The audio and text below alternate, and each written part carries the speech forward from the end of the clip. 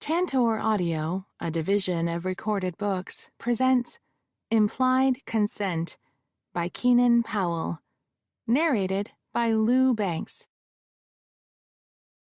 Chapter 1. I love the law. The law is my life. When I stepped out of the courthouse, microphones were thrust in my face. Television cameras jockeyed for a better angle, while besuited young women and men gazed up at me, cell phones cradled in hand, poised to thumb my words to the masses. Woe befalls she who misspeaks on a hot mic. I rehearsed sound bites, silently. An old glory hound once said to me, "Maureen, if you want to get on camera, give reporters short phrases that can be cut up into sound bites. And if you don't, talk in long-winded, Latin-laced nonsense." I wanted on camera. I set my briefcase down on the cement landing, a cue to senior reporter Mickey Wong. She raised a hand. "Ms. Gould, what is your reaction to the verdict?" On behalf of my client, I thank the jury. Little red camera lights began to glow. Today's verdict affirms that sexual harassment will not be tolerated. Mickey's hand was still up.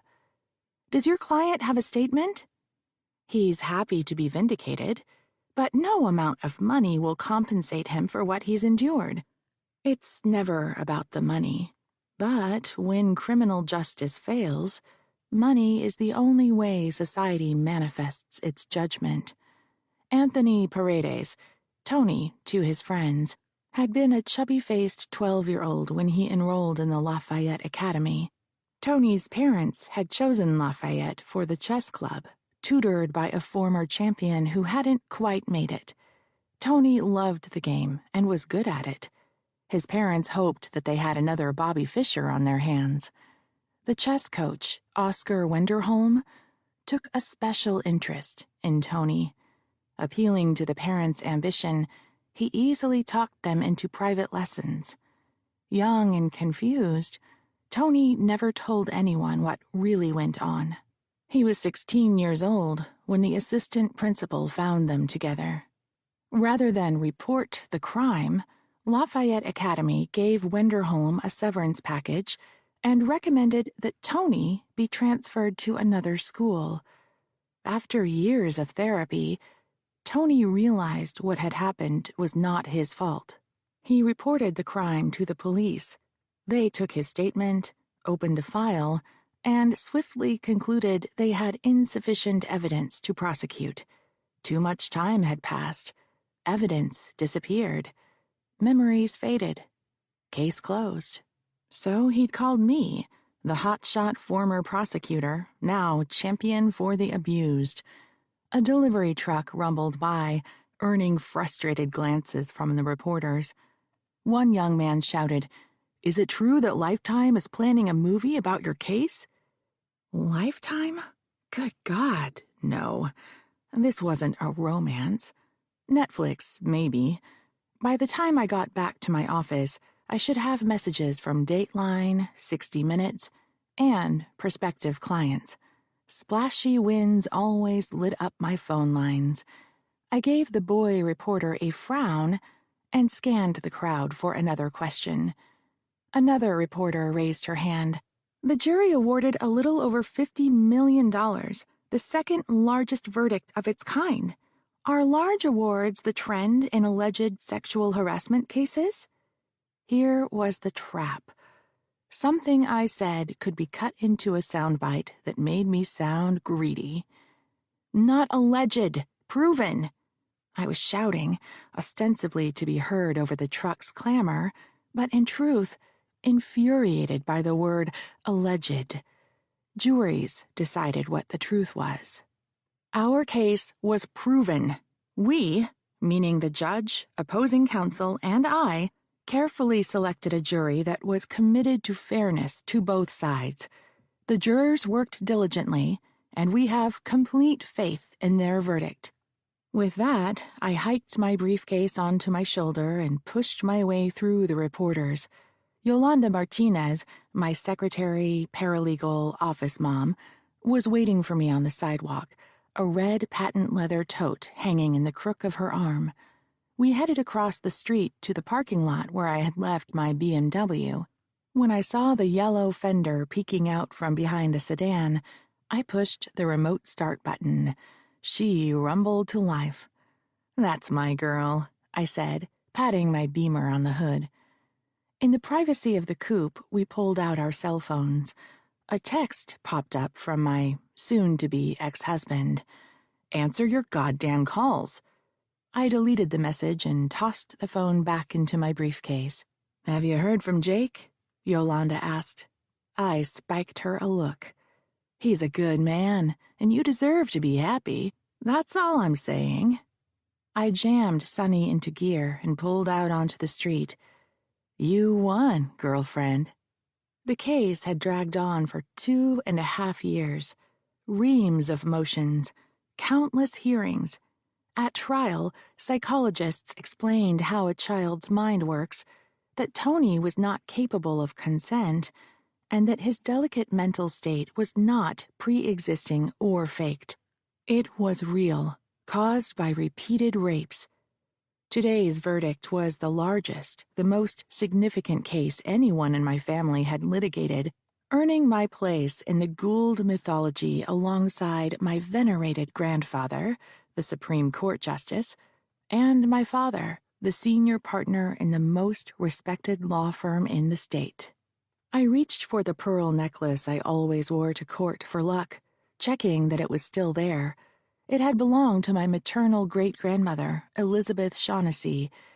"You're as smart as any of them, and smarter than most," Granny Shaughnessy used to say. She would have been proud of me. The Goulds? Not so much. To them, I was damaged goods, just like Tony Paredes. Yolanda took a hard look at me. "So, how are you?" Before I could answer, a Gene Krupa drum solo erupted from the cell phone in her hand. A man's voice rumbled from the other side, that of my investigator, Eli Conroy. "It's for you," she said. "Put it on speaker."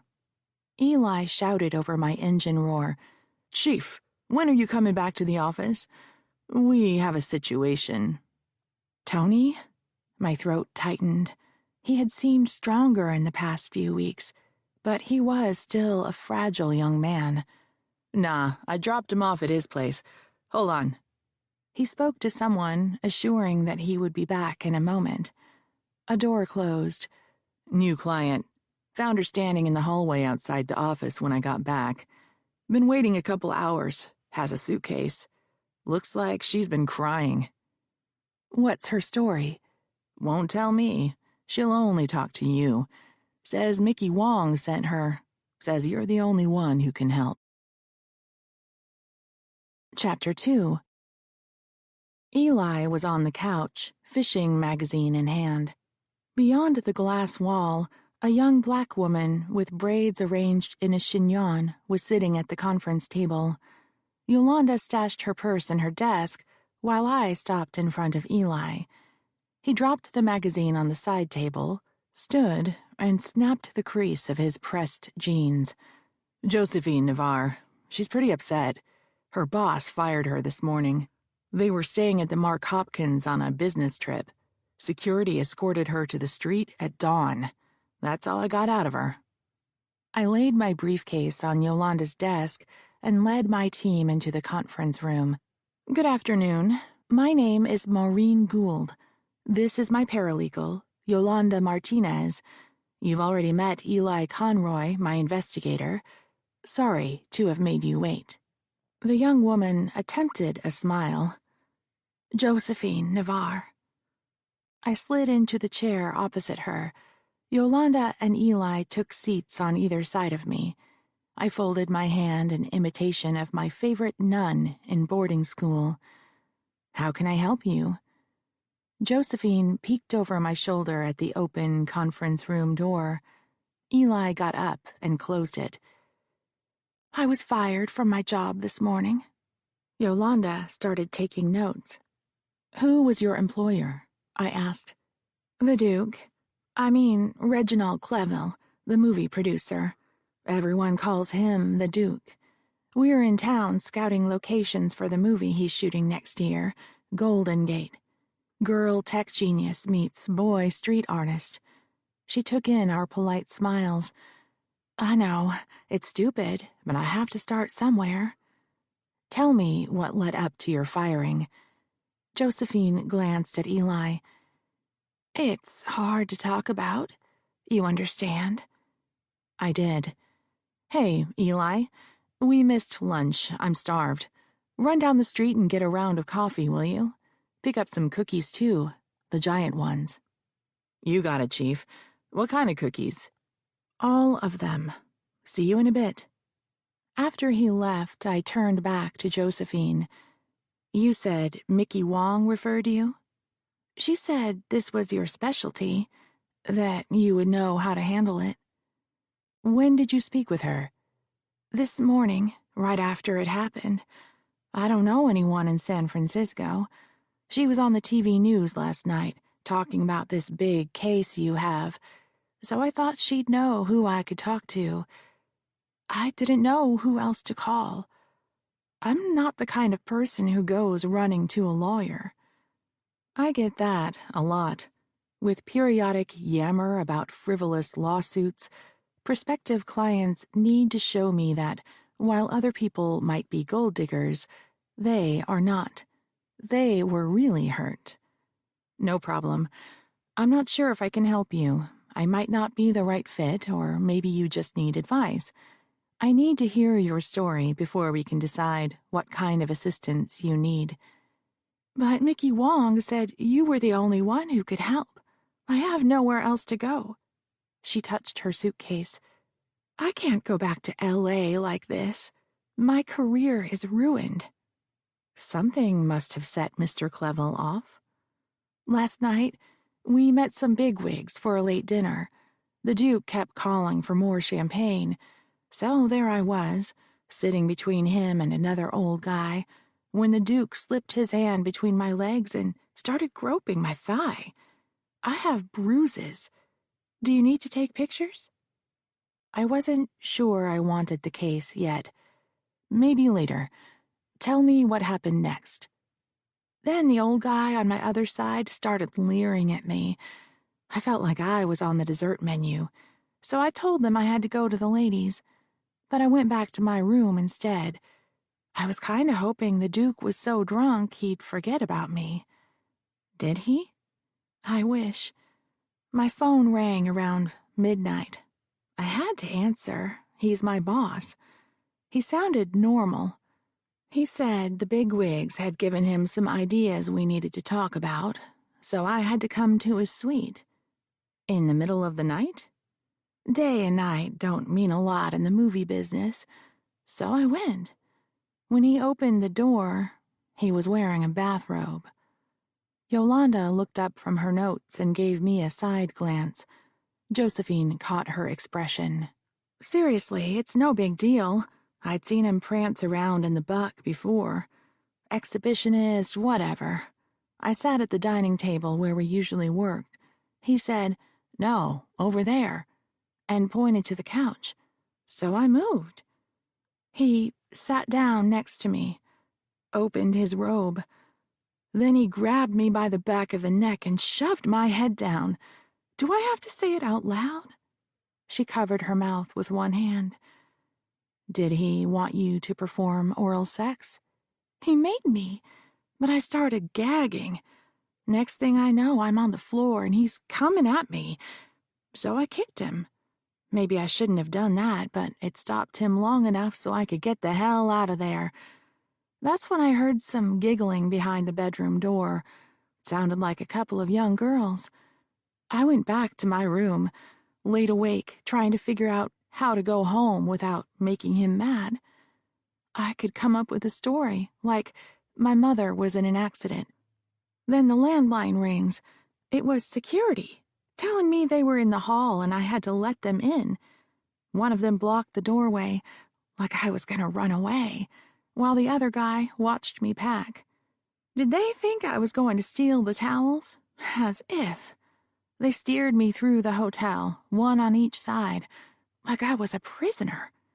Then, when we got to the sidewalk, they told me I would be arrested for trespassing if I tried to come back in.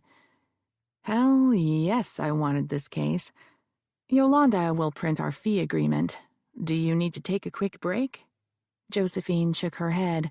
Yolanda left the conference room. A few moments later, I heard the printer grinding out paper. I don't know anything about lawyers, Josephine said. I mean, I know you go to court, but what exactly happens? We can file a lawsuit for damages.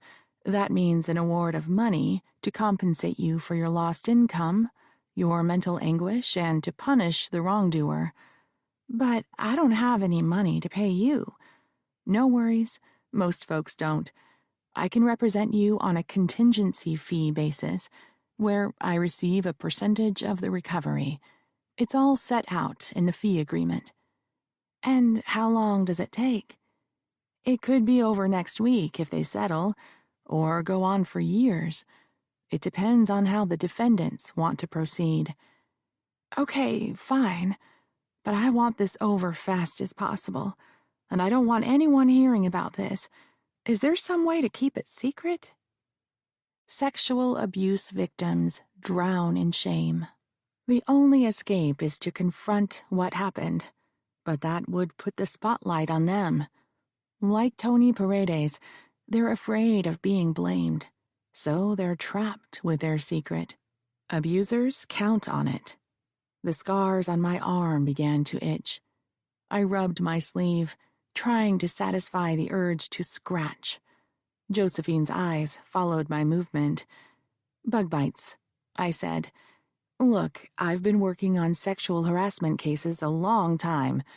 I used to prosecute them, and as satisfying as it was to put bad guys away, I felt like I wasn't helping the victims. That's why I opened my own practice. Nothing is going to erase what happened to you, but I'll try to help you start a new life. I just want it all to go away. The quickest way through is to make a settlement offer. Is that what you want? It might work.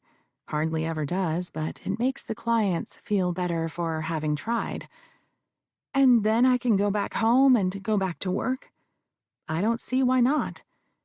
And you promise not to file suit unless I say it's okay. It's your life and your case. I work for you. Nothing will be filed unless you say so. Great. Let's do that. Yolanda returned to the conference room and slipped the fee agreement in front of Josephine. Where do I sign? Hold on, I said. You need to read the agreement. Be sure you understand it.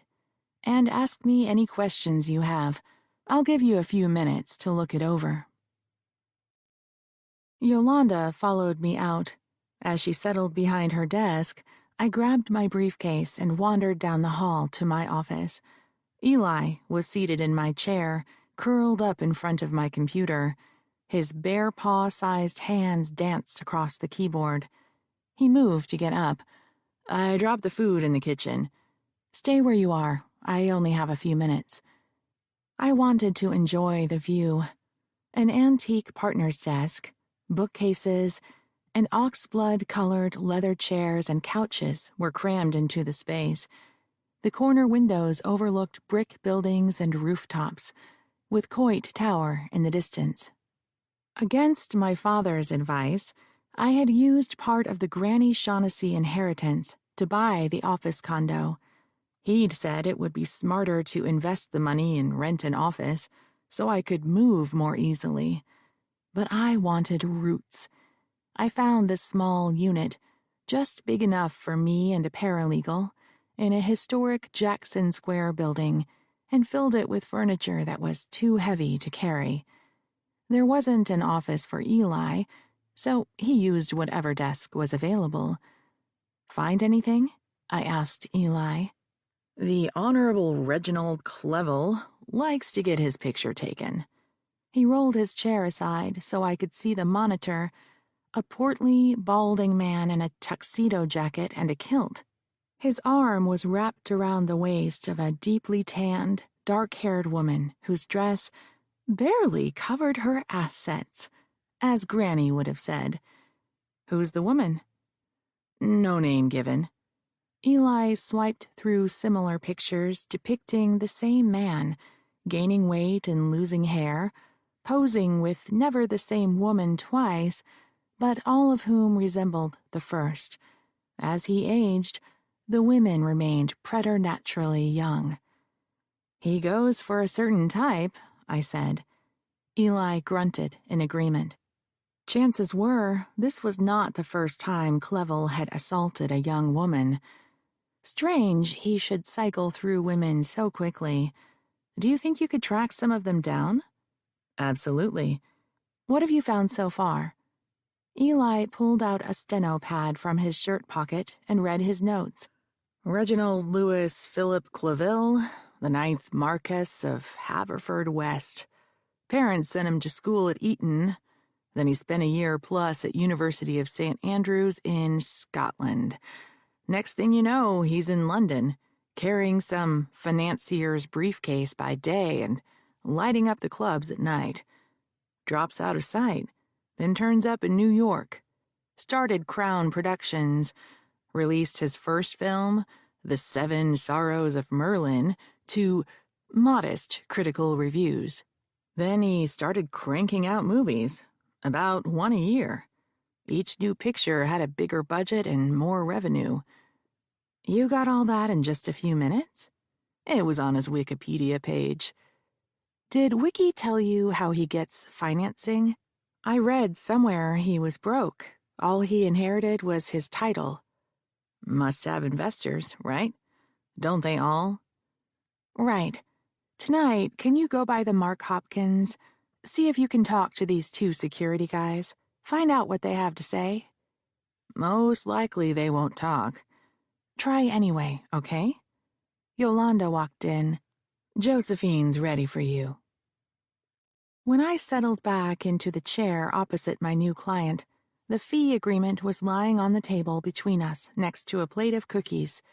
I spun the document around, saw that she'd initialed every page, and signed the last. "Any questions before we get started?" "So, how does this work? Do you call him?" "I'll send him a short letter. I won't discuss what happened, merely offer to enter into a settlement. If he knows what details we think are important, he'll start conjuring evidence to dispute your story." "But it's all true. Seriously, how could he come up with evidence to dispute it?" "People lie for their friends, Josephine. Honest people don't expect them to, but they do, especially in work environments. Former coworkers' jobs are on the line if they support you, so we won't show them our evidence. We'll just go straight to the negotiations. How much money do you want?" "Whatever's fair, I guess." "How about a year's salary and a ticket back to L.A.? I imagine jobs like yours aren't easy to get. It may take you a while to line something up." Her entire body stiffened. "That's not much for what I've been through. And you're taking what, 1/3? She waggled her cell phone. "While you were gone, I saw you got a huge verdict this morning. So what about this guy, Anthony Paredes? Isn't my case worth as much as his?" To the untrained ear, Josephine would sound greedy, but it's not about money. It is about validation. Clients feel they have been wounded and they need reparation so they can heal.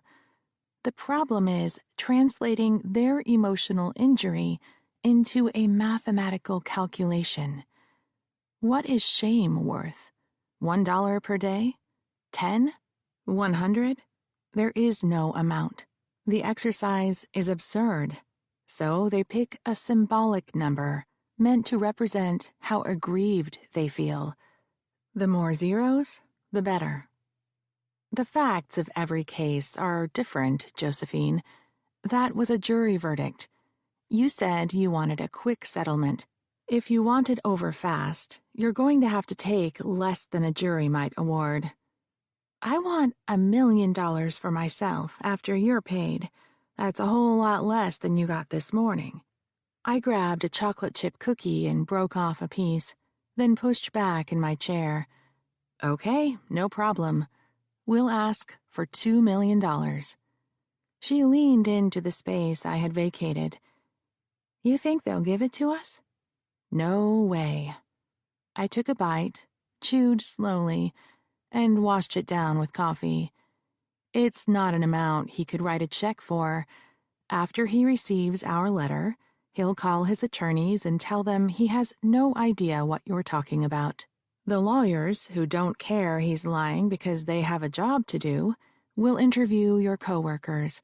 They'll look for anyone who will say nothing happened, you made it up. Presto, you're headed for court. Seriously? How can you be so sure? Because that is what defense attorneys do. It's their training. Our problem is, once they get to a witness, especially one who needs her job more than she needs to stand up for the truth, they will mold her testimony in his favor and lock her into it. I'd be surprised if anyone gets involved. That's the thing about Hollywood. When stuff flies, no one wants it sticking to them. Know-nothings are fine. They're better than coached witnesses. Meanwhile, the money guys get involved. At some point, they come up with a magic figure for what this case is going to cost them and what they're willing to pay to get out of it. When do we find out how much that is? Never. It's their little secret. So, honestly, opening with an amount that large, if you want to settle quickly, makes no sense. But if you're ready to commit to the long haul, we should file the case and discuss settlement offers later. Chapter 3. I don't know what the right choice is. Seriously, I want it over, but I don't want to walk away with nothing. I need money. I just got out of school and have all these student loans coming due. What would you do? Every client asks that question. If something like that happened to me, what action would I take? It sounded like a hypothetical on a college philosophy exam, a simple exercise in logic. Life wasn't that straightforward. Hard to say. Going into a legal battle is an intensely personal decision. It involves who you are, where you are in your life, where you're going, and how much you're willing to take on. Make no mistake, starting a lawsuit will be time-consuming and stressful. If you want to give the Duke an opportunity to settle fast, your only choice is to ask for a figure that is easy for him to come up with on short notice. I don't know. It's all so new. I had overwhelmed her with too much information. She was approaching mental paralysis. How about this? We don't ask for a specific sum. I'll just say we are interested in settling your claim for a fair amount. I like that. Great. Yolanda's going to settle you in a hotel close by while I get to work. The letter will be delivered this afternoon. I'll give you a call as soon as I know something.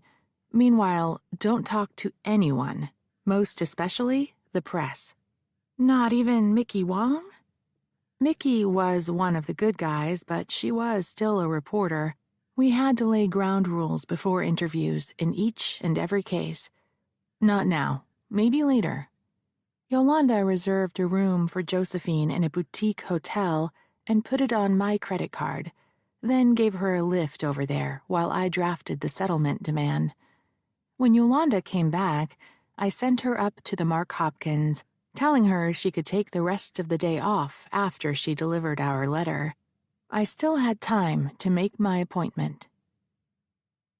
I parked Sunny in front of the Pacific Heights Victorian after cruising around the block to make sure my father's Jaguar wasn't nearby. This was my mother's home, inherited from Granny Shaughnessy. When my parents were married, she refused to leave. so my father had been forced to move into his wife's house. The door was opened before I rang the bell. "Good afternoon, Miss Maureen," the housekeeper said. She was new, meaning she'd been hired some time after I had gone to boarding school, 20 years before. I had met her a few times, but could not remember her name. I stepped into the shadowy vestibule, several degrees cooler than the outside temperature. "She's expecting you," the housekeeper said. She led the way up the sweeping staircase to the second floor, as if I were a guest in the house I had grown up in. I suppose I was. Poor little rich girl. Right, that's me. She led me to the master bedroom my mother occupied, separately from my father. He had moved down the hall some time after I left home. "Thank you, Emily." My mother's voice creaked from somewhere in the gloom. "Thanks, Emily," I said to the housekeeper, as if I had remembered her name the whole time. My mother had been born in the four-poster bed, now silhouetted by light streaming through the windows. Dazzled, I couldn't find her, but I knew where she would be, sitting up on one side of the bed. "Come closer," she said. "I can't see you." My foot caught on an oriental rug. In an obvious attempt to find something to blame my clumsiness on, I searched the vicinity. There was nothing. My childhood, all posture and etiquette instructions and feelings of inadequacy, came flooding back. I hoped she hadn't seen. "Lift your feet, dear." She had. My face prickled with sweat. "Honestly, Mother, you should have this thing secured. It's an insurance nightmare." "As you wish. Now, come over here.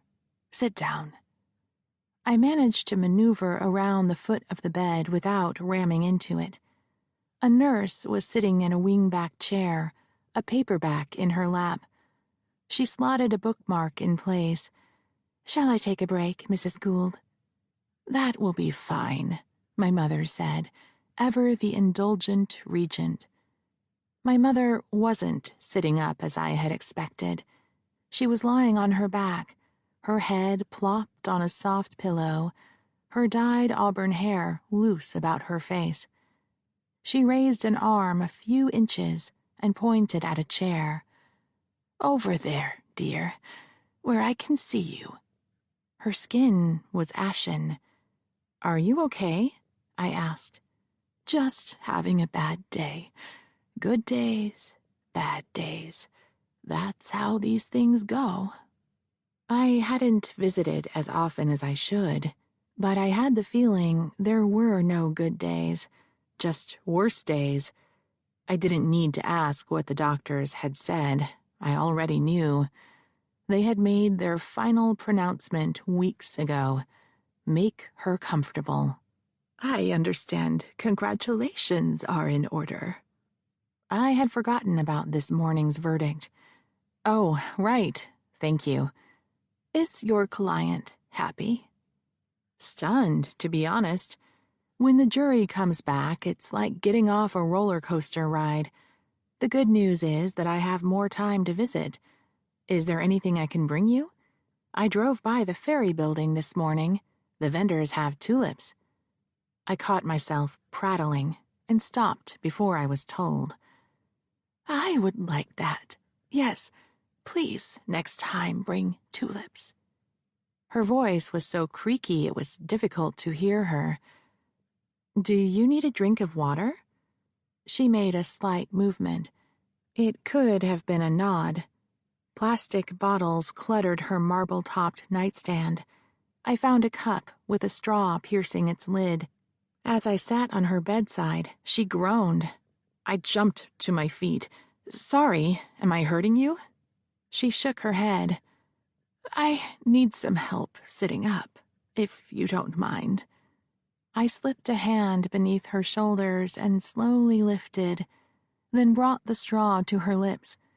She weighed less than a pile of law books. The bones of her spine crackled as she tried to curl her neck.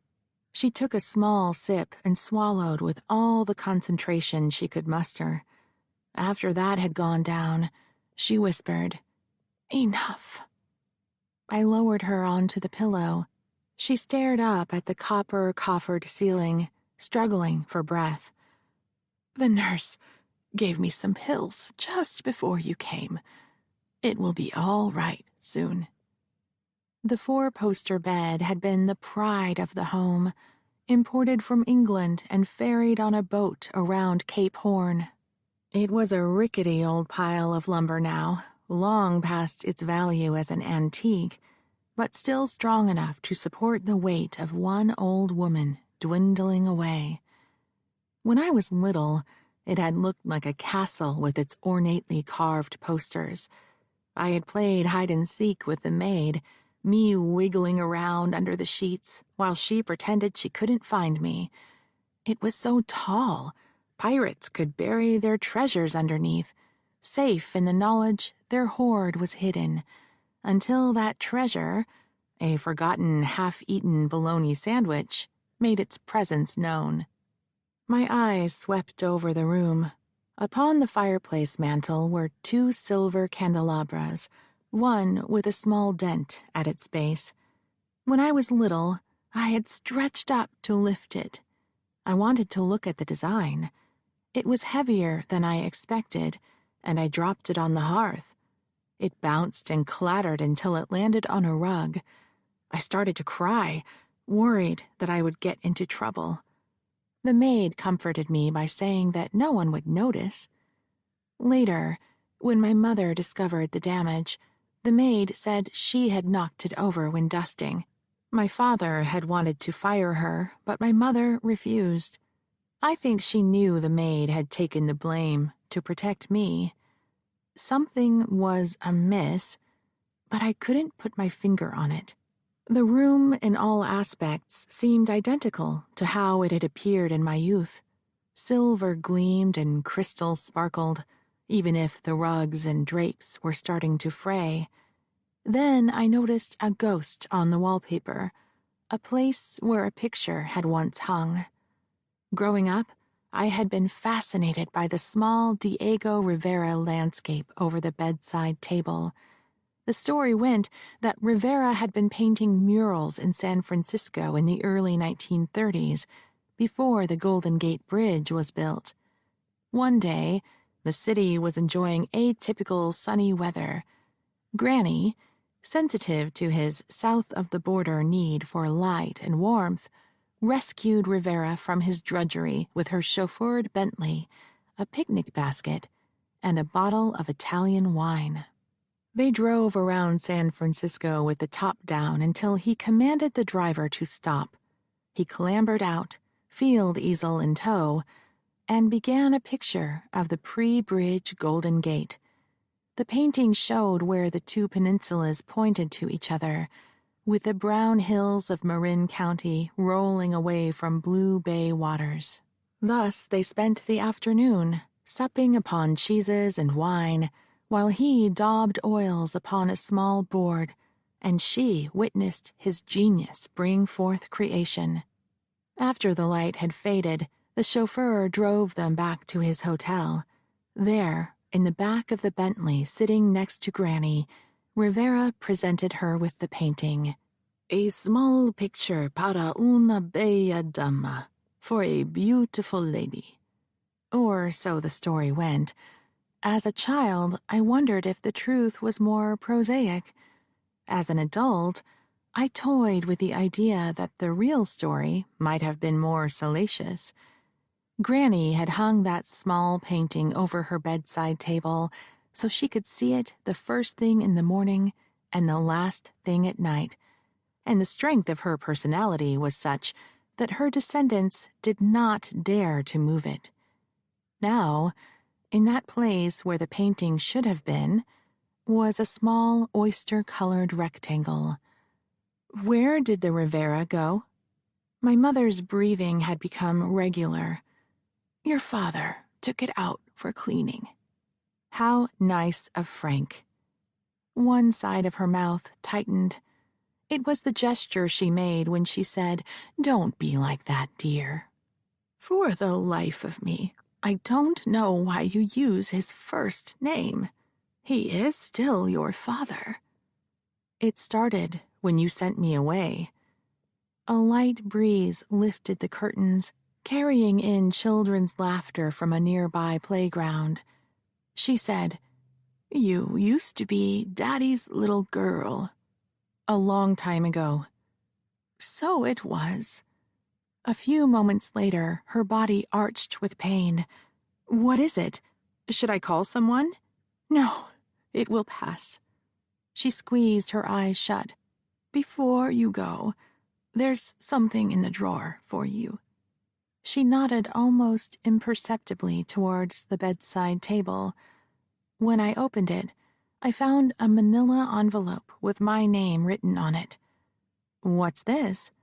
"Don't open it now. Later, when the time comes." It had to be her will. I had assumed she appointed Frank as her personal representative.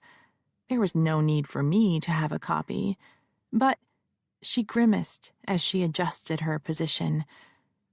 "I'm so very tired, Maureen. So very tired." Should I hold her hand? I didn't know. We were never a demonstrative family, even in the best of times.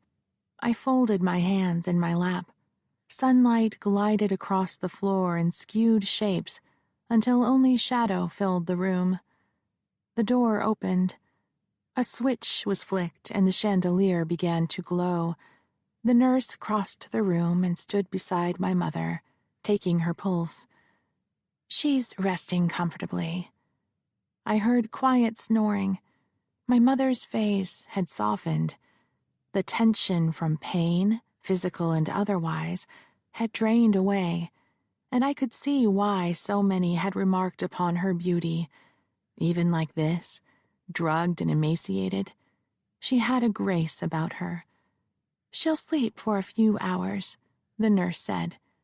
It was time for me to go. "I'll be back tomorrow." "I'm certain she will enjoy that." When I stood, the nurse said, "Don't forget the envelope. She said it's important."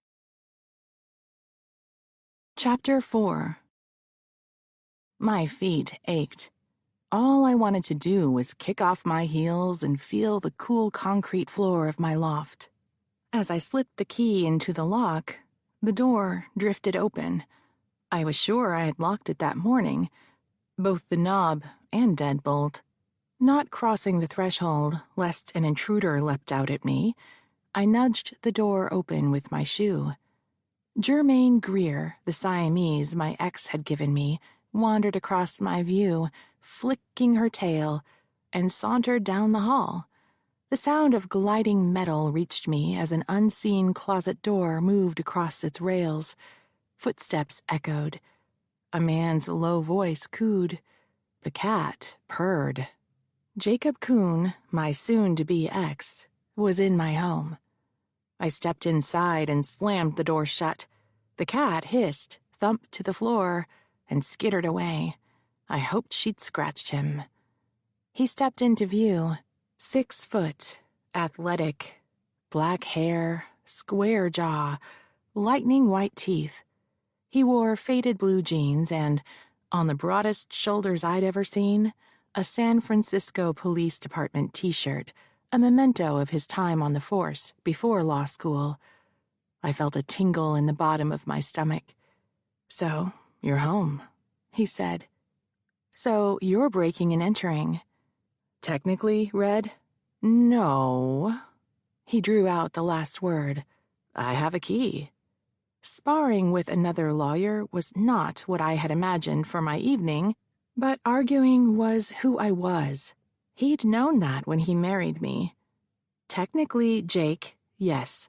Your name is not on the title, since I bought it before we were married." The judge said we were to set up a mutually agreeable time so I could get my stuff, but you don't return my calls. I was in court. Congratulations are in order, I hear. Jake rubbed the hand Jermaine Greer had scratched. That was what he got for coddling the cat that was supposed to be mine. He flopped on the couch and threw his feet on top of the coffee table, furniture we had picked out together. I dropped my briefcase on the floor, peeled off the blazer that was sticking to me, and dropped it on the granite counter of the combination kitchen-living-dining room. The open concept design was one big, airy box with artistically swirled concrete floors and urban chic pipes overhead. I wasn't sure whether the pipes functioned, or they were just a 20th century version of crown molding. I kicked off my heels and sent them flying across the room. Missed, he said. Wasn't trying. Wine? If you're buying. You pour while I change. I started unbuttoning my shirt before I walked out of the room. Need any help? I slammed the bedroom door. To say I was conflicted would be an understatement. The man still made my heart patter. But I had felt trapped by our marriage. It wasn't anything he did. By the time the wedding afterglow had burned off, he was just a normal man going about his business, hanging his clothes in my closet, taking showers in my bathroom, eating over my kitchen sink. Normal stuff. Whatever was wrong was inside of me. I stripped, hung my bra on a doorknob, then shimmied into an old, thin t-shirt and running shorts. Mixed signals, I knew. Wrong of me, without a doubt. But I yearned for the intimacy I had with Jake. It had been a long time. As I padded out in my bare feet, he followed my entrance, a wine glass held to his lips. I picked up the goblet he'd left on the coffee table for me and sat just within arm's reach. Hello, beautiful lady. Come here often? I took a sip of the Chablis. Just on weekends. It's Wednesday. He reached down, gripped my feet, and pulled them into his lap. I lay back on the couch while he massaged. Tell me about your day. I wanted to hear every monotonous, mind-boggling, ridiculous, bureaucratic protocol and umbrage-taking that came with working in the district attorney's office. We had met there when we were both prosecuting. Just your basic dragon-slaying stuff, Jake said, combing through spreadsheets, looking for assets buried in money laundering schemes, hunting for secret investors. I snorted. Someone's got to do it. I know. It's important work, but sounds funny the way you talk about it. I propped myself up on an elbow. Hey, what do you know about this movie, Golden Gate? How it's getting financed? Never heard of it. Do you know who's involved? Reginald Claville. I was just wondering where he got the money. Looking for deep pockets? Got a new case? If I did, I couldn't tell you. He squeezed my toe. I squealed and pulled myself to a sit. When he reached to brush my hair away from my face, I caught sight of his wedding band. Mine was in a jewelry box on top of my dresser. Could you take that off, please? I asked. It's just a ring. We'd had this discussion before, many times. It means something special to you, I get that. And I cherish how you feel about me. You're the only person who ever made sense in my life. But the ring makes me uncomfortable. It's like if we're married, we're not us anymore. We're something else. Can't we just be us tonight? Us is all I ever wanted to be, Red. He pulled the ring off and slipped it into his pocket. Then he took both my hands in his own and kissed my palms. Chapter 5. The next morning, Jake was still asleep when I woke. I felt a tickle deep inside. Last night had been a new beginning. I wanted him to hold me again. I tugged on the sheet, most of which was wrapped around him. He twisted to look at me over his shoulder. Hello, you. he said sleepily. Hello yourself. He rolled onto his back and made room for me to snuggle. That's when I saw it. He had put his wedding ring back on during the night. I couldn't breathe. I pushed myself up and sat on the edge of the bed. I was dizzy. It's just a ring, he said. I gawked at the bedside clock. Oh my God, will you look at the time? It's 6 a.m. He ran a finger down my spine. I shrugged his hand away. Late for my jog. Since when do you run? He asked as I dived into the walk-in closet. I rummaged for trainers and found a pair on a shelf, brand new. I bit the tags off and tossed them onto the floor. I found some workout clothes in the bottom drawer of the built-in bureau and dressed. When I stepped out, he was pulling on his jeans. Got a long day, I said. Have to hit the office early. You know how it is when you've been in court for weeks. Lots of fires to put out. I can take a hint. Don't be that way. Me? It's just, I started. I would always love him, but the depth of intimacy he expected terrified me. I couldn't tell him why. I'm sorry. He whisked past me on his way out.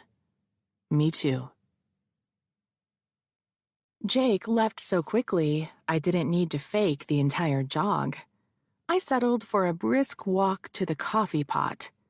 After I had showered and dressed, I lingered in front of the hallway closet, wondering whether I should bring a raincoat. I opened the sliding door to see Jake's banker box still on the shelf, with his high school athletic trophies poking out the top. He'd be back. When I passed the ferry building, the flower vendors had not opened yet. I made a mental note to send Yolanda at lunch to pick out a bouquet for my mother. I parked Sunny in a garage near my building, ran by a cafe and grabbed a raspberry mocha and the world's largest cinnamon roll, then went up to my office. After kicking off my heels, the first order of business was clearing the hundreds of emails and dozens of messages that had come in while I was in trial. When I got up from my desk to refill my coffee cup, Eli called. Went by the mark last night. And the security guys say there's company policy against talking about guests. Sort of what happens here stays here. And they don't want to get fired. So, you got nothing. Nada. Sorry, Chief. I was still standing in the middle of my office, empty coffee cup in hand, computing our next step, when Yolanda came in with a messengered envelope. Inside was a letter printed on engraved stationery that bore the standard of Gould and Napier, attorneys at law. Only 2 Goulds practiced in San Francisco. I was one. The other was my father. Dear Ms. Gould, please be advised that our firm represents Reginald Claville and Crown Productions in respect to your recent demand letter. Your client does not have a valid cause of action. Additionally, as you will see from the enclosed contract, Ms. Navarre is bound by a non-disclosure agreement and arbitration clause. If she files suit, the court would no doubt immediately dismiss it. Sincerely, Ian Napier. My father had never entered into a case against me. Ian Napier was his partner, but the use of a minion didn't mean anything. Frank did not know the first thing about harassment cases. When I began prosecuting, he made it clear that sexual abuse law was distasteful. What happened in the privacy of one's own home or hotel room, or back of a car, or broom closet, was not a matter for the courts. The state could not legislate what went on between 2 people privately. So how was it that Reginald Claville had my father's firm on such a short leash that some poor secretary was made to drop everything to get this letter out by lunchtime.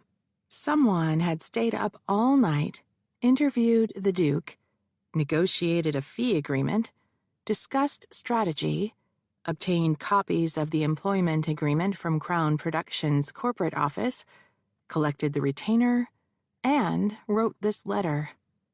I tossed the correspondence on my desk and read the enclosure entitled Employment Agreement. On the last 2 pages were the 2 clauses I dreaded: non-disclosure and arbitration. Case killers. I flipped to the last page. It bore the elegant signature of one Josephine Navarre. "Yolanda!" She appeared at my door. "Does this look like Josephine's signature to you?" She took the letter. "Looks like. I'll get the fee agreement." A few minutes later, she handed me the contract Josephine had signed the day before. The signatures were identical. Josephine hadn't mentioned a non-disclosure agreement. Then again, I hadn't asked. I was too excited. Still pumped from the Paredes verdict, I had plotted the fastest way to another win. Instead of thinking about possible barriers, the Navarre case would be the biggest and splashiest victory of my career. Hollywood rags to riches story, real-life royalty, and deep, deep pockets. A non-disclosure agreement and an arbitration clause could kill the case. Without the looming threat of a public jury verdict, I had no leverage to force negotiations. The quick settlement Josephine had hoped for was not going to happen. A sour taste rose in my throat.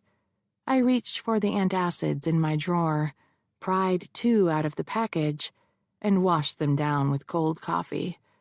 I pulled my heels back on. "Call Josephine. Tell her you're coming to pick her up."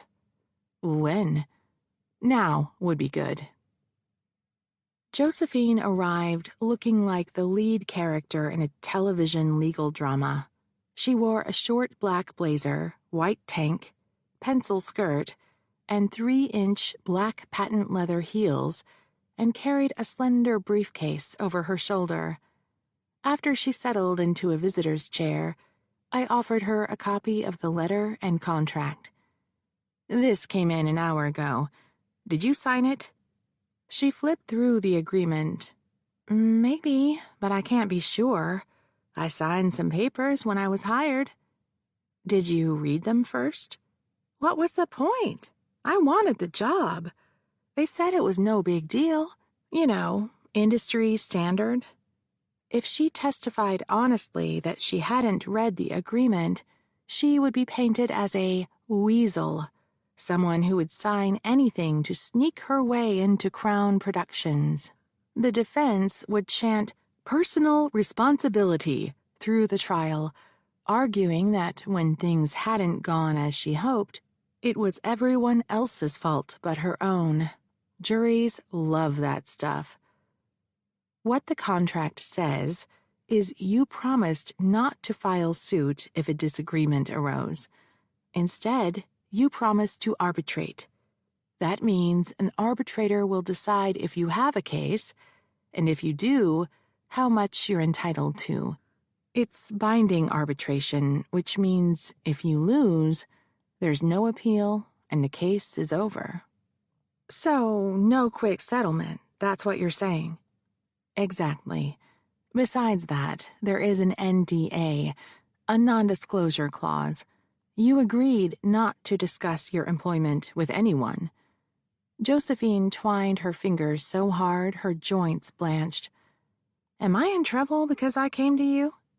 "Lawyers are okay, but from the defense point of view, you already violated the agreement when you talked to Mickey Wong." "Then I'm screwed. Is that what you're saying?" "Not at all. The right judge could find that this agreement is not enforceable, but to get a decision like that, I have to file suit. Can't we make a settlement offer?" We tried. They're not interested in settling quick. For all I know, the attorneys don't understand what happened between you and the Duke. He could be telling them anything, hoping you're too ashamed to tell the whole story.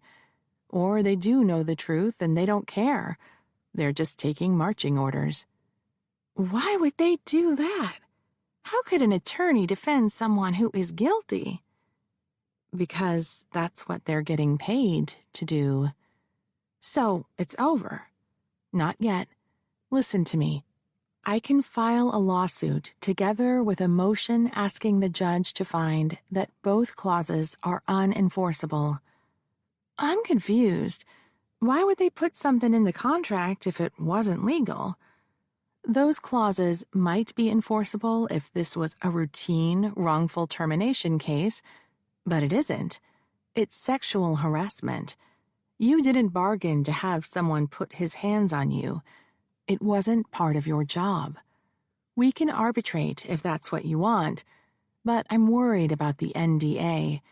If you don't challenge it in court, and they ever think you told anyone, they would come after you for damages. You mean he could get money from me? Even if I win? Seriously? That's exactly what I mean. How much? The agreement says you will pay him $2 million. So he shoves my head into his whatever, then he fires me and throws me out in the middle of the night, and I end up paying him $2 million? Galling, isn't it? Look, Josephine, I'm a fighter.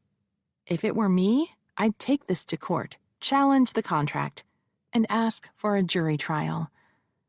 Or I can go home with my tail between my legs. That is your third alternative. It isn't right. No, it is not right. Clients need time to come to a decision. 10 minutes was plenty. Can I get you anything? I grabbed my coffee mug. She shook her head.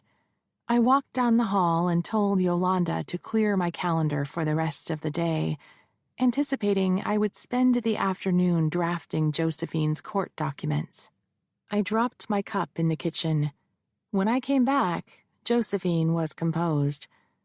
If the judge does what you said and he lets us sue, then the Duke might agree to a settlement. It could happen, but here's the thing. Hoping for a settlement is getting ahead of ourselves. Let's just get this thing filed. Do you agree? I agree. File the lawsuit. She remained in her chair. Is there anything else? Like, what am I supposed to do? I can't just stay in a hotel for however long this'll take. We have a lot of work to do, and I need you for a few days more. Then you can go back to LA. And what do I tell my mom? That your lawyer said you're a brave young woman, and she is honored to represent you. Chapter 6.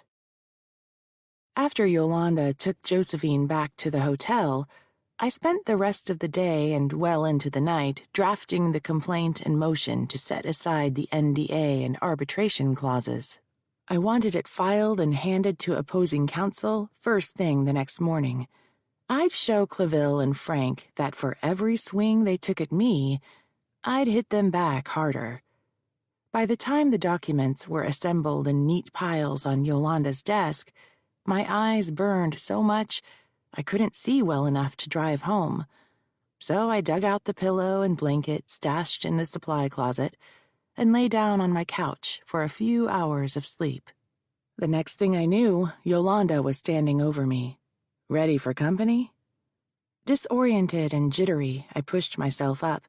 A takeout bag and a large paper cup were waiting for me on my desk. Inside was a cold breakfast croissant, half of which I ate in 2 bites, and washed down with the lukewarm mocha. I stashed the bag in a desk drawer. Wait, where are my shoes? Under your desk. I tried to slide into my heels, but my feet were too swollen from being up most of the night. I had to pound them on. How do I look? Like you were run over by a truck. Nevertheless, she persisted. Yolanda gave me a wicked grin, then retreated down the hall. A few moments later, she escorted Josephine into my office. After we settled into our chairs, Yolanda slid a copy of the documents to my client. "The case was filed this morning," I said. "It will be assigned to a judge today, and the file will be routed to his office. Opposing counsel will have the opportunity to respond in writing to our motion, and then there will be a hearing. Any questions so far?" Josephine shook her head. "Great. Between now and then, I'd like to dive into your background and find out anything you know that could help us develop the case." "Like what?" "Your life story. Start at the beginning." Yolanda took notes while my client spoke. Josephine Isabel Navarre was born 23 years prior in Southern California, the oldest of 2 daughters, to a Hollywood lighting technician and an elementary school teacher. Visiting her father on set, she had become obsessed with behind-the-camera movie-making. She had acted in high school productions, but didn't enjoy that as much as being backstage, pulling ropes and throwing light toggles. Her dream was to become an independent film producer. She received scholarships to the University of Southern California. While there, she found an internship with one of the big studios, basically a gopher job, but she worked hard and was noticed. Soon after she graduated, the same studio had hired her as a production assistant, but the threat of layoff was constant due to problems with financing. The Duke came to her workplace one day for a meeting, was impressed, and told her to apply at Crown Productions. "So tell me about relationships. Romantic. Boyfriend, girlfriend." "My personal life shouldn't have anything to do with it. Just saying." "If you were involved with someone intimately during your employment at Crown, you may have said something to him or her about your job. Or that person may have seen something if they had contact with your coworkers, say at a social event. A disgruntled ex-lover or former best friend can be treacherous. You can bet Clevel's investigators are already looking for these people at this very minute. I'd really like to talk to them first." "No serious relationships. I dated, but nothing long-term. No best friends." "So tell me about Clevel. Was he friendly?" "Friendly, but we weren't friends, if that's what you mean. He's my boss." "Any prior come-ons?" "Like what?" "Like, did he proposition you, touch you inappropriately, make suggestive jokes? You said he walked around naked." "Sure, all the time, but it was no big deal. Like when he got out of the shower or was changing clothes." "Didn't that make you feel uncomfortable?" "That's the industry. Artists are a different kind of people. If you don't adapt, you will never make it." She thought for a moment, uncrossed and recrossed her legs. "There was one thing, one time. It was weird, so it stuck out in my mind." "When did this happen?" "We were in a pre-production breakfast meeting with the director. There was a buffet set up, coffee and pastries. At some point, he slid an empty cup at me and asked me to refill it. That's when he said it." "What was that?" "I like it hot and black." Yolanda stopped writing. Silence filled the room. A low-flying gull swooped past the window. The constant whine of passing tires on pavement seemed loud. Far in the distance, a cable car bell clanged. "What did you do?" I asked. "I got him the coffee." "Did you say anything in response?" "I pretended I didn't hear it. I mean, it could have been nothing. It wasn't so much what he said, but how he said it that was weird. It could have been nothing, or a test to see if she would object, and it could have been grooming, the first step to normalizing sexual intimacy in their relationship. And after that, nothing." "When did this happen?" "Months ago." I pulled the stack of screen grabs Eli had printed for me out of a file folder. Tell me about these women. Do you know them? Josephine bent over the stack, examined each picture, then set it aside. She paused on the most recent one, a leggy young woman with long, dark tresses in a skin-tight sapphire blue gown. This is Amber LaRue. She had a supporting role in the picture Duke released last year, A Summer in Paradise. She played one of the sisters. She was supposed to play the female lead in Golden Gate, but it didn't happen. What is she doing now? No idea. I'd heard she took some time off, jetting around with a rich boyfriend in Europe. How would we contact her? Through her agent or manager. I could probably dig that up somewhere if you need it. That'd be great. Do you recognize anyone else? Sophia Lamar. She was the talk of the town a couple of years ago. She was up for a part in A Summer in Paradise, but didn't get it. I heard she had gone to London for acting school. Why didn't she get the part? Again, no idea. I wasn't involved in the project. You could probably contact her through her agent or manager, or maybe even the school. My cell rang. The caller ID said Mickey Wong. I swept a thumb across the screen, declining the call. When I looked back at Josephine, she was holding one of the photographs. The only other one I recognize is Valerie Van, she said. Actually, I had heard they had a thing back in the day. Do you know where she is now? I think she quit the business, went back to college to get a degree. Josephine slid the photographs across the desk to me. The women appeared strikingly similar, dark-skinned, big eyes, full lips, long dark hair, dressed in elegant gowns so tight I wondered how they could sit down, much less eat. Anything else you can tell us? There was talk about the casting couch, but you hear rumors all the time. I never heard anything specific, just warnings from the other girls not to get caught alone with the Duke.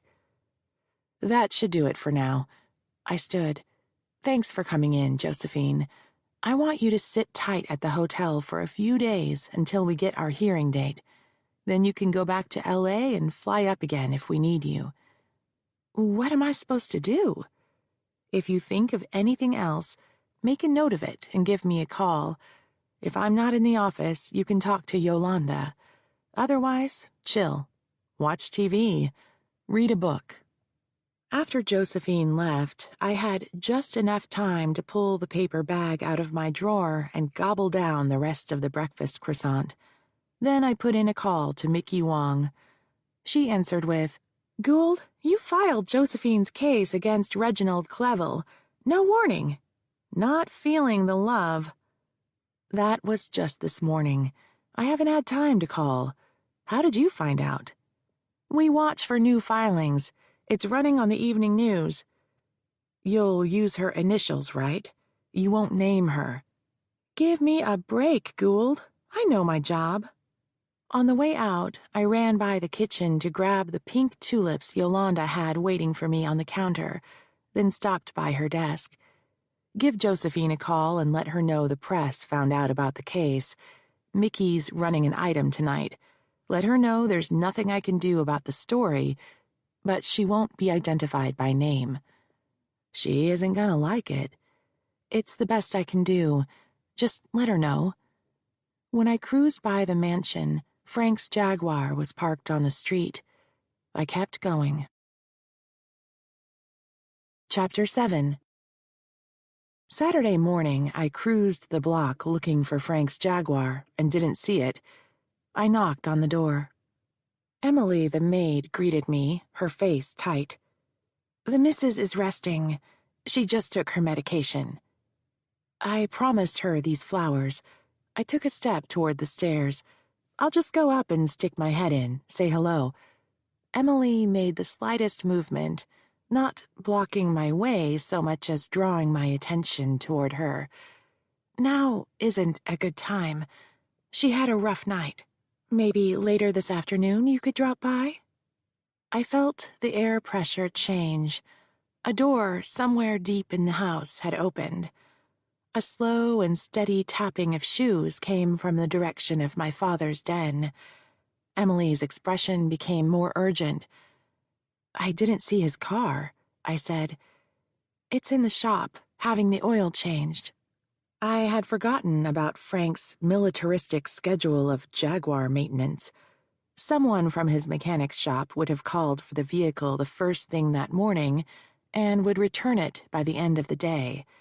The work was always performed on a Saturday, so he could drive the Jag to work during the week. Emily gave me a quick, apologetic smile. It was too late. He knew I was there. If I left before he greeted me, it would look like I was running away. "It's not your fault," I said. "I should have known." He would appear in a few seconds, wearing slacks, a dress shirt without a tie, a sweater, and wingtips. It wasn't until I met Jake that I learned professional men wore jeans or sweatpants around the house. As the slap of his leather shoes grew closer, the scars on my arm burned. I wanted to scratch them furiously. Instead, I tightened my grip on the bouquet. "Your mother had a difficult night," he said, as he stepped out of the hallway gloom into the vestibule. "The doctor came by this morning and gave her an injection. She can't take visitors at the moment. You can leave the flowers with Emily." The maid gave me a pleading look. I handed her the bouquet. "Thank you, Emily," my father said. "Yes, sir." She dipped. Was that a curtsy? Did anyone do that anymore? She disappeared toward the kitchen, leaving me alone in the foyer with my father staring at me.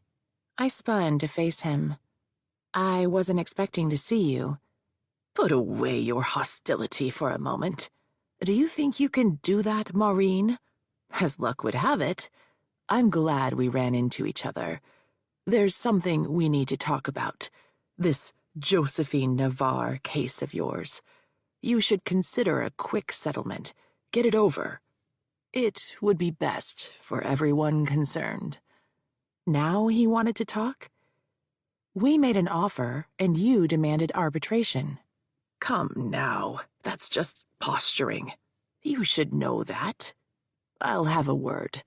We can have this wrapped up by Monday. How much money are you looking for?" "How much are you offering?" He gave me his indulgent smile. "Have a word with your client. Come up with something reasonable. I'm sure we can work it out." He turned to walk away. "How about we let the jury decide, Frank? That's how it's supposed to work." He stopped. Speaking from the shadows of the hallway, he said, "You don't know who you're dealing with, Maureen. It should have never gotten this far. This movie project is important to San Francisco. If you push too hard, the production could fall through. Millions would be lost."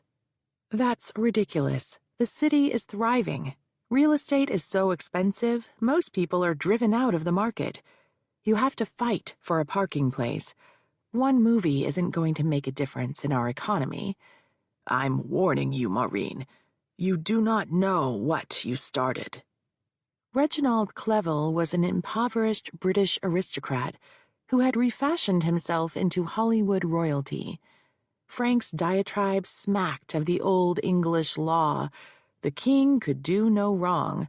Nothing angered me more than the suggestion that abusers should be excused because of their power. "Is that some kind of threat, Frank?" He didn't answer. Instead, he disappeared down the hall. Blood rushed in my ears. Dizzy, I touched the wall to steady myself.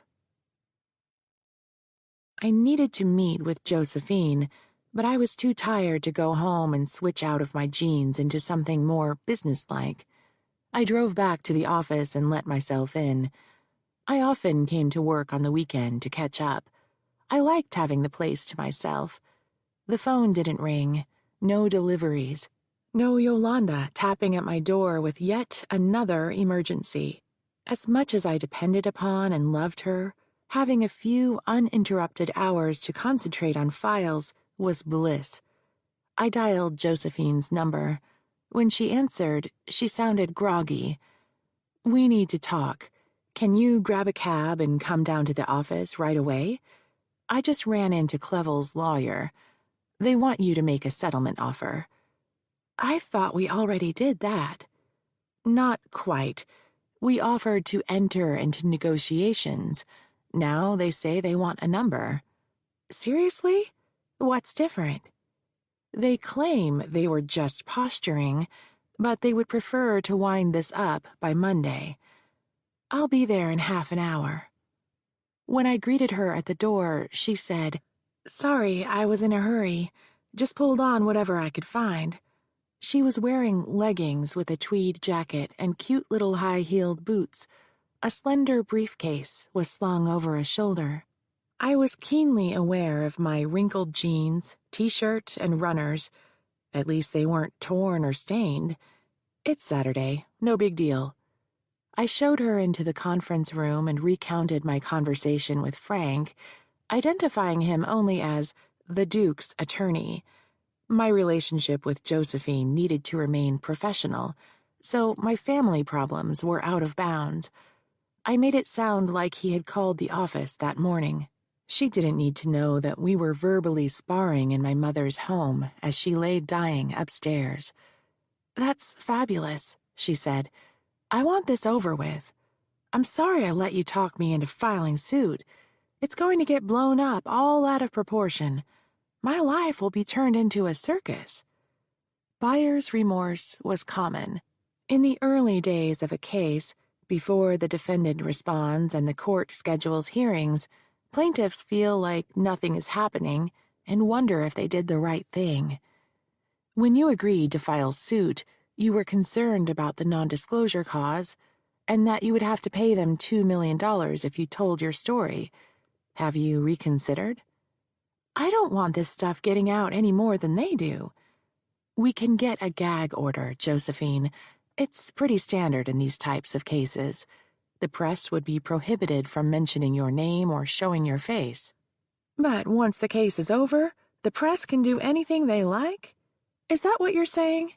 Seriously, I don't want what happened to me getting spread around. Not in court, not online. Mickey Wong was not going to be happy if she didn't get an interview, an exclusive one at that. I'd have to make it up to her somehow. Josephine went on. "I get that this is an everyday thing for you, Maureen, but it isn't for me. This is my life. I want my life back. I've been cooped up in this hotel for days. I want this all to go away, and I want to go home." But what about the penalties clause? The $2 million if you tell anyone and they find out about it. That's just noise. I'm not worried about it. I'm not going to tell anyone. Ever. Okay, Josephine, okay. It's your case and I work for you. I'll handle it any way you want. How much money do you want me to ask for? I told you. Weren't you listening? I want $1 million in my pocket after you're paid. You get a third, so ask them for $1,500,000.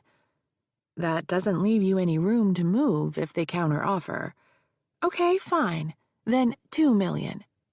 I understand where you're coming from, but as your attorney, it's my job to consider the long game if we don't settle now. Here's the problem with sending a number that high, this early in the case. They aren't going to agree to it. They want out cheap. My case is not cheap. I am not cheap. You just got the huge verdict against that school for that Tony Paredes guy. Everyone knows. $2 million is a deal by comparison. She reached for her briefcase. Do you need me to sign something, or can I go? After she left, I sent an email to Ian Napier, Clevel's attorney of record, and copied Frank, setting out Josephine's settlement offer of $2 million. Josephine called my office twice a day for news, and twice a day, I told her that I'd call her if I heard something. They never responded. The hearing was inevitable. Chapter 8. A few weeks later, I was seated at plaintiff's table with Josephine beside me, Eli in the pew behind us. Josephine had decided to fly home after our last meeting, and he had picked her up at the airport earlier that morning. A thick file waited on the judge's bench. At the defendant's table sat Reginald Clevel. Beside him, Ian Napier flipped through papers. In the first pew behind them were two men wearing conservative but expensive dark suits. One looked familiar. He was movie star handsome with square jaw, broad shoulders, and styled hair. The other was older, doughy, with a comb-over and thick glasses. L.A. lawyers, I figured. While we waited for the judge, Clevel leaned across the bar, deep in conversation with the two men. Otherwise, the courtroom was empty. The defense had convinced the judge to seal the proceeding. The non-disclosure agreement would be worthless if the hearing was public and everyone found out about the lawsuit. Until the judge ruled the NDA was unenforceable, if she did, it would be honored. For that reason, the case appeared on the docket identified by initials so as not to alert the press. The court clerk locked the door after we arrived. Beside me, Josephine sat erect in her chair, her breath shallow and fast. I whispered, "Before court, I massage my hands. It helps you to relax." I demonstrated, first massaging the palm and working my way up each finger to the pad. Josephine hid her hands beneath the table and worked them as I had shown her. Judge Denise Hahn entered the courtroom through her private door, crossed to the bench, and settled into her chair. She was slender, with black hair pulled into a bun at the nape of her neck. A pair of reading glasses hung on a chain around her neck. She called for the case to go on record, then addressed Clevel's attorney. "Mr. Napier, I've reviewed the filings of both parties. At this point, I would like you to explain why I should not grant Ms. Gould's motion for a ruling that the non-disclosure and arbitration clauses are unenforceable." Napier took the lectern and read from typed notes. "Your Honor, firstly, it's about the sanctity of contract. Parties are entitled to the utmost liberty to arrange their affairs according to their own judgment. Secondly, it's about personal responsibility. Ms. Navarre entered into the contract volitionally. Where would the society be if everyone were allowed to back out of their promises? We couldn't operate. Finally, my client detrimentally relied upon Ms. Navarre's promise to abide by these clauses when he hired her." Napier turned to the two attorneys in the gallery. They both gave him short nods. He went on, "Movie production is a highly competitive industry, Your Honor. If the particulars of a production are leaked, such as the script, an unscrupulous company could rush a similar story to the theater, thus capitalizing on Crown Productions' pre-release publicity and usurping ticket sales. By example, Your Honor, when a moviegoer has already seen one space opera, he is unlikely to spend his valuable time and money to watch another one anytime soon. Thus, the monetary value of the project hinges upon secrecy. Ms. Navarre's employment agreement is identical to all of those entered into by Crown Productions. The goal of the contract with Ms. Navarre is to protect the value of Crown's investment." "Thank you, Mr. Napier. Now the court will hear from Ms. Gould." As Napier sat down, Clevel greeted him with a pat on the back.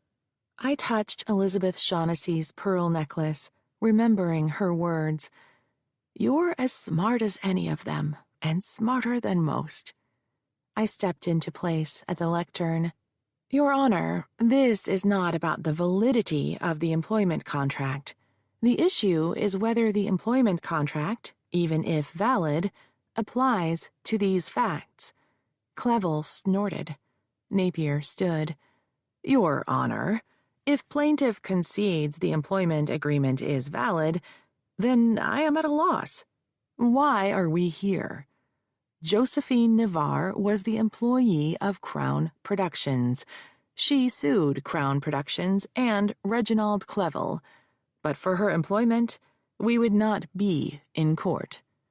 The judge said, That's an interesting point, Mr. Napier. Is it your position that Crown Productions is an alter ego of Reginald Clevel? The attorneys behind Clevel inched forward, preparing to stand. This was dangerous territory. If the court found Crown Productions was merely a front for Reginald Clevel, then the company was responsible for anything he did, even without proving that its board of directors knew, or should have known, he assaulted his employee. Not at all, Your Honor, Napier said. Crown Productions is a separate entity with an independent board of directors who oversees its operations. While Mr. Clevel is a member of the board and the chief executive officer, every aspect of the business is ultimately decided by the board. In most respects, he is merely another employee. Very well. We have established that Mr. Clevel is Crown Productions' employee. Miss Gould, please address counsel's point.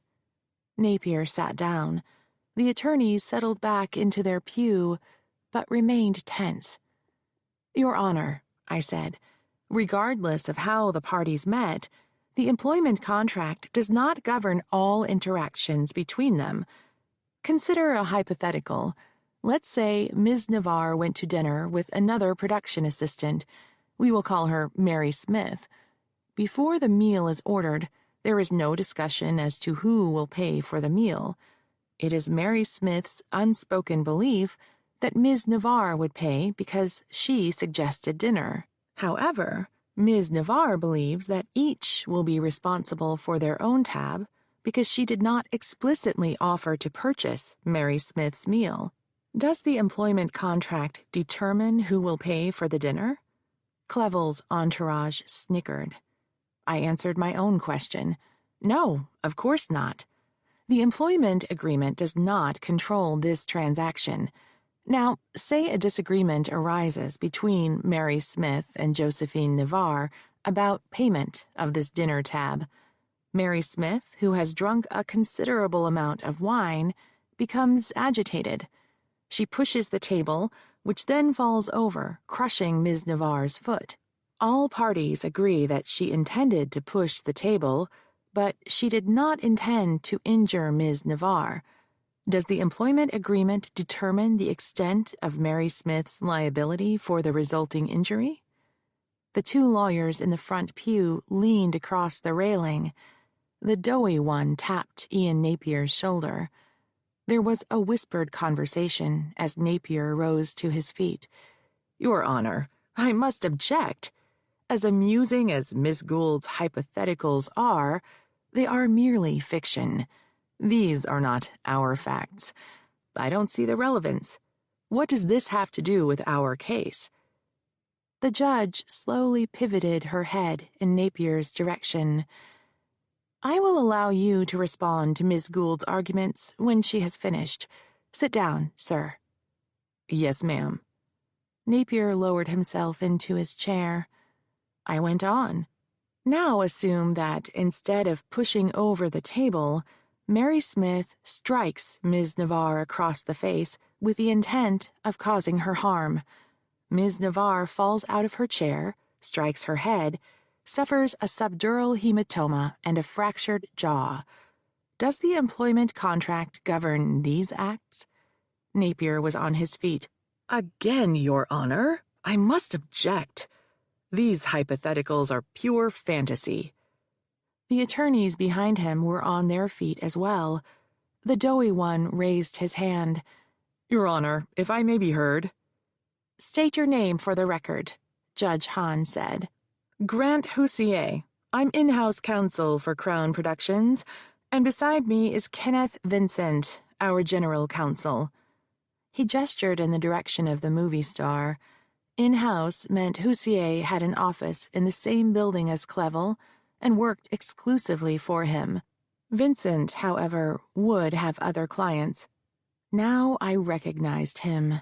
Ken Vincent had been my father's associate when I was in college. My mother had invited me to dinner once when he was there. It felt like a setup. He was pleasant enough, but I felt no electricity. Eventually, he had moved back home to Los Angeles to work in the entertainment industry. No wife, no children. A confirmed bachelor who traveled extensively. Ken Vincent must have been the reason Clevel had hired Frank's firm.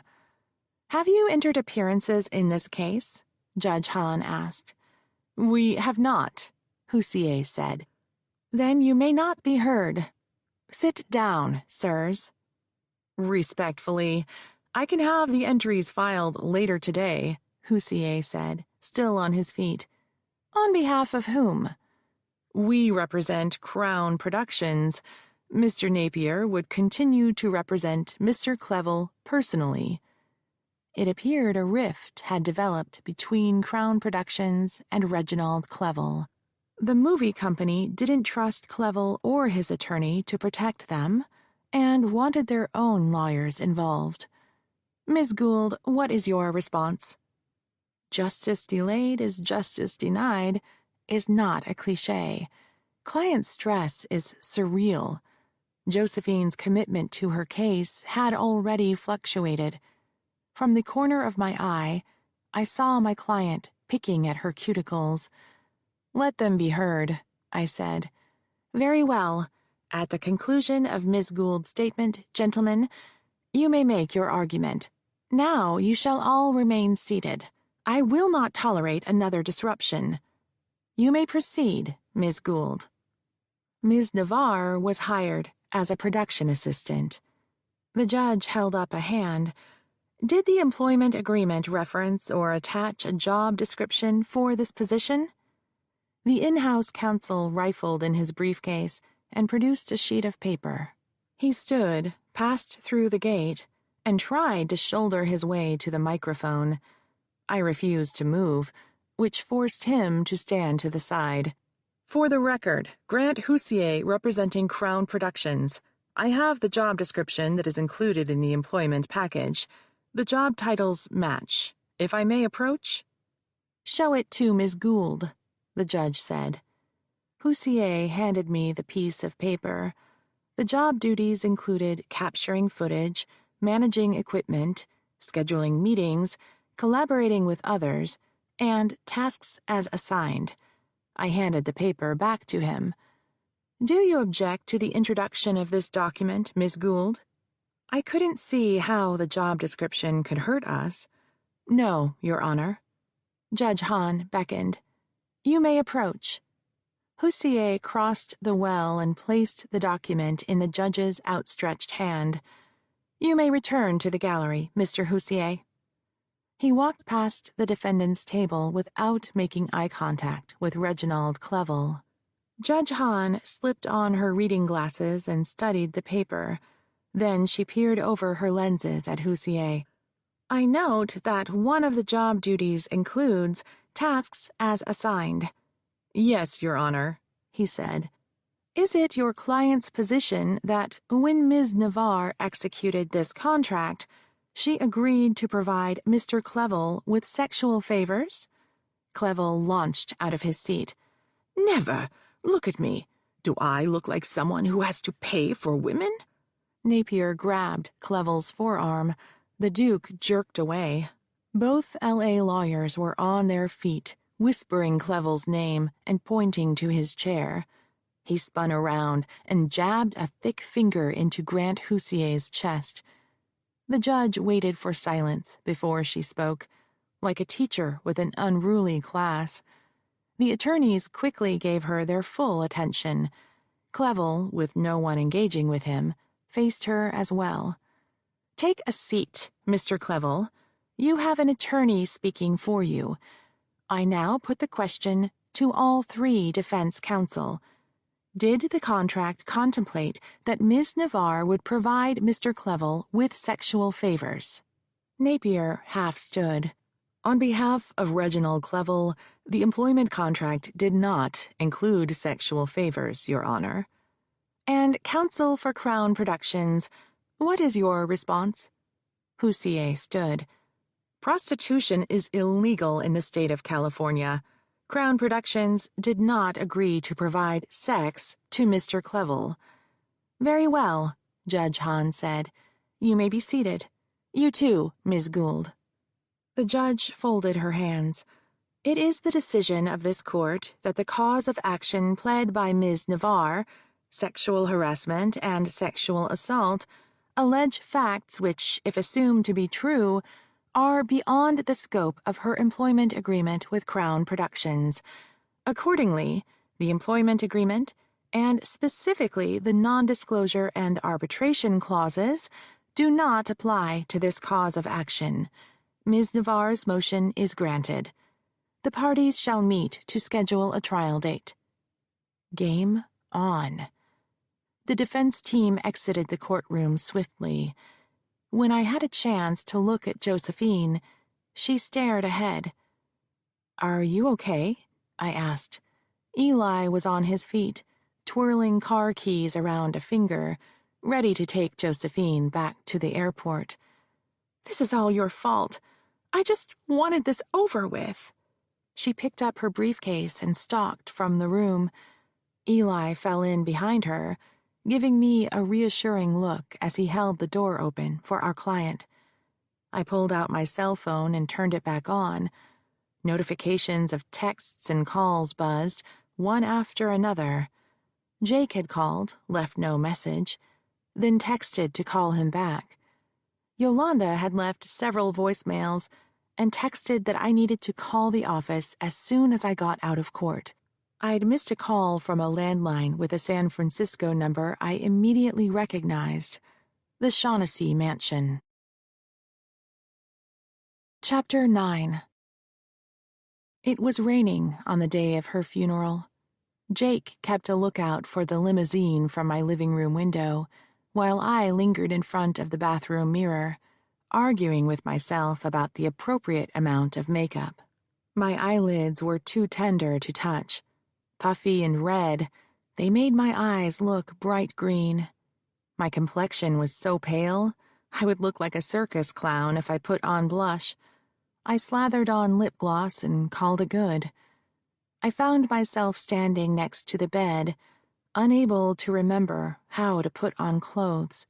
My one dress, a black, knee-length sheath, suitable for banquets as well as funerals, was laid out on the bed. Next to it was a red velvet case containing the Shaughnessy pearls. Jake appeared at the door. He leaned against the jamb and glanced at the Rolex I had given him our first Christmas together. I can't do this, I said. He handed me a highball glass with 2 fingers of whiskey sloshing around the bottom. I took a sip and handed it back. He set the glass down on the bureau, then lifted the dress and held it open before me. I put a hand on his shoulder for balance and stepped into the dress. As he pulled it up, I slipped my arms into the sleeves. He stepped behind me and closed the zipper. I retrieved my drink and took a long sip. The cell phone in Jake's pocket buzzed. He checked the screen. They're here. I knocked back the rest of the whiskey. Shoes, he said. I slipped into a pair of low heels I had positioned at the foot of the bed. Are you good to go, Red? He reached an arm out to guide me from the room. We had taken 2 steps when I noticed my neck was bare. Wait, I said. The pearls. He retrieved the red velvet case and offered it to me. My hands were shaking. I can't. He flipped the case open, removed the necklace, and set the case back on the bed. I held my hair up while he draped the string around my neck and worked the fastener. When I heard the catch lock, I lowered my hair. He rested both hands on my shoulders. I'm right behind you." I reached up and squeezed his hand. "I know." It came out in a hoarse whisper. The limousine ride was torture. My father had insisted that the family ride together. I had wanted Jake to drive me, but didn't have the energy to argue. The passenger compartment was mercifully large. Frank sat opposite us, looking sharp in his black suit with his silver hair recently trimmed. I avoided eye contact by looking out the window. San Francisco was gray. As we drove up the Embarcadero, the slate-colored bay waters churned. Beneath the Bay Bridge, I felt a sudden chill and shivered. Jake rested his hand on top of mine. I was warm again. St. Patrick's, the church where all the Shaughnessy's had been baptized, took their first communion, were confirmed, married, and eulogized, was full. Those gathered watched my father as he led the way up the aisle. The mourners included my mother's girlhood friends and my father's business acquaintances. Ken Vincent sat with Ian Napier. Yolanda and Eli, my only allies, sat together. When we arrived at the front pew, I stepped in with Jake behind me. My father was forced to sit on Jake's other side. Mass lasted precisely 1 hour. A soprano performed Ave Maria. Frank read Corinthians 13, suggested by the priest. Ironic. On the ride to the graveyard, Frank was flicking his fingernails, a thing he did if he wanted to be elsewhere.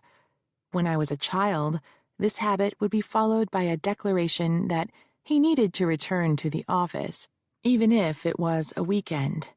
Standing at the graveside, I thought about the upcoming Mother's Day. Last Christmas, I had lunch with my mother in a darkened restaurant to exchange our presents. It was a secret from Frank.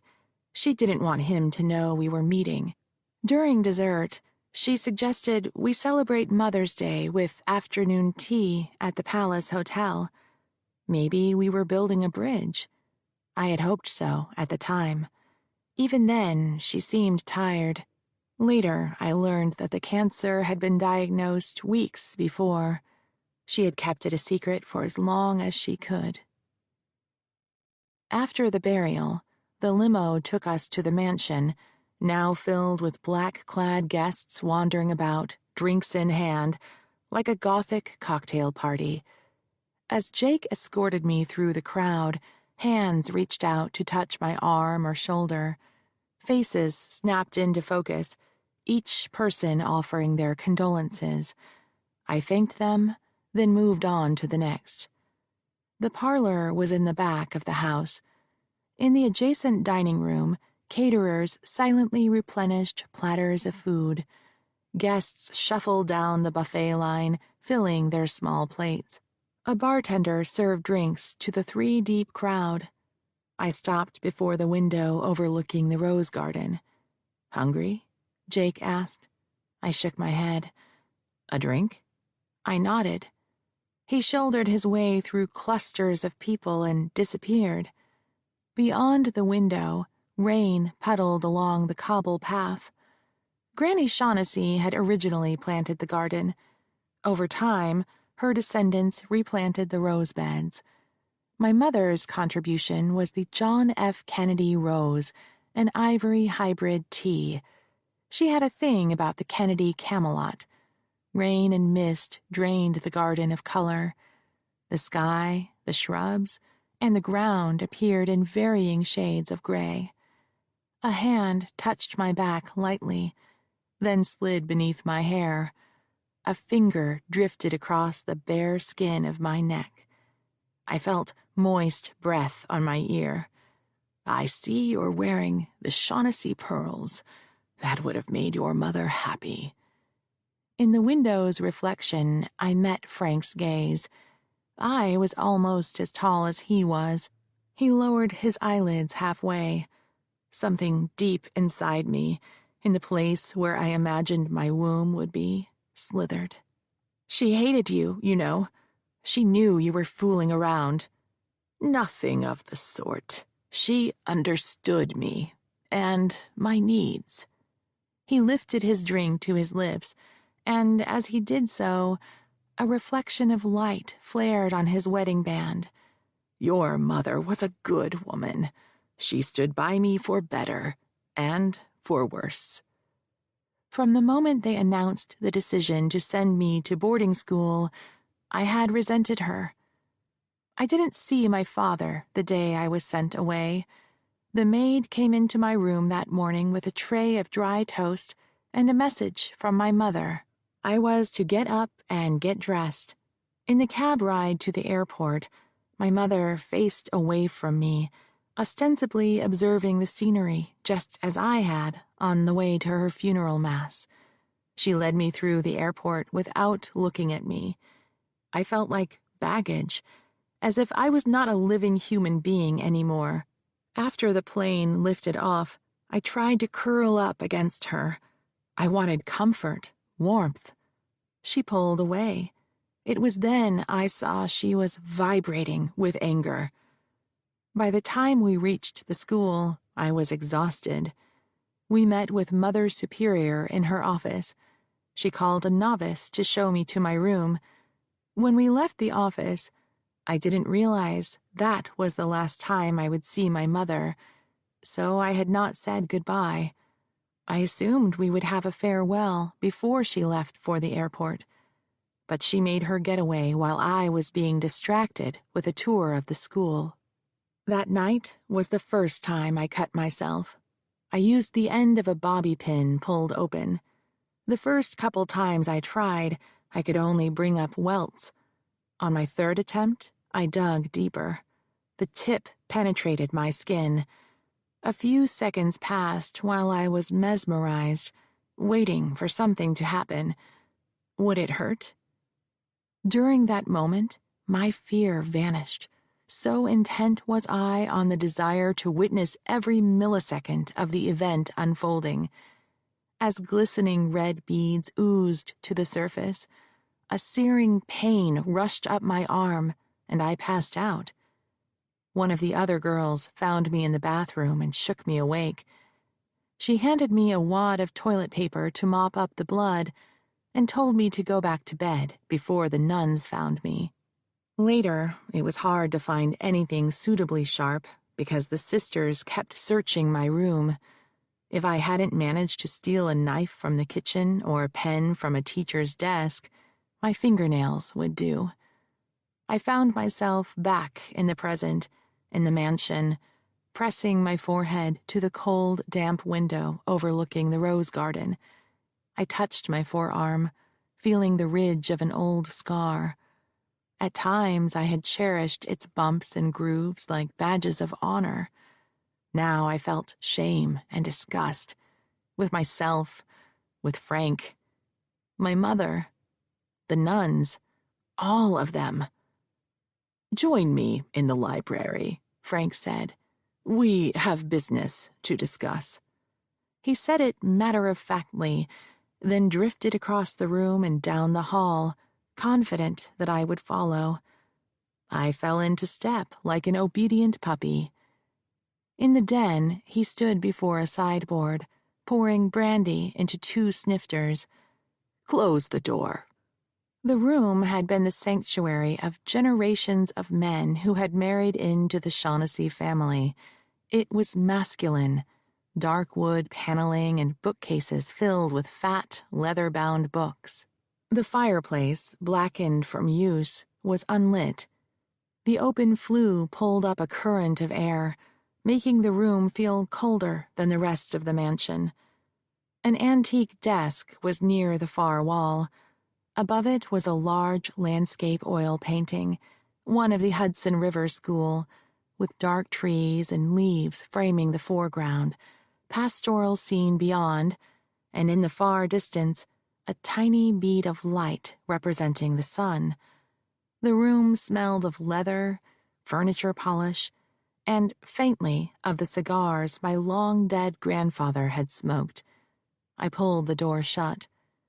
He crossed the room and handed me a snifter. Have a seat." He gestured to the couch where, as a child, I had read fairy tales while he worked. Sometimes he would step away from his desk and sit next to me. Then he would pull me onto his lap, promising to tell me a story. "I think I'll stand," I said. "As you wish." He leaned against the desk. "It's about the house." The Shaughnessy Mansion. That was how it was always referred to. It was part of my mother's inheritance.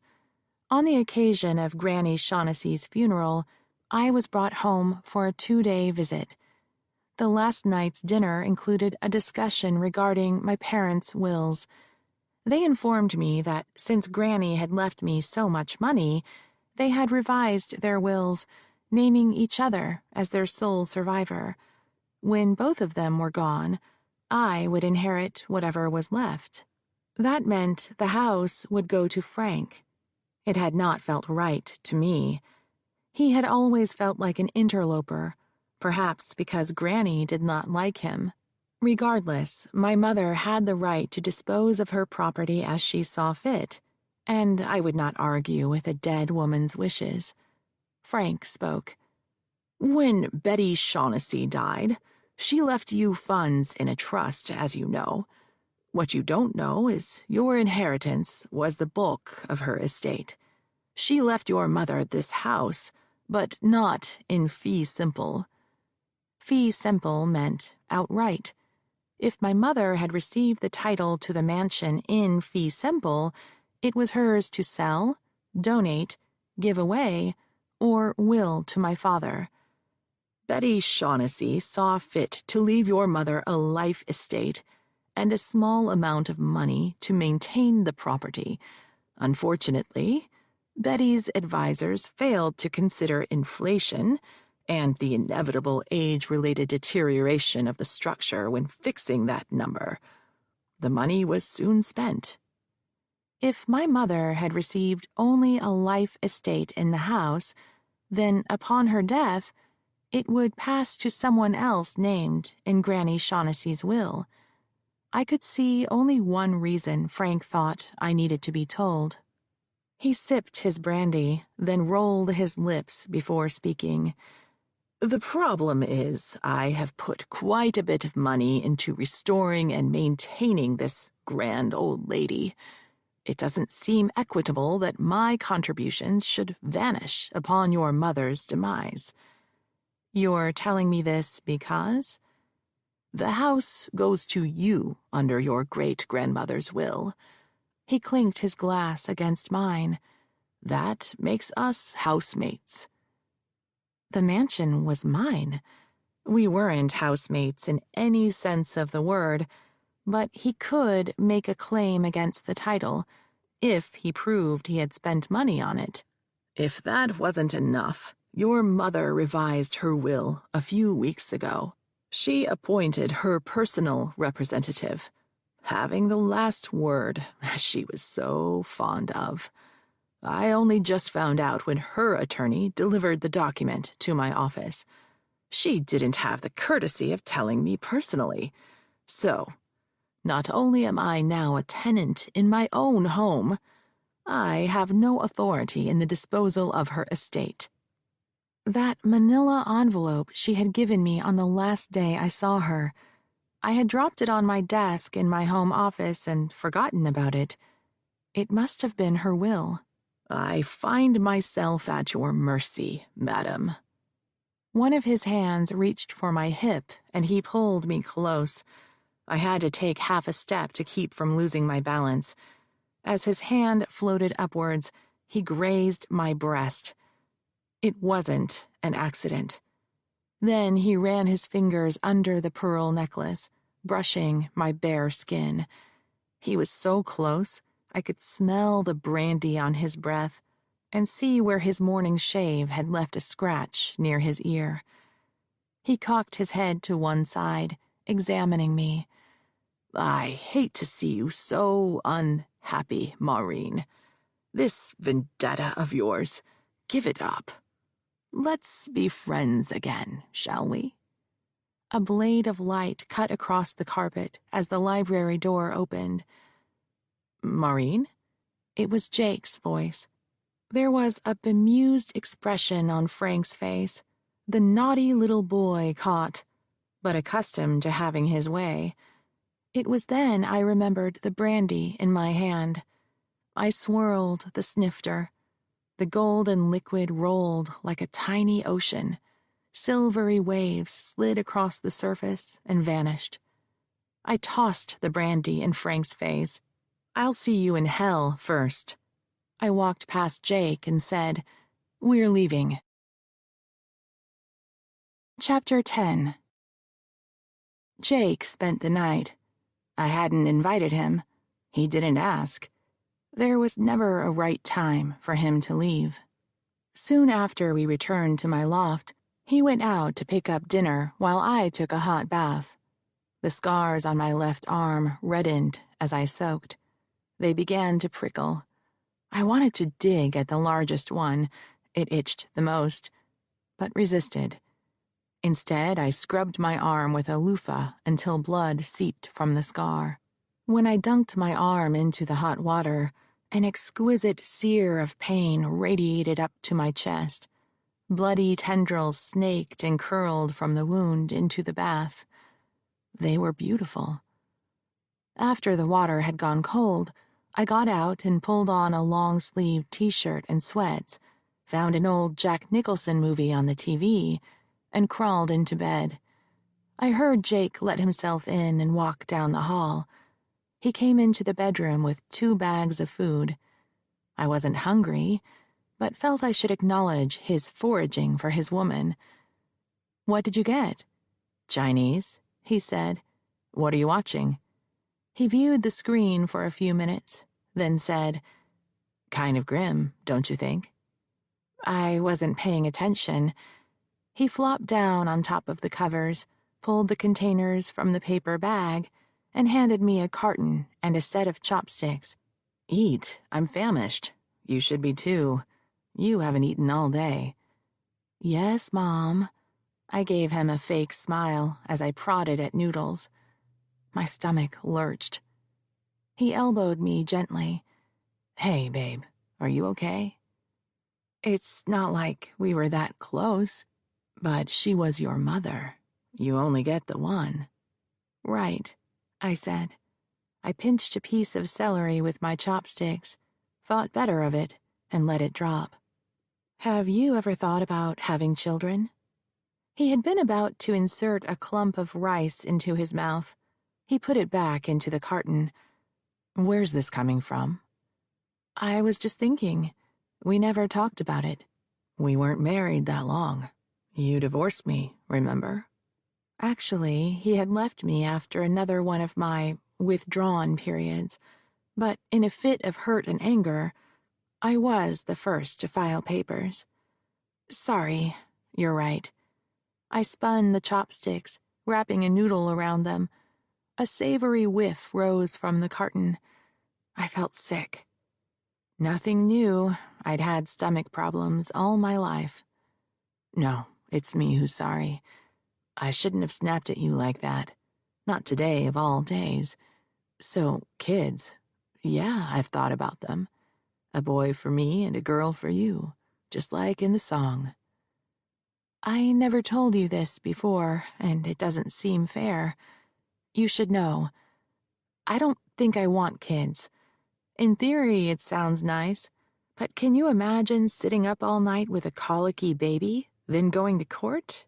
Toys all over the floors, emergency room visits, pink eye or whatever disgusting diseases they get. And the spew? To hear Yolanda tell it, they vomit continuously until they're teenagers. And then teenagers. God help me. Besides, I'm too old." He moved the food aside and scooted closer. "Hey, babe, you're barely 35. Look at those movie stars. They're having babies in their 40s. There's still time." He stroked my hair, then stopped. I felt his body tense. He was looking at the red stain that had bloomed across my sleeve. "Oh, that. Cut myself shaving." You shave your arms? No, silly. Not that there's anything wrong with that. I dropped the razor in the bath. No big deal. It's just a scratch. Babe, I've seen the scars. I should have told him. He had probably guessed already. When we were working at the DA's office together, we had both seen cases of self-harm. He would have suspected the truth, not the details, but he would have the broad outlines. I groped for words, knowing that the first revelation would lead to question after question, until he dug so deep I didn't want to answer anymore. He was a lawyer, after all. When we did talk about it, he was entitled to the whole story. I wanted to feel safe enough to share it with him, or not care about the consequences anymore. Not now, okay? Let's just be us tonight. He put an arm around me. As you wish, my lady love. Take as much time as you need. He took off his wedding ring without being asked. The following Monday, I was back in the conference room, seated at the head of the table with Yolanda and Eli on either side. We each had a paper cup in front of us. I slathered cream cheese on half a bagel, took a bite, and put it back on a plate. I wasn't hungry, but they wouldn't eat until I had. They both reached for bagels. While they were eating, I chased my food with coffee. Frank's ambush at the funeral had unnerved me. I had spent the rest of the weekend in bed, flicking through television channels, not settling on anything. The Shaughnessy mansion was mine, but he was in it, and he wasn't leaving without a fight. That battle would wait. First off, I want to thank both of you for coming to the funeral. Sorry I didn't get a chance to say hello. We're here for you, girlfriend, Yolanda said, dusting crumbs from her blouse. Whatever you need. Let's get to work. Where are we on the Navarre case? Eli consulted his notes. I've tracked down those 3 actresses Josephine identified from the online photos: Amber LaRue, Sophia Lamar, and Valerie Van. The first one, Amber LaRue, is in the British tabloids a lot. She's the girlfriend of some rich European guy. Lots of photos of naked sunbathing on yachts, going to glitzy parties, that kind of thing.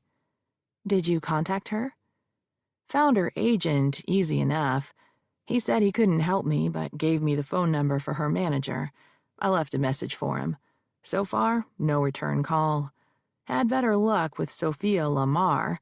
She's the one in acting school in London. That's an 8-hour time difference. Did you know that? I had to get up at 3 in the morning to call over there. My hero, Yolanda said.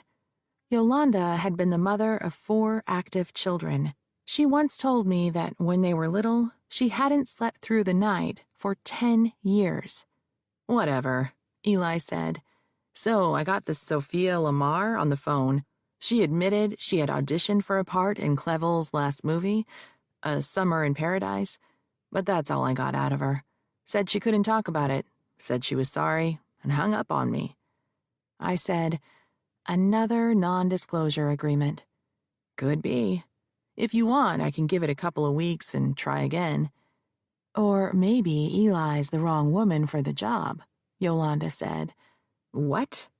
He craned his head around to look at her, a little dramatically, I thought. Yolanda leaned toward him.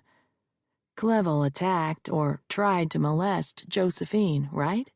We think these other 2 actresses saw something, know something, or were assaulted too. They won't trust men after that.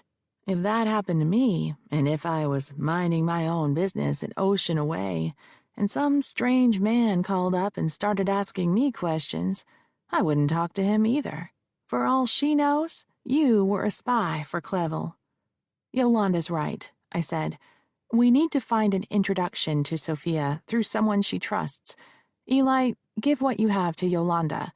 Yolanda, you dig around the internet and see if you can build a path through mutual friends to get us in with Sophia, woman to woman. Eli threw himself back into his chair.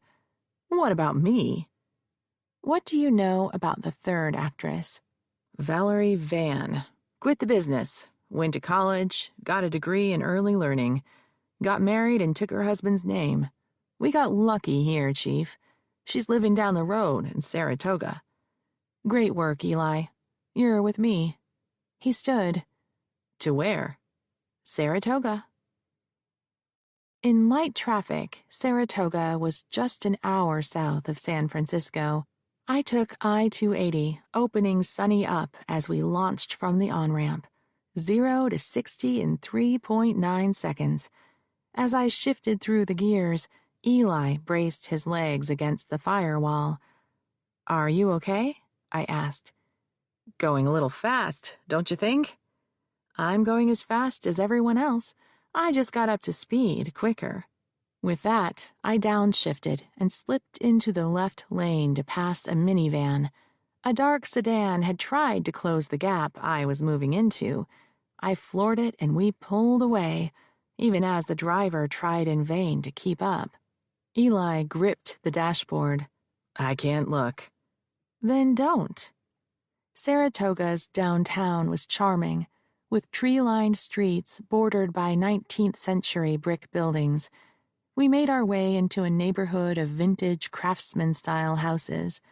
Sonny's GPS led us to a porched bungalow with weathered shake siding. I knocked on the door and stepped back. A little dog barked inside the house. Eli stood behind me, watching the windows. A curtain moved. Someone's home. I waited a few minutes, then pushed the doorbell that buzzed inside the house. The dog became frantic. It scampered away and back again, alerting the occupant with its yapping. A few more minutes passed before the door opened a few inches. A woman's face appeared in the crack.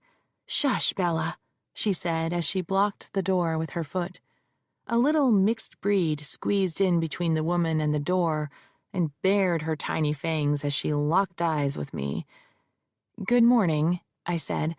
Are you Valerie Van? Who wants to know? My name is Maureen Gould. I handed her my business card. And this is my investigator, Eli Conroy. What do you want?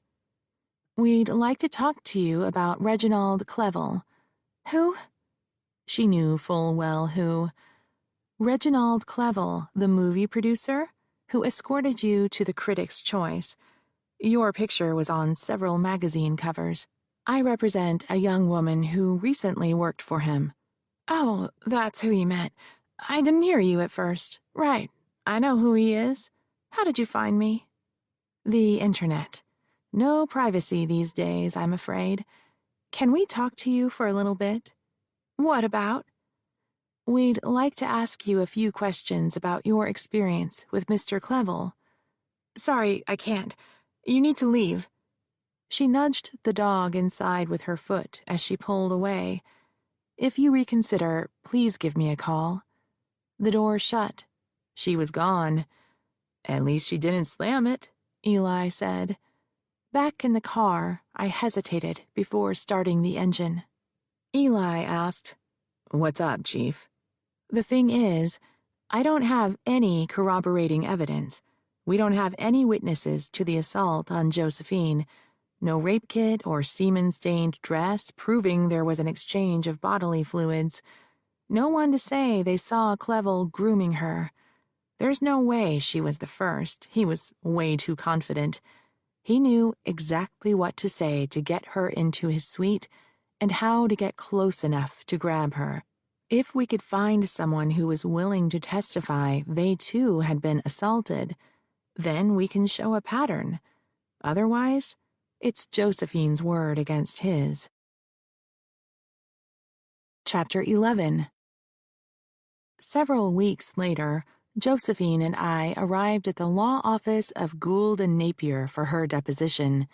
She had flown up 2 days before so we could prepare. Located in a mirror-sided office tower overlooking the Embarcadero, the reception area had a view of the Bay Bridge and Treasure Island through floor-to-ceiling tinted windows. Mid-century modern seating was arranged beneath an oversized painting of the Golden Gate Bridge. The air had a metallic odor so strong I could taste it. My heels echoed on marble tiles as I approached the reception desk. I searched the room to see whether Frank would pop out at me.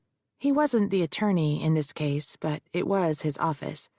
The receptionist, an expressionless young woman in a tight dress and stilettos, showed Josephine and me to a conference room where a court reporter was setting up her equipment.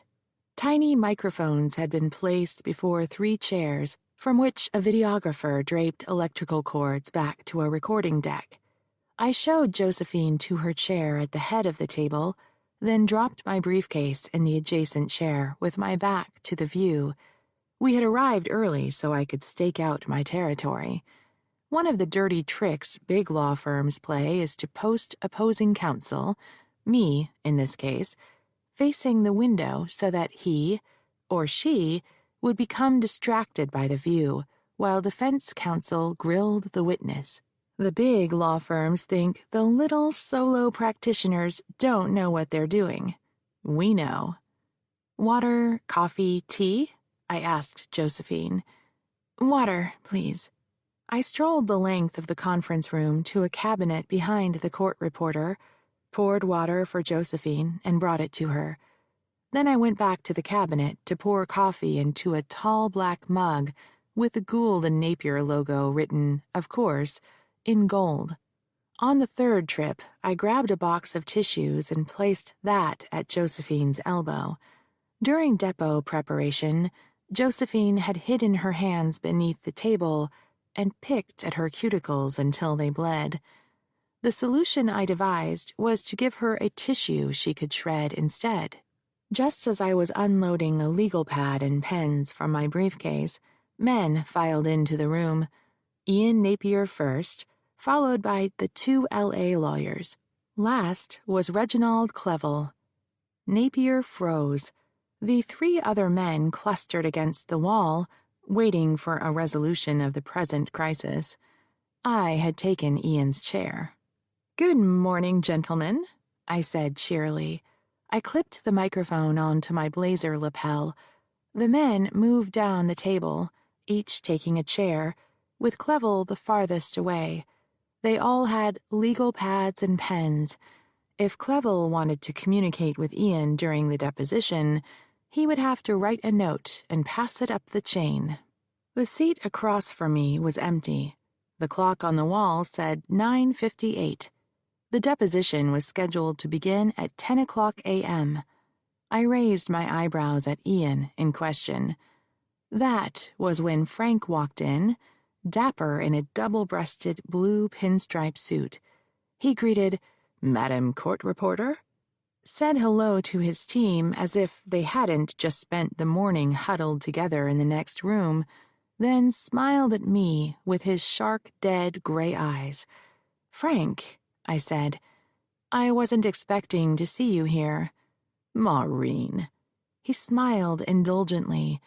"It is my office. I'm taking over as lead counsel in Mr. Clevel's case. Mr. Napier will stay in the case as my assistant." It appeared the defense team had suffered a crisis of faith. Having lost the NDA hearing, Clevel wanted the big dog barking for him instead. Why my father's firm had taken the case was a mystery, when its specialty was business law. Frank reached his hand across the table to my client. "Good morning, Ms. Navarre. My name is Francis E. Gould. I will be taking your deposition this morning." Josephine placed her long fingers in Frank's hand. "Gould? You mean like Maureen's last name?" "The very same," Frank said. "You'll be happy to learn that your fine counsel is my daughter." Josephine's head whipped around. I hadn't told her that Clevel's law firm was helmed by my father. It wasn't relevant to her case. I ignored her. We'd talk about it later. Frank sat down, clipped his microphone to his tie, and set his shoulders. "On record," he said, cuing the court reporter to begin. The court reporter pushed a lever on the tape deck. "On record." He opened with the usual background questions, trying to warm up the witness and accustom her to the question and answer format. With some clients, it worked. I had warned Josephine about this, and Eli had asked similar questions. But today, she grew increasingly nervous as Frank delayed discussion of why we were there. That night, when Clevel had called her to his suite, her hands were beneath the table, where she was already picking at her cuticles, when he asked, "Do you recall signing your employment agreement?" "Yes." "Did you read it before you signed it?" "No." "So you were unaware of the clause that prohibits you from discussing your employment. For ease of discussion, we will refer to it as the NDA clause." "I was told that it didn't matter in my case." "That's not the question, Ms. Navarre. The question is, were you aware that you had signed a non-disclosure agreement?" "No." Frank set a document aside, then turned back to Josephine. "Do you have friends at Crown Productions?" She grew still. "What do you mean by friends?" "As distinguished from people with whom you only interacted for work purposes." Josephine eyed me. I nodded. "Some of us would meet at a bar. Just about everyone went one time or another. I can't remember who. What are you trying to get at?" I had warned Josephine that it was routine for the defense to dig around for people who might testify against her. Clevel's attorneys were entitled to know who she might have talked to about her employment. If she didn't name her confidants, they would find out anyway. They probably knew already and were only trying to find out what she would lie about. Frank folded his hands. "Why don't you tell me what the term friends means to you? How about that?" Josephine reached for me. "Can we take a break?" Frank spoke before I could. "I would prefer you answer the question on the table first." "I don't know how to answer your question," she said. "That's my answer." I stood, and Josephine stood too. I led her from the conference room through reception to the elevator that opened onto Gould and Napier's office. I pushed the button. When the doors opened, a woman with a briefcase took a step back to allow us to enter. I pushed for the ground floor, and the doors closed. "What happened back there?" Josephine asked. I shook my head. The numbered lights ticked off the floors as we descended. After we stepped out into the lobby, I led her to the sidewalk. She pulled an e-cigarette out of her purse and started puffing on it. "We can't talk about the case in the building," I said. "For all we know, that woman on the elevator was a friend of Frank's." "Frank, your father? You call your father by his first name? Why didn't you tell me he was the Duke's attorney?" I had taken to calling Frank by his first name when they sent me away. He didn't feel like a father to me anymore. That was none of Josephine's business. "I didn't tell you because he wasn't Clevel's attorney when we started this case. His partner was." "Isn't that, unethical or something? For two attorneys from the same family to work on the same case?" "It would be a problem if I had discussed the case with him, but I haven't. So the answer to your question is no." "You talk about me to people?" "Only my team. Anything I say to them is confidential." "Okay, fine. I get that. But why does he need all this personal stuff about me?" "They're looking for evidence they can use against you. Is there something you don't want them finding out about? Because if there is, I might be able to head it off beforehand. But once it's out in the open, there isn't much I can do. Is there anyone at Crown Productions you're worried about?" "Worried? Like how?" "Who might say something damaging to the case." "What, like I'm a slut or something?" "Or a liar, a gold digger, a schemer, a thief, a fraud?" Josephine took a deep drag on the cigarette, then blew the smoke out overhead. "No, nothing like that." Great, I said, not feeling great at all. Something was out there I didn't know about. I could feel it.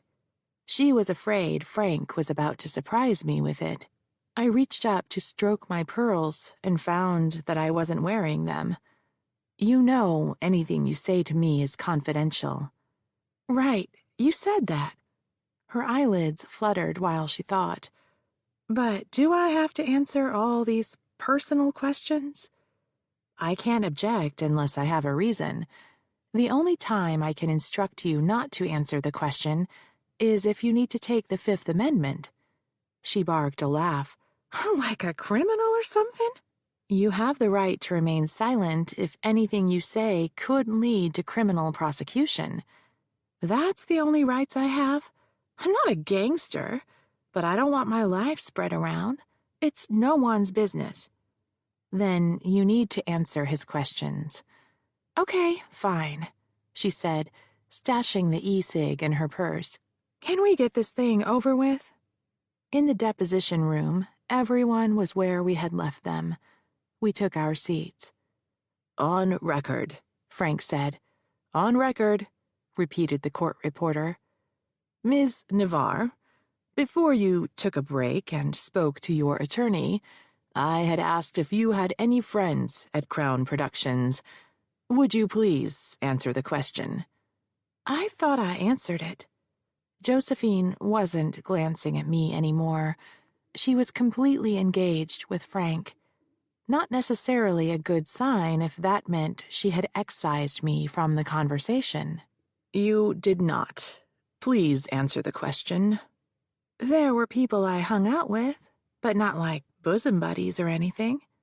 See, that wasn't so hard, was it? Frank tracked his finger across his typed notes. Now, tell me about your relationship with Cameron Aguilar. What about him? What was his position at Crown Productions? He was an assistant cinematographer. Still is, for all I know. Were you friends? She shrugged. Again, I don't know what you mean by friends. Frank slid a file folder out from under his legal pad. He tilted it so I couldn't see the contents, selected an 8-inch by 12-inch photo, and passed it down the line of seated men. Madam Court Reporter, please mark this as Exhibit A. Exhibit A marked, the court reporter said as she placed a blue sticker on the lower right-hand corner, then handed it back to Clevel. Before he passed it back up the chain, he turned to me, eyes glinting. Ms. Navarre, for the record, would you please identify this picture? Frank asked as he handed it to her.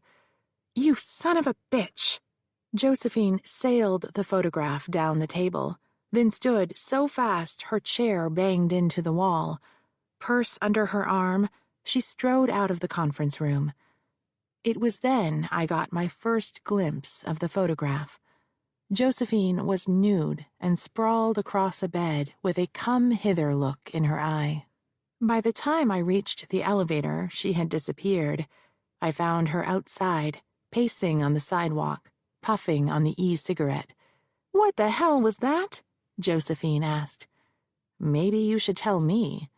It's none of their damn business, that's what it is. It's private, personal. That much is obvious. Where did it come from? My cell phone. How the hell did they get photos off my cell? Did someone steal it and download them?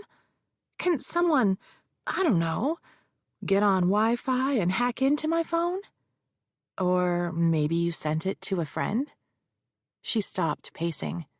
And so what if I did? It's still personal.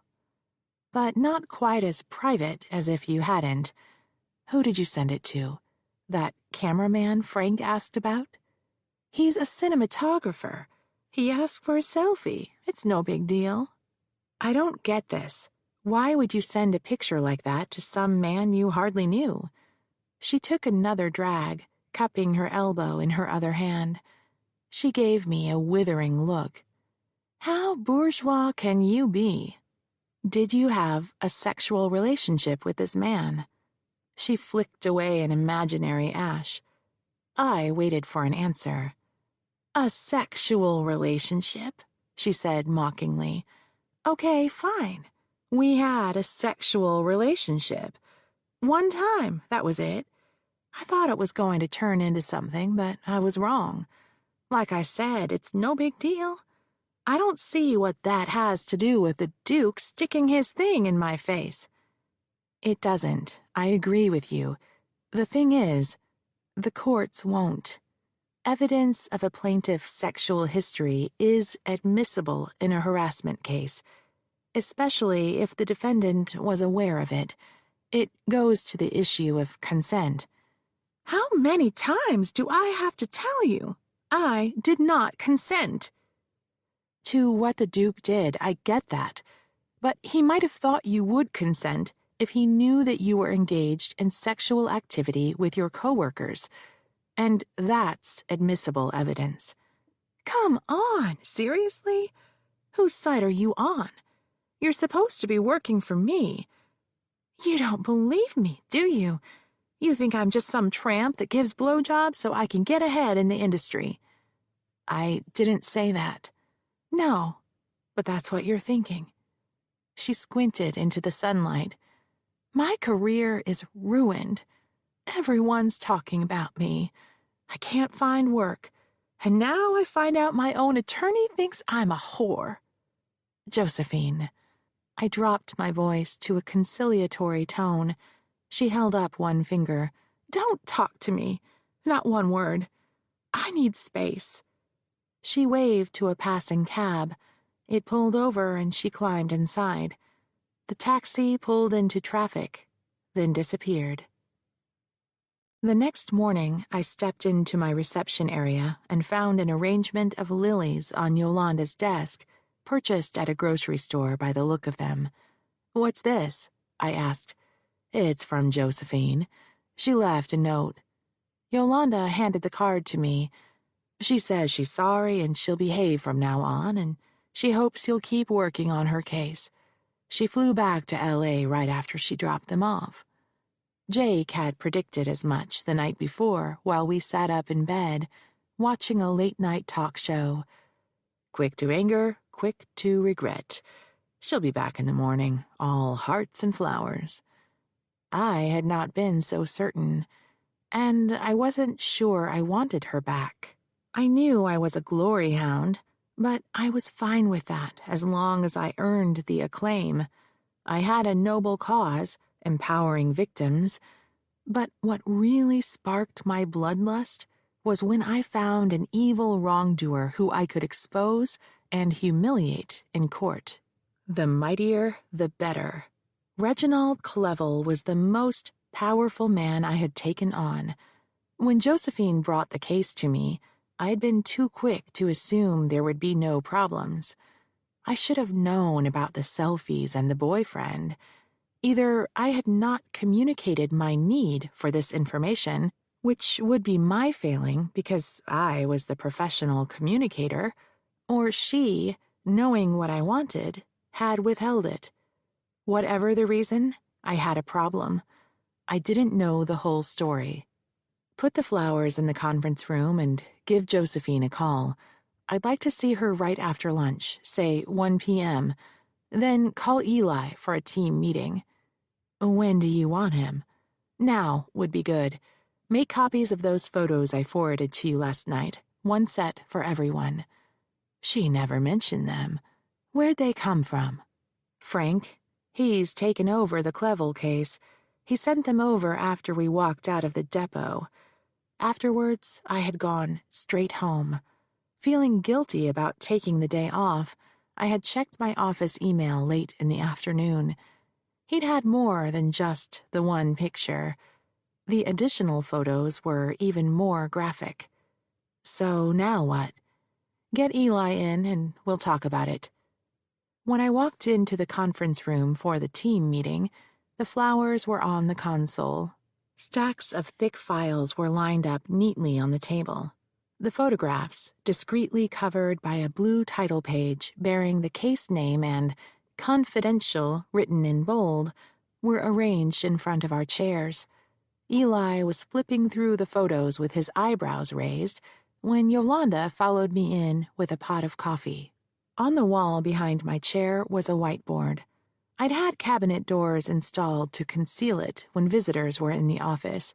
Today, the doors were open to show the Navarre versus Clevel story map. Centered at the top, a photo of Reginald Clevel. A photo of Josephine was on his left. On the right were photos of the 3 actresses who had disappeared from Clevel's circle: Sophia Lamar, with London written under her name, Valerie Van, Saratoga uncooperative, and Amber LaRue, whereabouts unknown. I slid into my chair. So, as you know, Josephine walked out of her depot yesterday. She was upset when they handed her one of these photos. She's coming in this afternoon. We need to discuss how we're going to handle this new evidence and where we're going from here. Why didn't we get this stuff sooner? Eli asked. Both parties were required to exchange evidence early in the case, but the defense's disclosures had not included these photos, nor had it listed Cameron Aguilar as a witness. It was a ruse to fix their evidentiary problems. Eli gave a huff. I hate it when you use those 2-bit words. A ruse, a trick. However they got their hands on these selfies, they can't prove or won't admit where they came from. So they couldn't get them into evidence at trial unless Josephine verified they are authentic. They withheld them from our exchange because I would have gone to the judge to ask for an order excluding them before the deposition, thereby stopping them from fixing their problem. But the big payoff was humiliating Josephine with a dirty little secret. Bastards, Eli said. And there's another thing. Frank's taken over the case. You guys don't get along, do you? Eli asked. What does my relationship with my father have to do with it? It's not like you ever said anything, but I can tell by the way you talk about him. You hate his guts. So how's this gonna play out, Chief? Business as usual, I said. Last night, after the deposition, the defense sent me a revised witness list with the name of this guy Josephine sent the photos to. The new witness list is at the bottom of the packet, Yolanda said. I flipped through to the document and read 15 names we hadn't seen before. Cameron Aguilar's name was buried in the list. This guy, Cameron Aguilar. Eli, I want you to find out everything there is to know about him. Then you need to start calling these witnesses and see if they'll talk to us. What do they know about Josephine's sexual history? Have they heard or observed anything about Clevel's interactions with other females, employees, actresses, anyone in that circle? You got it, Chief. You want me to call this Aguilar guy? After you've talked to everyone else, I want the calls started today. The word will get back to defense counsel that we are working the case. Let them worry about that. On second thought, don't call Aguilar at all. By the time you get around to him, he'll refuse to talk anyway. Save him for me. Gotcha, Eli said. Yolanda, now you. Did you get through to anyone who knows Sophia? Is she willing to talk to us? Her manager took my call yesterday when you were at the deposition. After I told her about what happened to Josephine, she called Sophia and then called me right back. Sophia will talk to you, but there are conditions. First, it has to be in person. Second, no video or audio recording. Third, you have to promise not to tell anyone what she said. It's totally off the record, confidential, and non-attributable. Well, what good does that do us? Eli asked.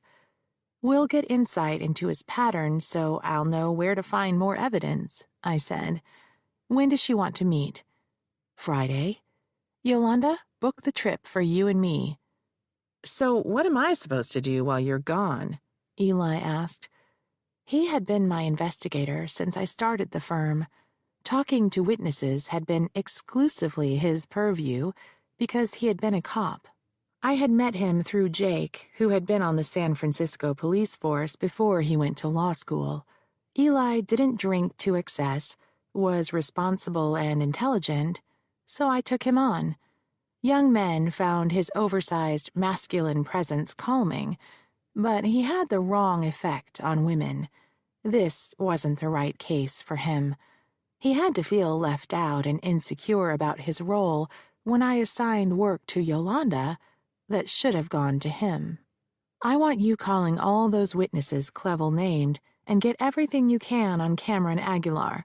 See if he has any recent unexplained influx of cash. Shiny new car, recent move to a better neighborhood, stuff like that. Also, look into Crown Productions, the board of directors, their backgrounds. I stood and wrote Eli's name on the whiteboard. Under that, I listed Cameron Aguilar, witness list, investigate potential witnesses. Under my name, I wrote Sophia with Yolanda. I made sure Eli's list was longer than ours, hoping to assure him that his contribution was vital. Everyone clear on what we're doing? Sure thing, Chief, Eli said. Chapter 12. Yolanda and I left for London Wednesday night. She showered me with safety tips as we walked through San Francisco International Airport. Don't flash your money. Bad guys will see where you keep it and pick your pocket. Carry your credit cards in a scan-proof wallet. Don't hang your purse on your shoulder. Thieves can slip it off your arm and run away before you know what happened. Wear a crossbody instead. Secure your smaller bag on top of your wheelie case, again, to thwart grab-and-run thieves. Yolanda had booked us into a grand old hotel near Buckingham Palace. I would have been fine near the airport, but she wanted to see the sights. By the time we registered, it was Thursday afternoon. I went straight to my room, called Jake and told him we had landed safely, ordered a club sandwich for dinner, and slept until morning. Over a breakfast of scones and tea delivered to my room, I reviewed notes for the interview with Sophia. I had promised Yolanda a sightseeing tour before we went to our appointment. When we met in the lobby, Yolanda was sporting a new purple faux crocodile tote. I went shopping last night, she said when I noticed the bag, and I found a real British pub where we can eat, just down the street. She pulled out a tourist map. But first, I want to see the Tower of London. That's where Anne Boleyn lost her head, you know. I knew. I had spent a summer in London during law school while attending a course on international law. I hit the streets every day, soaking up history, much of which had been built upon the bones of discarded women. Anne Boleyn, Catherine of Aragon, Mary Queen of Scots, Jane Grey, and Diana Spencer, just to name a few. I was firmly convinced the only reason Elizabeth I lasted so long was that she had never married. Yolanda led me down to the Thames. She stopped near the water's edge, dug around in her purse, and handed me her phone. Here, take a picture of me with that giant Ferris wheel in the background. It's the London Eye. No way! I heard about that. Did you know people make reservations weeks in advance to ride on that thing? She posed and smiled. I took a few pictures, then handed the cell back to her. She aimed her phone at me next and took several photos while she backed up and circled. "What are you doing?" I asked. "We're being followed." She dropped the phone back into her purple tote. I wondered if I had made a mistake asking her to assist in the investigation. Yolanda had always been wary, but letting her out of the office seemed to unleash her suspiciousness to the brink of paranoia. Witness interviews were hardly spycraft. Why would anyone follow us? I don't know why. I just know they are, she said, then began walking along the river. 2 big blonde thugs with crew cuts. They look like the Russian guy in that Rocky movie. Don't look now. I've seen them before. They were at the airport in San Francisco. I had to take several long strides to catch up to her. So, they were probably on the same flight. There must have been 300 people on that plane. And now they're following us. 2 popular attractions like tourists from all over the world are doing. During our short walk, I had already heard at least 3 different languages spoken. After several minutes, she stopped and consulted her map. The Tower of London is this way. We arrived just as they opened. As we stood in line, she whipped around with her phone and snapped another photo of me. "At least warn me before you do that," I said. "I'm not taking a picture of you. It's those 2 guys." I turned to look. They're gone now. Where? There's no place to hide. They must have gotten into the end of the line. I'll be right back. I want to get a look at them. No, don't let them know we're onto them. They'll just get sneakier. She pulled me inside. We saw the ravens with their clipped wings that made them captives. I imagined the prisoners as they marched from dank cells to the chopping block in the yard. Their first exposure to light, warmth, and fresh air in months, if not years, would have felt surreal if it weren't for the jeering crowds. It was not ironic that royals hoarded their prisoners and their jewels in the same castle. A better metaphor for power coupled with exploitation could not exist. Yolanda was sullen as we drifted back onto the street. She had been particularly bothered by the story of the 2 little princes who had been locked up and then murdered. How frightened they must have been, she said over and over. When they had died, they were younger than her children were now. "Where to next?" I said cheerfully, trying to pull her out of her funk. "St. Paul's Cathedral, where Lady Di got married." We found the church. As we were waiting for traffic to pass, she whipped around and took more photos. "You think I'm nuts, but I'm not. Those 2 thugs are behind us again." I twisted around to see who she was talking about. She grabbed my arm and steered me across the street. "Don't look now. They'll see you. They weren't in the tower. They must have waited for us to come out." After taking the requisite photos with the church in the background, we found a gift shop selling Lady Di souvenirs. Yolanda bought 2 commemorative china plates, one for herself and one for her daughter. On the way back to the hotel, we found the pub she had wanted to visit. We huddled over fish and chips while she thumbed through her phone. "There," she said, "these 2 guys." I saw a picture of my shoulder with a gaggle of tourists in the background. The screen was so small, everyone in the picture was blurred. Then she flicked through more images, stopping on photos she'd taken in front of the tower and the cathedral. A similar crowd lined the street. "There they are," she pointed. "There and there." "Sorry, Yolanda, not seeing it. When we get home, I'll print the pictures, and then you'll see." After lunch, we went back to the hotel, checked out, and called a taxi. Our flight left early that evening, so the plan was we'd go straight to Heathrow after interviewing Sophia. When we arrived at her flat, police cars were parked helter-skelter along the street. A uniformed officer directed the cab to keep going. As we passed, I saw several officers clustered around the entry. I asked the driver to pull over and wait. We walked back to the building and were stopped by a young, uniformed woman.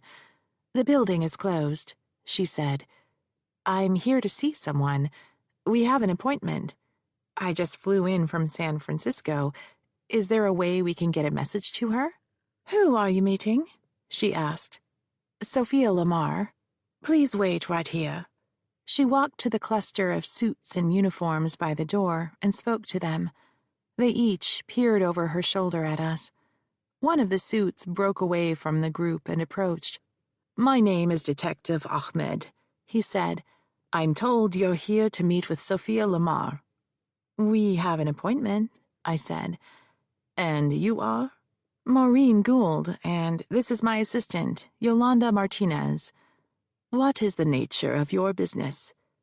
"I'm an attorney from San Francisco. Ms. Lamar is a witness in one of my cases. I'm afraid I can't say more than that." "All the way from San Francisco to interview one person? She must be a fairly important witness." He paused, the cop pause that is meant to sweat out the interviewee with oppressive silence. Jake, who had been a cop, used it on me early in our marriage. I didn't fall for it anymore. Instead, I used the time to consider our itinerary. If we couldn't get in to see Sophia this afternoon, we could call her and reschedule the appointment. Depending on her availability, we might have to stay in London another day, or even longer. We would need to reschedule our flight home and find hotel rooms. I'd almost forgotten Detective Ahmed when he spoke again. "I'm sorry to inform you that Ms. Lamar can't meet with you." "Yolanda just talked to her yesterday to confirm the interview. Is she around? Perhaps we can reschedule?" He turned to Yolanda. "How did she sound when you spoke to her, Miss Martinez?" "Mrs. Martinez," Yolanda said. "She was nervous. She made us promise not to tell anyone we were coming, and not to record the interview." "Look, sorry to have bothered you," I said. "It's obviously a bad time. We'll call her and reschedule." I jerked my head for Yolanda to follow me to the waiting cab. "Just a minute," Detective Ahmed said. Then he lowered his voice. "I'm what you would call a homicide detective, Miss Gould." Yolanda grabbed my forearm firmly enough to feel the scar ridges beneath my clothes. She frowned, looked at my arm, then up at me. I patted her hand. "Are you okay?" I asked. A third-floor window had its drapery drawn back. I could see several people milling around inside. "You're here about Sophia?" I asked. "Was she murdered?" "So it appears." "When?" Another suit broke from the gathering at the door and tapped Detective Ahmed on the shoulder. "Excuse me," he said. They stepped away and spoke quietly. Afterwards, the other man went back to the group, while the detective came back to us. "I must apologize. We're very busy right now, but I need to talk to you. Where are you staying?" "We were on our way to the airport right after the interview," I said. "Our bags are in the cab."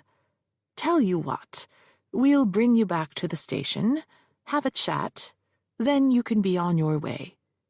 "We'll miss our plane," Yolanda said. She had never been away from her children for 24 hours before. "The flight leaves at 10. "No worries," he said. He lifted a hand, beckoning the young woman who we first met. "Mills, collect these ladies' bags and take them down to the station." Then he turned and joined the group huddled by the door. We were shown into an interview room, given tea and cookies. I texted Jake to give him an update. Yolanda paced the room, peeking out the door's small window every few minutes. Officer Mills came back after an hour to tell us Detective Ahmed was on his way. "We're going to miss our flight if we don't leave soon," Yolanda said. "How bad is London traffic this time of day? Our check-in is at 7. "Look," I said, "we'd be happy to give a statement. Is there anyone else around we could talk to?" Mills shrugged and left the room, closing the door behind her. "My kids," Yolanda said. She was starting to cry. "Nuts," I said. "Grab your stuff. We can do the interview on the phone." I took my wheelie in hand and started out the door. It was unlocked. I don't know why I hadn't tried to leave before. But won't we get into trouble? We're not under arrest. We haven't done anything wrong. Now, come on. You want to get home to your kids, don't you? I led her the way we came, down a hall, past a squad room, to a set of elevators. When the doors opened, Detective Ahmed stepped off. "Ladies, where are you going? We haven't had that chat yet." "We'll miss our flight," I said. "Your flight is at 10. "Check-in is 3 hours ahead of departure," Yolanda added. "Tosh, that's a suggestion only. We'll get you there in plenty of time." He steered us back to the interview room. Then just before he closed the door on us, he said, "I'll be along in a moment." "When's the next plane?" Yolanda asked. I opened my phone's browser. The next departure was early in the morning. The only tickets left were in economy class. 15 hours bent like a pretzel would be brutal. Our only choices were a flight later the next day that had seats in premium class, but with 2 long layovers, making for a 20-hour trip, or take the 15-hour evening flight, which meant another day in London, without a hotel room. I booked the early morning flight. The sooner Yolanda got home to her kids, the better. She called her sister, who had been babysitting, to tell her what was going on. A furious conversation in Spanish was taking place when Detective Ahmed walked into the room. She spiked him a look, spoke a few more sentences, then dropped her phone into her purse. "I know you're worried about missing the flight, and I promise to have an officer take you directly to the airport once we have finished." The door opened and another officer joined us, who was not introduced. Ahmed asked me, "Why did you come all the way to London to meet with Ms. Lamar? Wouldn't a telephone call do?" "She insisted on meeting in person. That's the only way she'd speak to us. We hoped she would have information useful in our investigation." Ahmed took what looked like a calming breath. "It would be helpful to our inquiries if we knew what this case was about." Something that happened back in America. By now, he would have had someone look at my website and would know that I specialized in sexual harassment cases. It had to do with an employer she used to work for. "Does this employer have a name?" He wouldn't have to look very hard online to find Mickey's story about the lawsuit I had filed against Clevel. The less I talked about the case to strangers, the less chance of the Duke's attorney finding out that I came here to meet with Sophia. Although they might assume that I was investigating his past, knowing who I was talking to would direct them to any potential witnesses, and then they would beat me to them. The problem was, some people can be easily molded by the person asking questions, and once they're locked into a story, they are unlikely to correct themselves. "Here's the thing, Detective. It's a sensitive matter." "Let's get to the point," Ahmed said. "Ms. Lamar was an actress. You recently filed a lawsuit against Reginald Clevel, the movie producer. So what did you suppose she was going to tell you?" Sophia Lamar had worked with him a while ago and then left Hollywood. I represent a young woman, an employee of his, who he accosted. We believe this was an ongoing pattern with Mr. Clevel, so we're checking with women who had been associated with him in the past. "So you're looking for proof of prior misconduct. Isn't that character evidence? Can you get that admitted in the States?" "It depends on who the defendant is," I said. "I'm suing Clevel, but I'm also suing Crown Productions, which he is employed by. Prior misconduct would prove that Crown Productions knew Clevel had a pattern of sexually assaulting his employees." "Who knew you were coming to London?" "Just my team." "And who would that be?" Ahmed asked. "Yolanda and my investigator, Eli Conroy," I said. "Do you have a number for Mr. Conroy?" I recited it for him, then said, "But he isn't answering right now. I tried yesterday and just before we met you. Is it unusual for Mr. Conroy to be unavailable? He's working right now. Until he has something to show me, he'll avoid my calls. He'll turn up sooner or later. Now, if you would, please give us an accounting of your actions from the time you arrived in London." Yolanda slapped the table with both hands. "What? You're accusing us of murdering her? How stupid would that be, for us to come back to her apartment? It would have been suspicious if you hadn't arrived for the appointment. I need to rule you out of the inquiry. Then you can be on your way." I gave them the flight number we arrived on, the hotel we stayed at, the time we checked in, and the time we left for sightseeing. At that point, Yolanda pulled out her phone and began reciting exact times we were at each location, reviewing the photos she had taken. Ahmed asked for a copy of the photos and gave us an email address. Yolanda tapped her screen a few times and announced they had been sent. Ahmed nodded at the unnamed detective, who left the room. "I need to check on a matter, and then I can let you go." Ahmed stood. "You said you'd give us a ride to the airport," Yolanda said. "And we shall." With that, he left. My internal clock was disoriented from travel, but I knew that it had been a long time since I had eaten. "Got anything edible in that bag of yours?" Yolanda was sifting through her photos again. "Just the Mars bar I picked up for the kids." "I'll pay you back." "Promise?" I crossed my heart. She pulled out the candy, and we each ate 2. My pulse immediately began racing in response to the sugar. I hoped I could find some protein soon. I checked the time.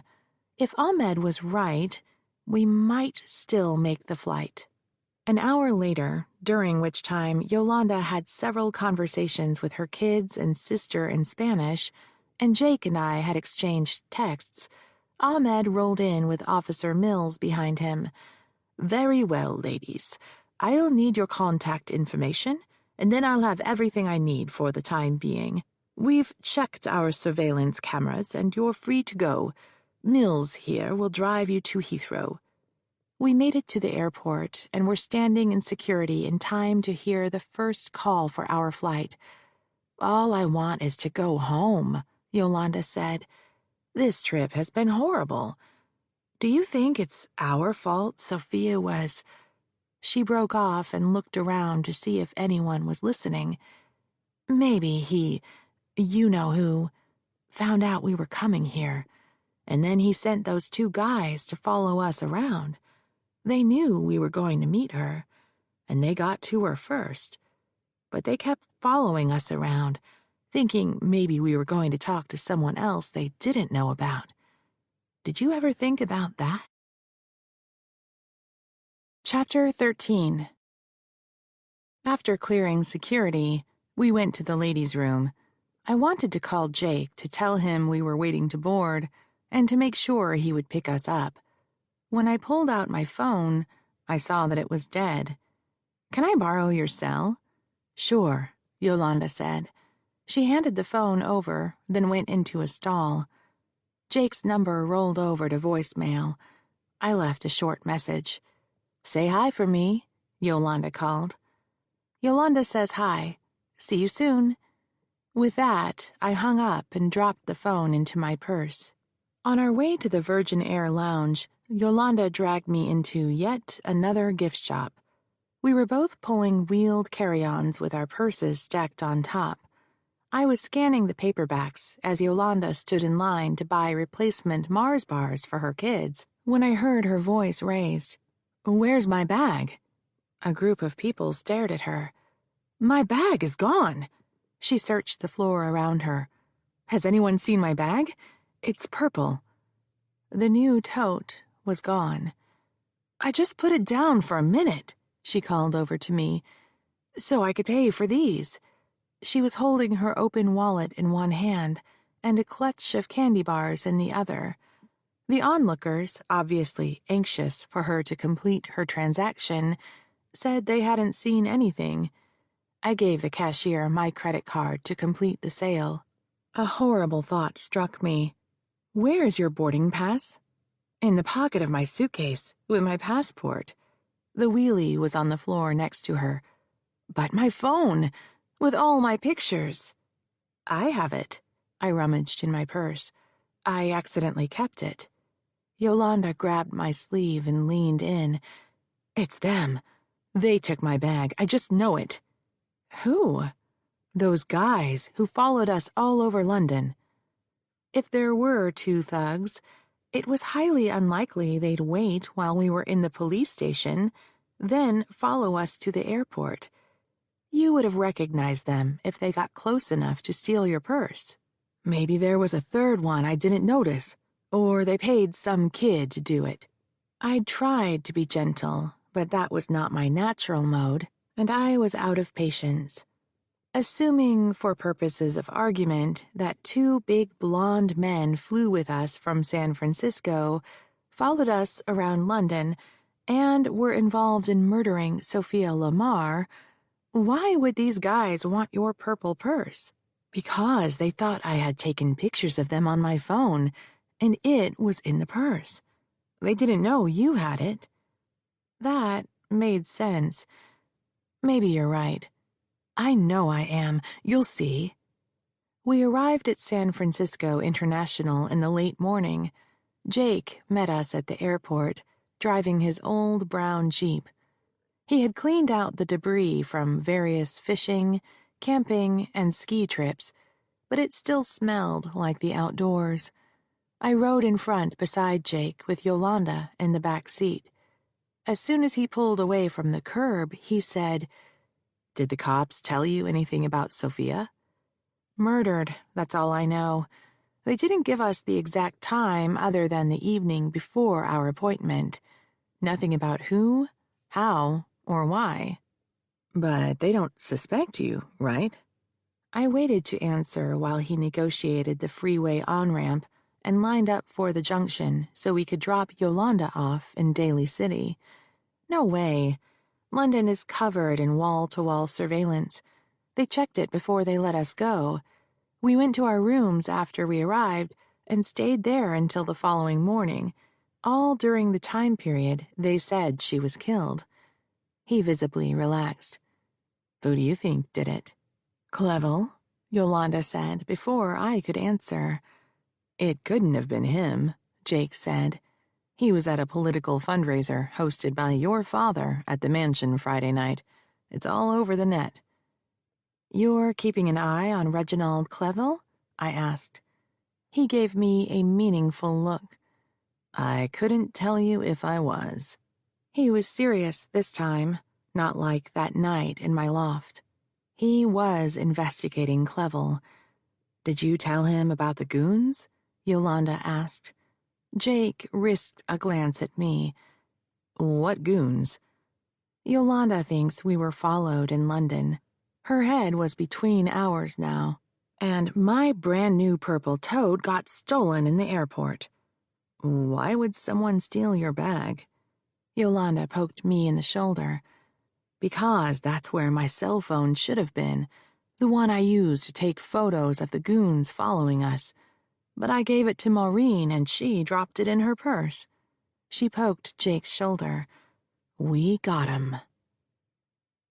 Back at the loft, I spread the Sophia Lamar witness file across the dining table.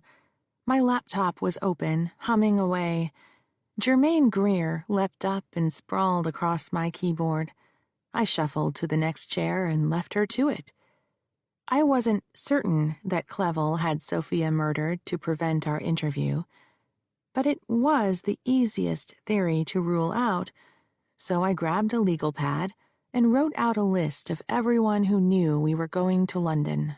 I had announced it to Eli and Yolanda in our Monday morning staff meeting.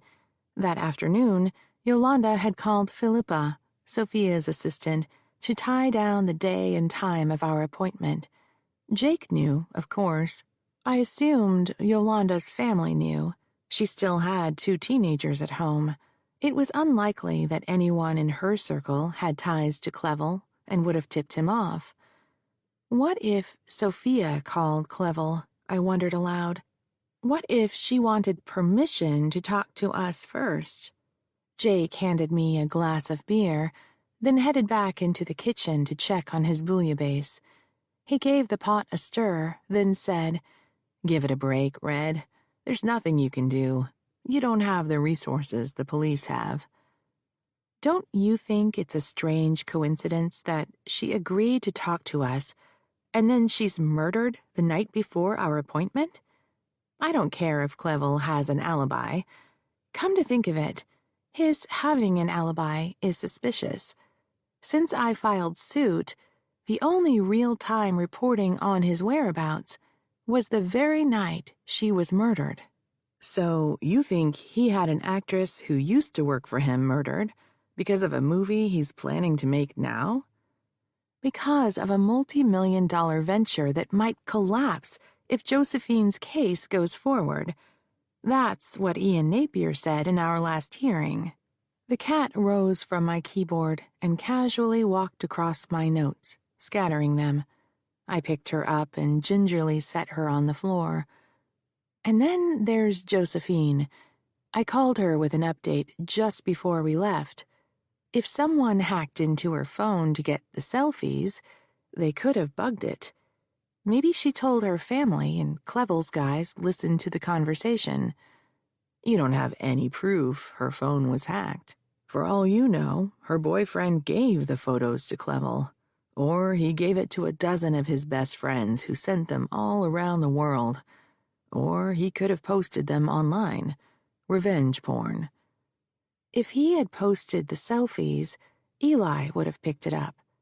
Did you ask him to research her before you took the case? Damn it. I rested my head in my hands. I should have had Eli do a deep background check on Josephine, just like the defense would do. Investigating the client was standard operating procedure for plaintiffs' lawyers. It's better to find the unsavory stuff before the defense attorney does. Social media destroys cases. The whiplash victim snowboarding days after the accident. The client, too depressed to get out of bed, strolling on the boardwalk, eating junk food and getting a tattoo. The back-injured worker golfing. Before social media, defense firms had to hire private investigators to follow the clients around to collect damning evidence. Now plaintiffs post the photos themselves. All the investigators have to do is surf the net. I had been so excited about the case. Hollywood, deep pockets, tons of publicity, that I had skipped the basics. How much of my faith in Josephine's case was fueled by hubris, having just won the Paredes verdict? Was I beginning to believe I had the magic touch, that my advocacy gifts could overcome any problem? Was I that arrogant? Jake said, "Another thing. If they bugged her phone, they would have known your strategy sooner and would have done something to stop you." Valerie Van refused to talk to us. She probably has an NDA. Besides, you decided to visit Saratoga Monday morning, right before you left. There was no time for Clevel to find out and send someone ahead of you to threaten her. He pulled 2 fresh beers from the fridge. You've been in the business a while, Red. Things don't always shake out the way you want. That doesn't mean there's a conspiracy to sabotage you. This guy isn't as powerful as you think he is. Who's going to risk getting caught for murder on his account? A hitman. Life's cheap. Clevel can afford it, I said. Maybe he was right. Do you think I'm paranoid? I think you're exhausted, overworked, and overinvested in this case. You need to take a break. I just spent 30 hours sitting on planes doing next to nothing. How many Julia Roberts movies can you watch? You are such a lawyer, he said. He came back into the dining area, stood behind my chair, and massaged my shoulders. I hadn't realized how tight they were until he worked his hands into them. I let my head drop back. Jake was a good man. He deserved children. He deserved a wife whose darkest secrets would not disgust him. My neck tightened. He quit massaging. Look, I talked to one of the IT guys in my office. He said Josephine's phone could have been hacked. It's easy enough to do. The hacker could have sent her an email with a link, and when she opened it, an app downloaded that monitored her device. Or he could have gotten into her cloud account. See? Or the boyfriend passed around the photos. I'll find out when I go to see him. Or she could have sent the photos to Clevel herself. Ever think about that? The case crumbled before me. What if Josephine had sent the selfies to Clevel? What if she was a willing participant in his sex games? Then something went wrong between them, something she hadn't told me about, so he fired her, and she called me in revenge. It was the standard defense trotted out by abusers. From their point of view, it might be true. They conveniently omit from their analysis the inherently oppressive nature of the employer-employee relationship. With her job on the line, was it even possible for an employee to willingly consent to sex with her boss? Having doubts about a case was healthy. Thinking like a defendant's lawyer allowed me to predict the defense's strategy. Every case had times when I wasn't sure if I'd win, but as long as I had enough evidence to pursue the claim, I plowed ahead. My commitment to victim advocacy spurred me on.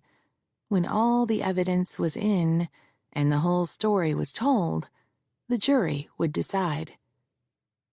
When Eli rolled in for our staff meeting the following Monday morning, Yolanda and I were already sitting at the conference table. "Why haven't you returned my calls?" I asked. "Good morning to you too, Chief." He wandered to the console, poured coffee, dumped a little pot of creamer and 3 packets of sugar into the mug, and stirred. "No donuts. Man, I could really use a donut. How was the London trip?" "Total bust," I said. Sophia was murdered the night before our appointment. Eli stared into his cup. "Murdered?" "You would have known that if you answered your phone," Yolanda said. Eli gave her a quick frown. "Who says it was murder?" "The homicide detective we met," I said. "How do they know it wasn't an accident or suicide?" "He wouldn't say. So where were you?" He didn't answer my question. "Why did the cops talk to you?" "They were at her flat when we arrived. Focus, please. What the hell happened to you? I called and left messages all weekend." "I was tracking down stuff on Josephine's boyfriend, Cameron Aguilar. My phone died and I didn't notice. Didn't even see that you called until this morning." "What about the witnesses on Clevel's list? Did you get anything on them?" "No time. I'm just one man, Chief. If that's what you wanted me to do instead, you should have said." I had, twice, and written it on the whiteboard that was on the wall behind me. "And Crown Productions, did you get the players' names?"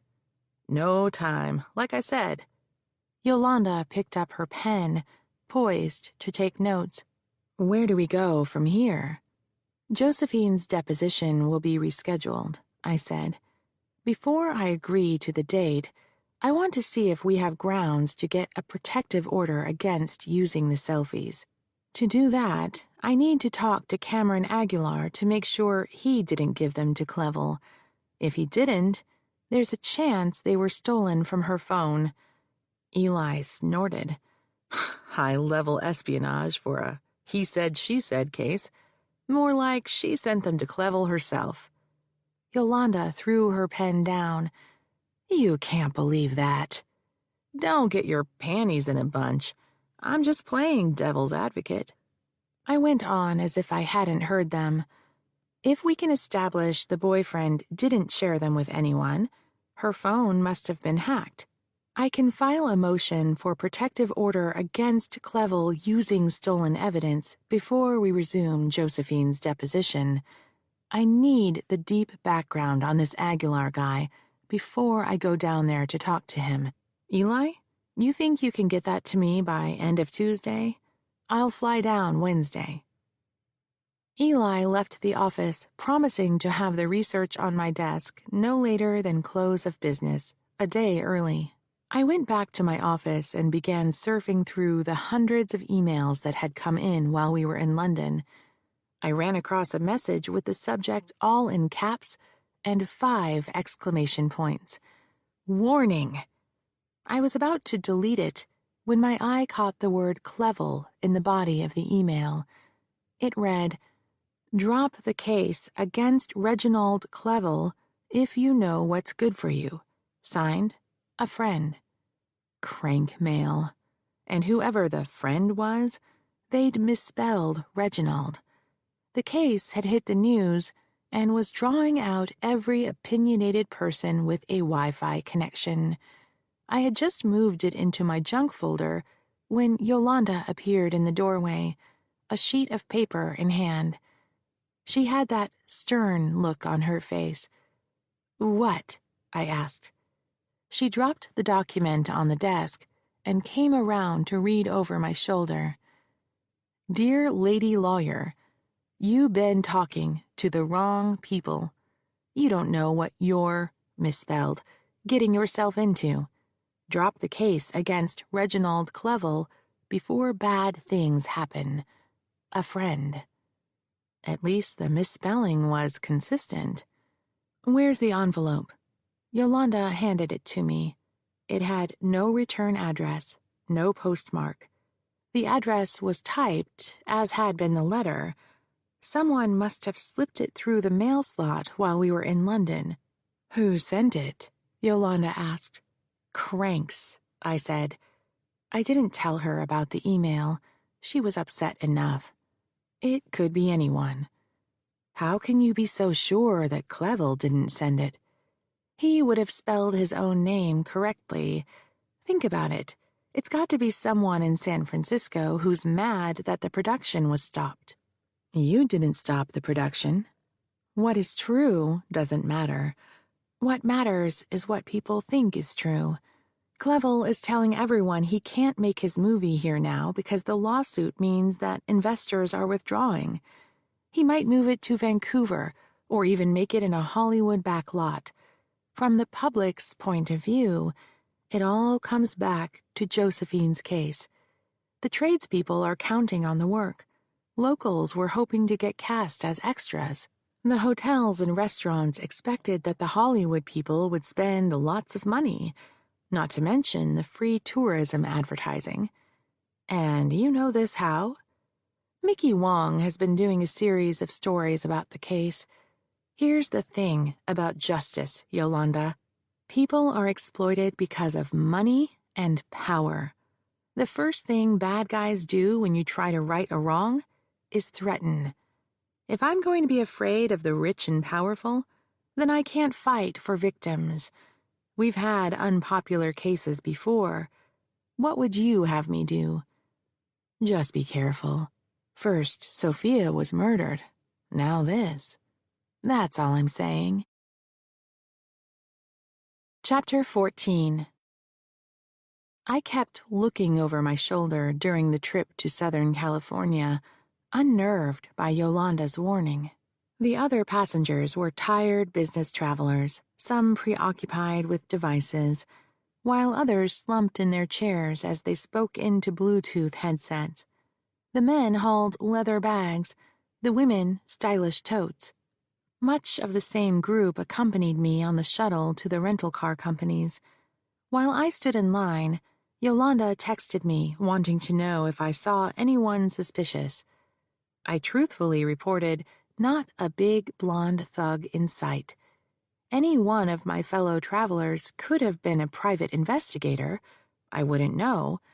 But I didn't mention that to Yolanda. One by one, we pulled out of the parking lot in bland, mid-sized sedans and fanned across the interstate to our various destinations. I checked my rearview mirror several times to see if I was being followed. I didn't notice anyone. I found the cafe after just one wrong turn, so I was still early for the appointment. The place had a Hollywood sign logo etched onto a brushed steel marquee over the front door. Inside, oversized photographs of bygone movie stars hung on gray walls. Humphrey Bogart clutched Ingrid Bergman. Rita Hayworth smoldered in a close-up. Hedy Lamarr smoldered in another. Gene Tierney, too. A lot of smoldering going on in those early days of Tinseltown. I had settled with my raspberry mocha into a back corner table and was scrolling through my messages when a young man coasted into view on a bicycle. With the grace of a gymnast, he dismounted while still in motion. He took off his helmet and shook out his shoulder-length, thick black hair. He could have been a shampoo model. His jeans hung loosely from his hips. His t-shirt was fashionably faded. When he caught me staring at him, I waved. He jerked his head upwards in acknowledgement, then went to the counter and ordered. A lithe, very tan, bleached blonde with her dark roots showing lowered her chin when he spoke. The appearance she strove for was repressed delight, for discretion's sake, yet unable to control herself in the beam of his animal magnetism. It was a difficult look to manage, but she seemed practiced. He rewarded her with a slow smile. She slinked to the fridge, retrieved his water, then slinked back to the register. Her eyes followed him as he wove through the tables to my corner. When she saw me, her face dropped. I smiled, then took a sip of my raspberry mocha. The drink was bitter. I was certain I had ordered a double shot of syrup. I swished the drink and took another sip. Still bitter. After he hung his helmet on the seat post, I extended my hand. Maureen Gould. He reached across the table. His hand was large, warm, and dry. My palm began to perspire. "Cool," he said. "I'm Cam, but you already knew that." Then he gave me that same slow grin he had given the barista. His teeth were very white. He could have been a toothpaste model, too. I had guessed. I hadn't. I knew who he was when he rolled up on the bike. Eli hadn't shown up with his report, so I had surfed the web. Josephine had said Cameron graduated from USC Film School shortly before she did. On the university website, I found mentions of him associated with independent productions, but no photographs. An article in a small Southern California newspaper discussed this bright young high school student with big Hollywood dreams. The photo was dated, but it was the same boy. His thick hair was chin-length then. He had the same heavy dark eyebrows, same fringe of black curly lashes on both upper and lower eyelids. It was doubtful that he had ever heard the word no from a female of any age, regardless of the question posed. I cleared my throat, preparing to dive into the interview. "How's Josephine?" he asked. When I had called him to set up this appointment, I had given him a thumbnail sketch of who I was and my reason for calling. He'd already heard about the lawsuit through the grapevine. When I asked who was talking about it, he claimed he couldn't remember. He said he wasn't sure he could help her case, but he agreed to meet with me anyway. Good, I said. I needed to be circumspect. I didn't know whose side he was on, but I did know he was talking about the case, and she sends her regards. Cool. He unscrewed the cap of his water bottle and drank it half down. So, there was something you wanted to talk about? Can I get some background on you first? Are you currently working? He shook his head. There are some projects coming up. Hey, have Josephine give me a call. Maybe she could get in on them. He set the water bottle down, then nudged it a few inches to the side by sliding his fingertips along the table surface, leaving a trail of condensation. I felt an urge to mop it up with a napkin, but I wasn't his mother. I took another sip of my bitter, now lukewarm, coffee. When was the last time you worked for Reginald Clevel? He dipped a forefinger into the condensation puddle, then lifted it slowly, head tilted, as he studied the water's adhesion to his skin. When it broke, he dropped the finger into the liquid again. This he did twice more before he wiped his hand on his jeans. I had a gig with him last year. It's still in post-production. I'm not sure what they're calling it now. Josephine was on it, too. You can ask her. That's where we met. So you work for Clevel regularly? Right now, I work for whoever calls me. It takes years to establish relationships and earn a reputation that can lead to steady work. So, if he called me, sure, I'd take a job. If you were to support Josephine in her case against Clevel, are you concerned that it would hurt your job opportunities? He spun his chair away from the table and perched an elbow across the seat back. What do you mean by support? It's not like I saw something. I was never in the same room with Josephine and the Duke. If I did see him, he was passing through during a shoot, and I was busy working. I'd be surprised if he even knows who I am. Not sure how I can help you. Even if you didn't see anything between them, you could fill in some background for me. He casually flipped his hand into the air. That's cool, I guess. Whatever. For instance, had you heard rumors about the Duke? Like what rumors? Have you heard Reginald Clevel harassed his staff, sexually or otherwise? Nope. You sound certain. I'm not much into gossip. I go to the job, do my work, and go home. He claimed he wasn't into gossip, but he had heard about a lawsuit filed in San Francisco a few weeks earlier from a source he either couldn't remember, because everyone was talking about it, or refused to name. But you socialize with people from the company? Well, I mean, it depends on what you call socializing. We go out for beer once in a while, sure. So you would know some of your coworkers pretty well. It was a safe bet. Again, not sure what you mean by that. He wasn't going to name names. He was setting himself up as the gatekeeper against my further contact with Crown Productions employees. Whether he was volunteering for the job to ingratiate himself with Clevel, or it was on direct orders, remained to be seen, but whatever I would get from him would have to come in the next few minutes. Let's talk about Josephine, then. You two had a relationship. Yeah, well, sure, we were friends. He began tapping his now empty water bottle on the edge of the table. You were close friends. What are you getting at? She texted you some pictures of herself. He began to color. Red splotches spread across his throat. So what? Women send me pictures all the time. It doesn't mean we're doing anything. I'd never sent a nude selfie to anyone in my life. Either there was a lot I didn't understand about the contemporary courting rituals of young adults, or Cameron Aguilar was lying. Women send you unsolicited nude selfies? Yeah, sure, all the time. He wasn't looking at me anymore.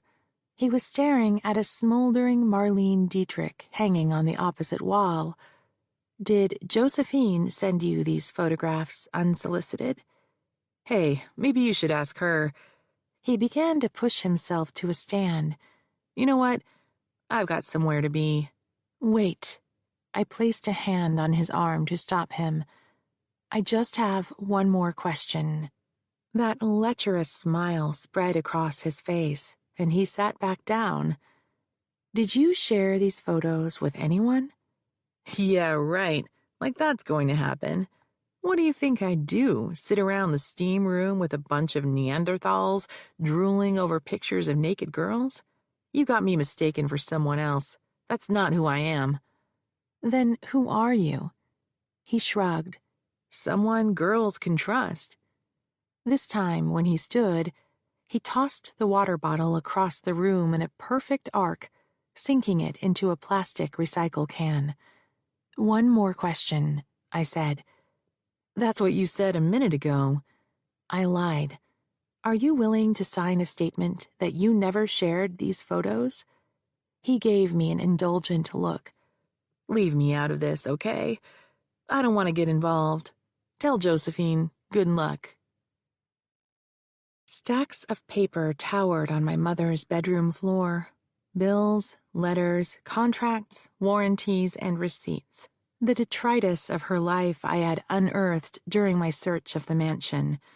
I had arrived mid-morning the following day, hoping Frank would have left for work already. When I stepped into the vestibule, the air was musty. It felt empty. No Frank. No Emily the maid. No other staff. If a mouse had scampered across the floor, I would have heard it. I didn't know what to do with the house now that it was mine. The place was filled with memories of the sad girl who only wanted to be seen. Yet it was all that was left of Granny Shaughnessy. Frank had no right to squat in my inheritance. He had refused to leave. A series of letters had passed between Ian Napier, acting as his attorney, and myself, regarding Frank's claim that he was owed money for maintaining the premises.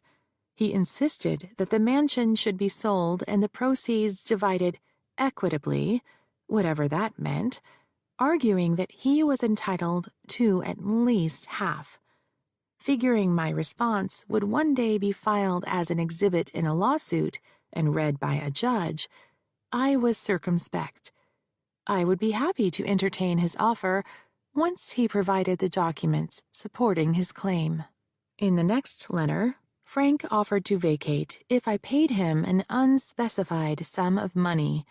He had once told me the first party to call out a number always lost. The trick was to force the other party to commit to an amount that would become his floor or ceiling, depending on whether he was receiving the money or paying it. I wasn't falling for it. Again, I responded that I would be happy to review his evidence. In the third volley, Frank promised to move out once I paid him $500,000. It was a fire sale, he claimed. I laughed out loud and tossed the letter into the to-be-filed pile. I wanted Frank out of the house, but apparently not as badly as he wanted money, lots of it, without proving his claim. Time was on my side. That morning, as I wandered through the house collecting documents, forgotten memories came to mind. I saw grooves in the hallway floors where I had roller skated. In my father's den was the couch where I had read fairy tales while he worked. I found myself standing in the parlor corner to which I was banished while my mother painstakingly decorated the Christmas tree. I flopped on the couch and put my shoes on the table. No one was left to tell me I couldn't. I wandered into the kitchen, opened the fridge, and found a quart of milk long past its best-by date. Crusty dishes were in the sink. In the cabinet underneath, a rank smell rose from a garbage can so full the lid couldn't shut. Frank was fending for himself. It was then I noticed dust had settled throughout the house.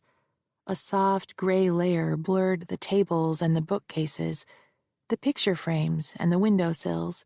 In a corner of the French doors that led into the garden hung an elaborate spider web. The grass was shaggy. The now dim dining room table reminded me of my last night in the mansion. I had not eaten with the family for some time, because I had been sick.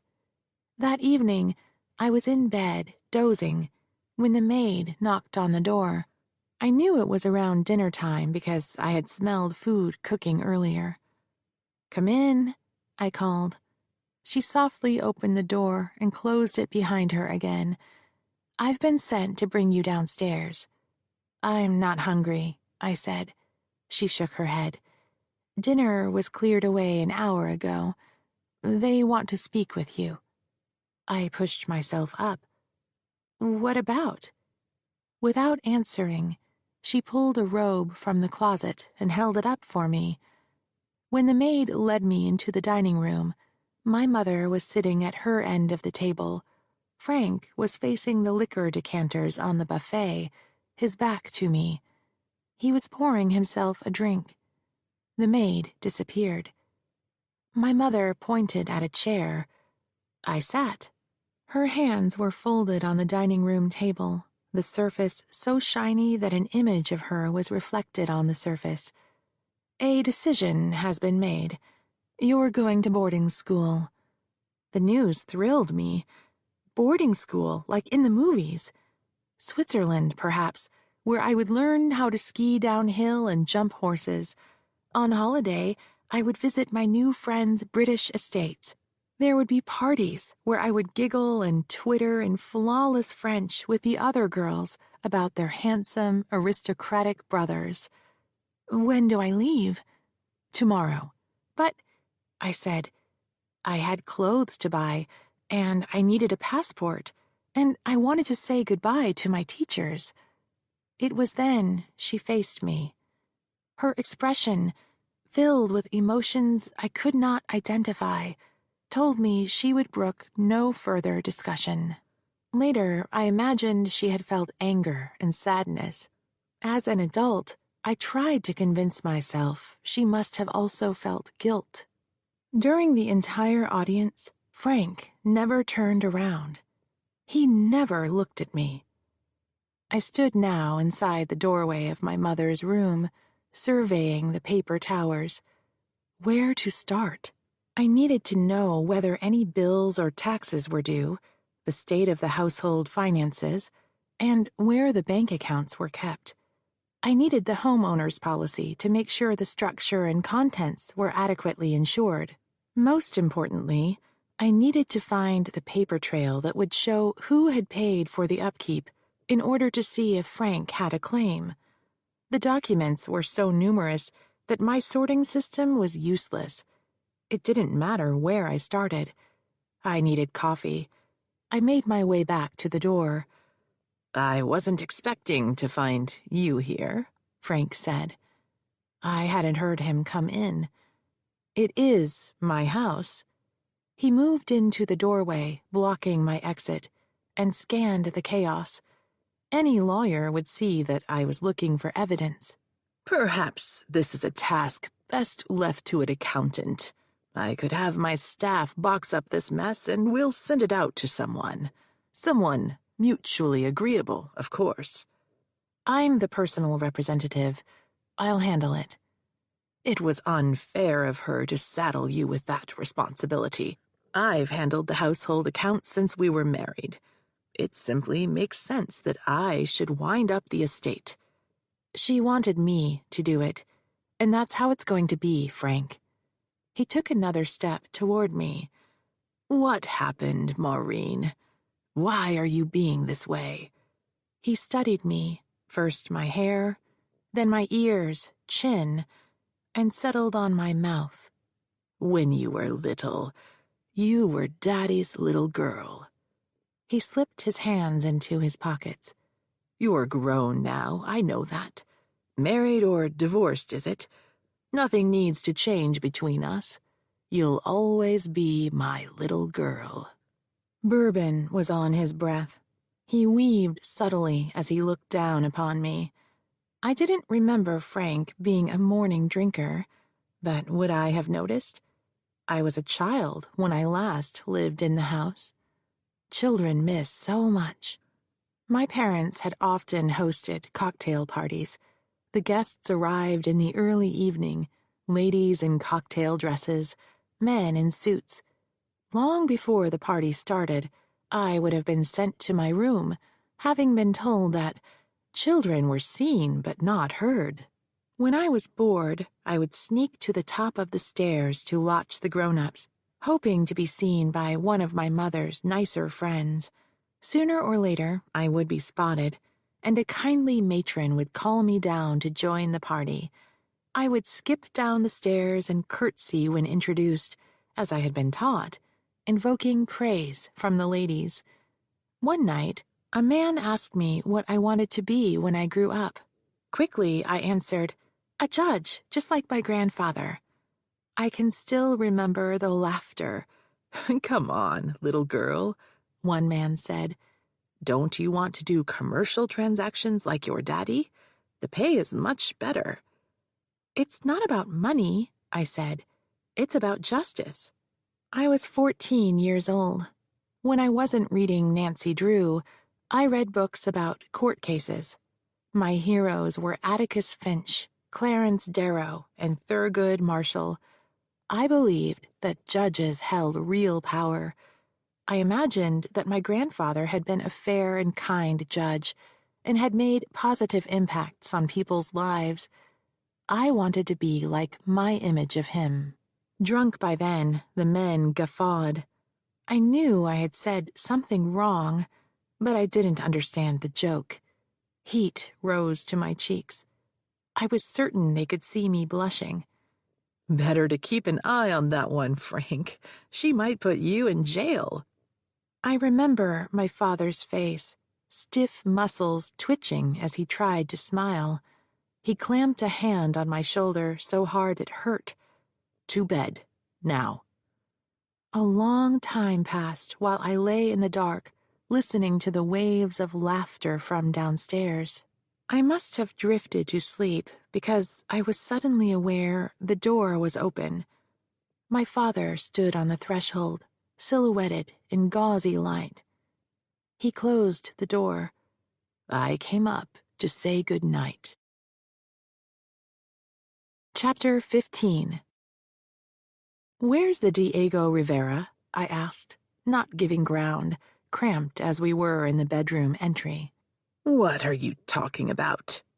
"The little painting Diego Rivera gave to Lizzie Shaughnessy.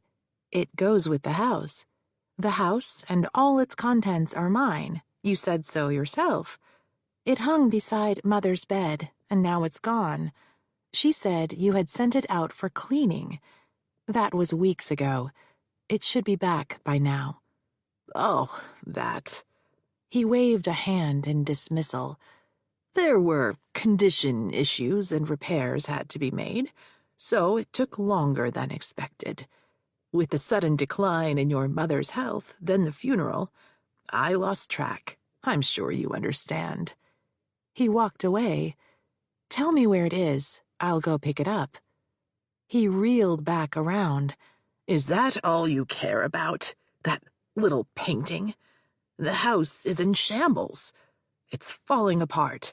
Rotten lumber, antiquated boiler, copper plumbing, leaky roof and windows.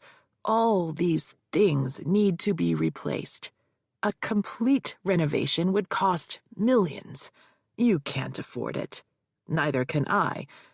You need to sell this place and everything in it. Let some tech billionaire take over this money pit. When the sale proceeds come in, I'd be happy to accept a return on my investment." "After living here rent-free for 40-odd years." "And there you have it. It is the money. When it comes down to it, the only thing the high-minded Maureen Eugenia Gold cares about is wealth." A fine spray made me blink when he spit out the last word. He wiped saliva from his face with the back of his hand. "I gave you a name you could be proud of. The Goulds are a long line of respected lawyers and jurists." "And philanderers?" "Nonsense. Your mother was lucky to have me.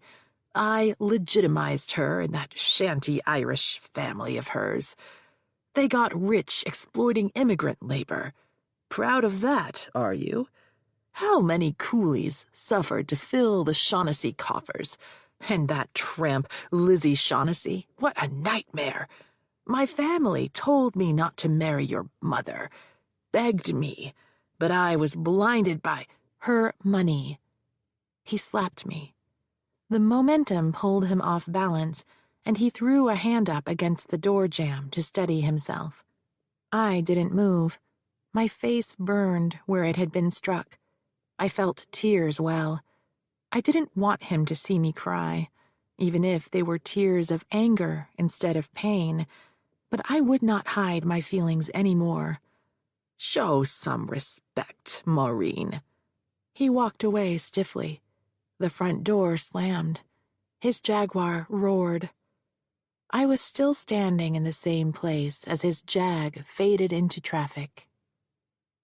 Yolanda and I ferried 8 full banker's boxes back to my loft. We arranged the collection in the great room, 2 stacks against a wall, leaving the dining room table surface clear for sorting. I grabbed a box, flipped off its lid, dumped the contents out, and started sorting. Piles for bills, warranties, and tax records, and a pile for letters and greeting cards saved in their envelopes.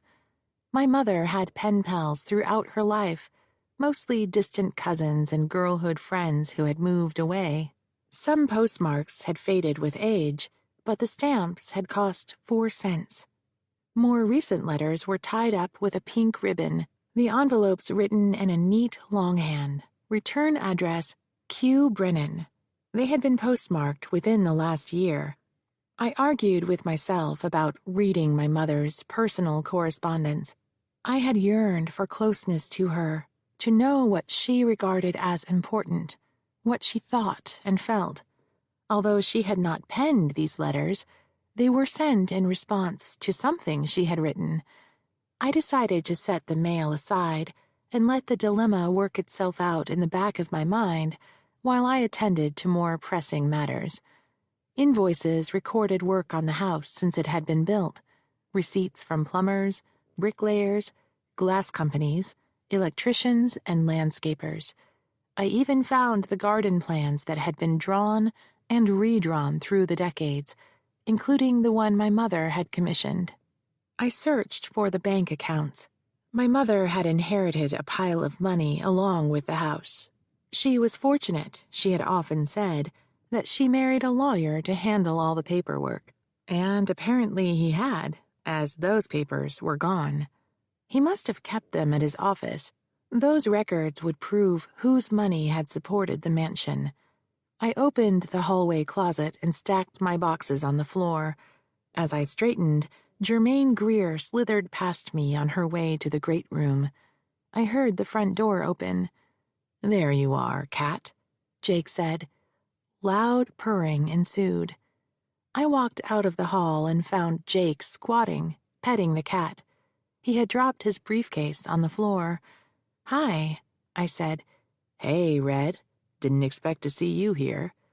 "I've been getting a lot of that lately." He frowned in response. Frank showed up while I was at the mansion. And words were exchanged, as they say. He stepped closer. "What's that? Looks like you got some dirt on your face." He lifted a hand to brush away the imaginary smudge, and I flinched. I imagined a hand-shaped bruise was now darkening on my cheek. "It's nothing." I made my way around the kitchen island on the way to the fridge. "Want a beer?" He settled onto a bar stool at the breakfast counter. With my back to him, I pulled 2 bottles of Anchor Steam from the fridge and 2 Pilsner glasses from the cabinet, then filled each glass. I was stalling. I didn't want Jake asking questions about the bruise. I didn't want to answer, but I didn't know why. I hadn't done anything wrong. When I turned around to serve him, he took a hard look at my face. His voice was low when he spoke. "Did he do that to you?" I couldn't answer. I had lost my voice. "Has he done something like this to you before?" Had he? Was it the same? "I can't talk about this." "Someone needs to kick that bastard's ass." "Jake, you're an officer of the court.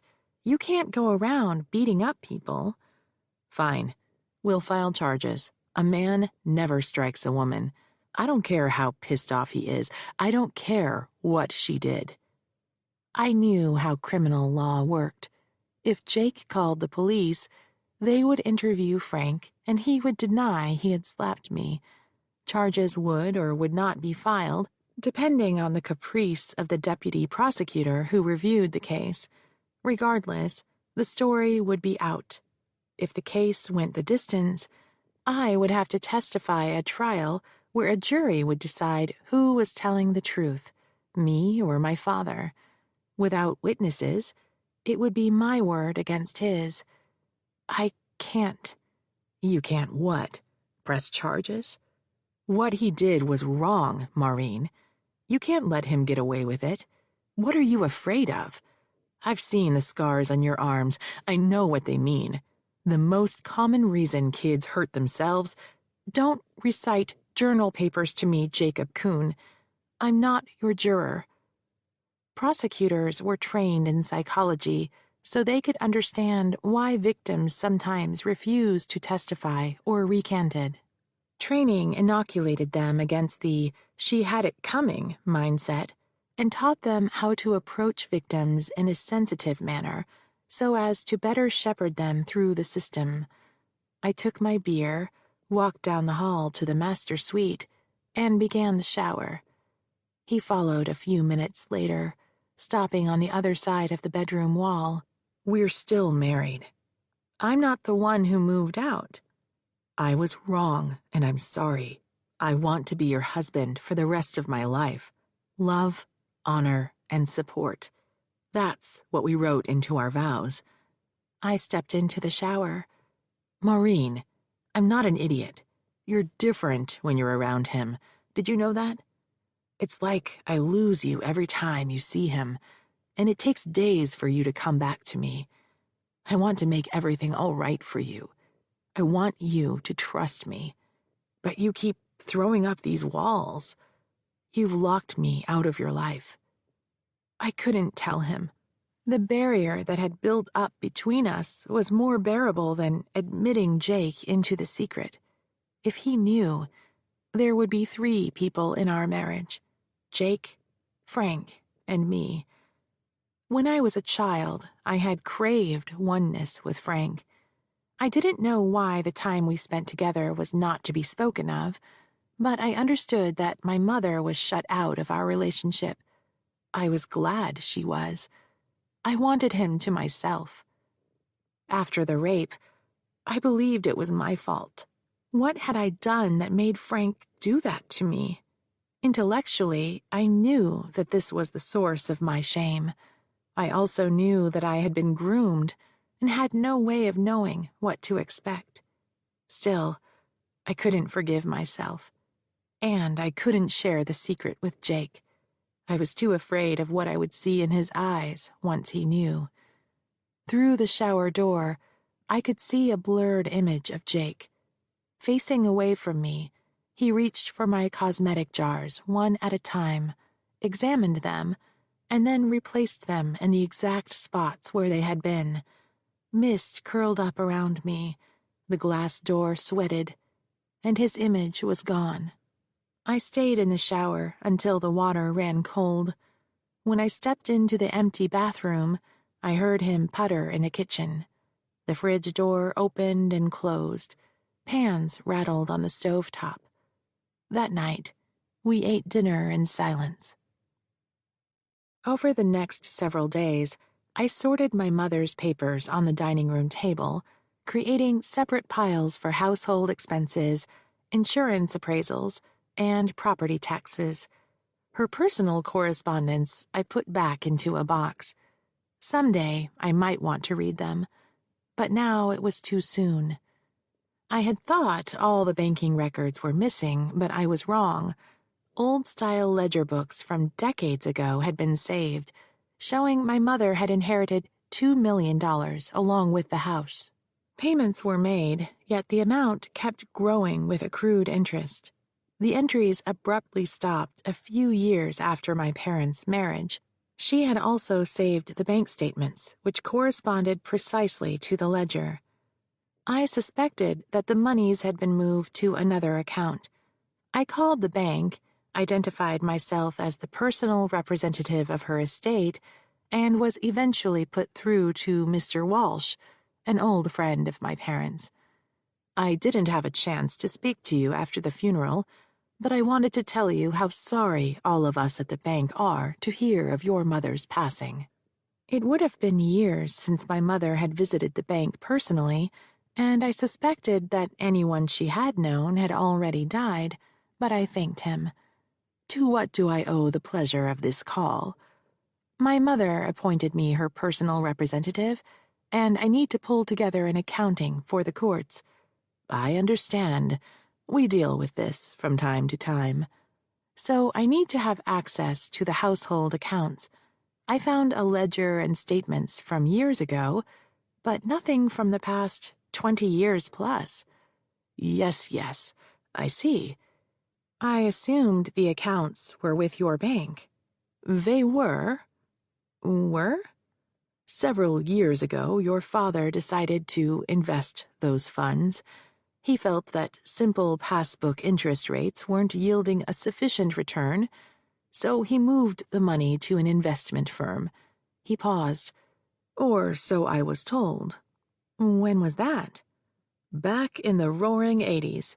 He was quite right. The stock market was performing above expectations. My father's first Jaguar was a maroon 1986 Daimler. He had a photograph of it on the wall of his den. That was also about the same time he moved his law firm to one of the top floors of a financial district high-rise. Do you know the name of the firm? I'm sorry, Maureen, I do not. Oh, it appears I have a call coming in on another line. Again, allow me to extend my condolences. The line went down before I could say goodbye. I was staring at the blank screen of my cell phone when Jake walked in. Find anything interesting? My father took all my mother's money. Slow down, Red. What are you talking about? All of her Shaughnessy inheritance. He closed out her bank account years ago and told Mr. Walsh he was going to invest it. He probably did just that. Why don't you give him a call and ask for the accounts? You need it for the court, right? Right. I punched in my father's office number and was put through. If this is about your motion to exclude your client's pornographic photos, my response will be timely filed. It's not about that. It's about the Shaughnessy money. He sniffed. What about it? You took all the money out of the bank years ago. That's right. It wasn't earning enough interest, so I moved it into stocks and bonds. I need to provide an accounting to probate court. Of course. There's a problem with that, Maureen. The money was used up years ago, as I told you. She had over $3 million when you closed out the bank account. Between supporting that aging monstrosity of a house and unfortunate reversals in the market, the money was gone years ago. In fact, I don't have the accounts anymore. Then tell me where you invested the money, and I'll get the records from your stockbroker. He sniffed again. He passed away several years ago. I expect his records were destroyed long ago. Chapter 16. The trial was 8 weeks away. Josephine arrived at the courtroom 10 minutes early for the pre-trial hearing. She had driven up for the hearing, arriving late the night before. She slid a thumb drive across the table to me. I forgot to give you this. What is it? Videos from Clevel's investor parties. You wanted to know where the money came from, right? The court clerk entered from a back door and settled into her station. Do I have enough time to go to the ladies' room? Josephine asked. I checked my watch. It was 1:50 p.m. Frank and Clevel hadn't arrived yet. The hearing would start precisely at 2. If you hurry. I tossed the thumb drive into the bottom of my bag, then organized my papers, a copy of my motions, Frank's opposition briefs, and my replies. I scribbled on a legal pad to check 3 pens had ink. I was digging around in my briefcase for my highlighter when Josephine's stilettos tapped back into the courtroom. She was blinking rapidly. Right behind her was Frank, an amused look on his face. He appeared to be sober, although it was well past noon. Clevel trailed behind him. Josephine slipped into the chair beside me and asked, "Is he allowed to talk to me?" "No, he is not." "Did he try to?" The clerk struck her gavel. "All rise." "We'll talk about this later," I whispered. Judge Hahn entered from her private door and sat at the bench. As she took a slow look around the room, a frown flickered across her face. She slid on her reading glasses and flipped open the file on her desk. "We're here in the matter of J.N. v. Clevel and Crown Productions.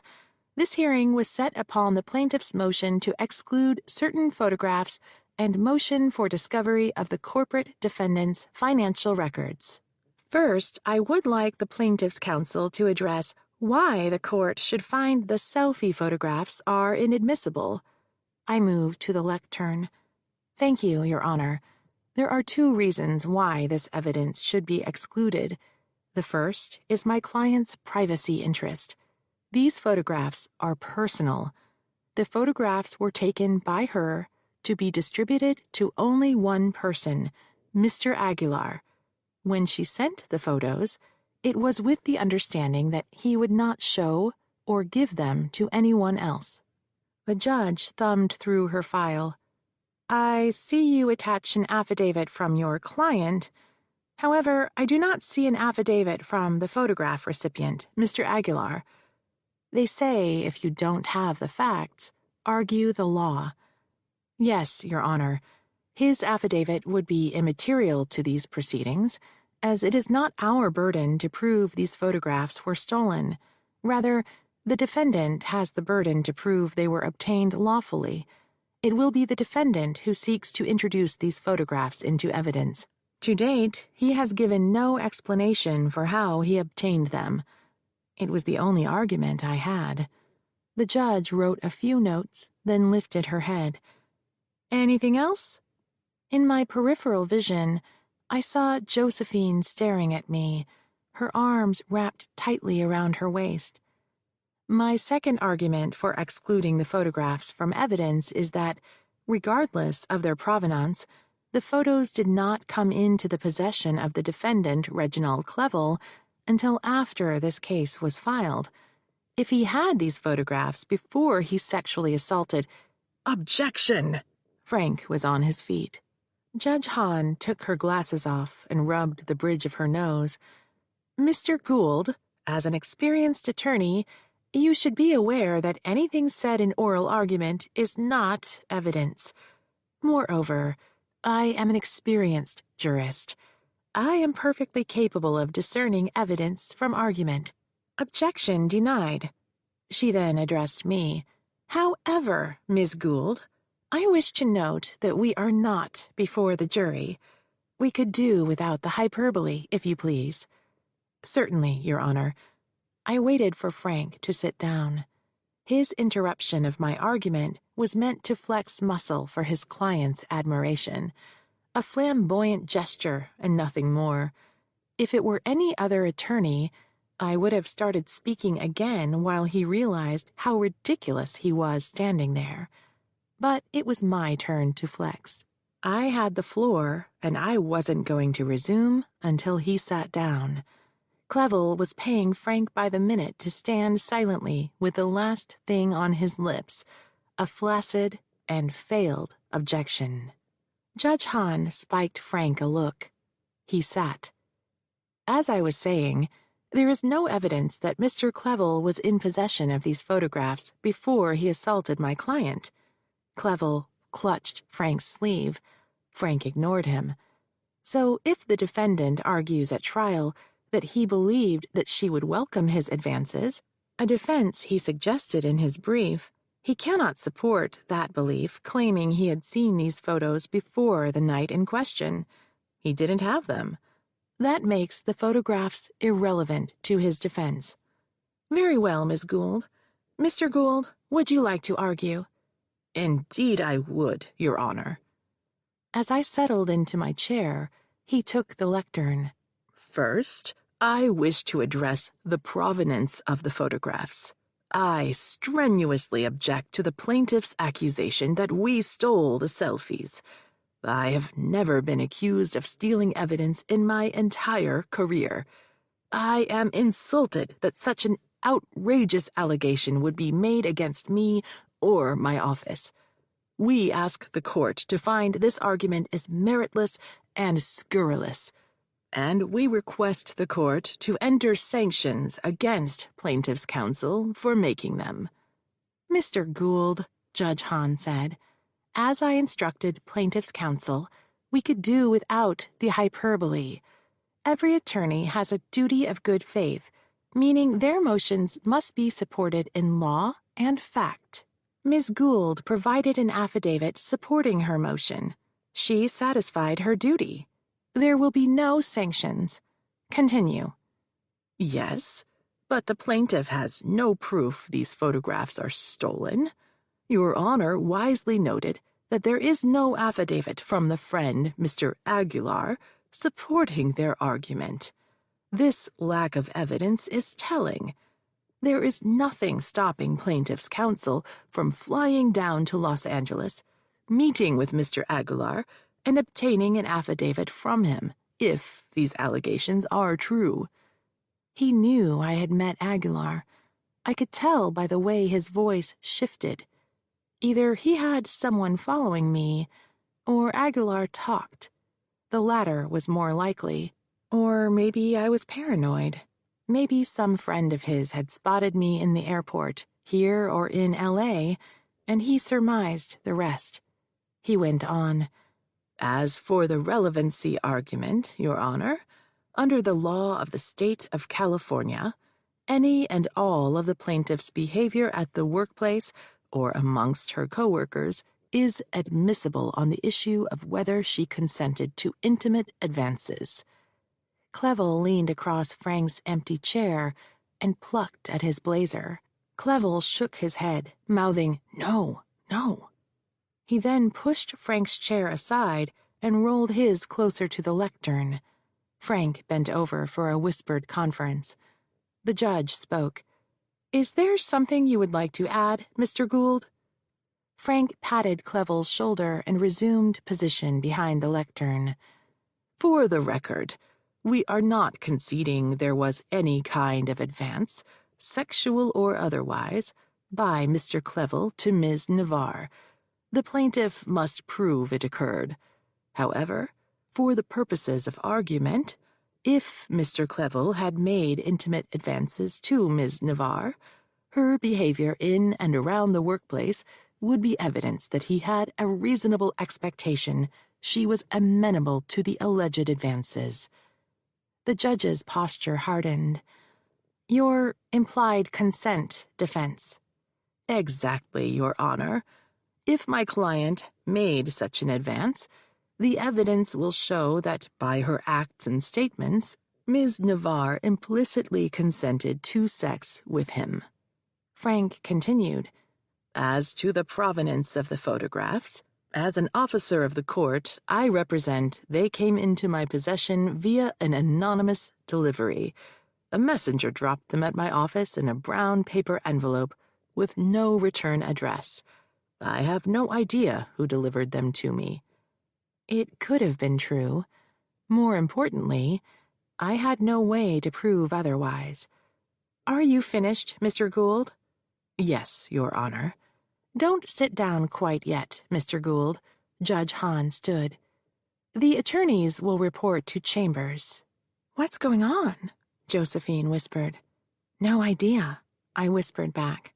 I'll let you know as soon as I get back. Can I come? She said, just the attorneys. You're going to leave me in here with him?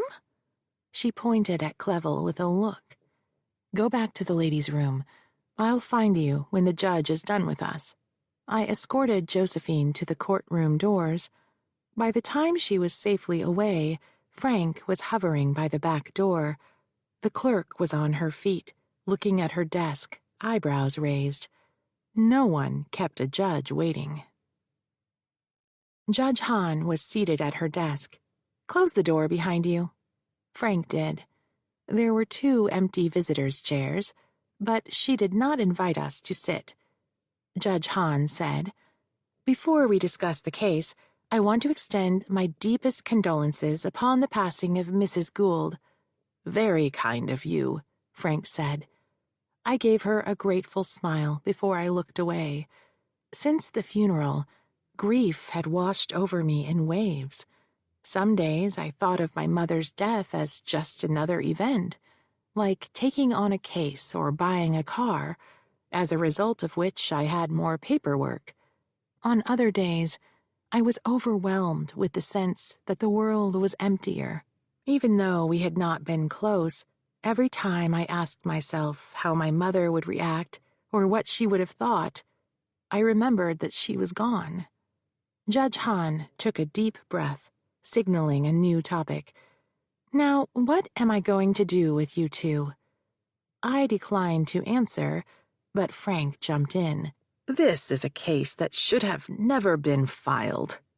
Judge Hahn held up her hand yet again. "It was a rhetorical question, Frank. I don't require a response." On the ledge outside the window, a pigeon sat on her nest, oblivious to the office occupants. Sun glinted from the windows of the facing building. Street traffic rattled below. "Very well." She pulled herself closer to her desk. "I've read your briefing. I will rule on the motion regarding disclosure of financial records without oral argument. However, I wanted to bring the 2 of you in here to talk about where this case is going. There are a few matters at the forefront, the first of which is a trial date." "My client wishes to proceed as early as possible," I said. Frank scoffed. "Her client hasn't completed her deposition, and we intend to file for dismissal if she does not. If and when that deposition is complete, we anticipate there will be additional discovery. It's premature to set a trial date, and we ask that you defer doing so until later in the year." "We'll return to that," Judge Hahn said. "As for your motions, I am prepared to make rulings on both the selfie photographs and the financial records. I can assure both of you that neither party will like my rulings. So this is what we're going to do. I'm going to put the 2 of you in a jury room and close the door. Work it out. It's in the best interest of your clients." She pushed a button on her phone. "Madam Clerk, report to chambers, please." A few minutes passed while we waited. "One more thing," Judge Hahn said. "I hesitate to comment, but there is something about this case that I find deeply disturbing. I've never had related attorneys oppose one another in my courtroom before. Related parties are common, but not attorneys. When family members become involved on opposite sides, acrimony is escalated. What I see passing between the 2 of you is troublesome. I would suggest that your own conflicts may be overshadowing your client's interests. I'm speaking to you as someone who has known you both professionally. Frank, Maureen, work it out." Frank spoke. "On behalf of my client, Your Honor." "Enough, Frank," she said. "Save it for the courtroom." The door opened and the clerk appeared. "Show counsel to Jury Room A." The clerk led us to the jury room, unlocked the door, and stepped aside so we could enter. When the door clicked shut, I wondered if she had locked us in. I squeezed around the table to see if I could spot the pigeon, but an edifice was in the way. This view was even more bleak than that from Judge Hahn's chambers. All was in shadows, an alley below and the building opposite. "Let's cut to the chase, shall we?" Frank said. "You can't win this case. You and I both know that you don't have enough evidence. No one saw this attack. If that isn't bad enough, your client has engaged in, shall we say, salacious behavior, all of which is admissible. Your case has all the hallmarks of a disgruntled former employee trying to exact revenge for her well-deserved discharge. I can't imagine what your motivation is for pursuing it. Glory-seeking, perhaps. Did you ever stop to think it's a bit unfair to your client to get her hopes up? I spun around to face him. Why was Josephine fired in the middle of the night, then? Have you come up with an explanation for that? You're suffering from two incorrect suppositions, counselor. First off, your client wasn't terminated in the middle of the night. She was given her notice the morning after she disappeared from a work meeting. Second, it's your job as plaintiff to convince the jury that her discharge was wrongful. That's your defense? You're going to hide behind the burden of proof? The difference between you and me, Frank, is that I believe in justice. The jury will see your machinations for what they are, nothing but sleight of hand. You can't hide the truth forever. Your client could be a better man if he acknowledged his wrongdoing and made amends. Amends? Frank barked a laugh. You mean pay my client a pile of money, filthy money, for you and your client. Rich for someone who was demanding to be paid before he would move out of my house. Justice means outing the abuser, Frank. Sexual exploitation will not end until it's brought into the light and the wrongdoers are exposed. Clevel needs to bear the consequence of his actions. Oh, get off your soapbox, Maureen. He came around the table, trapping me against the window. The real difference between you and me is that I understand the true nature of men and women. You can't change nature, Maureen. You can't legislate it out of existence. Once you strip away culture, we are nothing but feral animals, no more evolved than dogs rutting in the streets. I understand this. I accept it. You don't scare me anymore, Frank. It was not me you feared, Maureen. It was your own nature. I planted a hand in his chest, forcing him aside. I'm out of here. I have a settlement offer, he called out. My hand on the doorknob, I spun around. Make it. My client is willing to pay 1 year's salary, expunge the personnel files of references to her dismissal, and provide a letter of recommendation. Your fees to be negotiated. There was a condition. I could feel it. If she signs a new non-disclosure agreement, and there will be no admission of wrongdoing. This is what you wanted, Maureen. A settlement. That's what you asked for in the beginning. You never meant to take this to trial. You were in it for a quick win. So here it is on a silver platter. Take it. Let's get this over with. I'll convey your offer. Chapter 17. Josephine was seated on a ladies' room bench, scrolling through her phone. What took you so long? The judge ordered us to talk to each other, see if we could settle the case. She lowered the phone. You didn't, did you? I can't without your agreement, but they did make an offer. Which is? 1 year's salary, your personnel records expunged, a letter of recommendation. But, and it's a big but, you must sign a new non-disclosure agreement, and Clevel will not admit that he attacked you. So I'm back where I started. What's all this been for, then? I didn't do anything wrong. He did. He's never going to confess. Not in a settlement agreement. Not when he takes the stand in trial. Not afterwards. So you're on his side now? No, Josephine, I'm on your side. But I am ethically obligated to convey any and all settlement offers to you. Also, I'm ethically obligated to advise you regarding the strengths and weaknesses of your case. Weaknesses? Seriously, now you say we have weaknesses? I have to be honest with you. The selfies are a problem. If we don't settle the case today, the judge will decide our motions. She didn't hint how she would rule, but she did say that neither party would be happy. The pictures might come into evidence. I can't predict how the jury will react. And we have other problems. I suspect Frank knows Aguilar refused to support your case. Sophia's dead. Valerie Van is scared to talk to us, and Amber is hiding. All of which means the only evidence we have is your testimony. It's your word against his. I told the truth. I sat down beside her. I know you did. Before long, everyone in the business will know that I sued the Duke.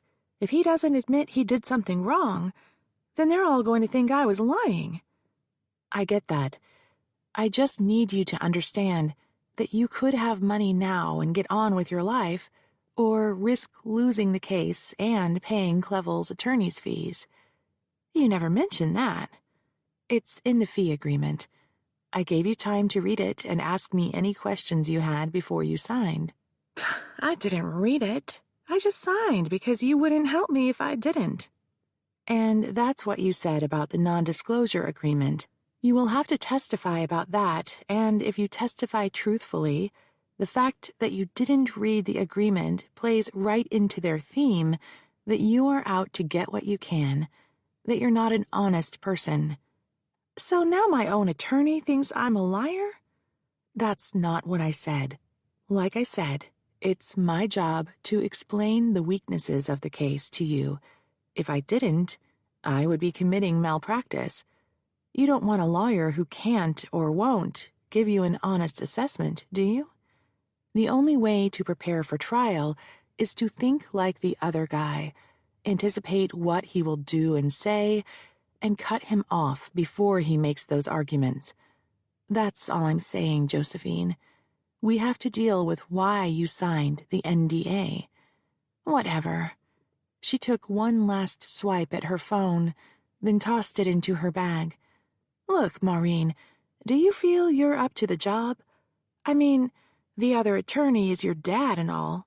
Am I just playing into some family drama? I need you to be honest with me. This is my whole life on the line. Fair question.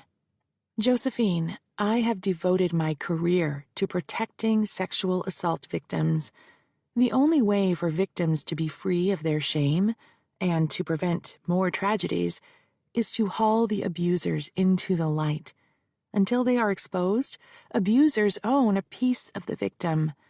They took that piece when they convinced the victim to keep this dirty, dark secret. Take away the secret, take away the shame. This is what I live for. I felt like a hypocrite. I couldn't give up my own secret, yet I advocated that it was the only path to freedom. She considered me for a long time. I believe you. Excellent. So we have to talk about the settlement offer. What do you think? He won't settle unless you keep his secret. You can just tell them to kiss my ass. I'd love to, but that would show up in an affidavit. So how about I tell them we decline their offer and we'll take our chances in court? Works for me. Josephine stood and slung her bag over her shoulder. I feel good about this. Me too. And then she hugged me. I didn't have time to protest. I remembered the scene just before court. Just as the judge walked in, you asked me if Frank was allowed to talk to you. You seemed upset. Did something happen? When I came back from the ladies' room, he and the Duke were getting off the elevator. He got to the door before I did and pulled it open. Just as I walked past him, he kind of leaned over me and said, "Good afternoon," in a dirty way, like he's seen me with my clothes off. I guess he has. The selfies. She crossed her arms tightly. The young woman who first showed up at my office all those weeks ago, so elegant and dignified, cowered when she spoke of my father. That was his game. Intimidate his way into someone's head and then consume her sanity from inside her mind, like a parasite. I am so sorry, Josephine. I promise not to leave you alone again. We're ready to go back on record, I said as we entered the courtroom. Clevel fell back in his chair, a victorious grin on his face. He assumed we had accepted the offer. Judge Hahn appeared at the bench a few moments later. Would one of the attorneys advise the court as to the status of this case? I stood while she was still talking, edging out Frank. There has been no resolution. We wish to proceed, ask the court to rule on our motions, and further to set trial for the earliest date available. Clevel's head whipped around. But I thought... Judge Hahn's hand was up. Are you certain? We are, Your Honor. I took my seat. Very well. The court determines that it would be most expeditious to bifurcate the trial into two proceedings. First, the jury will hear evidence regarding the events in question. If the jury finds that the defendants are liable, then a second trial will be scheduled to determine punitive damages. Thus, as to the motion for disclosure of financial records, the court reserves its ruling. In the event the jury finds for the plaintiff in the first trial, then the court will order the release of the defendant's records. Clevel spoke sotto voce. This can't be happening. Judge Hahn spiked him a look over her reading glasses. And as to the motion to exclude certain photographs, I hereby rule that the so-called selfies are likely to lead to the discovery of admissible evidence, and as such are fair game for continued discovery. The plaintiff is ordered to answer questions about these photos in her next deposition. Clevel slapped the table. Yes. As for admissibility, I will delay ruling upon whether the photographs will be admitted into evidence at trial until discovery has closed.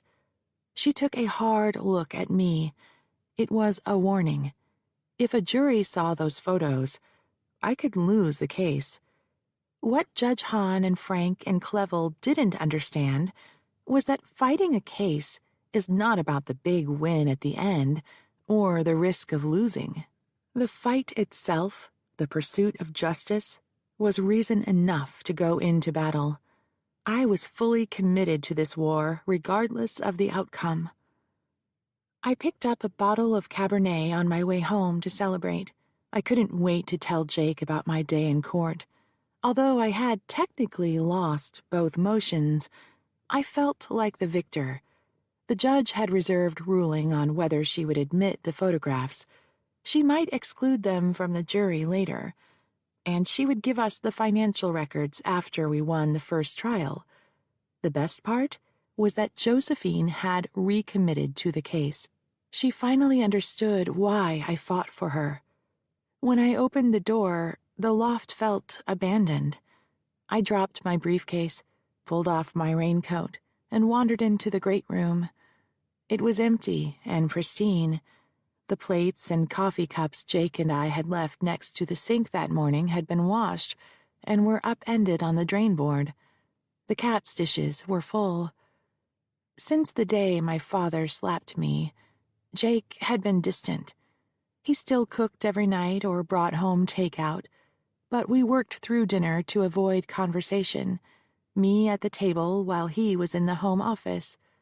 By the time I got to bed, he was already asleep. There had been no real argument, so could not make our way back with a simple apology.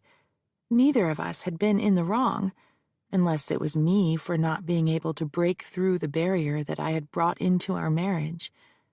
But he had married me for better or for worse. That was the oath we took.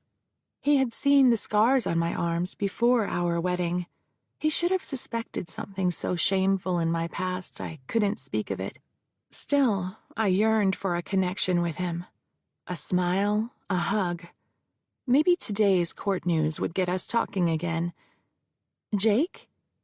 I opened the hallway closet to put my raincoat away. The boxes containing my mother's effects were stacked on the floor where I had left them. The shelf where Jake's box and trophies had been was vacant. In a flash of beige fur, Germaine Greer dashed to the great room where she began a plaintive cry. I followed her. That's when I saw the note on the counter. My dearest Maureen, you are in a dark place where I cannot reach you. I tried. You always said that you wanted our marriage to be just us. But it's like you're gone, and I'm the only one here. There is no us anymore. Maybe it's for the best. I won't stand in the way of the divorce any longer. But please remember that you will always share my soul. All my love, Jake. I skipped dinner, uncorked the Cabernet, and took the bottle and a wine glass to my bedroom for a night of old movies. Chapter 18. A week after the hearing, Yolanda, Eli, and I stood in the conference room gazing at the mountain of paper in disbelief. Eli shoved a wad of tobacco into his cheek. Holy sh... Yolanda interrupted. Holy tamale. The conference table was covered with stacks of paper, 3 reams high. Frank had delivered a new deluge of evidence. Piles of paper it would take days to comb through, discern what was there, what was important, and what was missing. There was one thing I could count on. The information I wanted, where Clevel got his funding, wouldn't be in that heap. Holy something, that's for sure, I said. Eli, did you do the background on Crown Productions?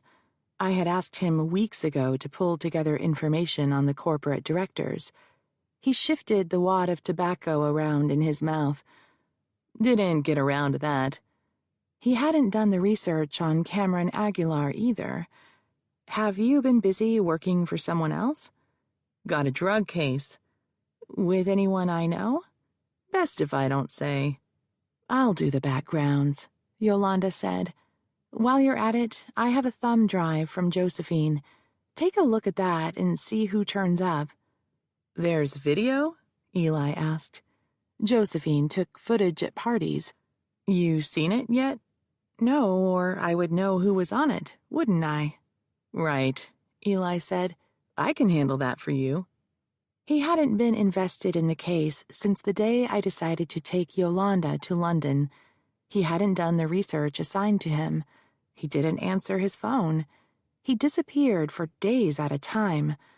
I knew he worked for other lawyers, and that was all right with me. I didn't have enough investigation work to keep him busy, but I expected him to be reliable. That's okay. I know you're busy. Come to think of it, combing through documents isn't the best use of your talents, Eli. Thanks for stopping in. I'll give you a call if something comes up. You're firing me in the middle of a case? That's the thanks I get. I wasn't sure what thanks he expected. He was paid every time he billed. It's not like that, Eli. It's just that I don't have anything for you to do right now. When something comes up, I'll give you a call. Promise. Right. Eli launched a glob of spit into a wastebasket. After the door slammed shut behind him, Yolanda gripped my arm. I didn't want to say anything around Eli, but if you touch any of these documents before I get them indexed, I'll break both your hands. Yolanda's apprehension was justified.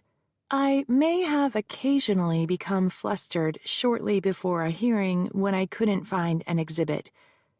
It would always turn out to be my fault.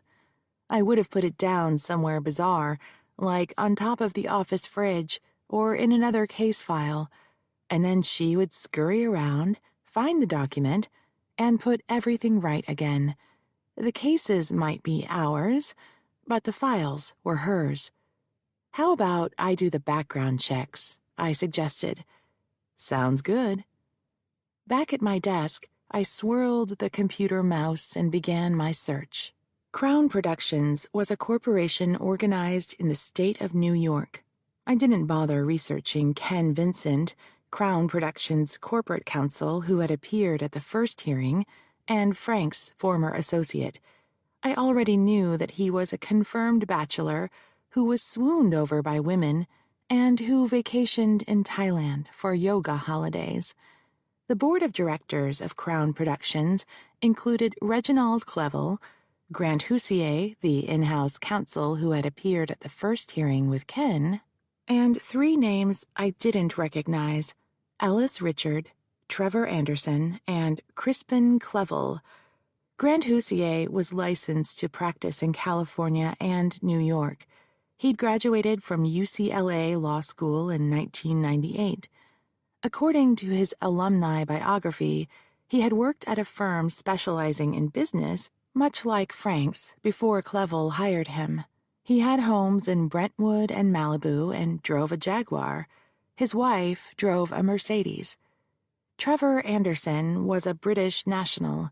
He had a home in London, England, and a condo in Los Angeles. A Corvette was registered to him in California. Crispin Clevel was the Duke's younger brother. Unlike Reginald, his photo was not splashed across British gossip sites. His Hollywood Hills home was featured in Architecture Digest for its lavish old-world furnishings and art I'd read in the dentist office. According to his biography, he had served in Her Majesty's diplomatic service until his brother lured him to Hollywood. Crispin was the chief financial officer for Crown Productions. By the time I completed my online research, I had worked through lunch. It was mid-afternoon and I was starved. I decided to go home early. I grabbed my briefcase and stopped by Yolanda's desk on my way out. Yolanda peered at me over the monitor, her fingers hovering over her keyboard. Gone for the day? You don't mind? I don't know why I felt like I had to apologize to staff for leaving early. I like having you out of my hair when I'm doing stuff like this, she said, as she rested a protective hand on the pile of documents to her left. I should have this done in a day or two, and then we can start looking through them. Yolanda, you have no idea how much I value you. Go on with you, girlfriend. See you tomorrow. In my kitchen, I found a forgotten lunchbox-sized bag of stale pretzels. I polished that off and a microwaved dinner of chicken and green beans in an unidentifiable sauce, then tried to fill the hours of my new life without Jake. I had not realized how much of the housekeeping he had done, not that I had performed any chores more than occasionally. The loft was always spotless, so I had not given it much thought. But now cat hair was floating across the cement floor. I set the robotic vacuum to its patrol and began cleaning. With earbuds, I listened to 1950s and 60s rock music to boost my enthusiasm. I was on a step stool, wiping the overhead pipe fixtures with a long-arm dust mop, when the doorbell rang. My watch said it was 10:12 p.m. The bell rang again and again as I picked up speed. I pushed the intercom button and looked into the grainy camera image. Yolanda? Thank God you're all right. Let me in. I pressed the button to open the building's entry door, then stepped out into the hall to greet her. When she hustled into view, she was wearing blue jeans, an oversized sweatshirt, and sneakers. No makeup. There was a break-in at the office, she said. The security company tried calling you and there was no answer, so they called me. We need to meet them at the office, ASAP.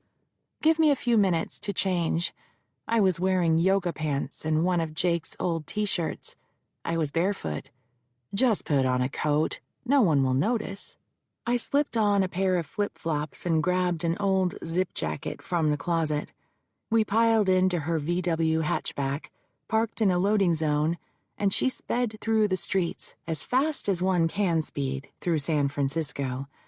When we pulled up to the building, a safety green compact car with a flashing yellow light was parked in front. Standing at the door was a young man in a baggy brown uniform with an elfin-like face. His badge said Clinkheart. He introduced himself as Tim. He asked to see our identification before he would let us by. Yolanda jangled her building keys at him to show that she had a right to go inside. I thanked him for his thoroughness. Once we produced identification, he led us upstairs to my office. The door hung open, with no damage to the casing. The lock must have been picked. "Stay here," Tim said. He gestured with an open hand, the way a dog trainer signals his animal. His flashlight beam played through the dark as he moved out of our sight toward the conference room, back again into reception, then to the kitchen, and down the hall. A few minutes later, the overhead light in my office came on. "It's all right," he called. "There's no one here." When I flipped on the light switch, Yolanda whispered, "Oh my God." Her computer was on the floor, smashed. The monitor shattered. The couch and chairs were overturned, and the underside netting had been cut away. File drawers stood open and empty, the floor covered with their contents. Through the conference room glass wall, we could see the reams of Crown Productions Discovery tossed about as if by a windstorm. Tim joined us in reception. "The back office looks about the same. You should make a list of everything that is missing or damaged for the insurance company, and you need to make a police report." "Who would do this?" Yolanda asked. "Kids high on something? Or maybe you got an angry client. You're a lawyer, right?" "Let's check the video surveillance." I pointed at the ceiling camera. "Oh, yeah, right," Tim said. "Let me call HQ and get them to email that to you." "On what computer?" Yolanda gestured to her broken tower. I edged around Tim on the way to my office. Paper tossed around. The couch and visitors' chairs upended, netting cut away. Bits of the computer tower scattered across the carpet. Monitor smashed. I joined the others in reception. I wrote my email address on a piece of paper and handed it to him. "Send the surveillance video here. I'll log on from my home laptop." Tim pulled out his cell phone and called his dispatch. He gave them my email and asked to have the video sent there. When he hung up, he said, "HQ says it might not be till tomorrow, but they'll get it to you." He cleared his throat. "Look, I'm sorry, but I have to go. I got rounds to do. I don't think you ladies should stay here alone." "There's so much to do," I said. Yolanda said, "You have that deposition tomorrow. I'll come in early and start cleaning up. Don't worry about it." I met Josephine in the lobby of Frank's office building. "Do you have any questions before we go upstairs?" "Did you check out the thumb drive I gave you?" With the truckload of paper Frank dumped on me and the break-in, I had forgotten. "Sorry, not yet. Is there something I should look out for?" "Just wondered if you recognized anyone." "I'll take a look at it tonight and let you know." I glanced at my watch. "Ready to go upstairs? It's almost time." Frank and his entourage were already seated in the conference room. He had taken the chair I liked, with his back to the window. Reginald Clevel was beside him and Ian Napier in the third chair. Clevel smiled when we walked in. He was a man who fed on the anger of others, sucking it out of them to stoke his own fire. Ian gave me a polite nod. I didn't make eye contact with Frank. The videographer and court reporter fiddled with their equipment as we took our chairs and attached microphones to our blazers. "On record," Frank said. The video camera's little red light began to glow. The court reporter pushed a button and read from her notes. "This is the deposition of Josephine Navarre in the matter of J.N. versus Reginald Clevel and Crown Productions. Do the parties have anything to put on record before we begin?" Frank spoke.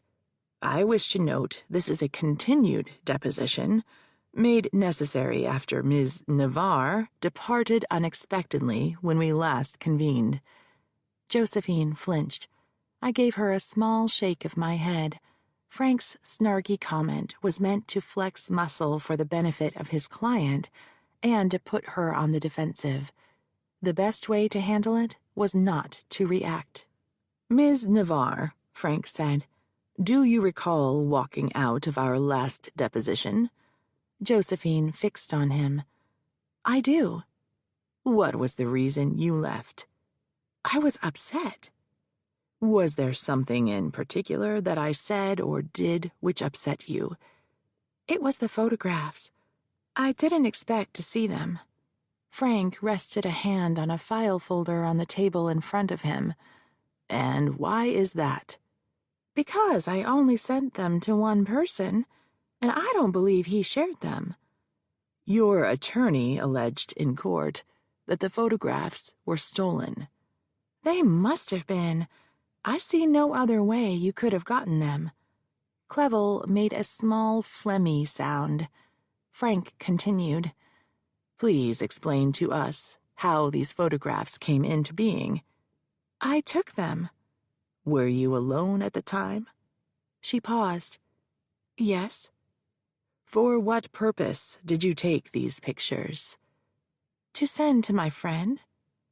Ian Napier was staring at a blank legal pad, his face reddening. Did you spontaneously send them to him? I don't understand the question. I'll rephrase. Did he request you to send these selfies to him? He did. And if he testified otherwise, how would you respond? I'm telling the truth. I don't know what he would say. You would have to ask him. Let's talk about your friendship with this man. His name is Cameron Aguilar, is that correct?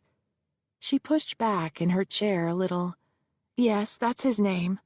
Tell me how you met. At work. Both of you were employed by Crown Productions when you met? Yes, what are you getting at? I'm asking the questions, Ms. Navarre. To summarize, you claim you sent sexually explicit photos of yourself to Cameron Aguilar, a co-worker at Crown Productions, at his request. She folded her hands in her lap, an instinctual protective move. Clevel snorted. Ian Napier closed his eyes. I leaned back in my chair, tapping my pen as if to say, when you're done playing games, let's get to work. Do you need a break, Ms. Navarre? Frank asked. No, I'm fine. Would you answer the question, please? What question? Are you claiming that you sent sexually explicit photos of yourself to Cameron Aguilar at a time when you both worked at Crown Productions and who you met through your employment at his request? I'm not claiming it. I'm telling the truth. That's what happened. Did you have a sexual relationship with him? I don't see how that's any of your business. Clevel choked down a laugh. Let's take a break. Frank stood. Counsel, I suggest you have a word with your client. As they left, Clevel leered at Josephine, then at me. I gave him a cold look in return. People like him couldn't stand to have their behavior questioned. His turn would come. His grin faded. We'll be in reception if you need us, the court reporter said. She and the videographer stepped out. The door closed behind them. We were alone, but in a goldfish bowl for all to see. The wall that divided the conference room from the hall was glass. A secretary strutted by, and Josephine shielded her face as she spoke. What's he getting at? We talked about this, remember? The nature of your sexual activity at work will be used to show that Reginald Clevel believed you would be receptive to his advances. And so, they can just ask me questions about what we did? You know, like, Intimate things? If he asks something like that, you can refuse to answer his question. He could go to the judge and try to get an order forcing you to answer. I doubt she'll give it to him. Okay, fine. I signaled the court reporter we were ready. She came back with the videographer. Frank, Clevel, and Ian Napier filed in and took their seats. "We're back on record," the court reporter said as she pushed a button on her tape machine. Frank spoke. "Before we took a break, I had asked you if you were in a sexual relationship with Mr. Aguilar." "The answer is yes." Frank raised his eyebrows in surprise. Apparently, he hadn't expected her to answer truthfully. "I think we have enough. Thank you for coming in, Ms. Navarre.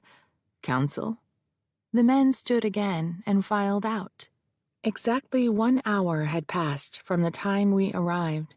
Someone, Clevel or perhaps his chief financial officer, had put Frank on a budget. Josephine and I needed privacy. "Let's grab a cup of coffee." There was a cafe around the corner. We bought a raspberry mocha for me, a skinny decaf latte for her, and took them to a back table. "What was that all about?" Josephine asked. "Flexing. He just wanted to prove to you and to Clevel that he could make you show up. He's training you to answer and trying to intimidate you with the questions he asks. He's hoping by the time you take the stand at trial, you will be so afraid of him you will look guilty. But it wasn't working. He didn't scare you." "Well, it feels like I was used. He's an attorney and I'm not, so I had to sit there and take his abuse, because he has all the power." And that's how Frank wants us to feel. I paused to collect my thoughts. She needed a pep talk. But trust me, Josephine, we are not powerless. We have one thing on our side that Frank and Clevel are terrified of. What's that? The truth. Chapter 19. When I walked into the office, Yolanda was typing on a pink laptop, the cover of which was decorated with Disney princess stickers. "Where did you get that?" I asked. "I borrowed it from Juanita." Juanita was one of her kids. "Thank her for me. Would you order a couple new computers, monitors, and all the other stuff when you get a chance?" "Already done. Delivery is tomorrow." She leaned back in her chair. "As for the paper files, there's one missing." "And that is?" "The attorney notes from the Navarre case." "What about notes from other cases?" She shook her head. "No other files at all?" "Not even the external hard drives." She tapped her finger on the block attached to Juanita's computer by cable. "We're up and running." Damn, my notes. "They're scanned. We have an electronic copy." "But someone has them." "The attorney notes file is where my scribbles are kept. Anything I had committed to writing, my strategy, weaknesses of the case, names of potential witnesses, and what yet had to be done." I dropped onto the couch. If the reason for the break-in was to steal my attorney notes in the Navarre file, someone in Clevel's camp had to be responsible for it. How did the depot go? Josephine was awesome, spoke her truth, didn't back down, got a little nervous once, but she recovered. She's going to be brilliant on the stand. Only one person would want my notes: Clevel's attorney, Francis E. Gould. Yolanda was talking. "I made a list of everything that was damaged or stolen and called the insurance company. They said we had to file a police report, so I called SFPD and they're sending someone over." Would Frank steal my attorney notes? Was he that desperate? I pushed myself off the couch and made my way into my office. Heading for the chair, my thigh struck the desk corner. A sharp but remote pain registered. I laid a hand on the desktop to measure a safe distance and eased around. When I lowered myself, the chair began to roll away. I fumbled for the armrests and gripped them to steady it. Gauzy light enveloped me. I heard buzzing in my ears. Frank had sent someone to break into my office. When Yolanda appeared at the door, I was piecing together the progression of Navarre versus Clevel, my way of creating order.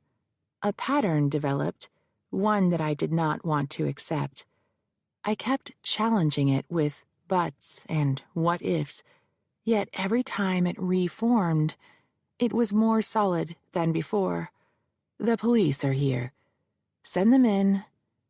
A uniformed officer stepped into my office, hat tucked under one arm, mid-30s, dark hair and a buzz cut. His starched shirt strained with gym rat bulk. The badge over his right shirt pocket said Tucker. Right behind him was my soon-to-be ex-husband, Jake Kuhn, wearing a charcoal pinstripe suit and diagonal striped tie, both of which I had picked out for him when we updated his wardrobe about a year ago. His hair had been trimmed. How was it he remembered to go to the barber when he always needed me to remind him before? No, it wasn't trimmed. It had been styled. That was new. I wondered who she was. I stood. To what do I owe this honor? When the report came in, a friend of mine was on the desk. Jake said, "You should have called. Are you okay?" "Assistant District Attorney Kuhn wanted to sit in on the interview, ma'am," Tucker said. "Is that all right with you?" "That's fine, officer. Thank you for asking. Have a seat." Tucker and Jake took seats in the visitor chairs. Yolanda perched on the couch arm and I settled in behind my desk. I gave the cop my complete attention, all the while feeling the side of my face warm as Jake stared at me. "I understand you had a break-in last night," Tucker said. He pulled out a tiny steno pad, just like the one Eli used. Around 10 o'clock, they tripped the alarm. The security company should have the exact time. Jake stiffened. "Did anyone come to the loft?" "Not our loft, not your loft. The loft." I parroted his neutral language. Why would someone come to the loft? Tucker put down his notepad. "Excuse me, ma'am, sir. Can we focus on the office burglary for the time being? Was anything stolen?" "Just one file," Yolanda said. Jake twisted in his seat to look at her. "Which file?" She dropped her voice and looked him in the eye. "The attorney notes in Navarre versus Clevel." He whirled around to face me. He knew as well as I did that only one person would be interested in that particular file. "But how are you going to prove it?" I asked. I was reticent to accuse Frank in front of a police officer. The next thing that would happen was Tucker would interview him. He would deny it, then file something in court saying I had made a false police report. Nothing would come of it except that Judge Hahn would be even more irritated and might haul us in for another heart-to-heart talk. "What about the external hard drives?" Jake asked. "Weren't touched," I said. Tucker shifted in his chair in an attempt to close the gap between me and him. "Ma'am, I'm a little lost here. Maybe you could help me out. What do you need to prove?" I didn't respond. To Jake, I said, "To answer your earlier question, no one came to the loft except Yolanda to tell me the office alarm had been tripped." "Why didn't she call?" Jake asked. "I couldn't hear the phone. I was cleaning." "You were what?" Tucker extended his arm across the desk, now physically inserting himself between Jake and me. "Excuse me, ma'am, sir. Let's set some ground rules, if you don't mind. I was sent to take down information relating to the burglary that occurred here last night. I need to fill in the squares on my form, and then I can be on my way. After that, you two can discuss whatever you want. Does that work for all of us?" He craned his head toward Jake. My husband sat back in his chair. "Sure, officer. Go ahead." "Thank you." Tucker leaned toward me. "Now, what is it that you need to prove? Is there something going on in this Navarre versus someone case?" "Clevel," Yolanda said, then spelled it out for him.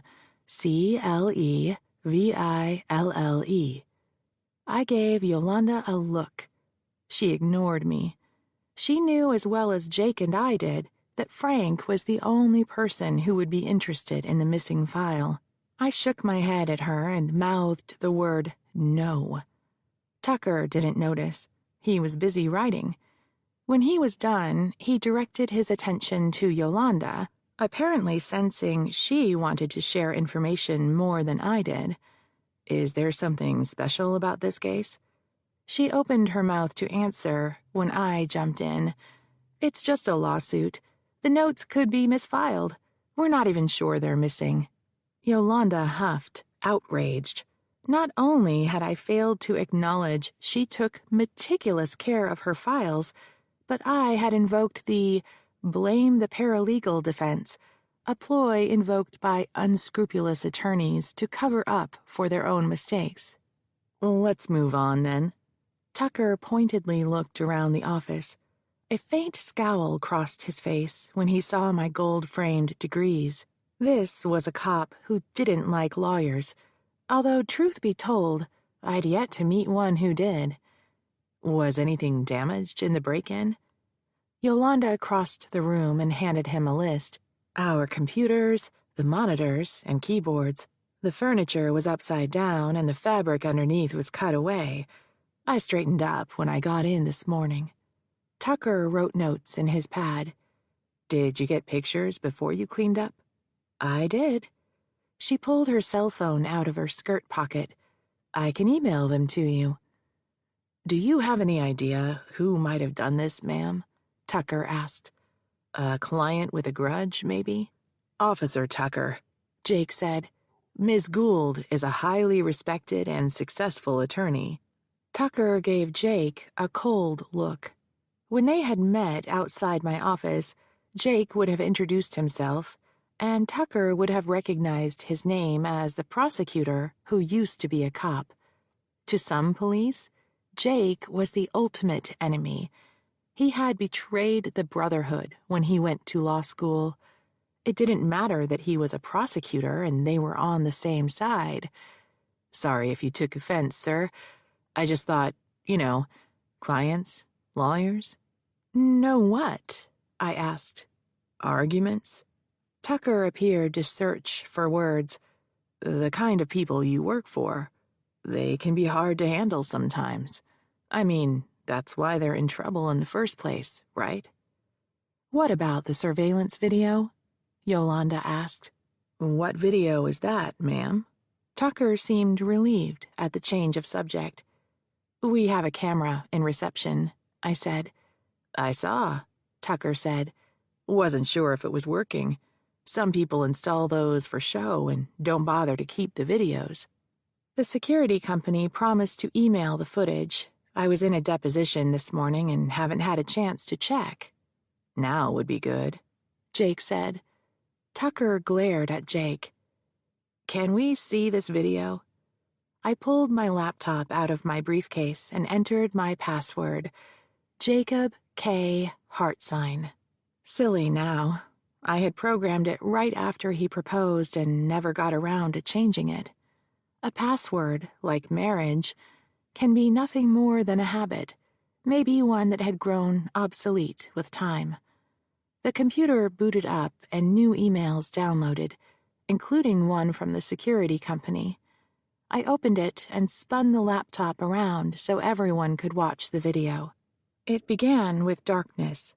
The camera was temporarily blinded by light, then refocused.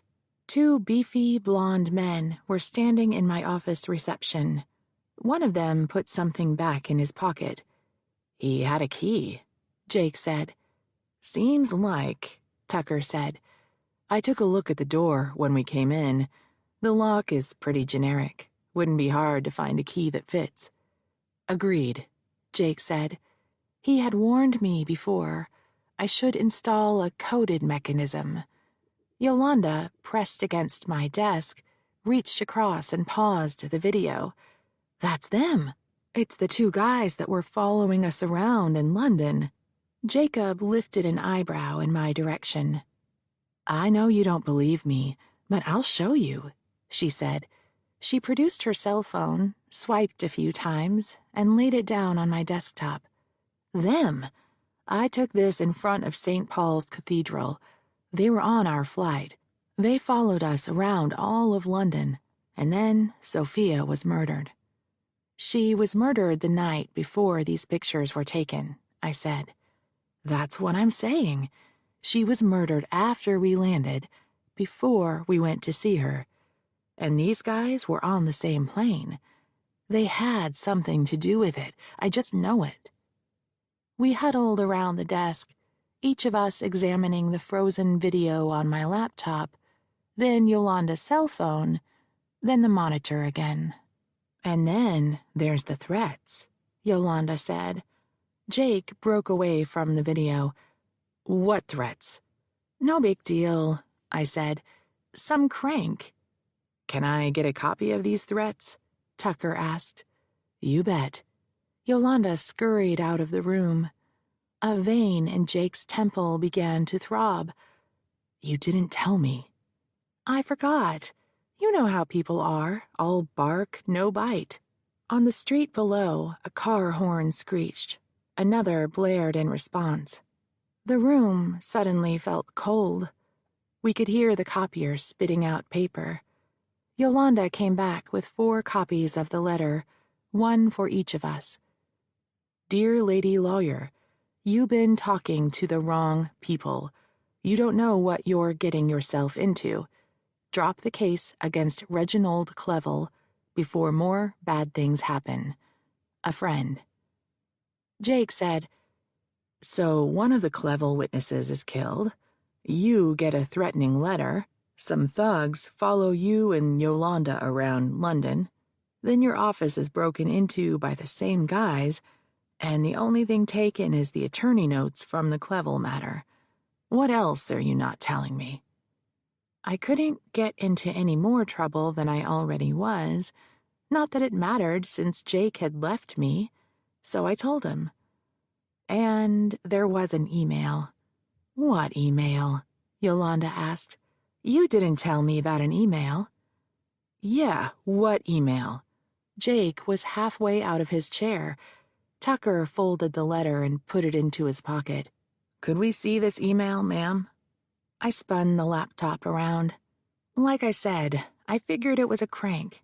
I found the message and ordered the computer to print. Yolanda left and brought back 4 copies. The subject line said, Warning. Drop the case against Reginald Clevel if you know what's good for you. A friend. Jake read the letter. Reginald is misspelled in both messages. It was written by the same person. When did the letter come in? Tucker asked. The same day as this email. You never told me. Yolanda looked hurt. I forgot about it, honestly. I figured it was some crank.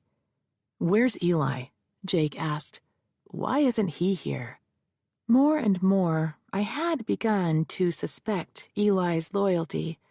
In Saratoga, Valerie Van had refused to talk to me and Eli. She was nervous and kept looking down the street. Eli was the only person who knew Yolanda and I were going to London to interview Sophia. Eli hadn't done the background checks I'd asked for. He had been argumentative and remote. He had a key to the office, and his spelling was terrible. He hasn't been around lately. Jake frowned at me. I hadn't told him about my employee problems. Yet another secret from his point of view. Tucker put his folded copy of the email in the same pocket he had put the letter. Who is this, Eli, ma'am? My investigator. He works part-time for me and picks up work from other attorneys, too. He used to be with the force. I want him here, Jake said. There's something going on and I don't like it. Someone needs to be here in case they come back. Yolanda folded her arms in an "I told you so" stance. I didn't want to talk about Eli in front of Officer Tucker. He'd question Eli. Whether my suspicions were right or wrong, Eli would blow up and quit. Then I would never be able to confirm or rule out that he was a spy. On the other hand, I was not immune to group paranoia. With the break-in, Yolanda upset, Jake worried, and Officer Tucker showing up, I might not be thinking clearly. Look, Jake, no one is coming back during the day. They're burglars. They skulk around under the cloak of darkness. And I'm not in any danger. I never was. If they wanted to physically hurt me, they would have come to the loft instead. Tucker pulled a business card out of his pocket, scrawled on the back, and slid it across the desk to me. This has my cell number, email, and the police case number. If anything else comes up, please give me a call. Jake hung behind for a moment after Tucker left. We'll talk about it tonight, over dinner. Fine, I said. Pick up Chinese. Chapter 20. An hour after Jake and Tucker left, Eli appeared at my door without warning. Well, this is a surprise, stranger, I said. Where's Yolanda? In the conference room, files everywhere. What the hell happened? Jake called me. Says there was a break-in last night. He dropped onto the couch. He's overreacting. He says he wants someone here all day. Make sure you're safe. I shook my head. Honestly, Eli, I'm not in any danger. The bad guys just made a mess of the office and smashed up the computers. They take anything? If Eli was a spy for Frank and had given the thugs his office key, he would know they had the Navarre attorney notes. If I lied, he would know that I didn't trust him. If I told him the truth, then he would follow up with questions I did not want to answer. Nothing we don't have backed up. Honestly, there's no reason for you to babysit me. Here's the thing, Chief. Jake's my buddy, and you're my friend. I don't want to see anything bad happen to you, so I'm just going to hang out here for a few days until this blows over, as a favor. Off the clock. Don't worry about it. Okay, fine, if you insist. While you're taking up room, maybe you can help me kick around some ideas. I rocked back in my chair and twiddled a pen in the air for a few moments. I don't quite have a grip on the theme of the Navarre case. I need a phrase, something that will resonate with the jurors, lock into their minds, something unique but common sense. The rape culture has been around since the dawn of time. It's a primal thing. Why do you suppose that is, Eli? That's just how men are, Chief. Not very catchy. Also, not true. Not all men are rapists. Jake isn't. You aren't. Eli tugged on a pant leg as he repositioned. So, she's saying he raped her now? Her story hasn't changed. I'm saying if she hadn't run out of his suite, I have no doubt he would have. As it is, he assaulted her. But she was there. I mean, they were partying, drinking champagne, middle of the night. She had to know he wanted something. That's how a jury's going to see it. That's what I'm worried about. The jurors need to understand that because he was her boss and her job was 24/7, when he called her to his room, she believed it was for work. And because he was her boss, she had to do what he asked. Work was just a ruse, the way he got her to come. A ruse? A trick, right? I had a specific reason for using that word. Right. He used her job to lure her to his room. If she had known he wanted sex, she wouldn't have gone. Chief, you're gonna have a hard time convincing a jury she didn't know. Like I said, booze, hotel bedrooms. A jury of men, perhaps, but women would understand. How do you mean? Sexual exploitation is ubiquitous. Oh man, you and your lawyer talk. What? The power dynamic. It's everywhere, all the time. Male bosses ask female employees to do personal errands for them, pick up the dry cleaning, order flowers for the wife, make the coffee. Next thing you know, they're standing too close or patting their lap when she walks into the room. And then there's the complete strangers in public. Men who come up to women and demand a smile, like we came into this world to decorate theirs. Women get it. We don't talk about it to men, but trust me, every woman you know has experienced it one way or another, over and over again. We learn to live with it. So what does dry cleaning have to do with rape? It's the same dynamic. Men think they have a right to control women. They test us in innocent ways, like the dry cleaning. Sure, sometimes it goes nowhere, but sometimes it's the groundwork for the next level violation. Eli scoffed. The dry cleaning, a violation. I pointed the pen at him. And that's why this discussion is so valuable. You're showing me the weakness in my theme. The truth is there. I just have to figure out a way of burrowing down to its most common-sense expression. The very idea that Clevel can claim implied consent is part and parcel of the rape culture. No decent man would contemplate that he was allowed to touch a woman without her permission. No problem. Just get a jury full of women. Right. Eli knew that jury selection wasn't picking the jurors you liked. It was deselecting those who couldn't be fair to your client. Whoever was left was who you got. I need something evocative for both men and women. Well, good luck to you. That's all I can say. You're the brains of the operation. You'll figure it out. That was my plan. Thanks, Eli. I appreciate your confidence. The aroma of Chinese food hit me as soon as I closed the loft's front door. The dining table was set with 2 white linen placemats and matching napkins that had been a wedding gift. Jake was in the kitchen, heaping food from cartons onto our good china plates, another wedding gift. Jermaine Greer was on the floor, eating canned cat food, salmon by the smell of it.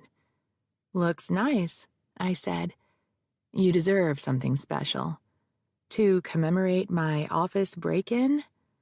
He brought the plates into the dining room and set them on the table. Look, Red, I owe you an apology. I was an ass. You're going through a hard time, I know that.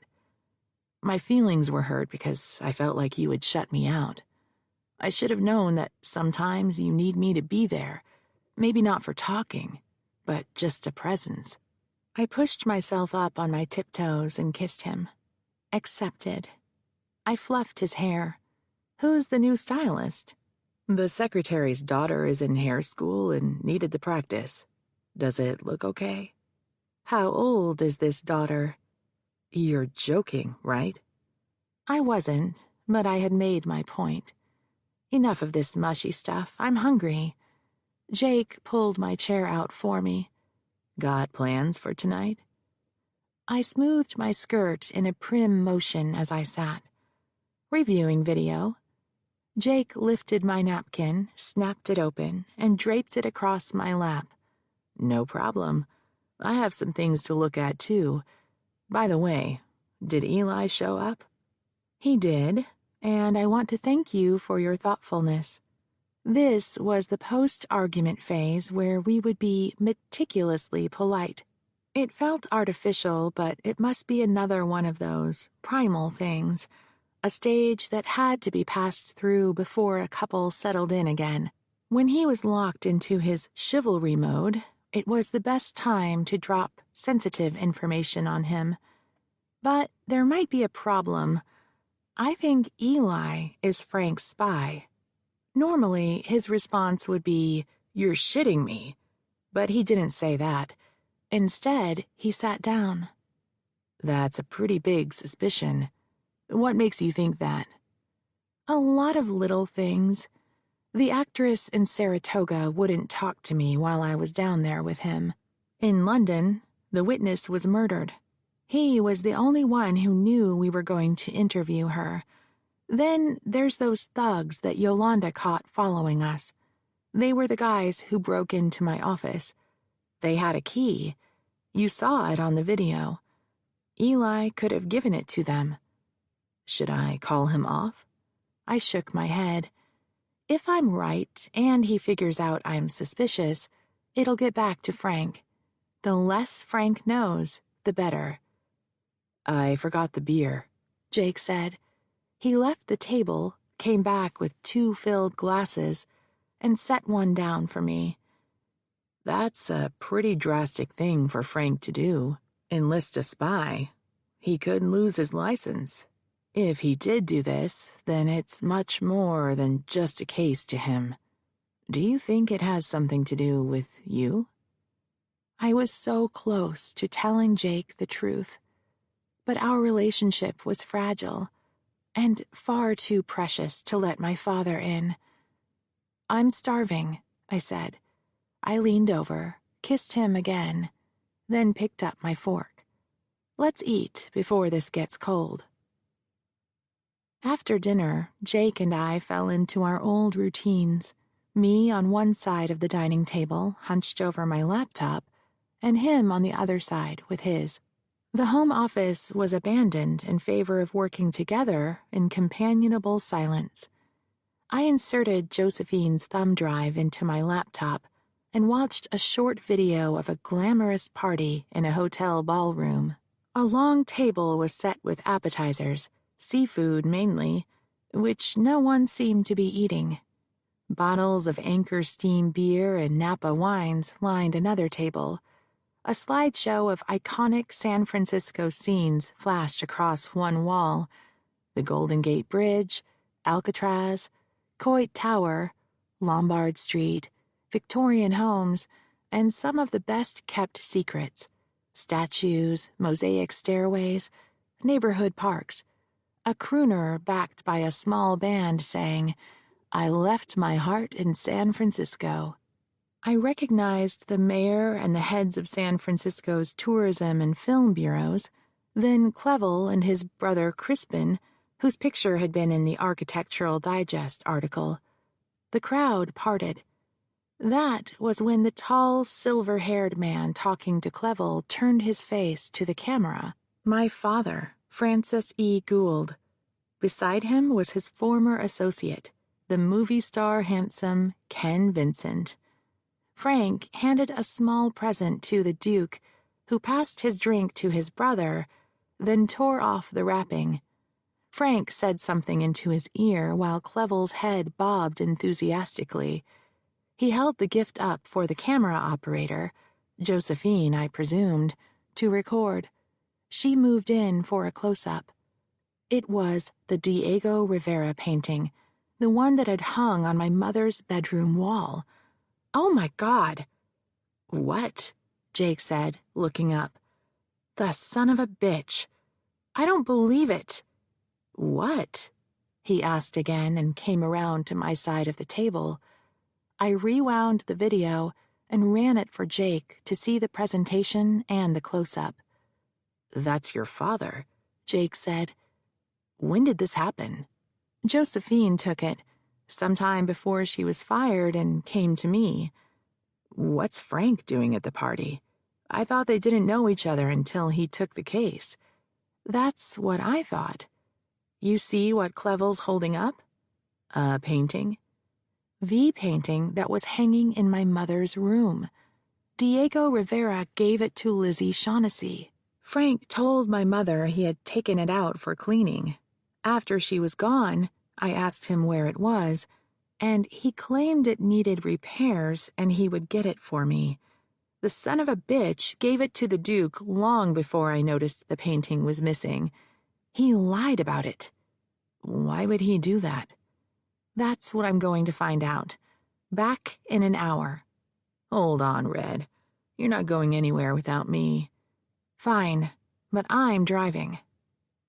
I called Josephine on our way out the door, and we agreed to meet in the bar of her hotel. Halfway out of my building, I went back for my laptop and the thumb drive. The bar was decorated in rococo, curvy gilt carvings, and plush jewel-tone velvet upholstery. When we arrived, Josephine was sitting alone at a table with a view of the door. The bar was about half full of people dressed in tourist garb, chinos, raincoats, and comfortable shoes. We made our way to her table, and I introduced Jake. Josephine already had a glass of white wine. I decided to stick with beer, as did Jake. I want to talk to you about this video you gave me. I pulled out my laptop, fired it up, and inserted the thumb drive. What am I seeing? The party was at the Mark Hopkins. The Duke hosted it for his investors. The idea was to get them drunk, make them happy, and squeeze more money out of them. I queued the video up to the photo of Frank, Clevel, and the painting, and spun the laptop around for her to see the screen. That's my father. He's one of the backers. How can he afford to put money into a movie? Got me. He's your dad, not mine. But what I do know is that he's with some investment group, and he was given an extra piece of the movie because of that painting. Why didn't you tell me he was there? She took a delicate sip of wine. When she started speaking, her unfocused gaze was aimed over my head. First off, I didn't know your father was the Duke's attorney until the deposition. So how was I supposed to know the man in that video was your father when I first met you? There was nothing for me to tell. Then, after the deposition, I wasn't sure it was him. I mean, all old guys kind of look alike. And when I started to think maybe he was your father, I didn't know if you would believe me. So that's why I gave you the video. I figured if it was him, you'd know. And you did. So here you are. Her eyes fell upon me. When the waiter came with our drinks, I snapped the laptop closed. Jake dropped money on his tray, and the waiter went to the next table. It explains how Frank got onto this case so fast, I said. The minute Clevel got my letter, he called Frank. I turned to Josephine. That last party you were at the night you got fired, was Frank there too? He was in the bar. Was he in the hotel suite when Clevel accosted you? I don't know. All I know is that there were a bunch of people in his bedroom, and they sounded like they were having a good time. The doors from the living area to the bedroom were closed. He could have been in there. I can't picture Frank in an orgy with a bunch of old men. You think those guys were partying with each other? No way, Josephine said. I heard giggles. Girls. They sounded young. Real young. I was so distracted, I forgot where Sonny was parked, so I let Jake drive us back to the loft. When we arrived home, I flopped on the couch. He brought me another beer and one for himself, then sat down beside me. It's a lot to take in. He stole the Rivera from my mother. It's his word against hers. What he didn't say was, and she isn't around to testify about it. I could sue Frank, but the painting was gone. I'd never get it back. With my mother not around to testify, the chances were I wouldn't win. If I won, I'd have to hound Frank for the money equivalent. Or I could file a police report. But then we'd be back to the same problem as before. He would deny it and claim I had filed a false report. Without my mother's testimony, it was unlikely the DA's office would file charges. The break-in. It had to be him, you know it. No one else would be interested in my attorney notes. But that was the only thing they were looking for? Why turn the furniture upside down and cut away the netting? My notes were in a folder in the cabinet. They could have slipped in and took the file, and we might not have noticed it was missing for days. And even then, we would have thought it was just misfiled. I assumed they trashed the place to cover up for stealing my file. What if they were really looking for that thumb drive? Eli knew I had it. Frank stole the Rivera and lied about it to cover up the theft. Then Sophia is murdered. I can't honestly believe my father would have someone murdered just so he could win a case. Frank Gould? Wheeler-dealer, maybe. Betrayal and greed, sure. But murder? Red, don't let yourself spin out of control. All that stuff happened, but that doesn't mean they're connected. And there were girls at the Duke's party, Josephine had said. Young girls. My scars began to itch. I scrubbed my arm with the palm of my hand until it was numb. For the second time that day, I didn't know what I should do next. We finished our beer in silence and went to bed. When he put his arm around me, I pulled away. Sorry, not tonight. Nothing to be sorry about. He kissed me on the top of my head. Sweet dreams. With that, he rolled over. I listened to his breathing as it slowed. When I was sure he was asleep, I got up, pulled on his bathrobe, grabbed an extra blanket from the closet, and walked to the great room. Germaine Greer was curled up on one end of the couch. When I sat down, she lifted her head long enough to give me a nasty look, then went back to sleep. I curled up on the opposite side and wrapped the blanket around me. Frank had stolen the Rivera from my mother. When he told my mother he'd sent it out for cleaning, she believed him. I did too, because she had. But by the time I had asked him about it, he had already given it to Clevel. And he lied about it to me, too. Frank had broken into my office. It had to have been Frank. No one else would want my attorney notes files. Frank had jerked us around at Josephine's last deposition, just hauling us there to prove that he could. Josephine said it felt like being used. There were young girls at the party. The buried memory erupted into my mind on an endless loop. It started with me spying at my parents' cocktail party from my perch at the top of the stairs.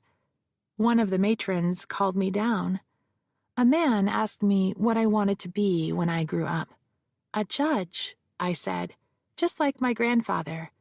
The men laughed at Frank. The cold look on his face. How hard he squeezed my shoulder when he sent me to bed. Me waking up to him in the doorway. I came to say good night. He'd closed the door and crossed the room. Vertical slats of light from street lamps shimmered on the ceiling and walls. As he approached, he stepped into one bar of light, then faded into the dark, then reappeared in the next bar of light. He sat on my bed. His weight made the pulpy mattress sink, and I rolled against him. He stroked my hair. Then he climbed on top of the bed, spooning me from behind. He had done that countless times before when he told me bedtime stories. I waited for the sound of his deep, soothing voice, and had already drifted halfway back to sleep when I felt his cold hand slip beneath my nightgown. I must have made a sound. The next thing I knew, his free hand covered my mouth, clamped down so hard that his wedding ring dug into my lips. "You're Daddy's little girl," he said. "Always remember that." His fingernails dug into my flesh as he groped for my panties. When the pain between my legs first registered, I saw a red explosion. Then I tumbled into darkness, falling away like Alice in Wonderland. And then he was gone. I had passed out. Or maybe I had blocked out the rest. I'll never know. The next morning, the maid asked me why my lips were bruised and bloody. I told her that I had run into the door. No one else asked. Not my mother. Surely not Frank. No one would see the angry scrapes across my hip where he'd clawed at me. I drifted to sleep with the one thought on my mind. I was chained to the monster that was my father. He lived in my head, and I had made a place for him there because I was too ashamed to tell anyone what had happened. Chapter 21. I woke to the sounds of my own screams. My arms were flailing as I tried to fight free of the blanket tangled around me. When I dragged myself into wakefulness, Jake was standing a few feet away. I remembered his hand on my shoulder, his voice in my ear. That was what had frightened me. "Whoa, Red, it's just me," he said. He was dressed in a fresh suit, ready for work. He placed a mug on the coffee table. "Made you this. There's more in the pot. Careful, it's hot." "What time is it?" "Oh, 700. You slept in. You were yelling in your sleep. Sounded like you were having bad dreams." I pushed myself up and unwound the blanket. I could feel a crust of dried tears on my face. I wrapped both hands around the mug. Heat sank into my palms. I searched my mind for images from the nightmares. A man was there. It could have been Frank. I was afraid, a little girl again, lost in a big, dilapidated house.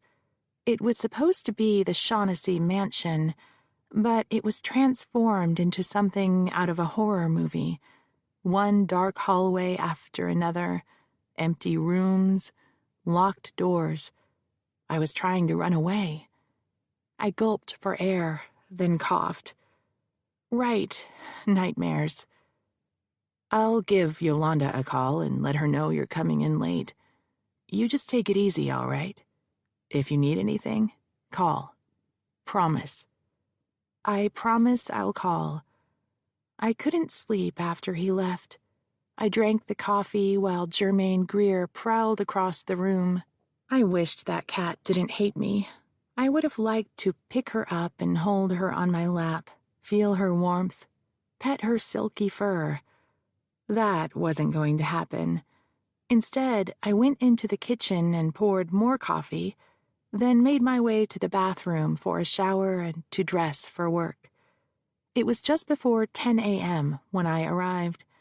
Yolanda stopped typing when she saw me. "Are you okay?" "Yeah, sure, I'm fine." "There's someone in your office waiting for you." "Eli?" "No, I called him. Said you were coming in late. He didn't answer, but I left a message." I cocked my head in a gesture to convey the question, "Who?" Yolanda had never left a client in my office alone before. She raised her eyebrows as if to say, "Go see for yourself." I quietly approached my open door to see if I could get a look at the mystery man before he saw me. As the office came into view, the visitors' chairs were vacant. When I stepped across the threshold, I saw that the stranger was not a man, but a woman. She had her back to me as she examined my diplomas. "Good morning," I said. "I'm Maureen Gould. How can I help you?" She spun around to face me, startled. She was wearing a turtleneck and a rain jacket over hiking pants. I had the same pair of pants in my dresser at home. "Sorry," I began. "I didn't mean—" She was young, 20-ish. My size, my build, my red hair, shoulder length like mine. My face. The only difference between us was the color of her eyes. Mine were green. Hers were gray, the color of Frank's eyes. She was our daughter. I fainted.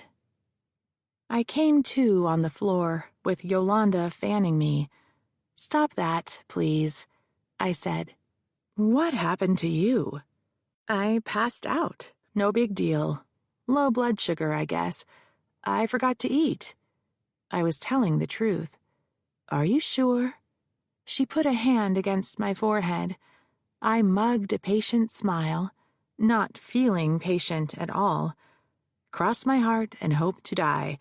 Now, if you don't mind, I'd like to get up off the floor." She squinted at me, then pushed herself to a stand. "I'll run down to the cafe and bring back something." I reached for her hand and she pulled me up. "That would be great." She looked at my daughter. "What will you have? Latte? Mocha?" "Raspberry mocha, please." Yolanda cast a meaningful look my way as she left. Raspberry mocha was my favorite drink. She already suspected who this young woman was. She would expect an explanation later. "I'll bring one for each of you, and something to eat." To my daughter, she said, "I bet you like chocolate chip cookies." "Doesn't everyone?" she said. Her smile was my smile. Unsure of the proper etiquette when meeting the baby one gave up for adoption, I decided against hiding behind my desk and instead gestured toward the couch. "Have a seat." She took one end of the couch, angled toward me. I mirrored her posture. "Do you know who I am?" she asked. "How could I not?" "Is it okay that I came to see you?" She deserved an honest answer. I took a moment to sift through my emotions. I had never expected to see her again, yet I had thought about her, constantly at first, still often now. Every time I saw a baby or a baby advertisement, I thought about her. Every time Jake brought up having kids, every time I went to the grocery store to buy tampons, and I was forced to walk down the infant products aisle because, for some bizarre reason, someone thought they belonged together. After rushing through the self-pay line, I would hide in my parked car until I had finished crying. "Very okay," I said.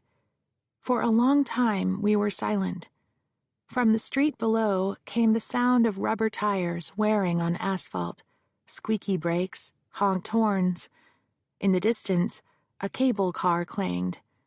Outside my window, Coit Tower was stark against a pale blue sky. The office building's front door opened with a whoosh and shut with a bang, followed by a muffled conversation as people walked through the halls. The light caught by her stray hairs sparkled. "What did they name you?" I asked. "Quinn Brennan." "There's a fine Irish name," I said. In those days, the philosophy was to place a child with a family it could blend into so that no one would ever know the child had been adopted. My baby was predominantly Irish. Irish nuns had run the girls' school. It made sense they had placed her with an Irish-American family. "Where are they now, the people who raised you?" I couldn't bring myself to refer to someone else as her parents. "Gone," she said. "My mother... Oh, sorry. This is so awkward. I mean, the lady who adopted me died when I was 12. She'd had brain cancer, and her husband passed away last year. He had a heart attack. They were teachers. I grew up in New York State. Brothers? Sisters? Only child. Were they good to you? Very. I'm glad. I meant it. She had a tiny nose piercing. How did you find me? DNA, she said. I had always wondered who my natural parents were, so after my father passed away, I signed up on a website. That's how I connected with your mother. My mother? My mother signed up on a DNA website? She had kept it a secret. A feeling of regret washed over me that I had not known her better. But whose fault was that? She was the one who dumped me in a boarding school when she realized I was pregnant. She was looking for me, Quinn said. Okay, totally blown away here. Let me get this straight. My mother signed up on a DNA website so she could find you, her long-lost granddaughter. That's right. She seemed like a nice lady. My mother, a nice lady? I suppose she was well-mannered. She knew which fork to use. Even at the best of times, she was remote and cold with me. Even that last day together, after I won the Paredes verdict, our visit was awkward. I'm sorry, by the way, I never got to meet her. After we connected, we started writing letters and she invited me to come to San Francisco for Mother's Day so I could meet you. And then, when I hadn't heard from her in a long time and one of my letters came back, marked deceased, I found her obituary online. When my mother suggested the Mother's Day tea at Christmas, it had struck me as an odd thing for her to do.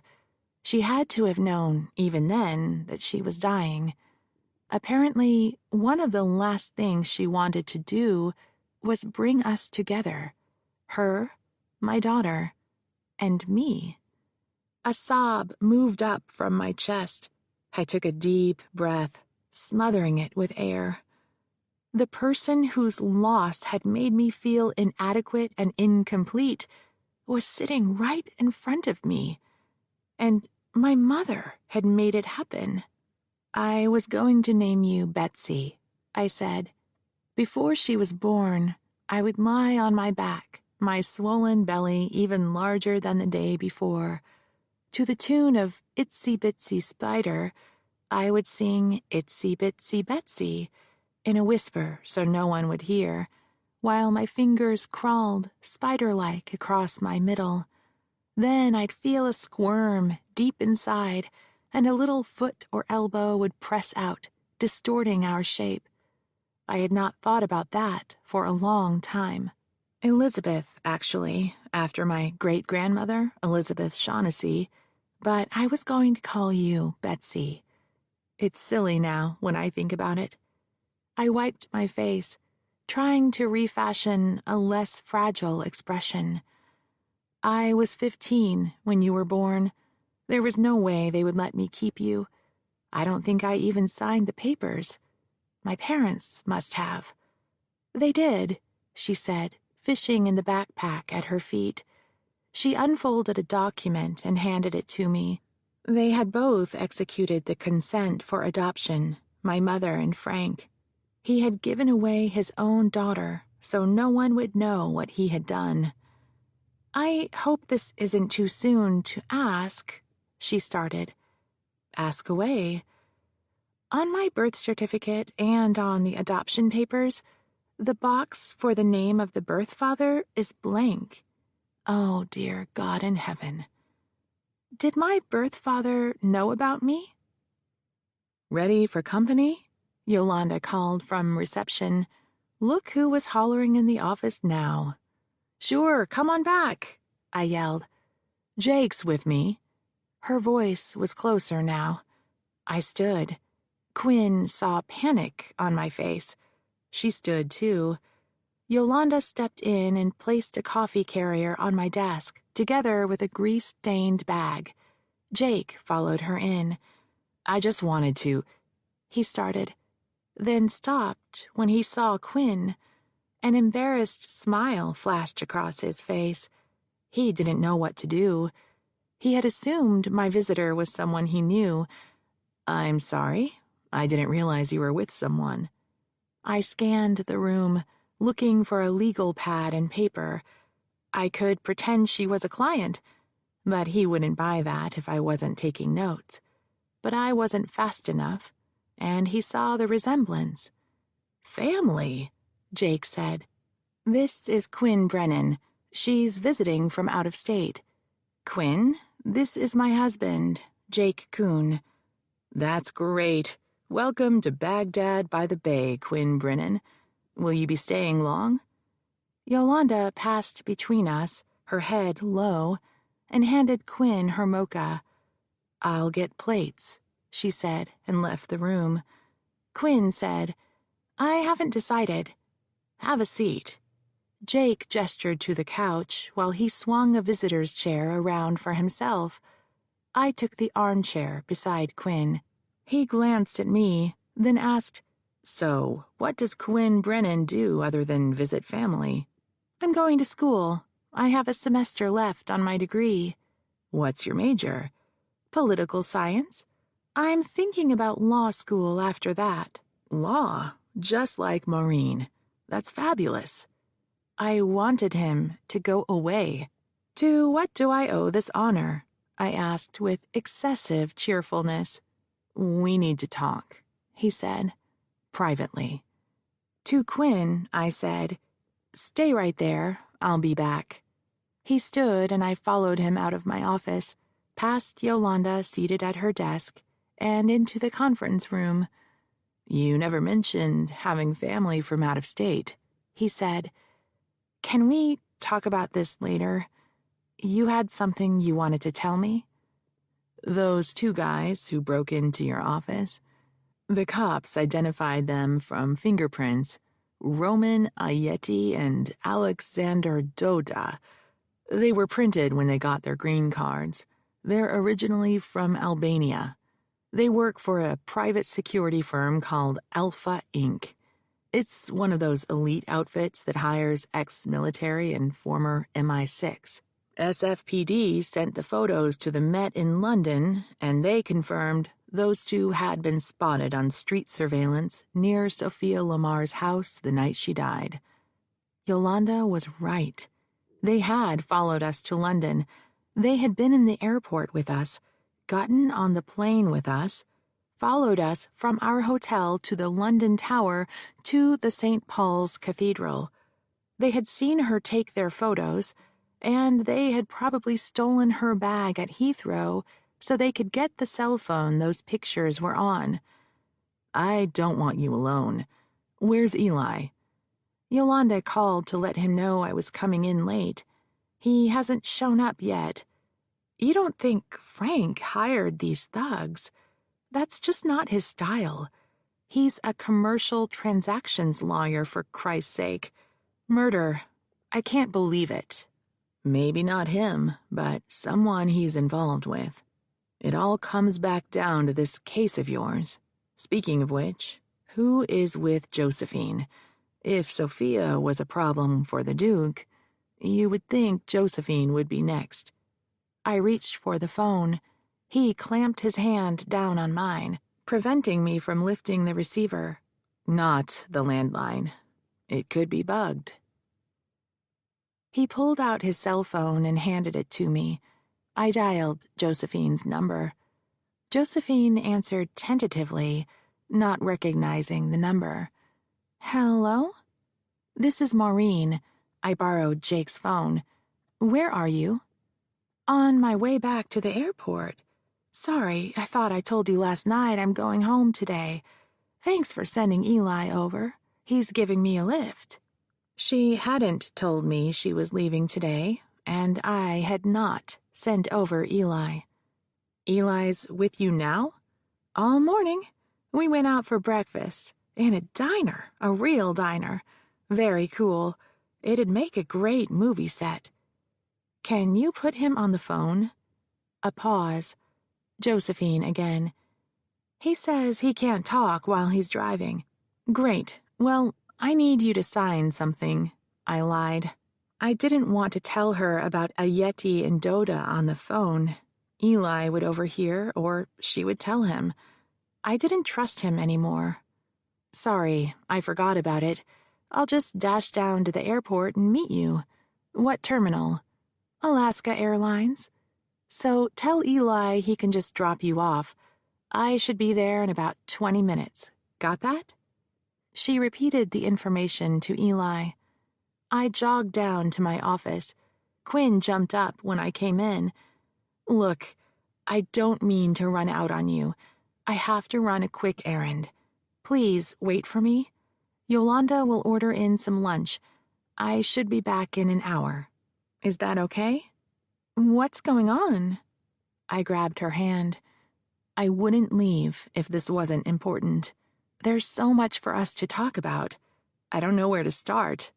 Please wait for me." "But if you're busy, maybe I should come back later." "Please stay. Please." I hung out my doorway. "Hey, Yolanda, grab the takeout menus and come on back here." When she arrived moments later with a fistful of menus, I said, "Jake and I are going out for a bit. We'll be back soon. Order lunch for everyone, whatever you want." I hovered for a moment, wondering if I could hug my daughter, and then settled on waving a hand. She waved back. I grabbed my purse. Yolanda followed me to reception. "But what about—" She jerked her head in the direction of my office. "Quinn is staying here with you." Jake was in the conference room. He finished a call and put his cell in his pocket. "Yolanda, lock the door behind us and don't let in anyone you don't know." We ran to the parking garage. On the way, I pulled my remote starter out and clicked the button. By the time we piled into Sunny, she was humming and ready to go. We didn't need to discuss who would drive. "Did you catch where Josephine thanked me for sending Eli over this morning?" I asked as I slammed the car through its gears. Jake was used to my driving. He didn't brace himself the way Eli did. Instead, he faced out the window as San Francisco went by. We were both quiet as we passed the church where my mother's burial mass had been held. Then he said, "He must have told her that." What is that guy up to? It could be nothing. Maybe she misunderstood. Right. I launched the car from the highway on-ramp and darted through traffic. After I had pulled into a long, empty stretch, I called Josephine using the car's Bluetooth. "Where are you now?" I asked. "We just took the off-ramp for the airport." The rumbling of Eli's voice came through. "He said he'll give you a call this afternoon." "Where should I meet you?" I asked, stalling for time. "Where they take your luggage. Does that work?" "Perfect." "I don't have a lot of time." "No problem. It's just a quick signature." I took the off-ramp and got stuck in a clog of cars cruising for a place to pull over at the departure gates. When we found Alaska Airlines, I angled into the loading zone and leapt from the car. Jake stayed behind. If needed, he could show his badge to the airport cop to keep them from impounding the car. Josephine was waiting for me by the baggage drop-off. "Where's Eli?" I asked. "He's gone, like I said. I need to get into the security line. Where's that thing you needed me to sign?" I lied. The police have confirmed that the two guys who broke into my office the other night are the same two guys who followed Yolanda and me around London. Seriously? I don't get it. And when they stole my attorney notes file, they got your home address in L.A. No way! That's my mother's house. So you and your mother and whoever else lives there should clear out and go somewhere safe. Oh, hell no, that's not going to happen. I'll call my cousin. He'll get his friends to come over. As long as my mom's cooking, they'll hang. Is he a cop or military? He's a football player. Running over big guys is what he does. I'm really worried about you. I'd feel so much better if you went somewhere they couldn't find you. What about you? Jake's a retired cop. We'll be fine. I'm much more worried about you. My mother won't leave her home, and I'm not leaving my mother. I'll call my cousin, and that's the end of it. The conviction in her voice told me argument was useless. As we walked toward security, I flipped through my texts to show Josephine a still of the two thugs standing in my office and the photo of them in London. These are the guys. I said, if you see them, call the cops. And call me when you get through security and after you boarded the plane and when you get home. I want to be sure you're okay. I'm sending you the photos. I texted the photos to Josephine's phone. If anything happens, I'll call you. Otherwise, the next time I'll see you is the week before trial. All right? I'm fine. Don't you worry about me. I hung back while Josephine went through security. She stopped to wave from the other side. I waved in return, then jogged back through the airport. Chapter 22. Quinn stayed in the spare bedroom we used for a home office. I was treating this as a temporary visit, not sure if I wanted her to stay. After all, we didn't know each other. She seemed tentative as well. I hadn't told Jake who she was, other than a long-lost relative, but he graciously made dinner and disappeared into the master bedroom after we finished eating. She and I sat in the great room with mugs of hot chocolate I had made myself, dazzling Jake with my hitherto unknown kitchen mastery. Mothers should make cocoa for their children, a belief I must have picked up from old TV shows. Before we left the office, I had secretly Googled a recipe and made an excuse to go by the grocery to pick up odds and ends, like milk, cocoa powder, and sugar. Germaine Greer, curled up in Quinn's lap, purred while we sat shoulder to shoulder on the couch and paged through my mother's albums. We looked at sepia studio portraits of my ancestors, fading pictures from the silver mines showing tired workmen and debris, society page clippings including that of my parents' engagement, and their wedding photos. Why aren't there any pictures of you? I hadn't noticed before.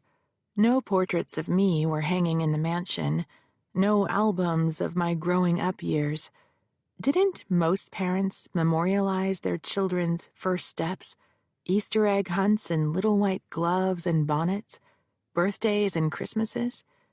I guess she got too busy after I was born. I flipped another page. There was a photo of the mansion with cherry trees in bloom along the street. I'll take you over there tomorrow so you can see the place. Won't your father mind? The mansion belongs to me now. He's living there until it's sold, kind of a caretaker. He still wouldn't leave. Through correspondence with his attorney, I had continued to refuse to pay him a settlement unless he provided he had spent his own money on the house, and he had continued to refuse to produce the evidence. But we'll go during the day so we won't run into him. We don't get along. You might have guessed that. Can I ask you a question? I had not answered her previous question about her biological father, and had dominated the evening so she wouldn't have the opportunity to ask again. She had the grace to let me. You can certainly ask. Did you want to keep me? I didn't have to think about it. More than anything in the world. I had these dreams of you and me living in the mansion ballroom. It's one giant room on the 3rd floor. I would paint it pale yellow. My bed and your crib would be on one end, separated from the rest of the room by a gauzy curtain. We would have our own little kitchen table and a kitchenette. The floor would be filled with gigantic teddy bears and toys and playhouses.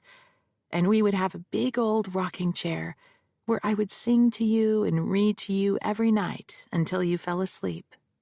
After Mother Superior had told me what was happening inside my body, I daydreamed about my daughter and me crawling around together, playing hide and seek, going to the park, baking cookies, and doing all the things I had seen mothers and babies do on television, like drinking hot cocoa. Did you ask your parents if you could keep me? I didn't see them again for a long time. When Mother Superior told me I was pregnant, she also said the decision had been made to put you up for adoption, one did not argue with my parents' decisions. I closed the photo album. In those days, they didn't let the mother see the baby. They just whisked it away. But there was a really nice nurse who brought you in when no one was looking, the day after you were born. I had been sobbing constantly, and they gave me sedatives. Still, every time I woke up, I started crying again. So she brought you in and let me hold you for a few minutes. She said you had been crying too, that you were inconsolable. I'm not sure that was true, or if she said that to be nice. I pictured the scene, me in a flimsy hospital gown, shell-shocked by the violence of childbirth, in a room to myself on the maternity floor. On the walls were murals of children's toys, teddy bears and building blocks, the icons of a promised happy future for those other mothers who would go home with their babies. I felt like my heart had been torn out when my womb was emptied, leaving a hollowness inside me. Sometime later that day, the young nurse opened the door, carrying a bundle. When she laid you in my arms, you looked up at me with those big eyes of yours. You had the curliest black eyelashes I had ever seen. You were so tiny. I was afraid you'd float up into the air, so I put my hand on top of you to hold you down.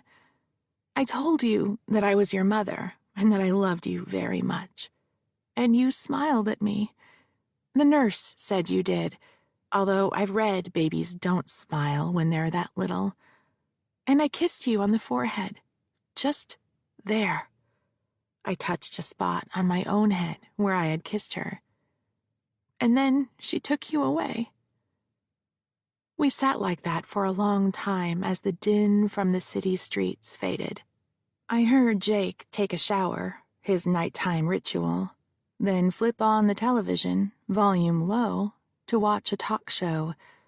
When Jermaine Greer leapt down from Quinn's lap and took her corner on the couch, I noticed my daughter had fallen asleep. I couldn't see her face as her head rested on my shoulder, but I could tell by how relaxed she was. "Quinn," I whispered. "It's time for bed, young lady." She stirred, groggily got her bearings, and then looked up into my face with those black, curly eyelashes framing her gray eyes. I must have fallen asleep. "Up you go, sleepyhead." I stood and pulled her up. "Do you need me to tuck you in?"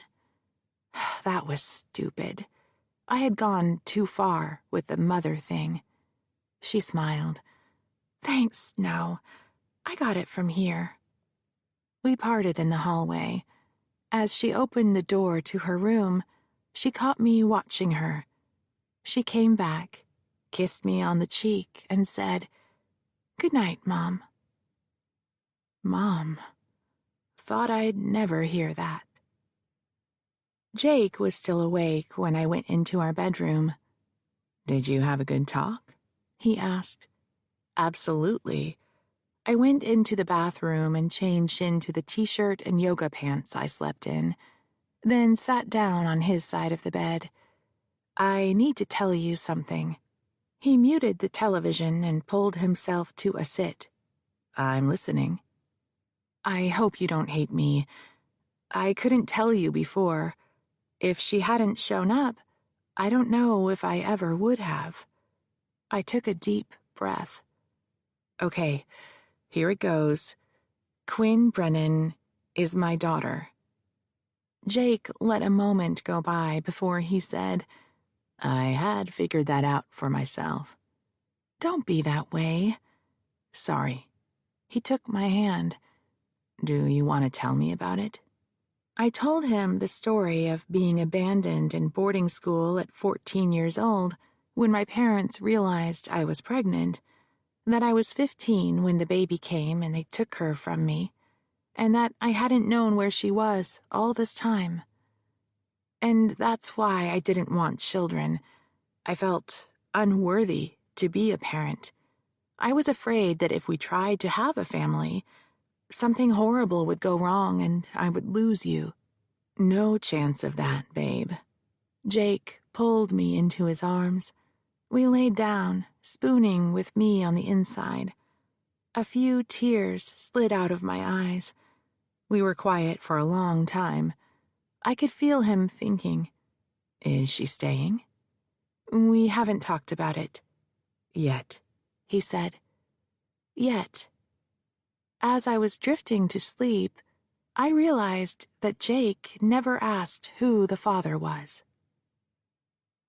The next morning, we began our tour of San Francisco with coffee and bagels at the Ferry Building. Jake took the day off to keep an eye on us. After breakfast, we wandered through the bookshop and then the myriad of specialty stores, cheese, wine, bread, flowers, and we purchased the makings for spaghetti bolognese. When we were loading our bags into Sonny's trunk, my cell phone rang. It was Yolanda. "Morning," I said. "I'm taking the day off. Sorry, forgot to tell you." "No problem. Just thought you'd want to know.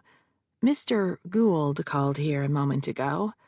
He said you should call him back. It's urgent." Frank didn't have my cell phone number. I gave Jake the keys to my car and asked him to give Quinn the grand tour of San Francisco after they dropped me at the office. It would take them at least 2 hours to do the loop, more if they stopped for a walk around the sights. I loped up the stairs with a bundle of flowers and handed them off to Yolanda. "What are these for?" she asked. "Just felt like it." I grabbed my messages and went down to my office, closed the door, and settled behind the desk. My call to Frank was put through after an unnecessarily long wait. "Late for you to come into the office," was his greeting. "We have out-of-town company. Is there something you needed?" "My clients authorized me to make an offer." This juncture in a case, if it came, was painful. When negotiations had previously broken down, the chances the case would settle were unlikely, as one or both of the parties would have to shirk some pride to make it happen. I pulled a legal pad close so I could write down the terms. "I'm listening." "Your client suffers from the misapprehension that the jury will be sympathetic to her claims. Her claim that my client called her to his room in the middle of the night was not witnessed by anyone, even by her own admission. She can't prove that it happened. Nor can she prove that if he called her to his room, he used work as a ruse to lure her there." Ruse. That was one of the words I had planted with Eli. I had given him 2 unique words so that if I heard them again from someone else, I would know that he was the source. With 2 unusual words, there was no possibility of a coincidence. If Frank used the second word, then I would be certain Eli was a spy. "Anything else?" I asked. "This new wokeness, the #MeToo movement, is predicated upon a myth of ubiquitous male exploitation. You can't sell that to a jury. The world is full of people who understand and appreciate the differences between the sexes. That doesn't make one superior to the other. It means they understand their roles. You'll have a hard time convincing an entire jury that women are downtrodden. If anything, they've been exalted and pampered. Every man on that jury who was subject to draft will remember that women were excused from military service." Ubiquitous. That was the second word. Eli had leaked information to Frank. He had betrayed me and my client. I had to fire him. "You're joking, right?" "Nothing of the sort," Frank said. "I've been authorized to double our offer. Your client will receive the equivalent of 2 years' salary, plus her personnel file will be expunged. And of course, she needs to sign a new NDA. I'll convey it. By the way, I'm coming to the mansion this afternoon. I would prefer that you not be there. I have every right to be in my home at any time I please. I believe my attorney sent you a letter informing you that you needed to coordinate visits with me so I can attend. We don't want any accusations of missing property, do we? Very well. Be there if you wish. I'm bringing my out-of-town guest to visit this afternoon. And who would that be? My daughter. A long moment passed, with only the sound of the phone's electronic noise in my ear. You don't have a daughter. Oh, but I do, and she's looking forward to meeting her family. As it turned out, we didn't make it to the mansion that afternoon.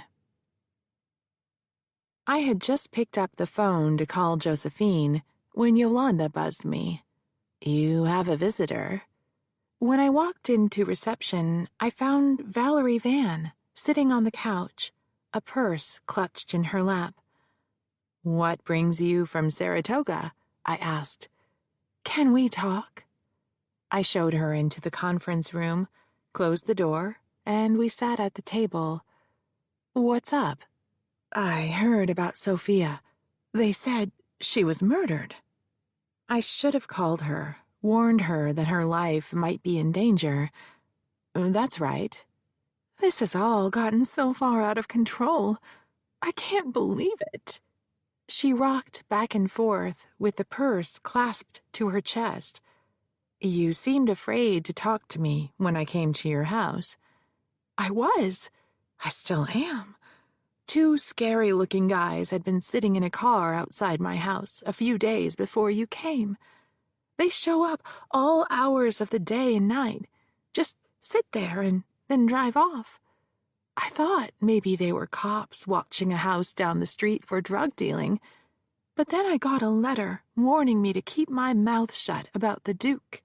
"Do you have the letter?"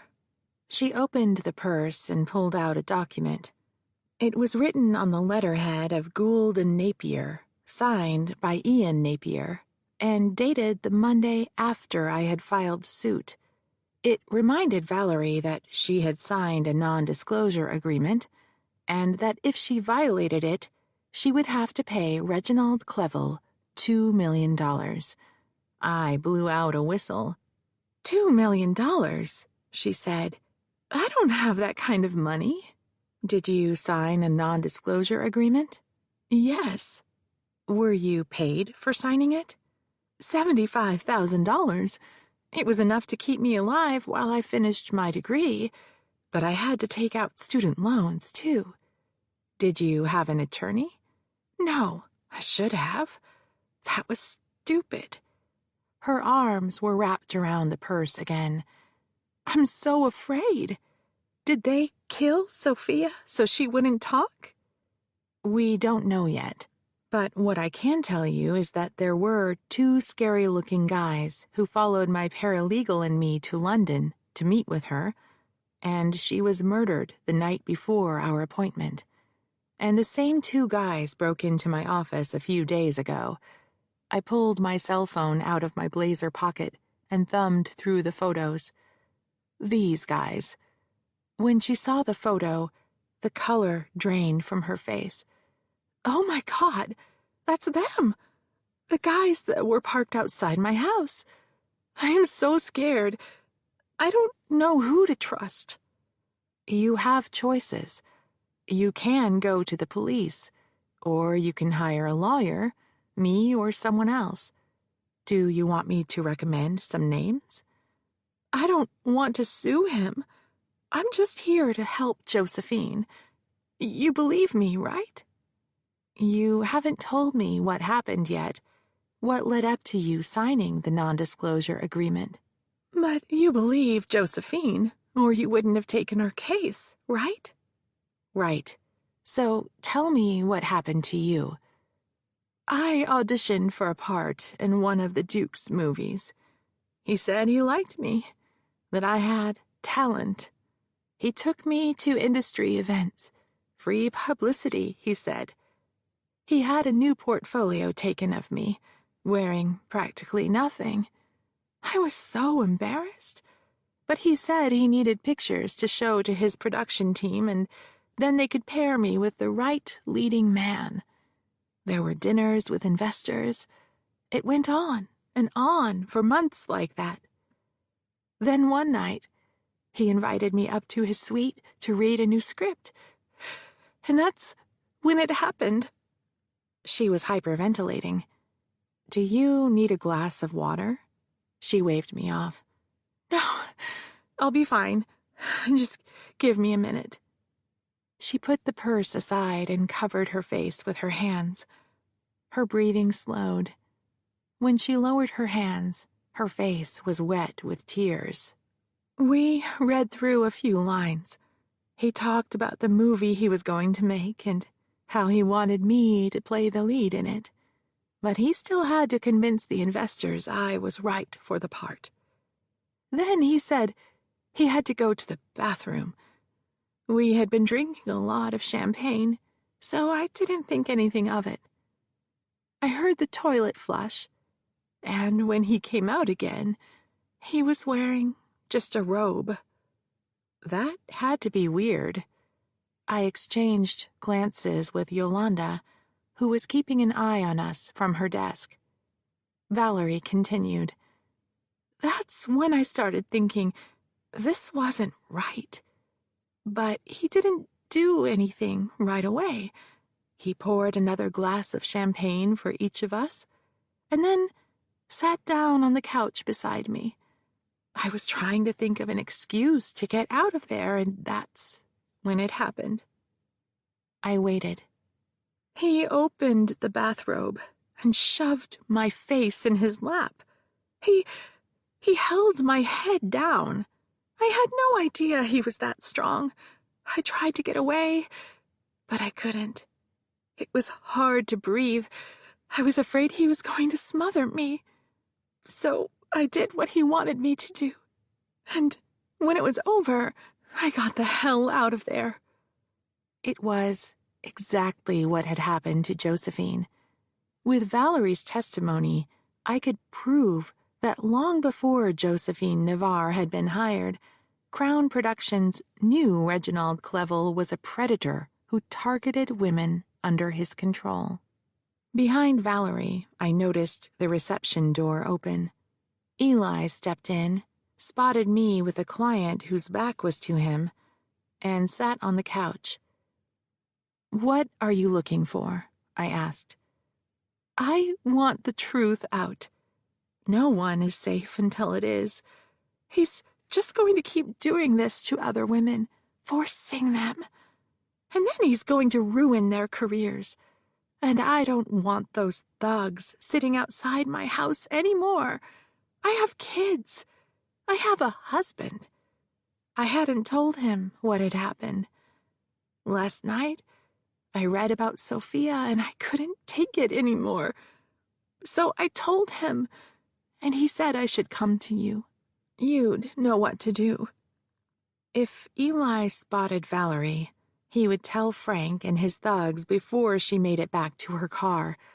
I motioned a writing gesture to Yolanda and for her to join us. When Yolanda arrived with a legal pad and pen in hand, I stood and gave my chair to her. "Valerie, tell Yolanda what you told me. She's going to type up your statement for an affidavit. We'll keep it under wraps until the trial in Josephine's case. And then I'll need you to testify." "Will he be there?" "He will. Are you willing to tell your story in front of him?" "Does he have to be there?" "I'm sorry. That's how court works. He's entitled to see you testify, and his attorney is entitled to ask you questions. I'll be there through the whole thing, and so will Yolanda. It's the only way to get the truth out." "Can he sue me for libel?" He can't sue you for defamation for anything you say in court. It's privileged.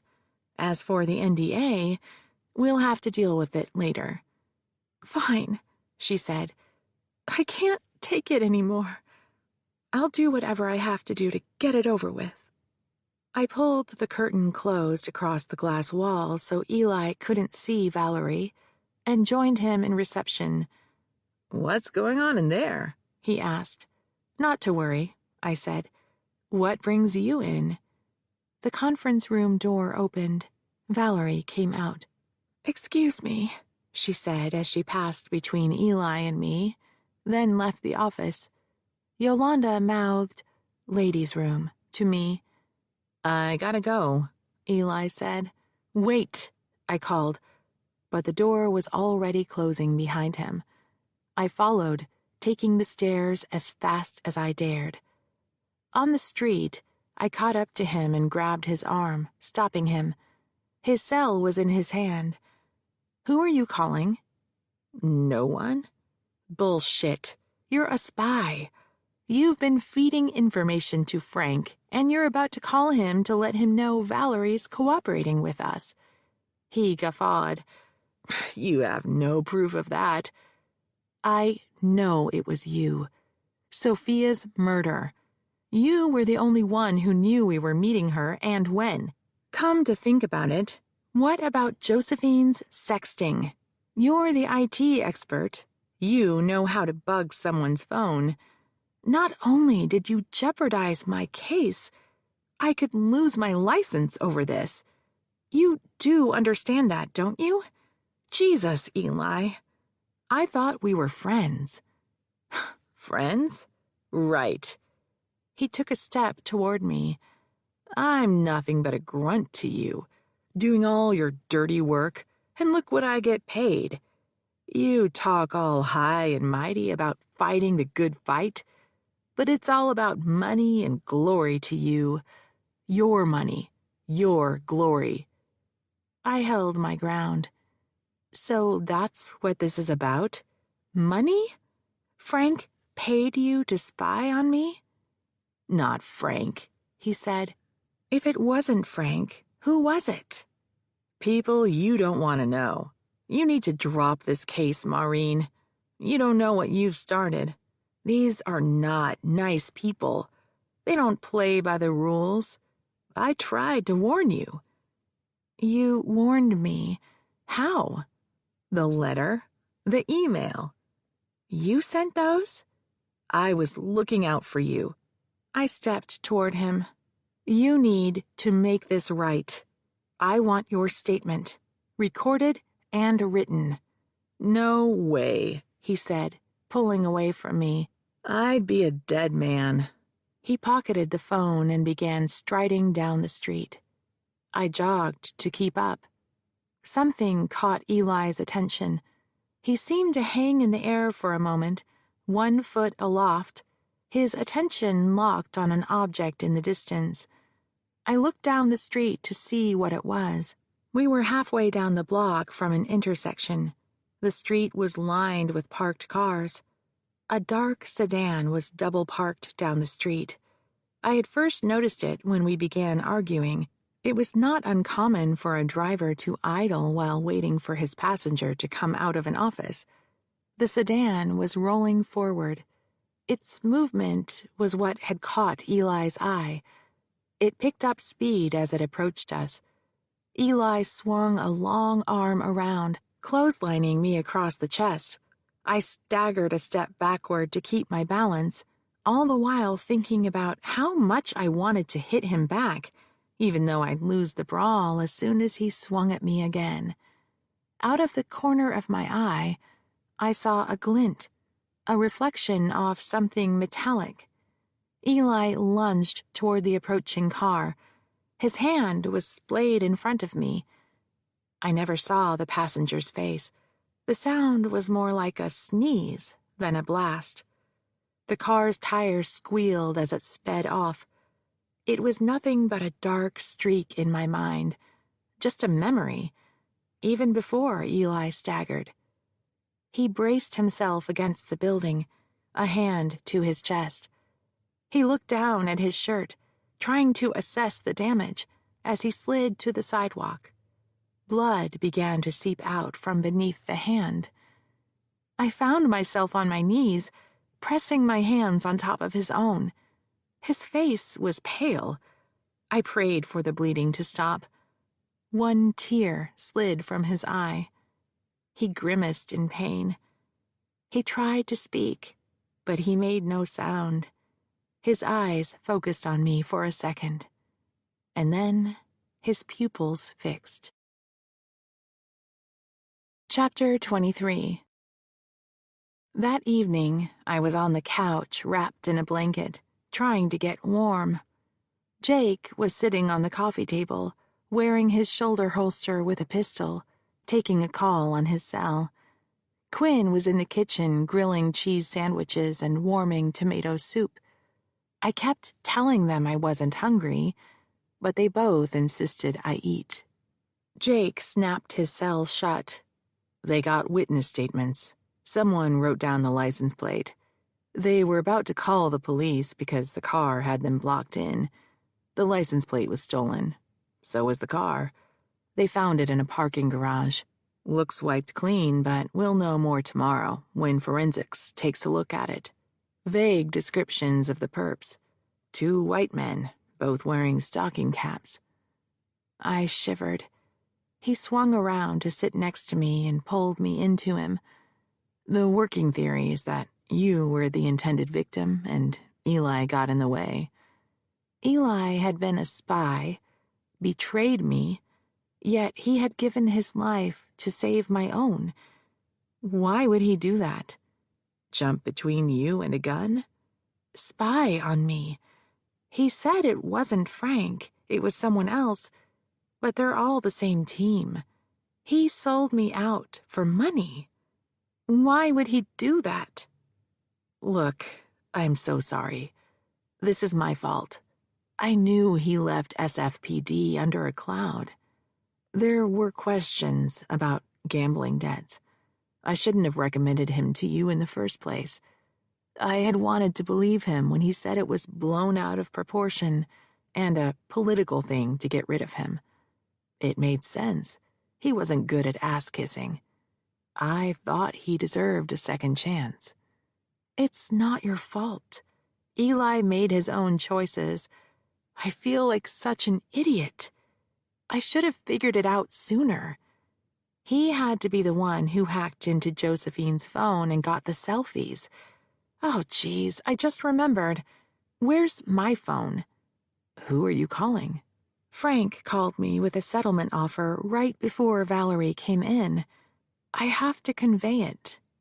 Tomorrow soon enough, Jake said. Quinn came into the great room carrying a tray of sandwiches and mugs of soup. Is there anything else I can get for you? I shook my head. She sat in the adjacent chair. I took a small bite of a sandwich, not tasting it. But things were so new between us, I didn't want to inadvertently hurt her feelings. My kid sure can cook. Quinn tilted her head toward Jake. With everything that had happened, I hadn't had a chance to tell her that he knew. Jake reached for her hand. Welcome to the family, Quinn. I mean it. And he did. She relaxed. Jake stood. Anyone for a beer? He went into the kitchen and puttered around in there while Quinn moved into the spot he had just vacated. I put an arm around her. We sat like that for a long time. I had never imagined I'd see my baby again. She might not have returned if her adopted parents were still alive.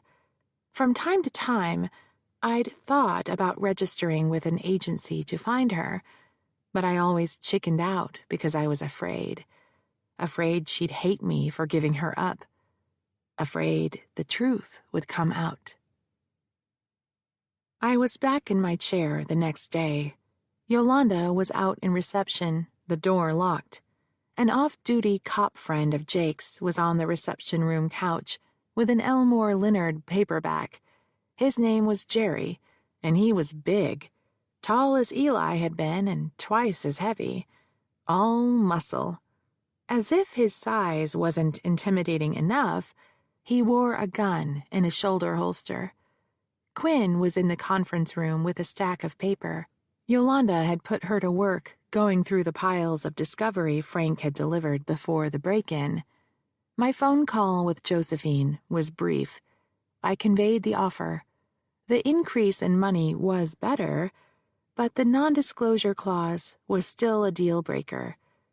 As I was putting down the receiver, Yolanda came into the office with the day's mail. On top was an order in Navarre v. Clevel et al. Judge Hahn's entire caseload had been transferred to Judge Wilbur St. James, the most conservative judge on the bench. I hit the speed dial for Jake's office. "Is everything okay?" he asked. "Judge Hahn's cases have been reassigned to Wilbur St. James. Have you heard anything about it?" "Her husband had a heart attack a few nights ago. Was touch and go at first. She's out on personal leave until further notice." "Damn it all anyway," I said. "I mean, I hope he's all right." "Sorry, Red, but you know what to do." What he meant was that I would make sure the record was stuffed full of arguments and evidence so that when Judge St. James ruled against me, I might have a chance on appeal. I'd rather win. Wouldn't we all? Other than that, all quiet? He was asking if I had been attacked. All quiet. Any news on Ayeti and Dona? They've gone to ground. Has anyone figured out Alpha Inc.'s connection? Who hired them? And what about who Eli was talking to? He said he wasn't working for Frank. He was talking to someone else, but it had to be someone close to Frank, because he knew exactly what I had said to Eli. Someone's on that. Look, I'm about to go into a meeting. If anything comes up, call me on my cell. Love you. Love you too. The next document in the pile on my desk was an order on my motion to exclude the selfie photographs in the Navarre case. Judge Hahn had promised to reserve judgment until we got closer to the trial. If I could prove the pictures were stolen and that Clevel hadn't known about them before he assaulted Josephine, I expected her to exclude them from evidence. I flipped to the last page. Typed in all bold letters was the word denied. It was signed by Judge Wilbur St. James. Figures, I said. The way things were going, I would lose Judge Hahn. She would have kept the photos out. I handed the order to Yolanda. Can't you appeal? Not until after the trial. The photos are coming in, and we have to deal with it. Hey, Mom? Quinn was standing at my office door, a single sheet of paper in hand. Hey, you, what's up? That morning, I had sat her down in the conference with the piles of Frank's evidence and asked her to look for Alpha Inc. Bingo! She waved a paper in the air. I found a year-old visitors list, people who security had permitted to go into the Crown Productions building. 2 visitors from Alpha Inc. named Roman Ayeti and Alexander Doda were signed in a bunch of times. She handed me the page. Sure enough, they had signed in to see Crispin Clevel 3 times. You have a knack for this, my girl. Go back and see if you can find more visits. I sent Jake a text. The Duke had contact with Alpha Inc. last year. A few seconds later, he texted back. Roger that. The police tracked down Eli's next of kin, an estranged sister who lived in Oregon. Her name was Susanna Conroy. She came into the office to pick up his final paycheck, pulling an old carry-on suitcase. She must have been older than him. Her salt and pepper hair was pulled back into a thick ponytail. The skin of unmade-up face was loose with age. She wore faded jeans, Birkenstocks, and a lumpy sweater. She had been a hippie chick. He was a cop. No small wonder they were estranged. After Yolanda sat her in my visitor's chair, she got straight to the point. "You were there when my brother died." I was. How much did she want to know?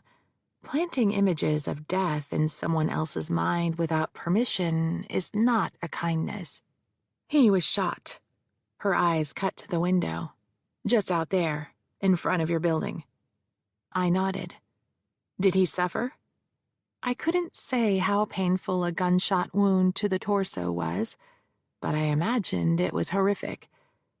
"He was gone in a few seconds." "Have they found who did it?" I shook my head. "We didn't get along, hadn't spoken in years, but I wouldn't have wished that on him." Yolanda returned with a cup of tea for Susanna, then slipped out of the room. I should have documentation of work in my cases, but I wondered if there was a letter or note that would prove who killed him. "Is there anything you need?" I asked. "Can we help clear out his apartment for you?" "All done." "What about the case files?" She shrugged. "All the paper went to recycling." "Did the police take anything before you cleaned out the apartment?" "They said they didn't need anything." She took a sip of tea. "Well, that's it, I suppose. Did you have a check for me?" "Certainly." I pulled an envelope out of my pencil drawer, addressed to Estate of Eli Conroy, and slid it across the desktop to her. "Will there be a memorial? I'd like to go. I'm sure his old friends at SFPD would as well." "There's no reason for that. I'm on my way to the airport now. When I get home, I'll spread his ashes in the woods. He loved the woods when we were kids." I pointed to the suitcase. "Yes," she said, "his ashes." She stood. "I have a cab waiting, and I'm sure you're busy, Miss Gould. I'll show myself out." The last I saw of Eli Conroy was a beaten-up, two-wheeled suitcase as it was dragged out of my office. 1 week before the trial, I was in my office, staring out the window, tapping a pen against my tooth. It was a Monday morning. The skies sparkled with light. When Quinn and I came in, Jake's cop friend, Jerry, was already settled on the couch with a new Elmore Leonard book, a tall mug of coffee, and a piece of coffee cake at his elbow. Ayeti and Doda were still at large. Jerry was wearing aftershave. That was new. I faced Yolanda so only she would see my curious expression. She avoided meeting my eyes. "There's more in the kitchen. Help yourselves." Yolanda had been divorced long before I had met her, and hadn't dated in the time she had worked for me, nor had she baked for the office before. "Thank you," I said. "You're welcome." She bent to her task, blushing. Quinn grabbed a slice of coffee cake for herself, then went into the conference room to continue her work analyzing Frank's evidence. She had already discovered a number of visits to Crown Productions by Roman Ayeti and Alexander Doda that coincided with industry events attended by Reginald Clevel. Online, she had found photographs of the two hovering around him, earpieces in place. As I sat at my desk, I still struggled with the theme of the case, that one short phrase that would resonate with the jury. I had to seize them from the first words I spoke. Yolanda appeared at my door with a fresh mug of coffee. She placed it on my desk. "You have a visitor." I wasn't sure I could handle another surprise. "I don't have any appointments today." I put the pen down on my blank legal pad. She didn't make one. "New client?" "I don't know, maybe. She says she has information about your case against Clevel. Her name is Abigail Lawrence." There hadn't been an Abigail Lawrence in any of our investigation results or in the evidence from Frank. "Okay, show her in." Yolanda left and returned with a young woman and a cup of tea, which she set in front of the visitor's chair. then softly closed the door as she left. Abigail Lawrence had a dark olive complexion. She could have been in her early 30s, but was gaunt from excessive weight loss and had dark circles around her eyes, which made her look older. I motioned for her to sit down. "Good morning," I said, extending my hand. "I'm Maureen Gould. How can I help you?" "I'm not sure," she said in a flat Midwestern accent. "Yolanda said you have something to share about Reginald Clevel?" She looked at her hands. She took a deep breath, then sighed, allowing her eyes to lift to the window. She stared out it for what seemed a long time. Then a frown crinkled the thin tissue across her brow. "He raped me." That had to be a difficult thing for her to say. Given her demeanor, she had not said it often or to very many people. Her pain was raw. I lifted my pen and clicked the cap to expose the nib. I put pen to paper. "Can I get your full name, please?" "Abigail Ethel Lawrence is my real name, but you might know me as Amber LaRue." After Yolanda and I took her statement and made sure we had her contact information, she went back to the East Bay home of a childhood friend where she was staying. As long as the Duke didn't know she was in town, she wouldn't be in danger. As far as he or anyone else knew, she was still partying in the south of France. Jake called that afternoon. When I answered, he said, "Got them." "The thugs?" "Ayeti and Doda. Caught them trying to cross the border into Baja." "Have they said anything?" "The first words out of their mouth were, 'diplomatic immunity.'" "Fuck." "Don't worry, Red. We've put a call into the British Embassy to see if they're going to protect these guys. We should have a decision in a day or two." "Did the cops find anything on them?" "The gun is long gone. Best guess? At the bottom of the bay." Chapter 24. The trial started on a Wednesday because Judge Wilbur St. James was in a judicial conference Monday and Tuesday. I came in with my team a half-hour early to give Josephine a chance to acclimate to the environment. She and I settled our bags at counsel table. Yolanda rolled the hand truck loaded with 2 boxes of files into a corner, then sat behind me in the first pew. Quinn sat next to her, where Eli would have been. Throughout every trial I had had in private practice, Eli had sat in the front row. He observed the jurors and told me how they were reacting. He kept an eye on the other team, watching the defendant for tells. At break, he would pump me up with ringside encouragement as if he was a prize-fighter's coach. When had he lost faith? I would never know.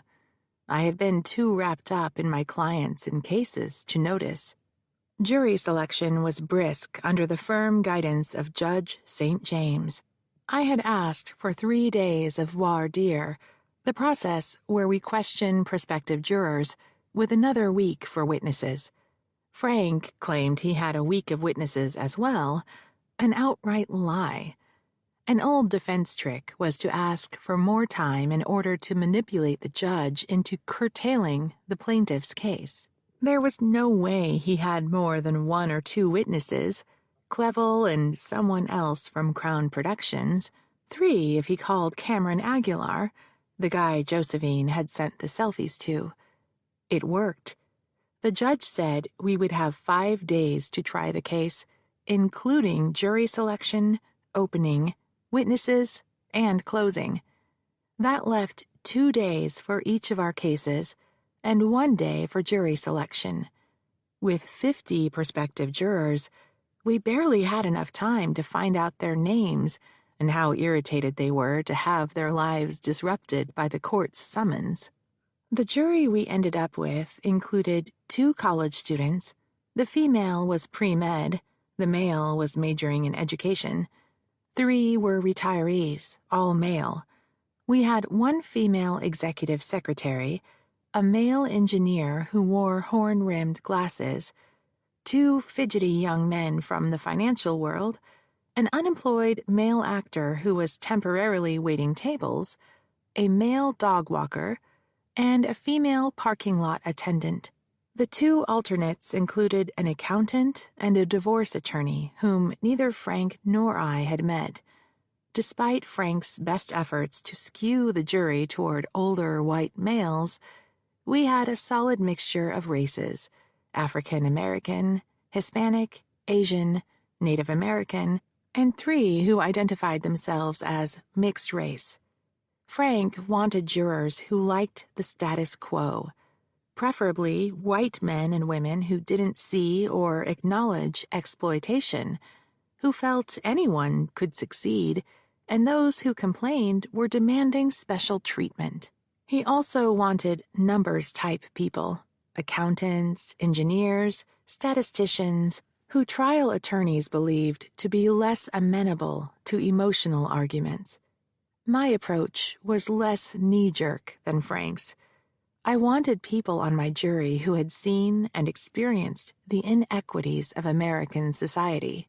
Numbers people could have feelings too. Mature white males might be aware of bias. By the same token, a successful black man could believe that he rose above his circumstance by virtue of hard work, and anyone who did not wasn't trying hard enough. Each person was an individual with unique experiences and beliefs. Quinn and Yolanda sat in the front row behind me. Together with Josephine, who sat beside me, they observed the prospective jurors. When I was concentrating on one juror, another might react strongly to what was being said, so having another observer was invaluable. I heavily relied on Josephine's gut reactions to the people who would judge her. She had strong, immediate impressions of those who would not listen to her story. I had learned after many trials that the client's instincts were accurate. Besides, this was her life, her story, her case. My job was to advise her, not to manage her. She had the final word as to who we rejected or accepted. We agreed on each decision. Quinn's presence disturbed Frank. I had not introduced them, but he had to know who she was. She resembled me so much at that age. He showed it subtly. He glanced at her when he was facing in that direction. He was anxious, working his jaw muscle. Every time he stood or sat, he smoothed his jacket and tie with quick, snapping motions.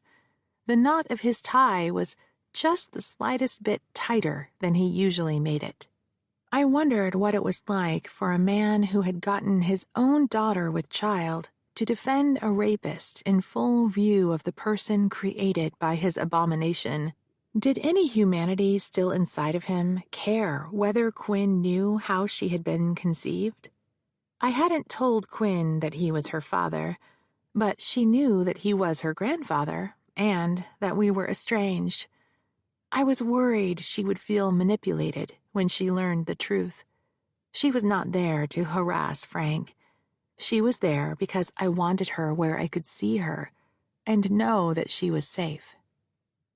Jake dished out pasta onto the last plate, smothered it with a puttanesca sauce, and handed the plate to Quinn, who ferried it to the dining table.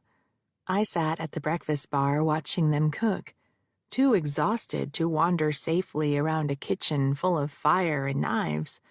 Jake topped off my goblet of red wine and Quinn's. I brought them to the table, and the three of us settled in to dinner. "You've been pretty quiet all night," Jake said to me. "How's the trial going?" I had torn off a chunk of garlic bread and bit into it. I was starving. I wiped the butter dripping down my chin. "Got jury selection done. Tomorrow's opening, and I start my case." "Any jurors you're worried about?" "There's an engineer. I've never bought into the thing about numbers guys being unfeeling, but this guy is impassive. All I know is his name and that he wears horn-rimmed glasses. There are two young men, both financial industry guys who can't sit still. They're both lost without their devices and a headset. I don't know if they'll be able to absorb our message in the old-fashioned way of watching and listening to real people. With the rest of them, it's too soon to tell.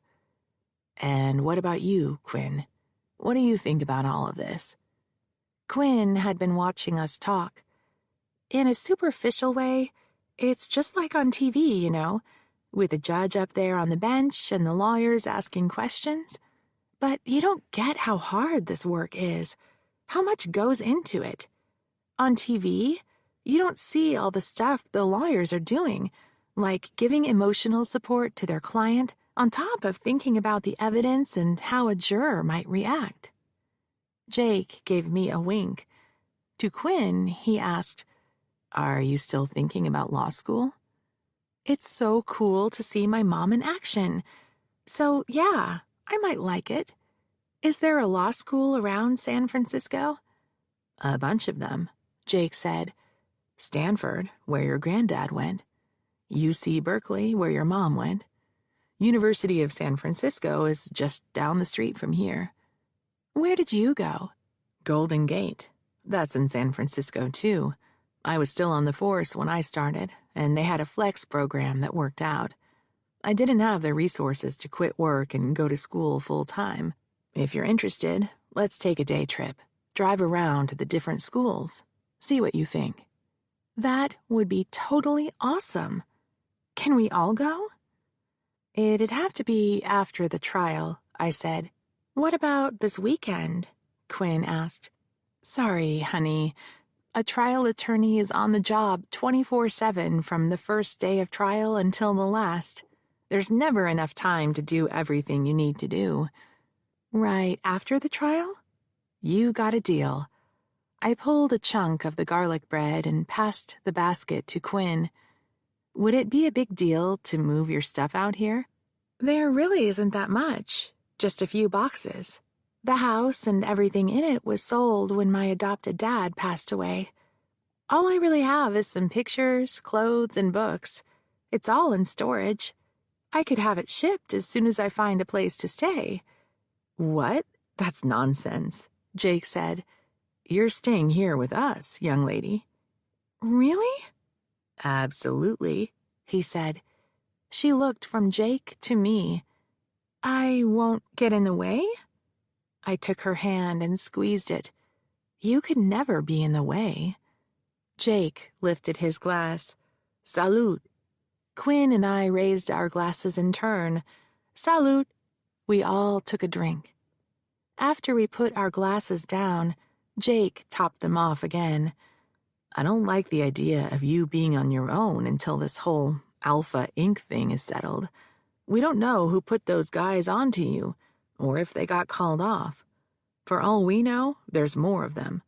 The two in jail still aren't talking. Any news on the diplomatic immunity? I asked. What's that? Quinn asked. I was strangling down a forkful of pasta, so Jake explained. A diplomat is immune from criminal prosecution.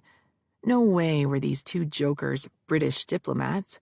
But it can extend to everyone on the embassy staff, not just the ambassadors. The feds are going to hold these two, a Yeti and Dota, until the Brits make a decision. If immunity isn't waived, they'll be set free and there's nothing we can do to touch them. Even for murder? Quinn asked. Even for murder. So until we know what the situation is, I'd feel better if I knew you two ladies were in good hands, either in court, with me, or with Jerry. Chapter 25. Mickey Wong was sitting in the last pew when we arrived for court. We exchanged polite nods when my team and I entered the courtroom. Because I was plaintiff's counsel and this was a civil case, I made my opening statement first. I stood and took the lectern. As a general rule, I opened with a warm-up, but not today. I greeted each panelist. the 12 jurors and 2 alternates in the eye, one by one, making sure I had their attention. After they coalesced into one organism, breathing in sync, I touched my pearl necklace for good luck and took my opening shot. Reginald Clevel is a rapist. Blunt and to the point. I still hadn't come up with the theme of my case, the storyline that would connect in a primal way with the jurors, so I decided to stick with the raw facts. Objection! Frank was on his feet. Clevel half stood with him. Approach. Judge St. James was ordering us to a sidebar so we could argue our dispute without the jury listening in. I threaded between the lectern and my table while Frank walked around. The Duke followed Frank. You may return to your seat, Mr. Clevel, the judge said. Counsel only. Clevel plucked at Frank's sleeve. Frank whispered something to him. Clevel gestured with an open hand at the judge. Sotto voce, he said, "He needs to understand." Frank gripped Clevel's shoulder, just as he had gripped mine that night at the cocktail party. Clevel went back to the defense table, while Frank and I met at the bench, with enough room between us to fit in a third person. Judge St. James motioned us closer. I stood on tiptoes. Frank stayed in his place. The judge gave us a frown and flipped on the white noise machine to keep the jury from overhearing our discussion.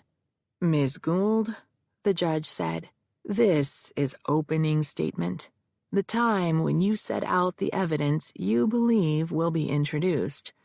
It is not the time for hyperbole. This was the first dispute of the case, and already he was making Frank's arguments for him. That is what I'm doing.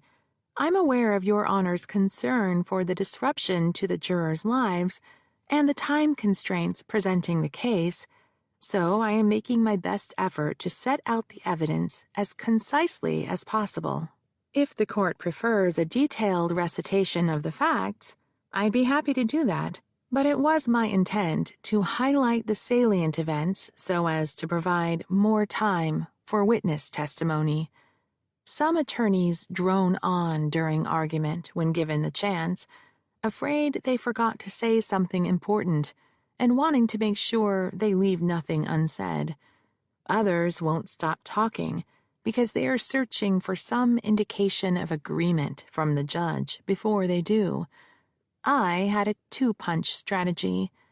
The first punch was delivered in the sidebar. I could have stopped talking after my first sentence, but Frank needed to see early and often that every time he talked, I would prattle on for as long as possible, eating up more time that could be spent on evidence. To keep things moving along, the judge would eventually deny Frank's more dubious objections, and Frank would get bored. Very well, counselor. See that you do. The judge motioned us to step back from the bench. I resumed the lectern. Frank sat at his table, patting the air in Clevel's direction with a "no big deal" gesture. Then I delivered the second punch. I repeated what I had just said so the jury could watch Frank's reaction as he was forced to sit through the words that had inflamed him. Reginald Clevel is a rapist. I took a sip of water, letting my words sink in. Frank resettled in his chair. The jurors watched him, then focused on me. Good morning, ladies and gentlemen of the jury. My name is Maureen Gould, and I am privileged and honored to represent Josephine Navarre. Josephine, would you please stand up for the jury? She stood and gave them a shy smile. Some smiled back at her. A few, notably the older females, including Mrs. Beatrice Templeton, a white lady in a cardigan in the front row, and Ms. Edith Chang, a Chinese lady in the second row, were stony-faced. These were the ones on alert for sneaky lawyer tricks. I had to earn their trust. "Thank you, Josephine," I said, and she resumed her chair. I turned back to the jury. This is her story. From a young age, this remarkable young woman dreamt of becoming a movie producer. She worked hard in high school. She won a scholarship to the University of Southern California. There, she distinguished herself and won awards for a short film she had written, produced, and directed. Even before she graduated, she was hired as a production assistant at a small studio. Her dream was coming true. From there, she envisioned working her way up through the industry until one day she would produce her own independent films. And then Reginald Clevel entered her life. He offered her a job. He recognized her ambition, and he took advantage of it. He personally took her under his wing. Because of her desire to impress him, he could manipulate her into tolerating his increasingly aberrant behavior. His plan culminated on a trip up here to San Francisco to scout locations for an upcoming film. One night, in his hotel room, he forced her to perform oral sex on him. Juror number 9, Norberto Bonifaz, the dog walker, covered his mouth with one hand. Juror number 10, next to him, the horn-rimmed wearing engineer, pushed himself as far away from Bonifaz as he could get. Ms. Chang, on Bonifaz's other side, patted his arm. I continued. She broke free and ran out of the room. She returned to her hotel room and locked the door. That very night, even before the sun rose again, he sent hotel security to escort her from the premises. He fired her. She was left on the streets of San Francisco at dawn, with nothing but her suitcase. He didn't even provide her with a ticket home. He just threw her out like garbage. "Objection!" Frank again. "Sustained," the judge said. "Move on, Ms. Gould." Frank was right. The garbage remark was hyperbole, but no one won or lost an appeal because of an overly dramatic opening argument. And you will learn that this wasn't the first time Reginald Clevel preyed upon women in his orbit. You will hear from witnesses that long before Josephine Navarre was hired, this was a pattern, and that Crown Productions knew. Objection! Judge St. James took in a deep breath. Approach. When we were gathered, the judge leaned in to Frank. Articulate your objection, Mr. Gould. There is no evidence whatsoever of prior acts. The judge turned to me. And your response? As I set out in my brief, we have 2 witnesses who will testify to prior sexual assaults. Objection! Mr. Gould, you do not need to object during argument. This isn't evidence. Still, Your Honor, I wish to make it perfectly clear for the record that my client denies there were assaults, and we object to the use of that term in this proceeding. I snorted. The party who picked the language won the battle. Clearly, Frank's strategy was to force me to use words so neutral that the acts I described sounded clinical. This coming from a man who wanted to introduce erotic selfies. He was hoping to censor me and save all the drama for himself. I opened my mouth to respond when the judge held his hand up.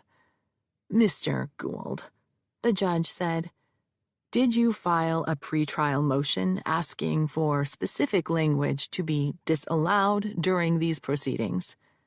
No, Your Honor, but the language is so inflammatory that it should not be permitted in any case. Your argument is deemed waived, for having failed to assert it timely. Your request is denied."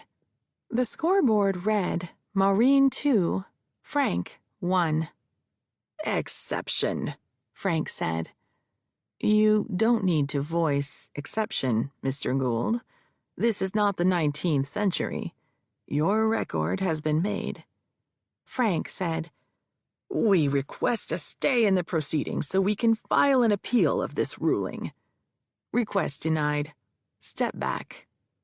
The judge flipped a switch, and the roar from the white noise machine died away. I stood behind the lectern and waited for the jury to settle down. The constant interruptions had distracted them, the two young financial guys in particular. The one in the front row faced backwards, mouthing something to the one in the back. But I also noticed that some of the jurors leaned into me, anxious to hear what I had to say next. As I was saying, the jury snapped to attention. Crown Productions knew about Reginald Clevel's pattern of sexually assaulting young women. They protected him. They defended him. Time and time again, they paid off his victims in exchange for non-disclosure agreements. They shielded him with the cloak of secrecy these agreements gave them, and drove these young women from the movie business. In that way, they were complicit. If the truth was known, women would not have continued to seek employment with him. If the truth was known, he could not have accessed women at work. If the truth was known, talented young women, like my client, Josephine Navarre, would not have been sacked for refusing to succumb to Reginald Clevel's sexual proclivities, and would have been allowed a fair chance of success. In a few moments, defense counsel will speak. It is up to you, the jurors, to decide whose story makes the most sense. I ask you to hold me to the promises I have just made you, that I will prove my case with the evidence that I just outlined. I also ask that you hold Mr. Clevel and Crown Productions to the same standard. The judge stood. "We'll take our morning recess now. We shall resume in 15 minutes. I went back to my table and stood behind my chair. Everyone else stood. We waited in silence as the jury filed out and the door clicked closed behind them.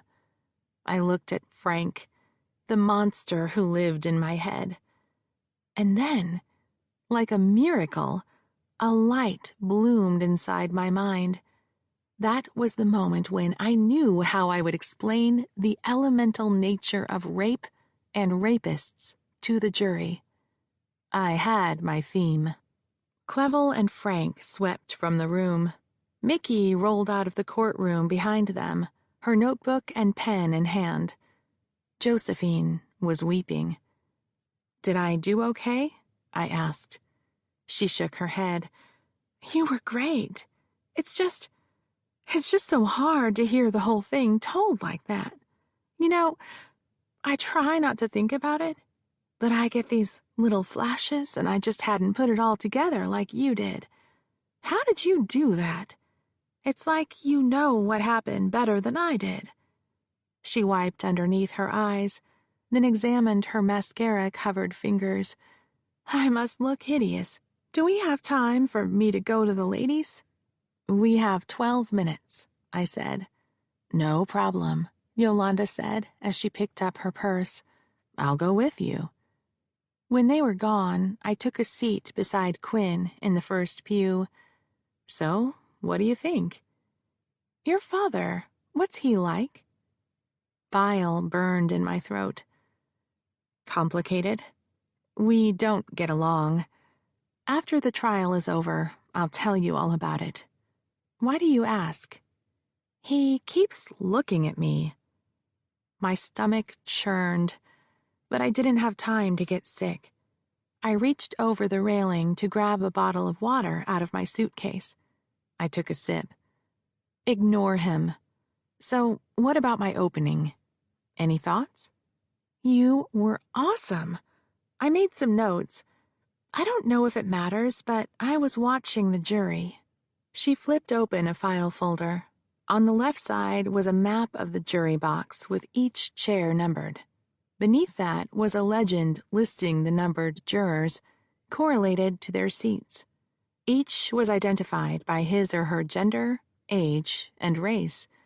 To the left of the numbers were tiny photos of most of the jurors. Where did you get the pictures? Facebook? Just about everyone has an account, or a friend or relative who does. That explained the noise I had heard late last night coming from her room, the home office, where we had a small desktop printer. I had thought she was printing off law school applications. Quinn had a legal pad of notes on her lap. I noticed that juror number 3, Mrs. Templeton, was shoved back on her chair. She's the one wearing the cardigan. She wore it the first day, too. Quinn pointed at a small picture of Mrs. Templeton in her file, smiling for the camera at a social gathering, wearing her cardigan. That had to be her trademark. She made a face when you talked about what happened in the hotel room. What kind of face? Quinn scowled for me. She doesn't like hearing about it, I said, but it's too soon to read into it. It could mean she's offended I would say something like that out loud, or that she's disgusted by what Clevel did. Can you keep an eye on her? And don't forget to watch the alternates. One of them could end up on our jury. Anything else? Did you catch number 9? That's, Norberto Bonifaz? He was upset. I did. Pretty sure he was horrified by what happened. But that doesn't mean he's sympathetic to us. If he thinks I'm twisting the facts and he feels manipulated, he could punish us. The courtroom door opened. Josephine entered. Yolanda came in second but stopped, blocking Frank's and Clevel's entrance. Frank halted for a moment. Clevel crowded behind him. When Josephine walked through the gate and put her purse in her chair, Yolanda strutted forward as if she hadn't noticed Frank and Clevel. The clerk entered from the side door and announced, "The jury is returning." The back door opened. While they were filing in, I leaned in to Quinn. "Great job. Keep it up." Then I stepped through the gate and took my place standing beside Josephine. "Are you okay?" I asked. She took my hand and squeezed it. "One last thing before he starts talking. No matter what he says, do not react. Got me?" "Gotcha," Josephine said, and let go of my hand. Chapter 26. After the courtroom occupants settled into their chairs, Frank took the lectern. "Ladies and gentlemen of the jury, my name is Francis E. Gould, and this is my client, Reginald Clevel." He swept an arm in the defendant's direction. I rolled back so I could watch the Duke. He was pushed back in his chair with one hand against the armrest, locked in a stare-down with Mrs. Templeton. The moment lingered while his color deepened to the purple of raw steak and a sheen broke out across his face. Frank went on, "This is my opportunity to tell you what the evidence will show. Like you, I find these accusations distasteful. Some of the terms you will be forced to hear are not fit for polite company. Forgive me, I'm just an old-fashioned man. I was raised in a different era, so you will sometimes see me embarrassed by the things that will be said in this courtroom." He was aiming his remarks at Mrs. Templeton, who I was now thinking of as Cardigan Lady. She had been skeptical of me, but she wasn't warming to him either. If anything, her expression hardened even more. She didn't like being pandered to. As awkward as this is for me to say, I must. Reginald Clevel is not a rapist." The dog walker, Norberto Bonifaz, stared at Clevel, whose color had lightened to medium rare. The others were trained on Frank. "This case is about greed. It all boils down to money. Josephine Navarre wants to get something for nothing. You will learn that she obtained a job at Crown Productions in the same manner that anyone else does. She applied for it. She was interviewed by someone in the Human Relations Department. Ultimately, a person far beneath Mr. Clevel in the corporate structure decided to hire her. He had nothing to do with this. He was not even aware of her existence until she came to work on the Golden Gate project." Here, Mrs. Templeton examined Josephine, and I could feel Josephine's composure waver. Then the juror turned her attention to Frank. She was his canary in the coal mine. He was speaking to her, using her as his gauge of what worked and how to pace his remarks. When he had her attention again, he resumed, "At first, Ms. Navarre worked hard, as everyone else in Hollywood does. But as time rolled on, there were concerns about her reliability. She began coming into work late. There were gaps during the workday when she could not be found. She was spoken to on 2 different occasions and given warnings. The third event occurred on the night she was fired. There was a meeting of investors at the Mark Hopkins Hotel. That evening, Ms. Navarre appeared high-strung. Not long after it began, she excused herself to go to the restroom. Her co-workers had made remarks in the preceding months about her frequent visits to the ladies' room, and there had been suspicions, but no one had ever seen Ms. Navarre using drugs. Regardless of what you may have heard about Hollywood, Crown Productions has a zero-tolerance policy regarding drug usage. If Ms. Navarre had made it known that she was using, make no mistake about it, she would have been terminated immediately." The financial guys shifted in their chairs guiltily. Josephine slipped her hands under the table and began picking at her cuticles.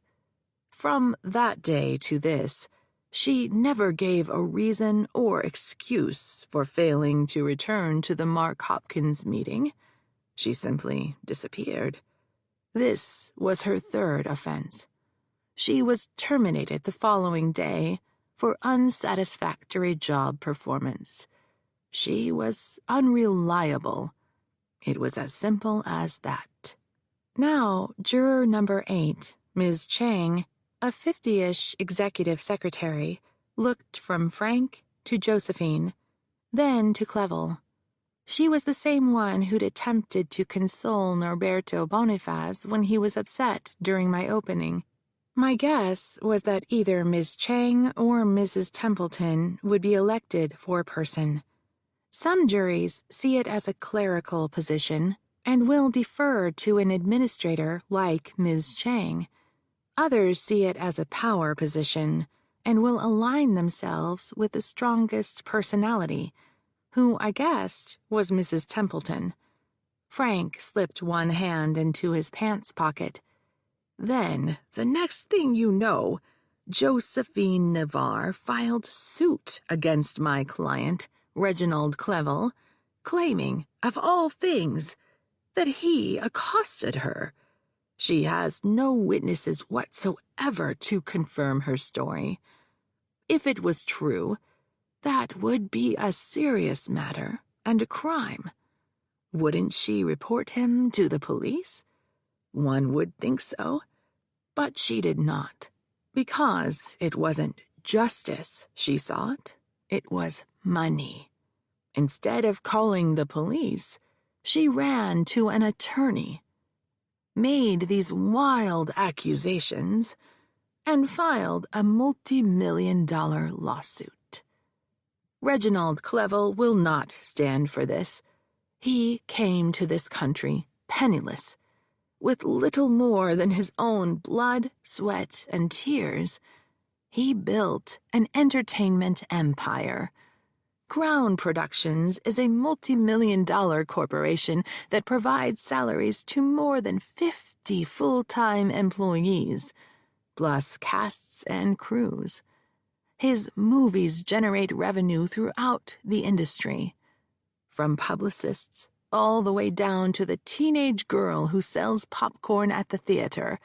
Workers depend upon the earnings his projects produce. Reginald Clevel will not see his good name disparaged. He will not see his enterprise destroyed. And he will not write a check to every young woman who tells a story. If word spread, it would open the floodgates to countless false claims. Frank slapped his hand on the lectern, startling Norberto Bonifaz. This extortion must stop, here and now, with you. Frank gathered his notes and stepped to his table, where he was greeted by a handshake from his client. Judge St. James spoke. Ms. Gould, are you prepared to call your first witness? I need a few minutes to set up, Your Honor. I could have spent the first hour questioning Josephine without showing exhibits, but I wanted a chance to settle her before she went on the stand. The judge would call a short recess if I hinted at technical matters. Nothing bores the judge or jury quicker than watching someone fiddle with equipment. Very well. The judge stood. We will take our second morning break now. Expect to be back in the courtroom in 15 minutes. Frank and Clevel remained at their table. Josephine, Quinn, and I left the courtroom, while Yolanda stayed behind to set up and test the computer and projector. Down the hall were a few conference rooms set aside for use during trial. I found a vacant one and ushered my team into it. Josephine was trembling. He's lying. He lied about all of it. Why did he say those things about hiring me? I said, workplace sexual harassment occurs when a supervisor who has the authority to hire, fire, or discipline a subordinate takes an employment action because of sex. We said he hired and fired you. Given his history, he probably hired you because he wanted to hit on you. Then he fired you when you refused. It's classic sexual harassment. What about this stuff about her disappearing at work? Quinn asked. That's new. Is there any truth to it? I asked Josephine. There were times when someone couldn't find me, but that was always because I was with the Duke. He'd hunt me down when I was working on something and insist that I drop everything and follow him. He wanted me to take notes or do something stupid that he really didn't need me for. I kind of felt like he was just dragging me around to show off. So, yeah, I wasn't where I was supposed to be. But later on, I'd explain what happened, and it was like, no big deal, because he's the boss. And the coke thing? That's just fantasy, Josephine said. I don't use drugs. Any drugs? She lifted her Versace bag for us to see. Do you think I could afford this purse if I was using drugs? No way, Quinn said. But I have a question. Why didn't Frank talk about the selfies in his opening? I liked how Quinn dived in and wasn't afraid to ask questions. Because he's saving them for dramatic impact. He expects us to paint a pure as driven snow picture of Josephine, and then he will make her look like a promiscuous druggie. I don't get it, Quinn said. If Mr. Clevel claims he didn't do anything to her, and that there was nothing sexual in their relationship. Who cares if she's an adult woman responsible for her own sexuality? That was my little girl talking. My heart was full. Good point, I said. 2 things. Frank's betting not everyone will see it that way. We do have some apparently conservative people on the jury. Like Mrs. Templeton, Quinn said. Who's that? Josephine asked. Cardigan lady in first row, I said. I'm not sure she likes me. She's suspicious of everyone, and will be careful to come to a decision. Not to worry. I'm betting that when she does, she will be a powerful influencer on the jury. It's not about liking, so we can't charm her. It's about telling a story that makes sense and rings of truth. You mentioned there were 2 things, Quinn said. What's the second? Frank's working a fallback defense. If the jury believes the Duke came on to Josephine, then she welcomed it. Ew. Ew is right, Josephine said. I reached for the door handle. Okay, guys, we need to get back. Are we good? The jurors were in their box, tensely waiting for the big show to begin. Mickey was in the back pew of the court. The bench was vacant. The court clerk rose from her station, tissue box in her hand. She crossed the well, something she had not done before, and drew the jurors' rapt attention. She set the box on the small table in the witness stand next to the microphone. She produced a water pitcher that had been stashed behind the chair, half-filled a plastic cup, and set that on the table as well. Then she walked back across the well and took her seat behind a bank of computers. The entire ritual was performed and observed in silence. The judge entered from the door behind the bench and eased himself into his chair. He surveyed the room, then said, J.N. Clevel and Crown Productions is now back in session. Counselor, please call your first witness. The plaintiff calls Josephine Navarre. Josephine stood and crossed the room to the witness stand. She was wearing her court suit, black blazer and slacks, black heels, white silk blouse. Her braids were pulled into a chignon. She was sworn in, took her seat, and instructed to attach a small microphone to her blazer. I waited for her full attention before I began direct examination. Ms. Navarre, please state your full name for the record. Josephine dipped her head toward the microphone on the desk. Josephine Isabel Navarre. And just to be clear, you are the plaintiff in this case. I am. Would you please tell the jury in your own words why you decided to file suit against Reginald Clevel and Crown Productions? Josephine addressed the jury as we had practiced during trial preparation the week before. I filed suit because he fired me. How did the sexual assault play into your decision to file suit? Objection! Josephine didn't answer. When we had prepared for trial, we ran through her testimony.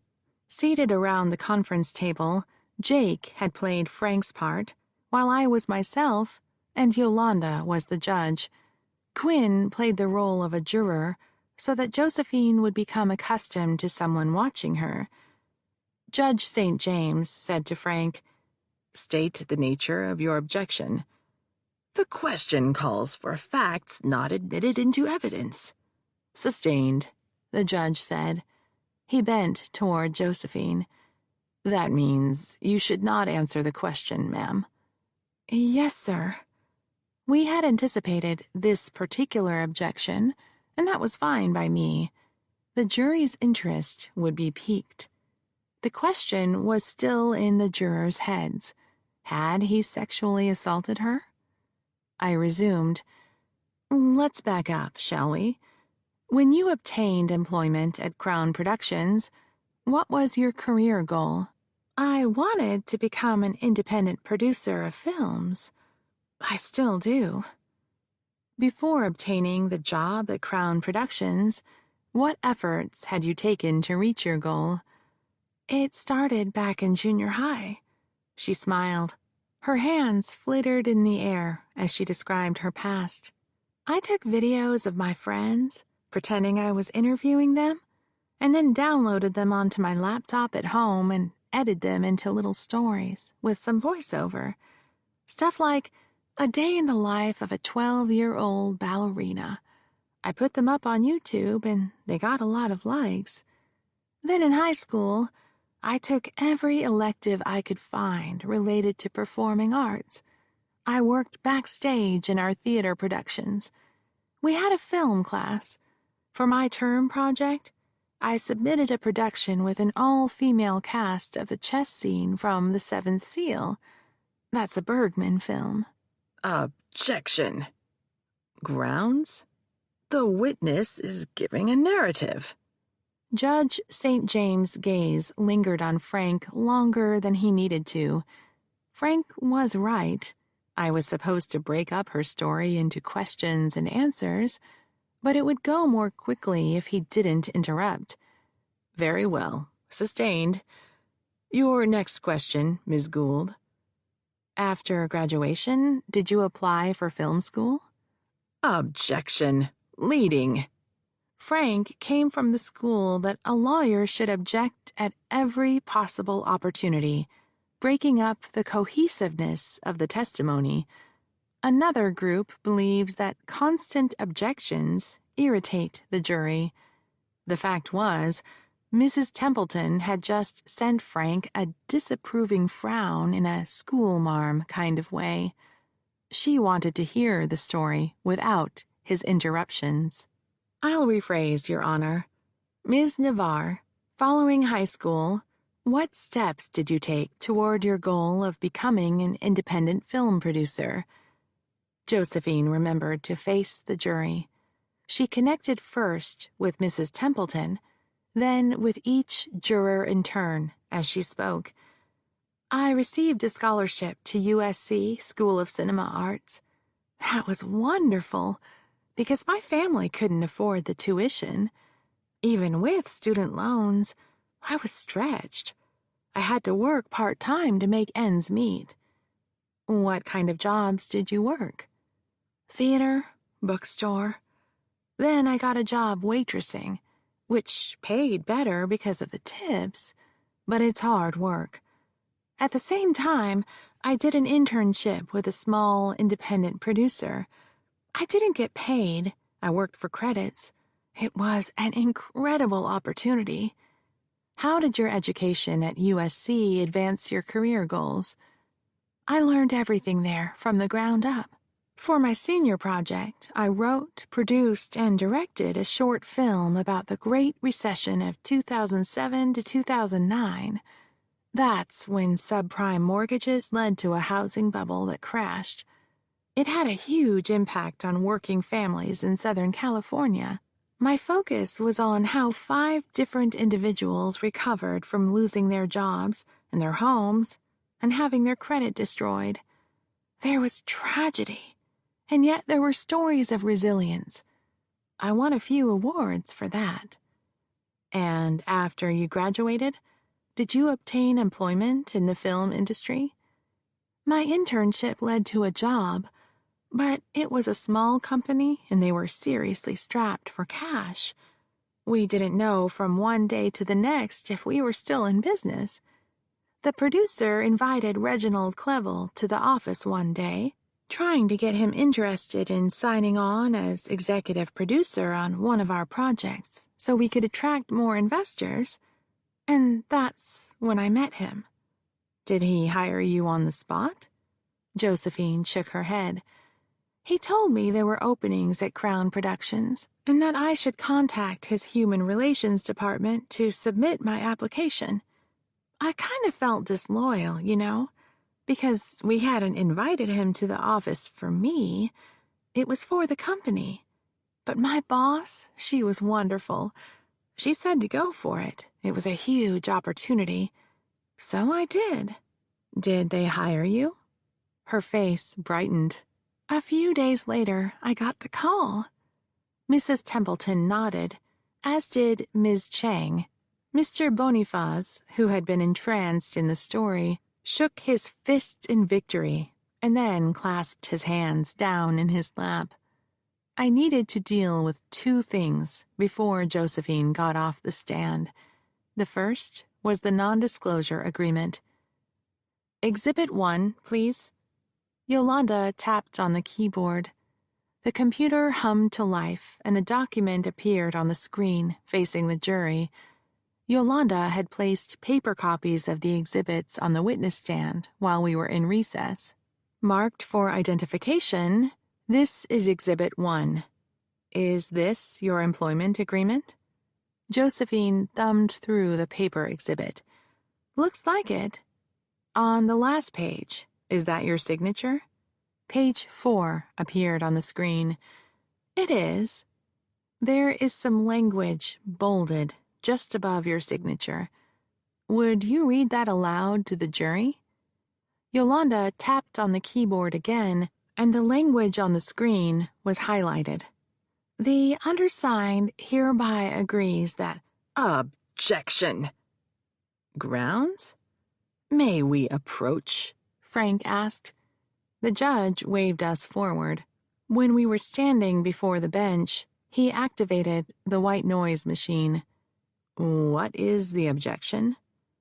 Judge Hahn previously issued a ruling regarding the non-disclosure agreement. She set it aside. It's null and void for the purposes of this case, and, as such, it's irrelevant. The judge raised his eyes to me. Response? The terms of Ms. Navarre's employment are very much relevant, Your Honor.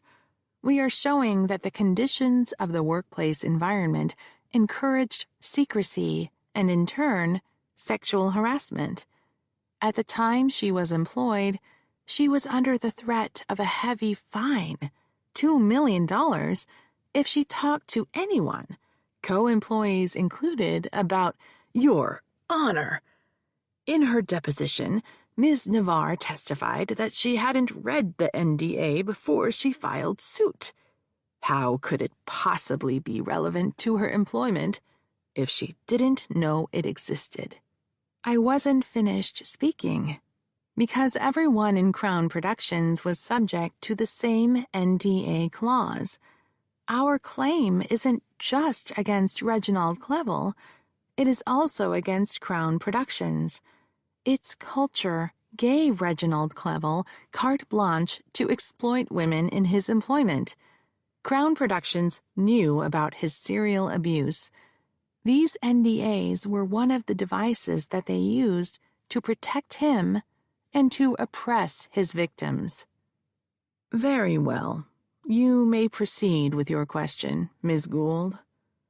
While we had been arguing about the language, the contract was displayed on the screen, with the NDA clause highlighted for the jury to read.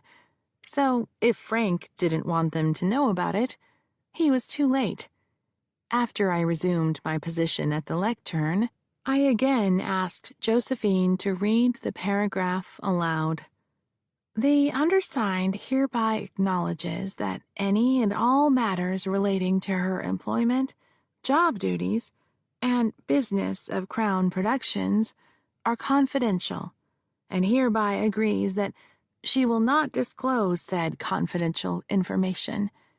In the event of disclosure, intentional or otherwise, she will pay the sum of $2 million to Crown Productions. Mrs. Templeton's mouth dropped open. Norberto Boniface swayed when the number was read. Mrs. Chang frowned. Other jurors wrote notes in the legal pads on their laps. Did you read the clause before signing it? Josephine's hand trembled as she lifted the half-filled cup. She managed to put it to her mouth without spilling, but appeared to have reconsidered trying to drink. Instead, she tilted it enough to moisten her lips and then, with both hands, set the cup back on the witness stand. To be honest, I didn't. Now I know I should have. Mrs. Templeton and Ms. Chang seemed to stiffen. Why did you not read it? Because I was told when the contract was handed to me that this was standard operating procedure and that if I wanted a job in the movies, I had to sign it. Ms. Chang wrote a note on her pad. In your first job at the small company, were you required to sign a non-disclosure agreement? No, there was nothing like it. Objection. The judge motioned for us to approach. Quickly, Mr. Gould. When we were lined up before the judge, Frank said, The plaintiff's terms of employment at another company prior to Crown Productions has no relevance to this case. Response? She was told that the contract was industry standard. The fact that she wasn't required to sign one at another movie studio is evidence that it was not. Hearsay. Mr. Gould, the judge said, any statements made by Crown Production employees are not hearsay. Evidence Rule 1222. Still, it's irrelevant. Overruled. After the lunch break, you may ask your question again, Ms. Gould. Step back. As we walked to our tables, the judge informed the jury that we were taking a 90-minute break for lunch and would resume at 1:30. Mickey picked up her satchel and left. When I talked to her later that day, she told me that she had asked Frank and Clevel for an interview during one of our breaks, and they had both refused. Chapter 27. Josephine was back on the stand, microphone clipped to her blazer. The Crown Productions employment agreement was up on the screen, the non-disclosure agreement clause still highlighted. You may continue your examination, Ms. Gould, Judge St. James said. Ms. Navarre, I remind you that you are still under oath. Josephine nodded. I cleared my throat for the jury's attention.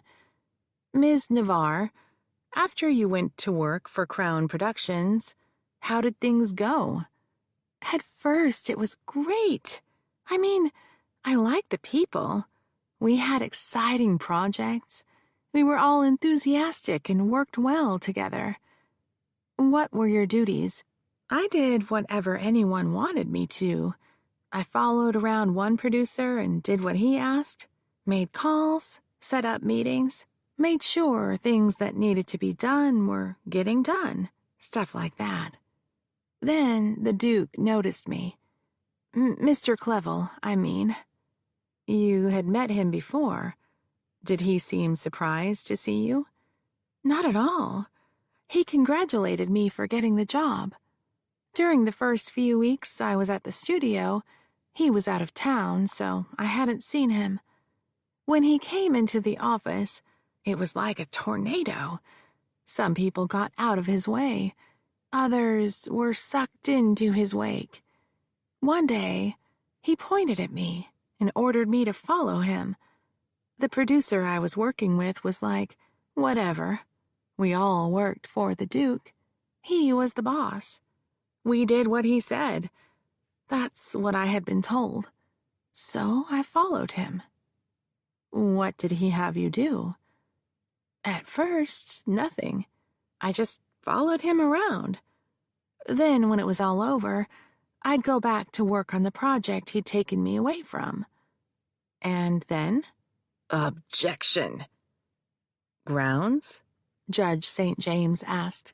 Frank pushed himself halfway to a stand. Was that a question? I didn't hear a question. Please restate your question for counsel's benefit, Judge St. James said. You were saying the first few times he asked you to follow him around, You weren't given anything to do. Did that change? Little by little.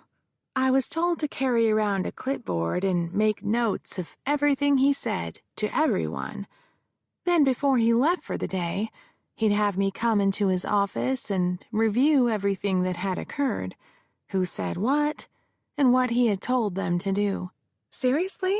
I was a glorified secretary. Not even that, because I didn't do any typing or filing. I just took notes. But I was learning the business. It was an incredible opportunity. I felt so lucky. When he took you away from other projects, were there complaints? After he left, I'd report back to the producer I was working for, and he would ask me where I went. So after I told him, he always said, "Okay, cool." That was it. It wasn't like Mr. Gould said. She jerked her head to Frank. I wasn't reprimanded or anything, because the Duke was the boss. Everyone did what he told us to do. Was there a time when things changed? Objection! The question is vague. Counsel is calling for another narrative. Please rephrase, Judge St. James said. The tide seemed to be turning. Judge St. James had sided with Frank on 2 objections in a row. Was there a time when your work duties with Reginald Clevel changed? It's hard to point to a particular date. It was gradual. More and more, when Mr. Clevel came to the studio, I was expected to follow him around all day. We'd go over his schedule when he came in, and he'd give me a list of things he wanted to deal with and people he wanted to see. Most of the time, he didn't show up until after lunch. Then there was meeting after meeting until 8 most nights. By then, everyone was gone, and we would meet again in his office. That's about the time he'd tell me to mix him a drink. He always kept alcohol in his office bar. At first, I'd just mix him a drink or 2. Then he expected me to drink with him. Did you? Just to be polite. What was I supposed to do? But I don't like hard liquor, so I'd only take a sip or 2, and that would be it. How did you feel about that? I was thrilled. He's such a big name. He's made huge pictures.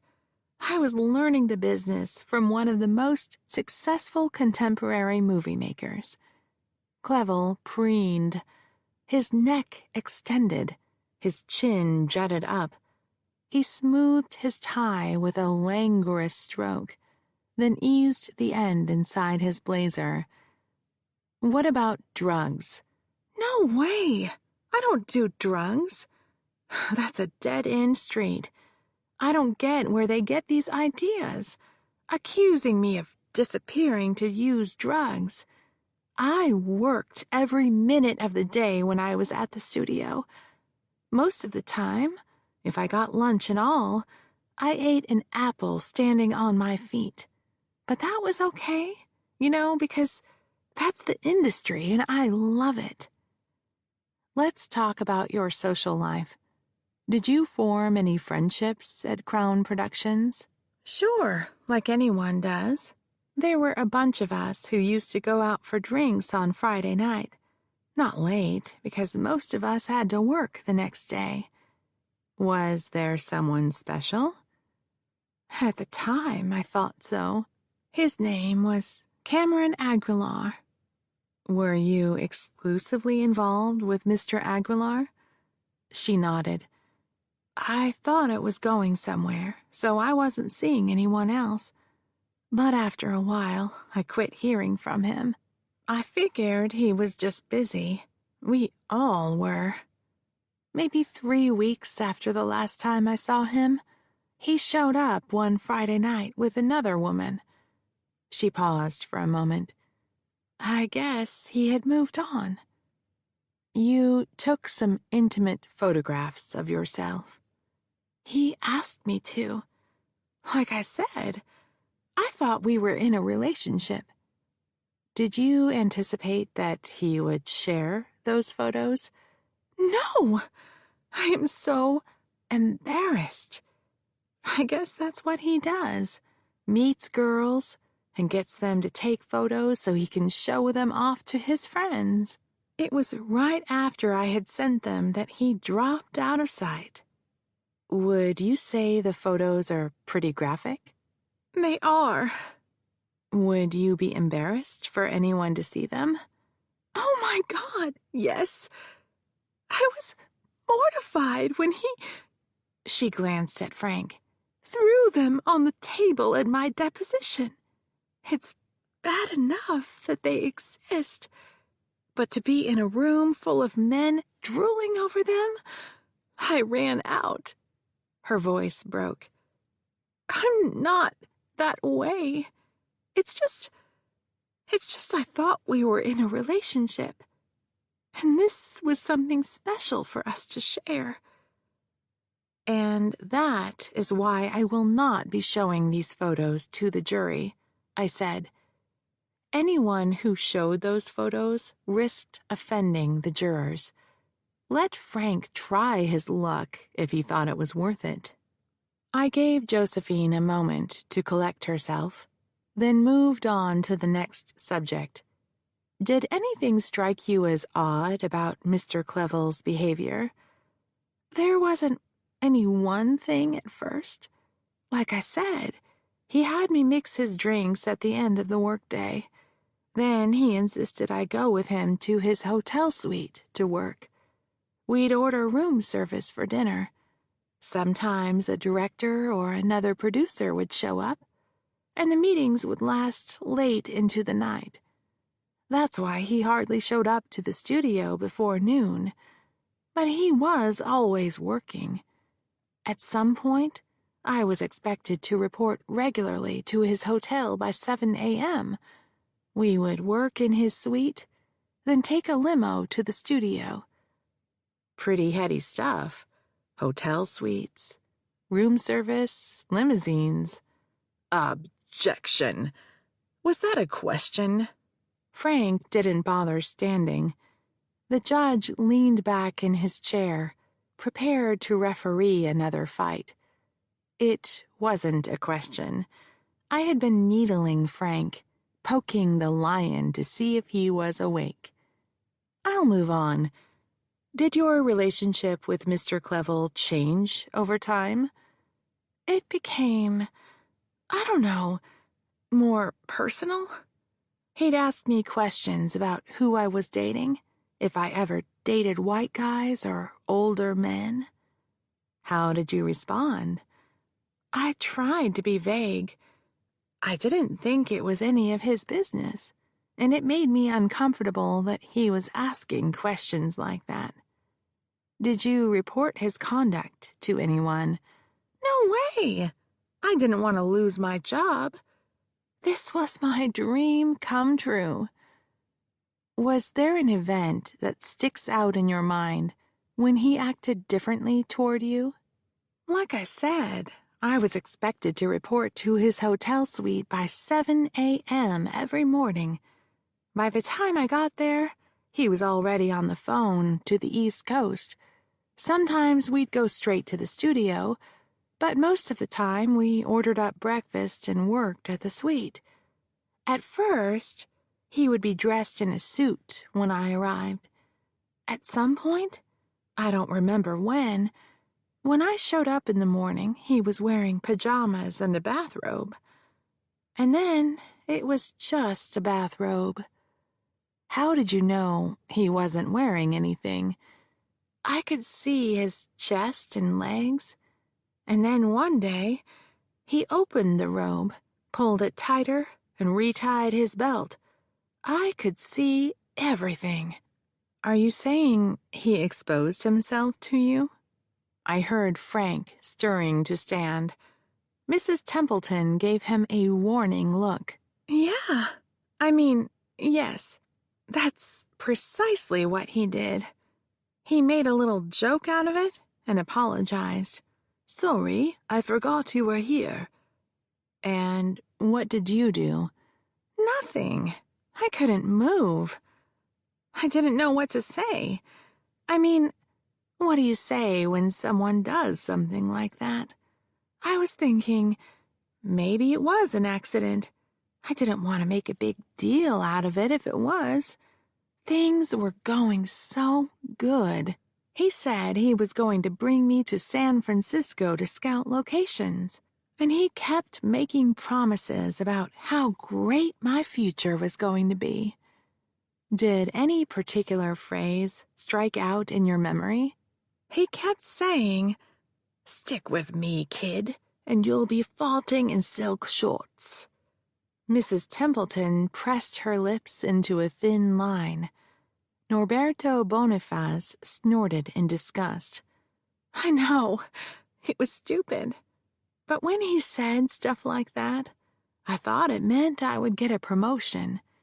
And he promised that when we got to San Francisco, I could tell him about the films I wanted to produce. Did he ever make time to talk about your ideas? She shook her head. No, never. What happened when you came to San Francisco? I ran around during the day looking at locations and brought him back pictures and video. Then one night we had an investors meeting at the Mark Hopkins Hotel. That's where we were staying. We met in the bar. Who was there? Mr. Clevel, 2 men I didn't know, and Mr. Gould, his attorney. Judge St. James interrupted. Ms. Navarre, do you mean the gentleman sitting at counsel table with Mr. Clevel here in court today? Yes, sir. He was there. The judge stood. We stand in recess. Ladies and gentlemen of the jury, this break will be longer than usual. You may retire to the jury room. The jury filed out. When the door clicked shut, Judge St. James sat down. You may be seated. Ms. Navarre, please remain in the witness stand. We're back on record. The clerk pushed a button on her desk, observed her monitor for a moment, then gave the judge a nod. Before we go any further, I want Ms. Gould to outline for us the anticipated testimony from Ms. Navarre outside of the jury's presence. Ms. Gould, please enlighten the court. I was still standing at the lectern. Your Honor, my client identified Mr. Francis Gould as one of the attendees of this investors' meeting. It was during this meeting that Mr. Clevel reached his hand beneath the table and groped her. I did no such thing, Clevel said. The judge raised his hand. Mr. Clevel, this is a proffer. That means counsel is telling me what to expect. Her proffer is not evidence. It remains to be seen whether this testimony will be introduced. I continued. Because of the groping, she excused herself from the table, claiming she had to go to the ladies' room. Clevel slapped the table. A lie! No one is listening to me. When do I get to tell my side of the story? The judge pointed at the defendant. Sir, you have an experienced, capable attorney. I suggest you allow him to speak for you. To me, he said, Go on. She locked herself in her hotel room. Later that night, she was summoned to Mr. Clevel's suite. He forced her to perform oral sex. She fought and freed herself. At some point, she heard laughter coming from the bedroom area, the doors to which were shut. That was when she left the suite. The next morning, before dawn, hotel security escorted her from her room per Mr. Clevel's request. They informed her that her employment had been terminated. A snorting sound came from Clevel. Frank whispered to him. According to Miss Navarre, how much of this did Mr. Gould witness? Judge St. James asked.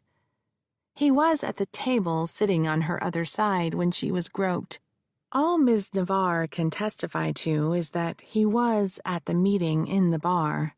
She doesn't know if he saw Mr. Clevel's hand under the table or whether he was in the hotel suite bedroom when Mr. Clevel propositioned her. Why wasn't this brought to the court's attention before the trial? Even if Mr. Gould didn't see Mr. Clevel do something, as you say, he was a potential witness that something was not done. The rules are clear that an attorney who is a witness cannot represent a party. I felt that it was incumbent upon Mr. Gould to disclose the conflict. After all, he is the one who truly knows what he saw and did not see, and whether his testimony would be material.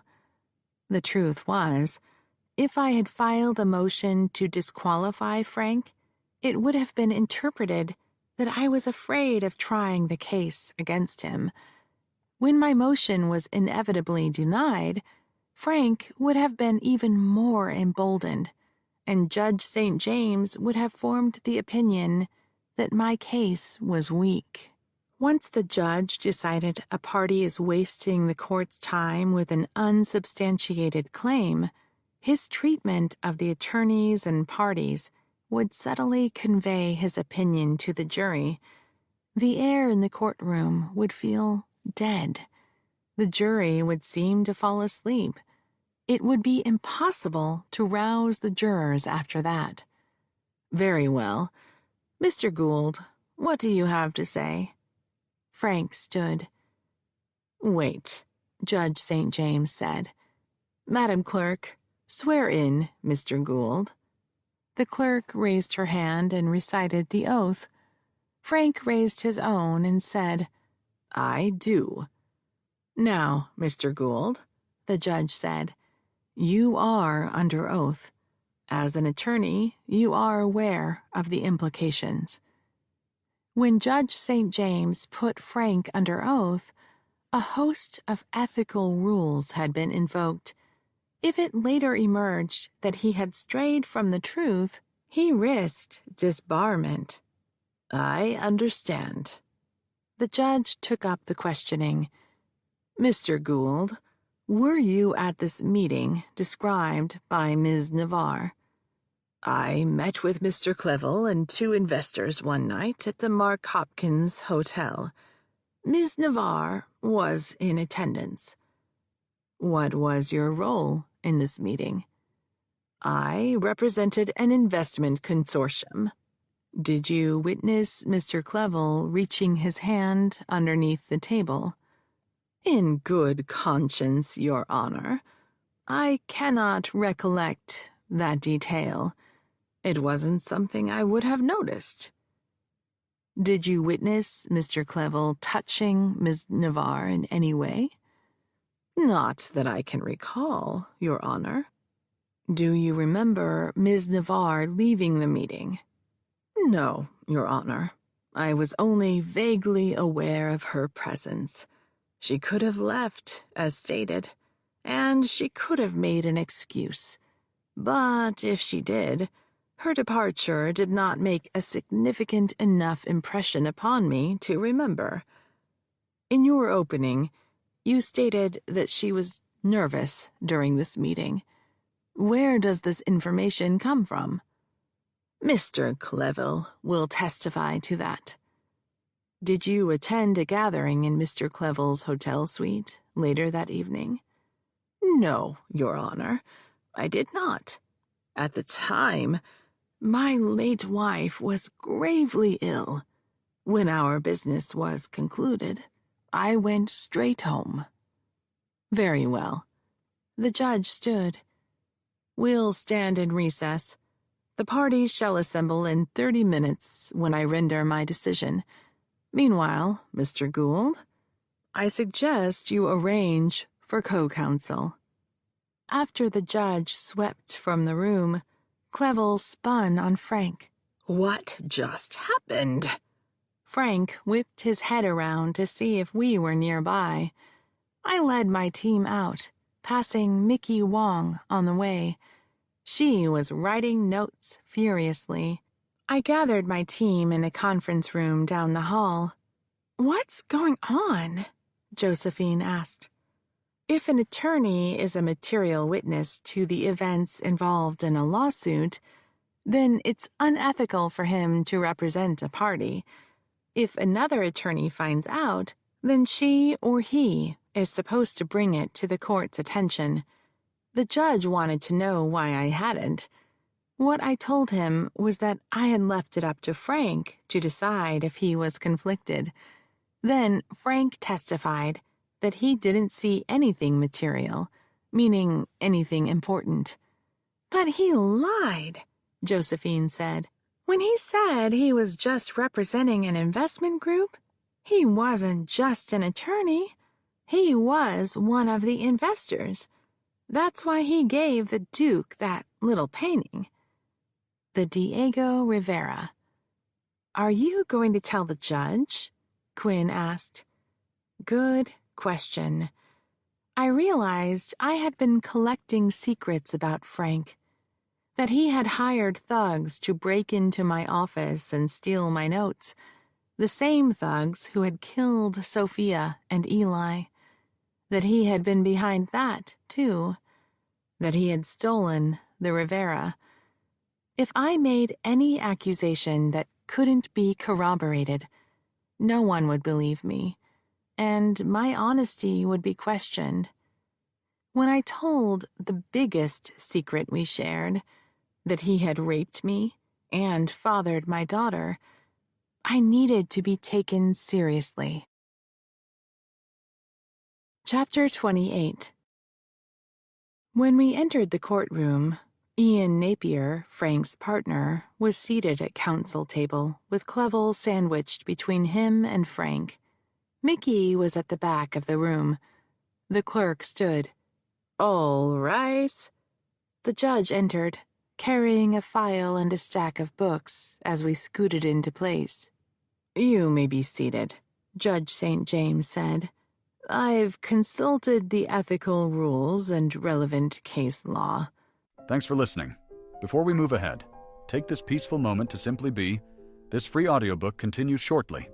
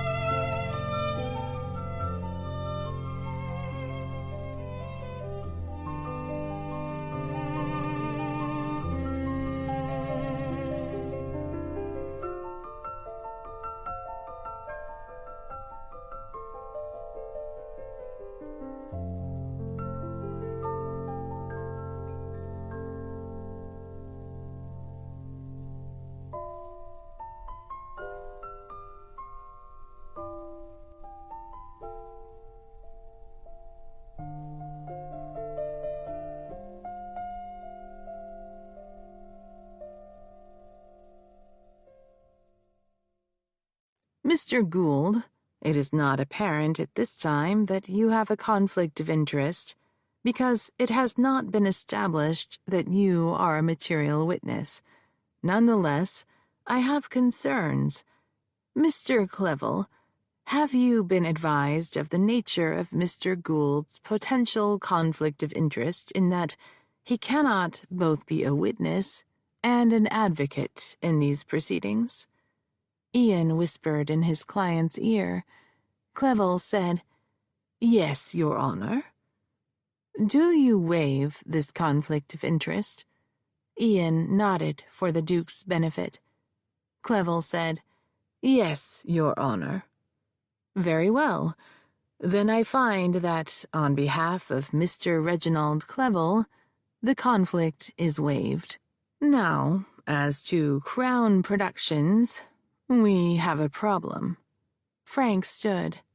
"Your Honor, Mr. Clevel is the Chief Executive Officer of Crown Productions, and as such he is empowered to waive the conflict." The judge tapped his pen on the desk. "I presume there is a board of directors?" "There is. Mr. Clevel is also the chairman of the board." "Yet it is the alleged actions of Mr. Clevel that gives rise to the claims against Crown Productions. Is that not correct, Mr. Gould?" "It is."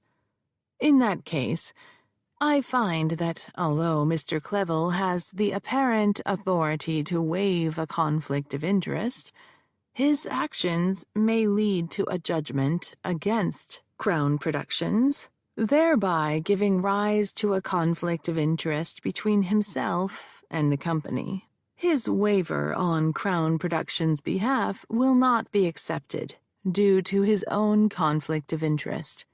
Therefore, Mr. Gould, you may no longer represent Crown Productions in this trial. I see that your partner, Mr. Napier, is present. However, he too is unable to represent Crown Productions, because the rule that applies to you applies to your firm as well. For this reason, we will stand adjourned until tomorrow morning, when I expect to see another attorney present in this courtroom to represent Crown Productions' interest. Are there any questions before I dismiss the jury for the day?" A flurry of whispering took place at the defense table. The Duke's head was pressed together with Frank's. Ian Napier rolled his chair behind the two so he could listen in. The clock on the wall ticked loudly as the judge watched the confab. The court clerk's head was down. She appeared to be writing notes. After a few moments, Frank stood. "Your Honor, we are concerned that we would be unable to bring another attorney up to speed by tomorrow morning."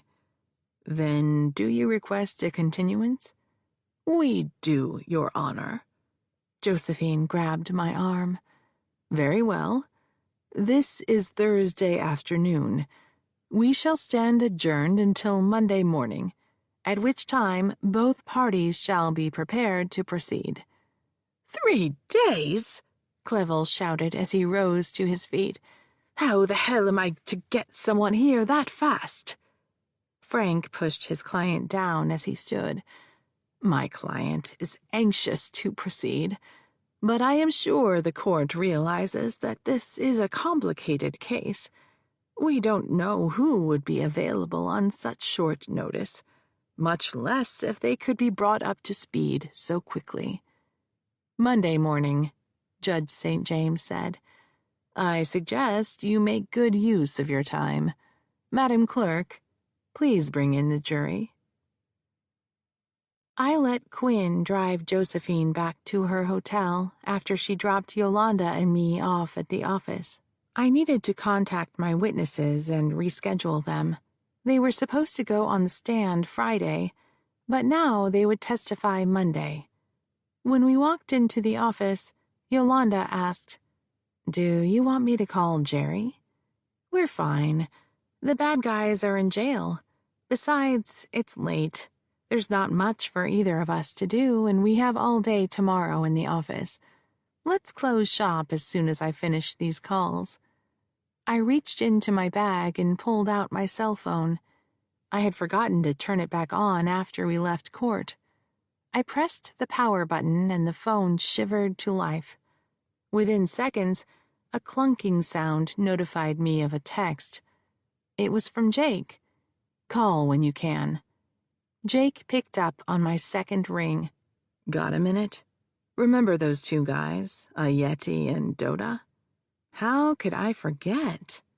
The British Embassy denied their request for immunity, so they've asked for translators. Albanian. I gave Yolanda a hopeful look. Because? They want to cut a deal. I'm flying down tonight, going straight to the airport from the office. Where are you? We finished early for the day. The judge recessed until Monday. What happened? Frank was conflicted from representing Crown Productions, so St. James gave him until Monday to have another attorney in the courtroom for the corporation. Where are you? Panic was creeping into his voice. Yolanda and I are at the office. Quinn is dropping off Josephine, then swinging back to pick me up. We're going home as soon as I reschedule my witnesses. I'm sending Jerry over. Please don't. We'll stay home like good little girls all night. If you want to send him to the office on Friday, that's fine, but I'm sure we'll be okay. There's only one way in and out, and we have security cameras all over the place. If they were going to try something at the loft, they would have done it by now. Besides, it'll be fun just to have a girls' night. Eat junk food, watch chick flicks. Having Jerry bunked out on the couch would cramp our style. And you got the bad guys, right? All locked up safe and sound. I don't know about this. First Sophia, then Eli. Whoever's pulling the strings has resources. The two in jail may just be the beginning. I haven't had any time alone with Quinn at all. I needed to tell her about Frank, that he was her father. There was a pause on his end. If you say so, but if I call, you answer the phone. And if you don't, I'll have someone busting down the door. Thanks, sweetie. I appreciate it. It took a few minutes to telephone my witnesses and explain to them the new schedule. When I finished, Quinn was waiting for me in reception. Yolanda had already gone for the day. We ran by the grocery store to pick up cookies, ice cream, sundae fixings, potato chips, and frozen pizza. That night, we flopped on my bed in our pajamas, surrounded by bowls and boxes containing a feast of salt and sugar in all their wondrous manifestations, and watched a series of meet-cute, live-happily-ever-after movies. We cried and laughed together. We recited our favorite lines to each other. There was never a right time that evening to tell her the truth. Jake called to wish us a good night. He had arrived in San Diego safely and was settled in his hotel room. They were still waiting for Albanian translators.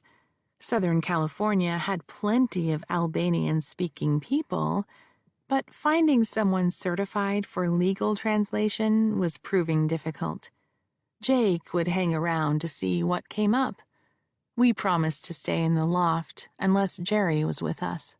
Friday, we went into the office. Yolanda and Jerry were already there, she behind her desk, he at his post on the couch. As always happened during trial, a stack of telephone messages and emails had accumulated. Quinn spent the day recombing through the evidence Frank had sent, just to make sure she hadn't missed anything. Jake called to report that they had found translators on the East Coast who were flying to San Diego. It would be Saturday, at the earliest, before the authorities were allowed to speak to Yeti and Doda. Late that afternoon, I received a text from the Palace Hotel confirming my reservations for Mother's Day tea. I hadn't made the arrangements. My mother must have. I called Quinn into my office and told her about the text. "Do you want to go?" I asked. She seemed eager but tentative, waiting for a cue from me. I went on. "Have you ever been to afternoon tea? Little sandwiches, tiny cakes, crumpets, clotted cream? Sounds awesome." "Brilliant," I said. "We have a table for 3. I promised Jake we wouldn't go anywhere without Jerry. Is it okay with you if we bring him along?" "Sure, why not? Yolanda too?" I could ask, but chances are she would want to spend the day with her kids. That Sunday, a besuited Jerry, the hulking mass of manhood, escorted Quinn and me to tea at the Palace Hotel. It wasn't the event my mother had planned, but it was a nice break from real life. She would have wanted to tell Quinn old family sagas, her favorite being Elizabeth Shaughnessy's life story. Would she have said something about sending me away when she discovered I was pregnant? Would she have apologized to Quinn? To me? I would never know. I was grateful for the distraction when a waiter appeared and gave us charming explanations of the history of afternoon tea and a description of the offerings. A string quartet played in the corner. The dainties were just what I had expected. A variety of crustless sandwiches, cucumber, smoked salmon, watercress, scones so tender they almost fell apart when clotted cream was dolloped on top, little cakes and cookies. As we ate, Jerry entertained us with stories of growing up in San Francisco, seeing the Giants play in the old Candlestick Park, flying kites in Crissy Field, going to the beach in Pacifica. By the end of the day, we had a long list of places Quinn would like to visit after the trial was over. Jake called after Jerry dropped us off at the loft. The translators had arrived late Saturday, but interrogations hadn't begun. First, Ayeti and Doda had to speak with each of the attorneys separately. The defense lawyers had asked for immunity from prosecution in exchange for cooperation. The feds would let them stew until Monday morning, then counteroffer with a plea agreement. If that didn't blow the negotiations to hell, they would go back and forth most of Monday before agreeing to terms that would let questioning begin. Jake had considered flying back to San Francisco, but he would have to fly back down again. With the check-in time and highway travel, it was easier just to stay down there. That night, we were too full to eat again. I was at the dining table on my laptop, tinkering with the script for my remaining questions for Josephine, when Quinn came out of her bedroom. "Mom, do you have a minute?" It still sounded funny having her call me Mom. In all those fantasies I nurtured of our life together, she hadn't spoken. "Sure, honey, what's up?" She had a bundle in her hand. "I don't know why I brought these with me. The thing is, today was supposed to be different. It was going to be you, me, and your mom. Don't get me wrong, I loved the tea. But the way your mom had planned, it was supposed to be different. I feel bad she wasn't there." Regardless of what my mother had planned, talking about feelings was not something that had been encouraged in my family. I had never grown comfortable with it. My throat tightened, but I managed to say, "I get it. Me too. So I thought you might like to read the letters she sent me." "Are you sure?" She placed them on the table. "Up for a glass of wine?" I asked. She went into the kitchen. "I'll pour. White or red?" "White. I'll be right back. I moved Quinn's stack to the coffee table on my way to the hall closet. I opened the box containing those letters my mother had saved, still tied together with a pink ribbon. Now that I knew Quinn's handwriting, I recognized they had come from her.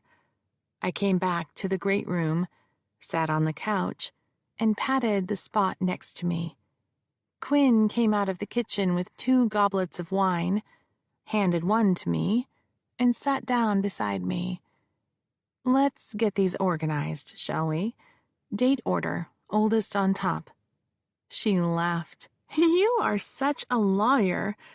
I took a sip of wine, put the glass down, and handed her one packet while I sorted the other. Who has the oldest? I have one dated September 3rd. That's the first letter I wrote her. We had connected online and she had an email address, but she said she didn't like using the computer. She wanted me to write her the old-fashioned way instead. I didn't know she could use the computer at all. Chances were she'd had Emily help her, and didn't want Emily reading the correspondence. I opened the envelope. 3 photographs fell out. I studied each photograph in turn, enjoying the history told there, even though I hadn't been around to share in its making. One was of Quinn as a little girl, about 5 years old.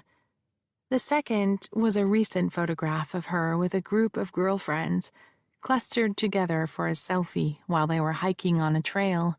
A third was Quinn posed with a few other college-aged students, dressed in suits. Debate team, she said. We won. Funny, I was thinking about law school even before I knew you were a lawyer. It's in the genes, I said. You've got the mind for it. You think so? Always questioning, examining, testing the evidence. If you don't mind having people tell you that you're wrong all day long, you'll be fine. Her brow furrowed. But hey, there's all kinds of law. You don't have to go into trial practice. You can make your career anything you want it to be. I want to help people. Quinn picked up the letter, and we read it together. Dear Mrs. Gould, thank you for responding to my email.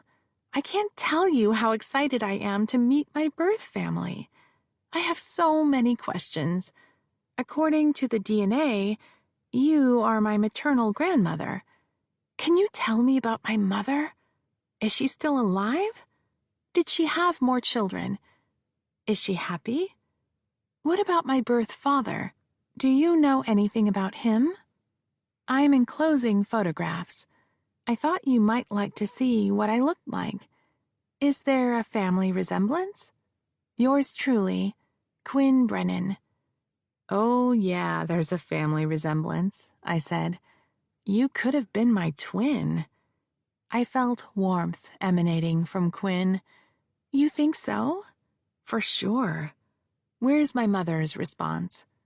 Quinn shuffled through the pile and handed me another envelope, this addressed in my mother's hand. Dear Quinn, what a delight it is to hear from you. I often wondered how you fared. I hoped that your adoptive family were nice people. We were told that they were well-to-do, a physician and a college professor. Please always know that we wanted what was best for you. It was impossible for your mother to keep you. She was 15 years old when you were born. Your mother is well. She is an attorney and practices law here in San Francisco. She is quite successful. I am very proud of her. She has helped so many people. She married a nice young man. He's a lawyer, too. They do not have children. She appears to derive happiness from her work. As for your birth father, I have nothing I can tell you. We suspect it was a boy at her school. Best, Mrs. Frances E. Gould. I could feel Quinn staring at me. A boy at school. I had never said that, and nothing of the sort had happened. Before that night of the cocktail party, I had not so much as kissed a boy. What did the other letters say? We went back and forth about our lives. She told me about the Shaughnessy mining fortune and the mansion. I told her about my adopted family, school, stuff like that. I dropped some hints that I'd like to visit. She dug around in the pile again and pulled out another envelope addressed by my mother. Here's the letter she wrote inviting me to come for Mother's Day. Dear Quinn, I am sorry for the delay in responding to your last letter. I would be delighted to meet you. I am certain Maureen would be as well.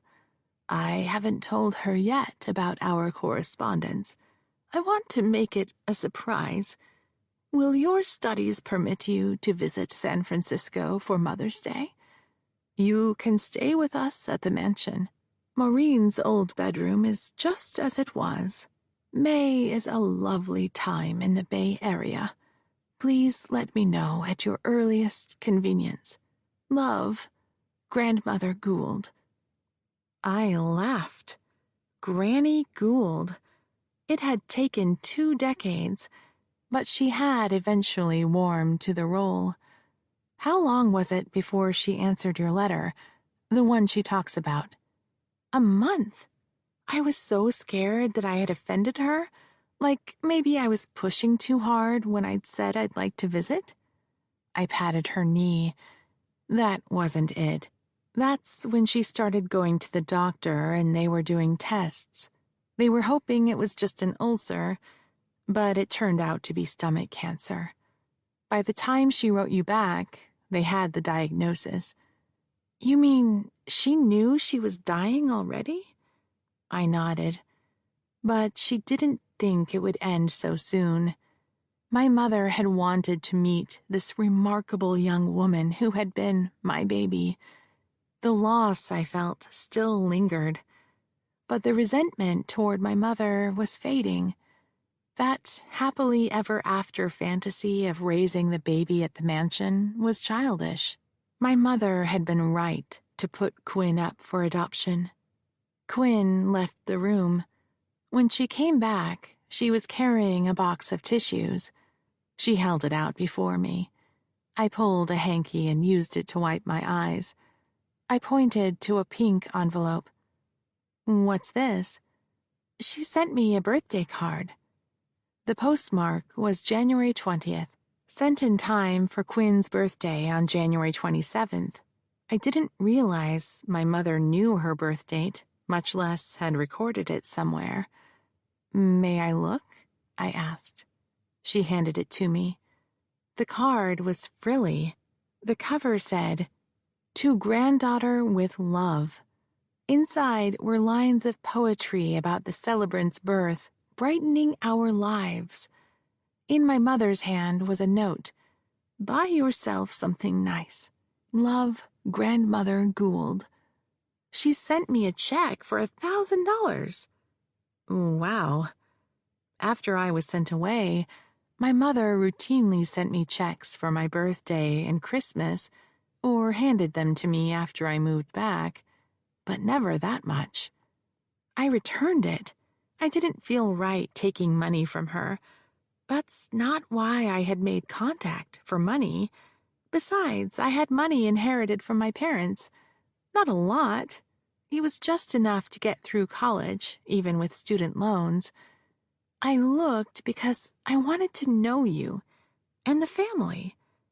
She sent the airfare back to me a second time, with a word that it would make her happy if I accepted the money, and said it was to make up for all the birthdays she had missed. So I used it to pay for my plane ticket. My throat tightened. I was going to lose control completely if we didn't stop this conversation soon. How late is it? 9:30. I don't know about you, but I'm totally done for the day. Early morning is the best time for me to work anyway. Let's say we go to bed. I'll try not to wake you when I get up, but be ready to leave by 7:30, okay? I want to find a good parking spot since we're lugging around the files. I had brought the 2 banker's boxes of case files home with me for the weekend. Boxes full of paper soothed my anxiety. Computers were great, when they worked right, which was never when I needed them. So I had assembled old-fashioned trial binders. "Sure thing," Quinn said. I kissed her on the forehead, as had become my custom. And as had become hers, she said, "Good night, Mom." While I readied for bed, I pushed thoughts of my daughter and my mother out of my mind. Scenes of the next trial day replaced them. Finishing Josephine's testimony, bringing on my witnesses, and the relentless nipping of opposing counsel, Francis E. Gould. The final thought I had as I drifted off to sleep was that in my mother's letters to Quinn, she had never mentioned Frank. He was an unacknowledged presence looming over the correspondence. She had to have known the truth. Chapter 29. Josephine was in the witness stand. Mickey was in the back pew by the door. The judge was on his bench, the jury in their box. Clevel was at the defense table, now flanked by 3 lawyers, Frank, Ian Napier, and Ken Vincent, who represented Crown Productions. I pitied the man who ended up sitting with my father and his wretched client. I was at the lectern. "Ms. Navarre, when we last met, you testified about an investor meeting at the Mark Hopkins. Let's pick up there. Was any alcohol provided?" "There was always alcohol, all day long. The Duke, Mr. Clevel, drank Bloody Marys in the morning, wine with lunch and dinner, and mixed drinks from afternoon on. Whenever there were people around to entertain, like these investors, he ordered the most expensive champagne on the menu. Do you know if he had been drinking earlier that day?" "He had. I went to his suite that afternoon to show him the photos and videos of different locations, and by the time I arrived, he had a highball. He asked me to mix him another, and I did." "Did he appear intoxicated?" "He never did. Or maybe I never saw him sober. I don't know." "Objection," from Frank. The judge. Overruled. "Did he tell you what to wear to the investor meeting?" "He did. I have a short black halter dress he had seen me wear at one of the parties. Before we left L.A., he said to bring it. That afternoon, he told me I should wear it." "Did he make any other requests?" "He told me not to wear pantyhose." Mrs. Templeton made a tisking sound. Ms. Chang raised her head from her notes. She studied Josephine and then Clevel. While she was gazing at him, Clevel whispered something to Frank. Frank responded by flicking his hand as if he was batting away a fly. "Did you do as he asked?" Josephine's voice was quiet when she answered. "I did." "How did you arrive at the meeting?" "I went to Mr. Clevel's suite about 10 minutes before we were to meet the investors in the bar. He had just opened a bottle of champagne and insisted we had to drink it or it would go flat. I had a glass. He had a few." "Where were you during this time?" "I was seated on the couch. He sat down beside me." "Did you talk about anything?" "He talked about how big this movie was going to be, and asked me how I felt about having my name on the credits of a major motion picture for the first time." "How did you feel?" "I was thrilled. It was incredible. I thought all my dreams were coming true that night." "Did he talk about anything else?" "He said that where my name would be, how high on the credits, depended on what my job title was by the time we finished the movie. He said if I played my cards right, I might be listed as an assistant producer under his name. It's a huge leap. As an assistant producer, I would have a lot more responsibility and more pay, and from there, I would be in line to start producing my own projects. And he knew that you wanted to be a producer? Oh, definitely. I mentioned it again that night. When I started to tell him about my ideas, he said it was time to go meet the investors. And so you went to the bar. We did. Just as we walked up to the maitre d's stand, he put his hand on my low back, like he was escorting me. Her shoulders tightened. Did that bother you? It was a halter top, so the dress was backless. His hand was on my bare skin. Yes, it bothered me. Had he ever touched you like that before? He had not. What did you do? I tried to walk ahead of him as we were led to our table, but he kept up. I was afraid to say something or make a scene. I didn't want to embarrass him. If I did, I thought he might fire me. Everyone had to have seen his hand on me, like I belonged to him. The men we were meeting were already there, and they all saw it. Were you seated at a table? It was a booth. The men scooted over. Mr. Clevel said, "Ladies first," so I slid in. Then he sat on the end. So you were trapped in the booth with him? Objection. Frank again. Ms. Gould? The judge.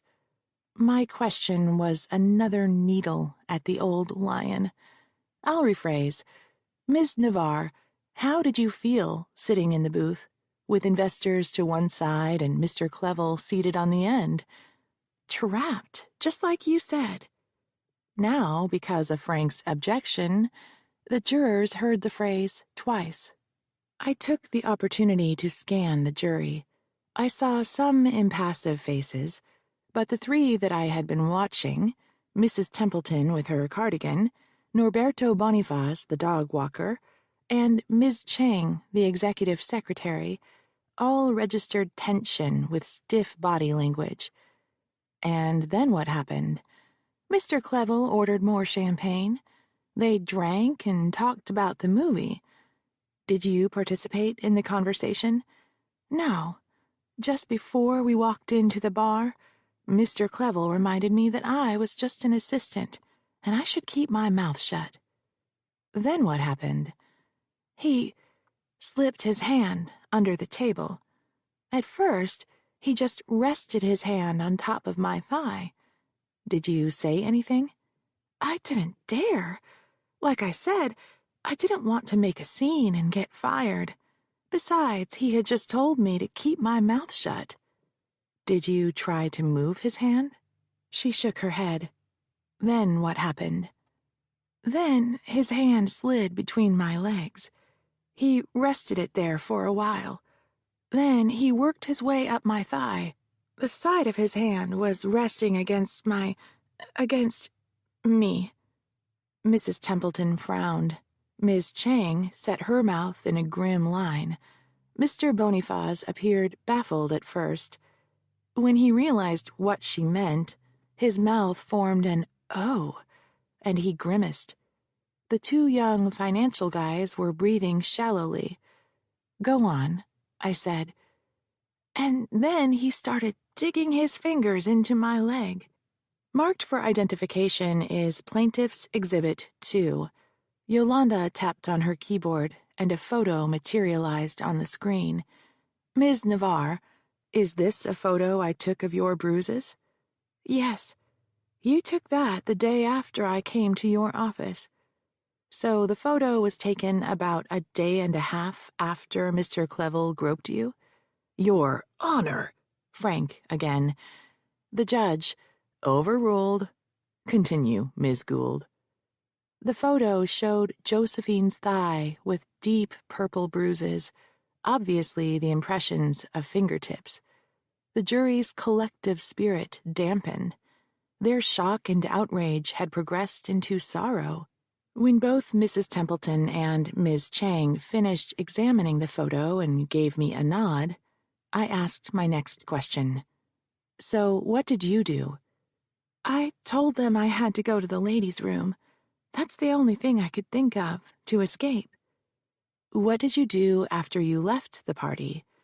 Frank. Objection to the term party. The judge. Overruled.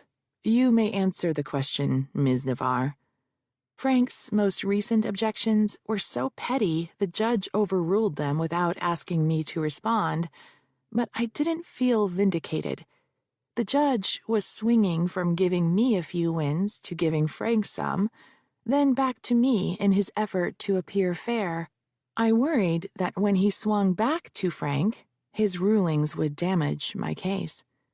I went straight back to my room and locked the door with both locks. I got out of that dress and pulled on an old sweatshirt and jeans, and I went to bed. Why did you go to bed wearing your clothes? I was scared. Wearing clothes made me feel safer.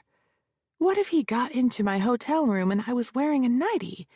He'd think I was waiting for him, that I wanted to have sex, and that wasn't true. But he didn't come to your room. He didn't. He called around midnight. I must have drifted off. He told me we had to go over some new stuff that had come up in the investors' meeting, and I needed to come to his suite right away. Did he say anything about your disappearance? I figured if he did, I'd just tell him I had gotten sick. But he didn't. So you went back to his suite around midnight. What happened when you arrived? The first thing he said was, "Where's that sexy dress you had on?" I told him that I spilled champagne on it and I had to rinse it out in the sink. Was that true? No. I was just trying to find a way of getting out of this conversation without making him angry. How was he dressed when you arrived? In the bathrobe. Please tell the jury what happened next. I went over to the dining table where we did our work. I had brought an e-notebook with me to take some notes. As soon as I sat down, he said, "No, over there," and pointed me to the couch where we had been sitting earlier that evening. So I got up and moved over to the couch. Then he sat down beside me, really close. Like his leg was right up against mine. I scooted away to make room, and when I did, he took the notebook out of my hand and put it on the coffee table. I was trying to avoid eye contact because, we were sitting so close. I was afraid he was going to kiss me, and I didn't want that to happen. Then he opened his bathrobe just as I felt his other hand on the back of my neck, pushing my head down. I heard a gasp from the jury box, but I kept my eyes on Josephine. I wanted her to know that I was with her, absolutely. As much as I could, I tried to share the memory with her to lessen her burden. She wasn't alone anymore. She lifted her chin and was blinking rapidly to stem back tears, but it was no use. She found the tissue box on the witness stand and plucked one out, then dabbed at her eyes. "Counsel," Judge St. James said, "does your client need a moment before we continue?" Josephine smiled up at him. "No, sir, I'm fine. Thank you." She took a deep, shuddering breath, then waited for the next question. Was he aroused? A sob broke from Josephine. She grabbed a wad of tissues from the box, covered her face, and began to cry uncontrollably. The judge stood. "We'll stand in recess. 15 minutes. As the jury shuffled past Josephine, the ladies and Mr. Boniface sent her consoling looks. The financial guys craned their heads, trying to see who in front of them was holding up the line. These two would vote with the crowd when the jury eventually deliberated, just so they could leave quickly. The engineer alternate juror scrutinized the room, first making eye contact with me, then over at the defense table, then at Josephine, his expression blank. He was weighing the evidence. The others focused on the door on their way out. It could be an effort to appear unbiased, I told myself. Clevel, Frank, and the other defense lawyers left the courtroom, Mickey in their wake. They had turned her down for an interview before, but she would continue to ask. Whatever they said would be important to her story. Their repeated refusals to speak would be important as well. Yolanda, Quinn, and I circled the witness box. Yolanda filled the plastic water cup and handed it to Josephine, who took a sip, both hands shaking, then put it down. Quinn handed Josephine her purse. She pulled out a makeup mirror and consulted it as she wiped under her eyes with her little finger, then reapplied lip gloss. The tallest of us three, I stood in the center between them, blocking the view so as to give my client a sense of privacy. The clerk returned to the courtroom and said, "The judge is on his way." I gave Josephine's hand a squeeze, and she squeezed back. I resumed the lectern. By then, Frank, Clevel, and their entourage were in place, as was Mickey Wong. The judge came in. Still standing, he signaled the clerk, who pushed a button. A few minutes later, the jury filed back into the room. When everyone was seated, the judge announced, "We're back on record. Ms. Gould, you may resume your direct examination." Ms. Navarre, before the break, we were discussing what happened that night when you were in Mr. Clevel's suite. You testified that he had pushed your head into his lap. Yes. What did you do next? She pulled herself upright. It was then I noticed how much weight she had lost, how gaunt she appeared. I did what he wanted me to do. And that was? I performed oral sex on him. Did you try to refuse? He was too strong. I was scared. I thought maybe if I did this one thing for him, then he would leave me alone and I could get away. Then what happened? He was pushing my head down so hard, I gagged. He got mad. He said I wasn't doing it right. He threw me on the floor and I thought he was going to rape me. I don't know what happened. I just lost it. I started kicking. I think I might have screamed. He grabbed my foot and he was coming at me, so I kicked and caught him somewhere. I don't know where. He yelled, "You bitch," and let go. I got up and ran out of the room. That's the last time I saw him until the deposition. She took in another deep breath and let it out slowly. What about that e-book you had brought? Do you know what happened to that? She shook her head. I forgot it. I never saw it again.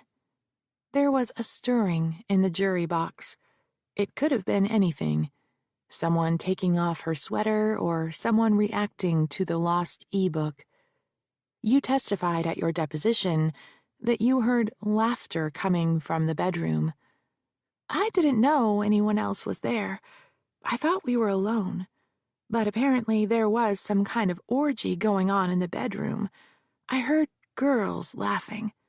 They sounded young. I waited for an objection from Frank, but it didn't come. Were you aware that Mr. Clevel had planned to host a party after the investor meeting? I was not. Do you know who attended the party? I couldn't tell you. I never saw any of them. After you ran out of the suite, what did you do? I locked myself in my room again. I was trying to figure out what to do next. He had been drinking. Maybe he wouldn't remember what happened.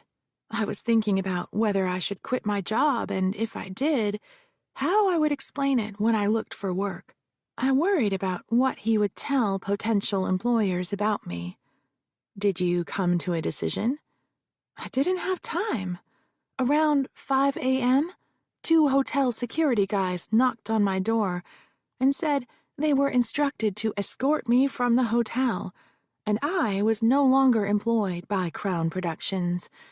They stayed in the room while I packed. They went with me down the elevator and out of the hotel. Then they left me standing there on the sidewalk. No further questions. Thank you, Ms. Navarre. I took my time as I collected my trial book, stickies, highlighters, pens, and moved them over to the counsel table to give Josephine a breather before cross-examination started. As I turned toward my table, I caught Mickey's eye. She blinked at me slowly.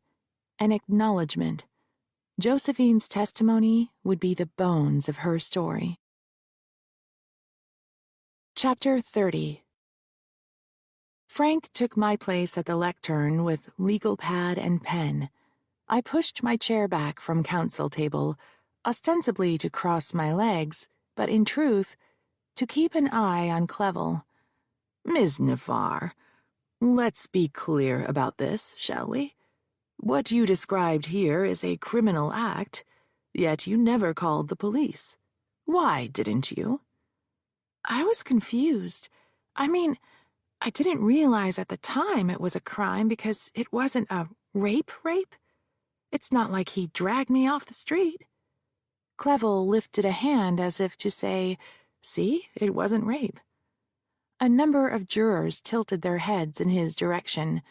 Clevel was effectively testifying through gestures and snorts.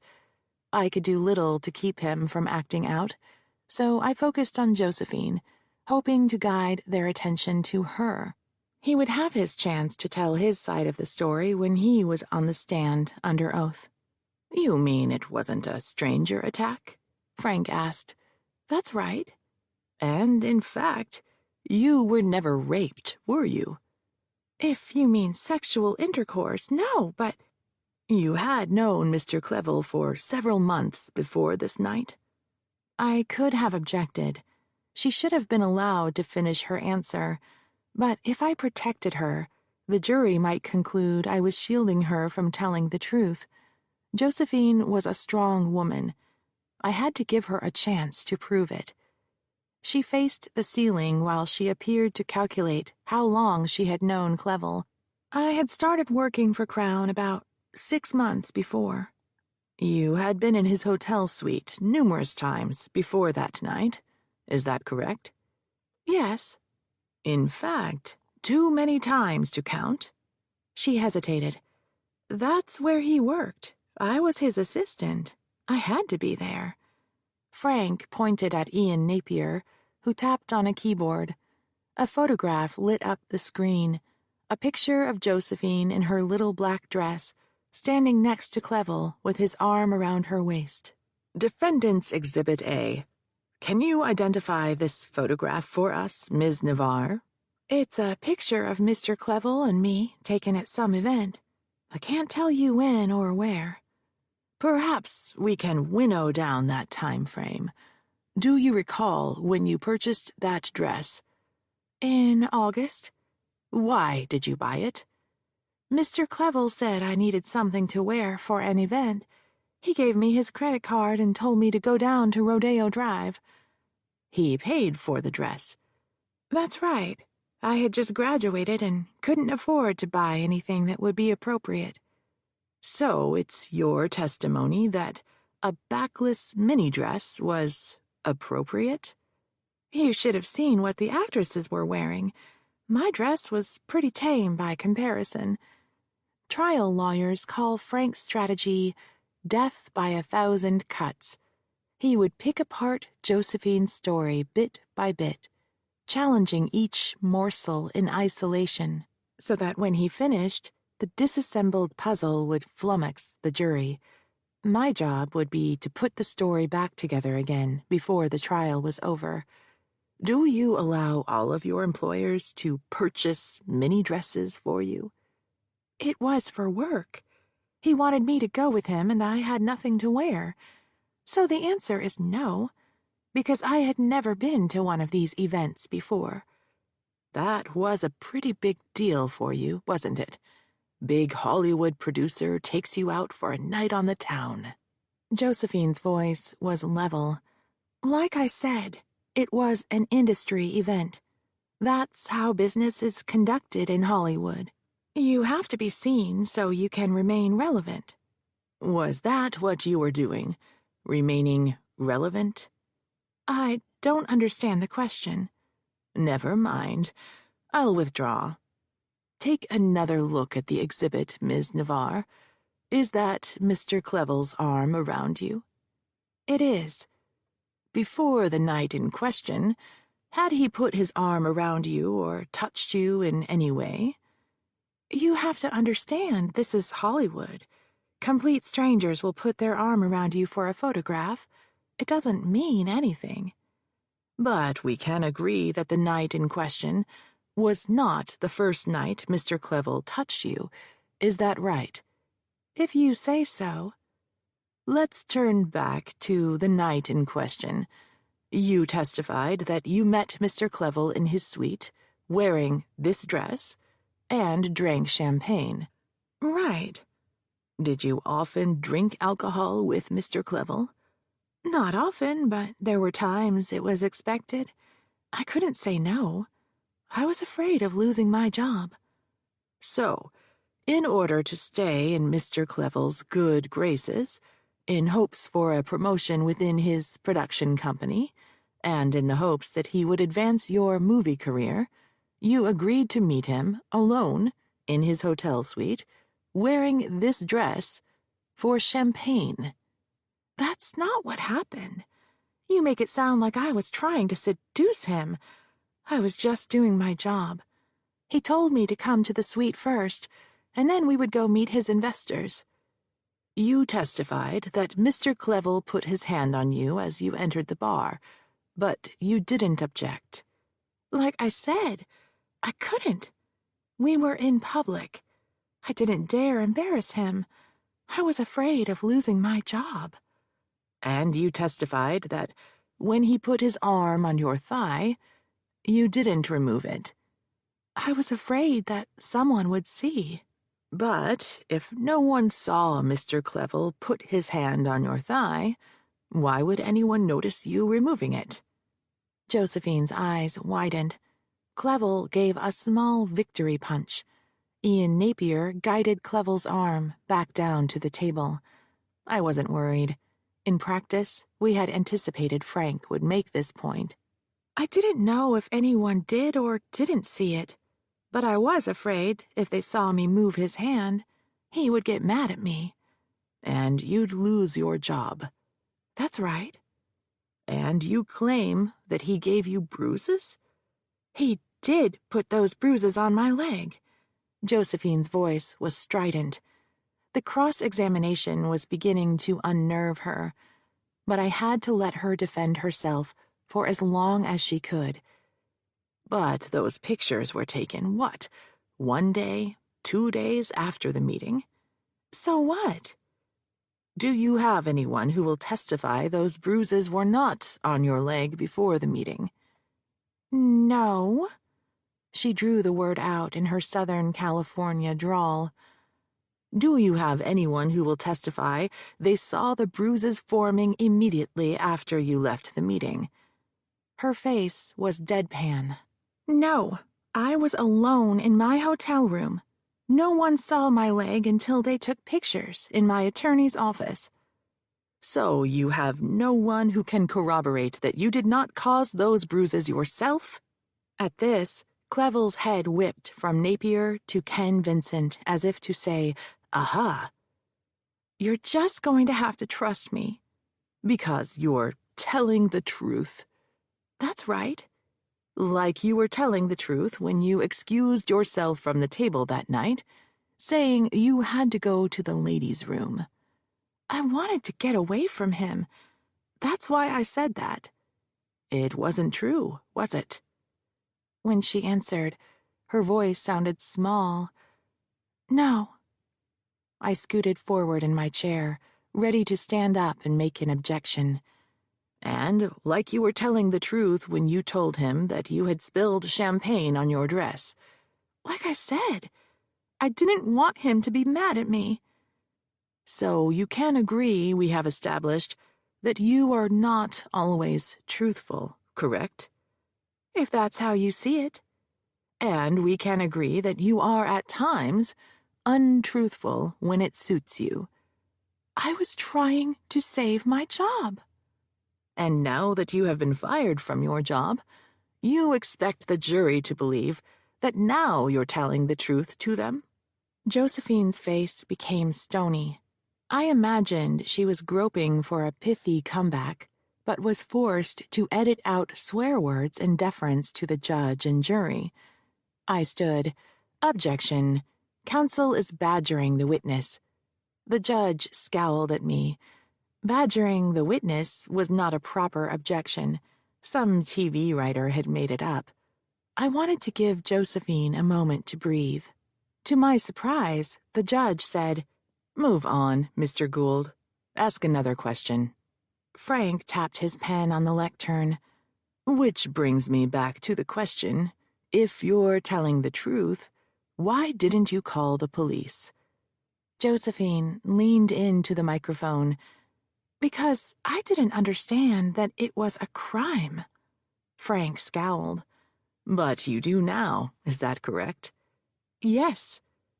"And at some point before you took the stand in this trial, you came to understand that the events you claimed occurred might be criminal."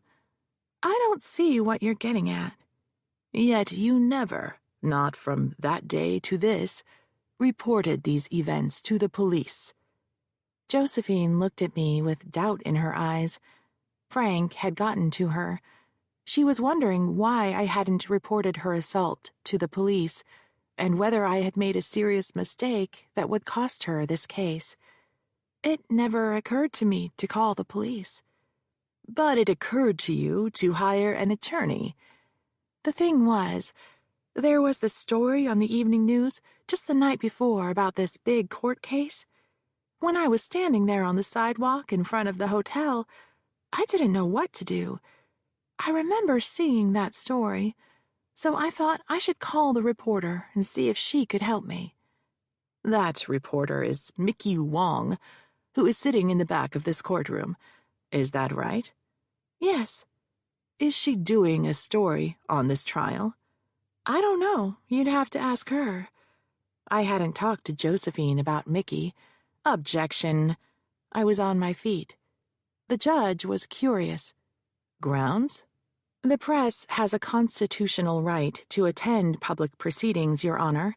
If Mr. Gould believes that there is something illegal with Ms. Wong's attendance, then he should make his concerns known, and we can have her employer's attorney appear and respond."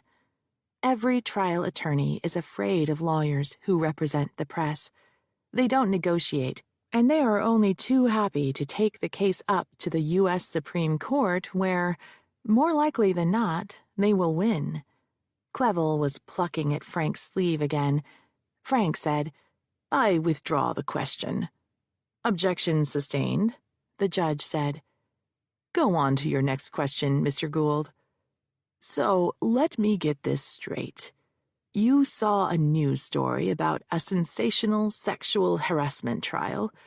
Then you put on your little black dress, went to Mr. Clevel's suite, drank champagne with him, went to a bar with him and drank some more, lied about where you were going next, disappeared, and the very next day, you hired Ms. Gould to file a multi-million-dollar sexual harassment suit against your employer." "It wasn't like that. He fired me. He fired me because I wouldn't have sex with him." "But, according to your testimony, you did have sex with him. The act you described is sexual. Is that right?" "You're making it sound like I made this all up. I'm telling the truth.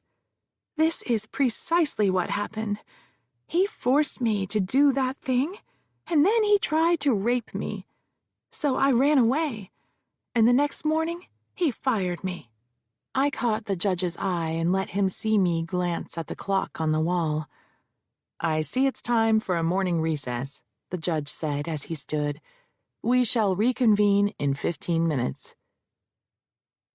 The break was just long enough for everyone to go to the restroom. Mickey followed us out to the hallway, notepad in hand.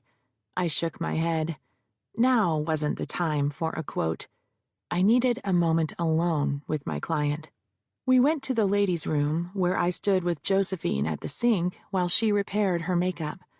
I shouldn't have worn mascara, she said. Sorry, I didn't warn you.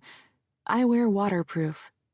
Looking at me in the mirror's reflection, she gave me a wan smile.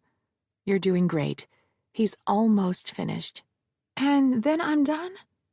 And then Ken Vincent gets to cross-examine you. She paused her efforts, holding up the tube of lip gloss she was about to apply. Why? Because he represents Crown Productions. Christ, will this never end? Soon, I said. I promise. Remember, don't let them push you. If you need a moment to collect your answer, just breathe. What's this thing about calling the police? Why didn't you tell me? It wouldn't mattered if you had, Josephine. I used to prosecute these cases, and I know. They wouldn't have charged Clevel because you didn't have any corroboration. By the time you got to my office, you had brushed your teeth and taken a shower, destroying any DNA they could have gotten off you. There were no witnesses. There was alcohol involved. Believe me, the case wouldn't have gone anywhere. What's worse is that Clevel would have claimed you were using the police to leverage a big payoff. He made it sound like I did something wrong. That's his job. He's getting paid to attack your case. We talked about this when we prepared. Don't worry, you're holding your own. And that's because truth is on your side. Back in the courtroom, Josephine stepped into the stand. After the judge and jury arrived and we went back on record, Frank delivered his coup de grace. He dropped his voice and in a slow cadence said, "The truth is, Ms. Navarre, this is all about money, isn't it?" "It's about justice." Frank scowled again. "You didn't ask for justice. You asked for money. Lots of it. Millions, in fact. You think the jury should give you millions of dollars after you voluntarily performed a sex act for Reginald Clevel." I knew she was ready for this question. Josephine took a deep inhale, faced Frank full on, then exhaled. "I filed this suit because Reginald Clevel exploited me for his own personal gratification and then tried to destroy my career when I wouldn't satisfy him. I want him stopped. I want to make sure that he never abuses another young woman again. That's why I filed suit. So all the young women who come after would be warned. The world needs to know that Reginald Clevel is a rapist." Clevel was stunned by her answer. He spun around to Frank, palms upward as if to say, "What are you going to do to fix this?" "Objection," Frank said. "Non-responsive." "On the contrary," Judge St. James said, "you asked the question. You must now live with the answer. Are there any more questions for Ms. Navarre?" "Not at this time, Your Honor."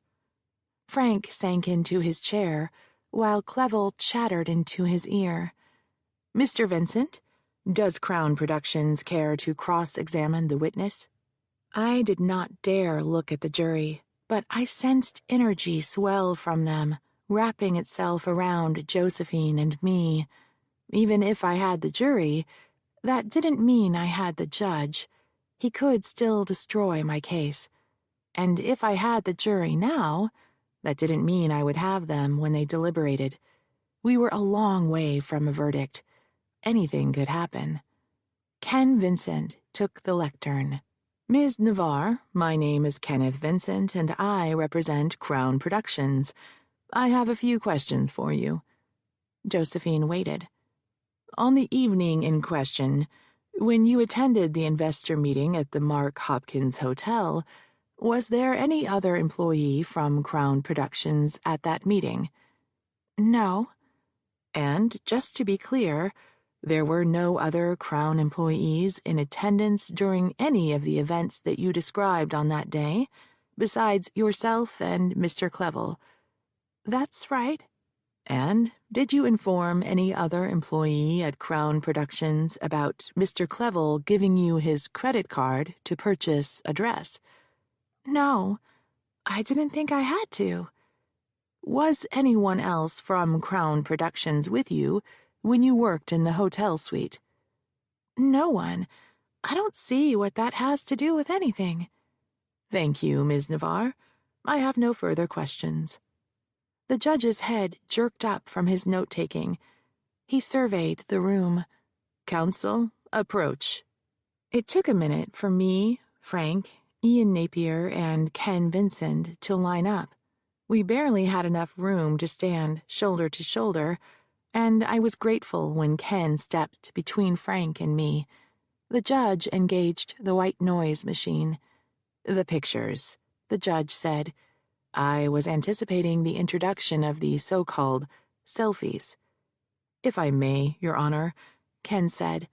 After deliberation, we concluded that the testimony regarding the selfie photographs was sufficient, and we did not wish to offend the jury by introducing this salacious evidence.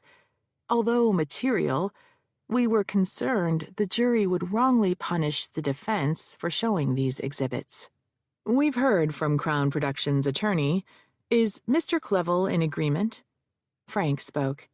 Yes, Your Honor. Ms. Gould, do you have any redirect? Anything I did after Josephine's last answer would suck energy from the room. None, Your Honor. Very well, then. I will excuse the jury for their noon recess. You may step back. Chapter 31. I was slotting my notes into my briefcase when Ken Vincent appeared at my elbow. Do you have a moment? Just you and me? He blinked in assent. He was leaving Frank out of the conversation. I could only imagine one reason Ken would want to talk to me alone. He intended to make a settlement offer. I wanted Josephine stashed away so I could speak to her privately about it before we had to respond. Hey, Yolanda, I said, why don't you guys pick up lunch and I'll meet you back at the office? Let's go somewhere quiet, Ken said, touching my elbow. As he escorted me from the courtroom, Mickey Wong raised her eyebrows at us. She knew the signs of negotiations. Later, I mouthed. Ken and I went down the hall to the small conference room. I leaned a hip against the table, tired of sitting and tired of standing. What's up? First, I want to extend my condolences about your mother. She was a fine lady and was very kind to me when I was an associate. Thanks. You were at the funeral, weren't you? I saw you at the church. I was in town. I visit from time to see friends. He took a deep breath.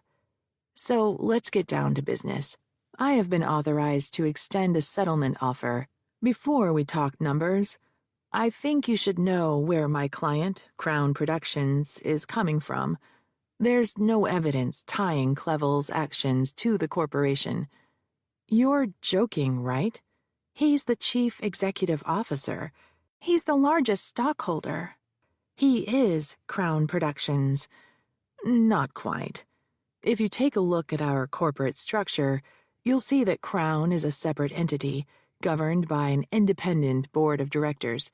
While Mr. Clevel is on the board, he is just one director. And while he owns more stock than anyone else, he does not have the majority of shares. He only owns 40% of the company. The other directors can outvote him. My research had turned up that Crispin, his brother, owned 20% of the stock. By combining the Clevels' shares, they were able to dominate Crown Productions, but without his brother's support, Reginald had no power. Crispin would need to join the other directors if they were to stage a coup. As I said, the board held a vote and authorized me to make this settlement offer. There's another point that needs to be made. As chief executive officer, Reginald Clevel is just another employee. Crown has a strict sexual harassment policy. There is a protocol for filing these claims, of which Ms. Navarre never availed herself. There was no way for the board to know what was going on. A sexual harassment policy that no one knows about and no one is trained on. It's in the employee handbook. So what? Who reads that stuff? Can you even show that she was given a copy of this handbook?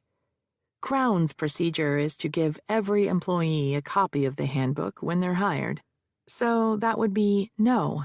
You have no one who can definitely state that she or he gave Josephine Navarre a copy of the handbook, or that she or he informed my client about this secret sexual harassment policy. What good does it do if it's just a piece of paper stuck in a drawer? Vincent sighed deeply. What matters is that you can't tie Crown to this case. You don't have the evidence. Regardless, my client is sensitive to the possibility of a runaway jury and cognizant that it is the deep pocket in this case. It would like to bring its participation to an end, so I'm authorized to offer your client the sum of $100,000 in full settlement for her claims against Crown Productions. And, just to be clear, this doesn't include Reginald Clevel. Mr. Clevel would not be included. Your claims would go forward against him. Thanks, Ken. I'll inform my client and let you know what she says. As I pushed myself off the table, he said, But? We need an answer before court resumes this afternoon. The offer expires at that time. That's not enough time to digest it and come to a decision. Sorry, Maureen. It's the best I can do. Take it or leave it. Here's something you need to understand. At the conclusion of your case, I'm going to argue a motion to dismiss Crown Productions, and my client is confident that Judge St. James will let us go. After that happens, we have no incentive to come to the table. When I arrived at the office, lunch was spread out on the conference table, but no one was eating. They were waiting for me. Without speaking, I sat down at the head of the table and took a giant, very unladylike bite out of my turkey croissant. The others dived into their food. When I had enough food inside me to kill my hunger pangs, I said, Okay, now I can talk. What did Ken Vincent want? Yolanda asked. He has a settlement offer, $100,000. Is that all? Josephine asked. He wants to see how little you'll take, I said. The thing is, we don't know what's going to happen.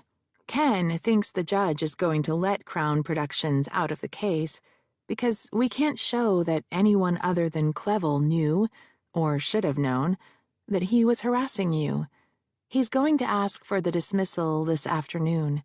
If he's right, and the judge lets his client out, we won't see any money from Crown. What if he's wrong? If the judge denies his motion, and if the jury is riled up enough, we could end up with a multi-million-dollar verdict against Crown. Or a better settlement offer if the judge keeps his client in, right? Quinn asked. Exactly, I said. I don't get why it matters who the judgment is against, as long as we win, Josephine said. It matters because Clevel sank all his money into the production company. He lives extravagantly, but he actually doesn't own anything. All he gets is a salary. We could win $1 zillion against him and see very little money. It also matters because if we let Crown out now, Amber and Valerie won't go on the stand. Valerie's story, especially, is identical to yours. If they testify, it shows that Clevel was a serial predator, and because Crown Productions settled with them, the board of directors knew it. But Amber and Valerie's testimony is only relevant to prove that Crown knew what was going on. The judge would never allow their evidence if Crown was dismissed because, as to Clevel, It is character evidence and inadmissible. But it's true. He is a serial predator. I can't change the evidentiary rules. I can only work around them as best I can. Josephine put her fork down. So they only want to give me 100,000? That's all I'm worth to them. It's like he's getting away with it. I get it. It's a nuisance offer. They figure that is how much it would cost them to finish the trial, even if they win, and then defend and appeal. The thing is, that's how the law works. The only way you're going to get a lot of money is if we win huge against Crown Productions. And now you're saying we can't. After all this time? Violation? Loss of my job? My career? I walk away with nothing. Okay, first off, 100 grand is not nothing. Before you reject this offer, you need to understand that this may be your last chance to get any money. The trial could go sideways on us at any minute. Second, I'm telling you what Ken said because I have an ethical obligation to explain it to you. Josephine put the lid back on her salad and pushed it away. But the other girls, Valerie and Amber, they're testifying today, right? Shouldn't that matter to him? I swallowed the food that was in my mouth and washed it down with coffee. That's why he wants us to take or leave his settlement before we resume court this afternoon. I was starting to wonder if Ken Vincent knew something I didn't. If Valerie and Amber testified to what they had told me, Crown Productions would not be dismissed. My phone chirped from the depths of my purse. The caller ID said it was Jake. Sorry, I have to take this. I answered the call.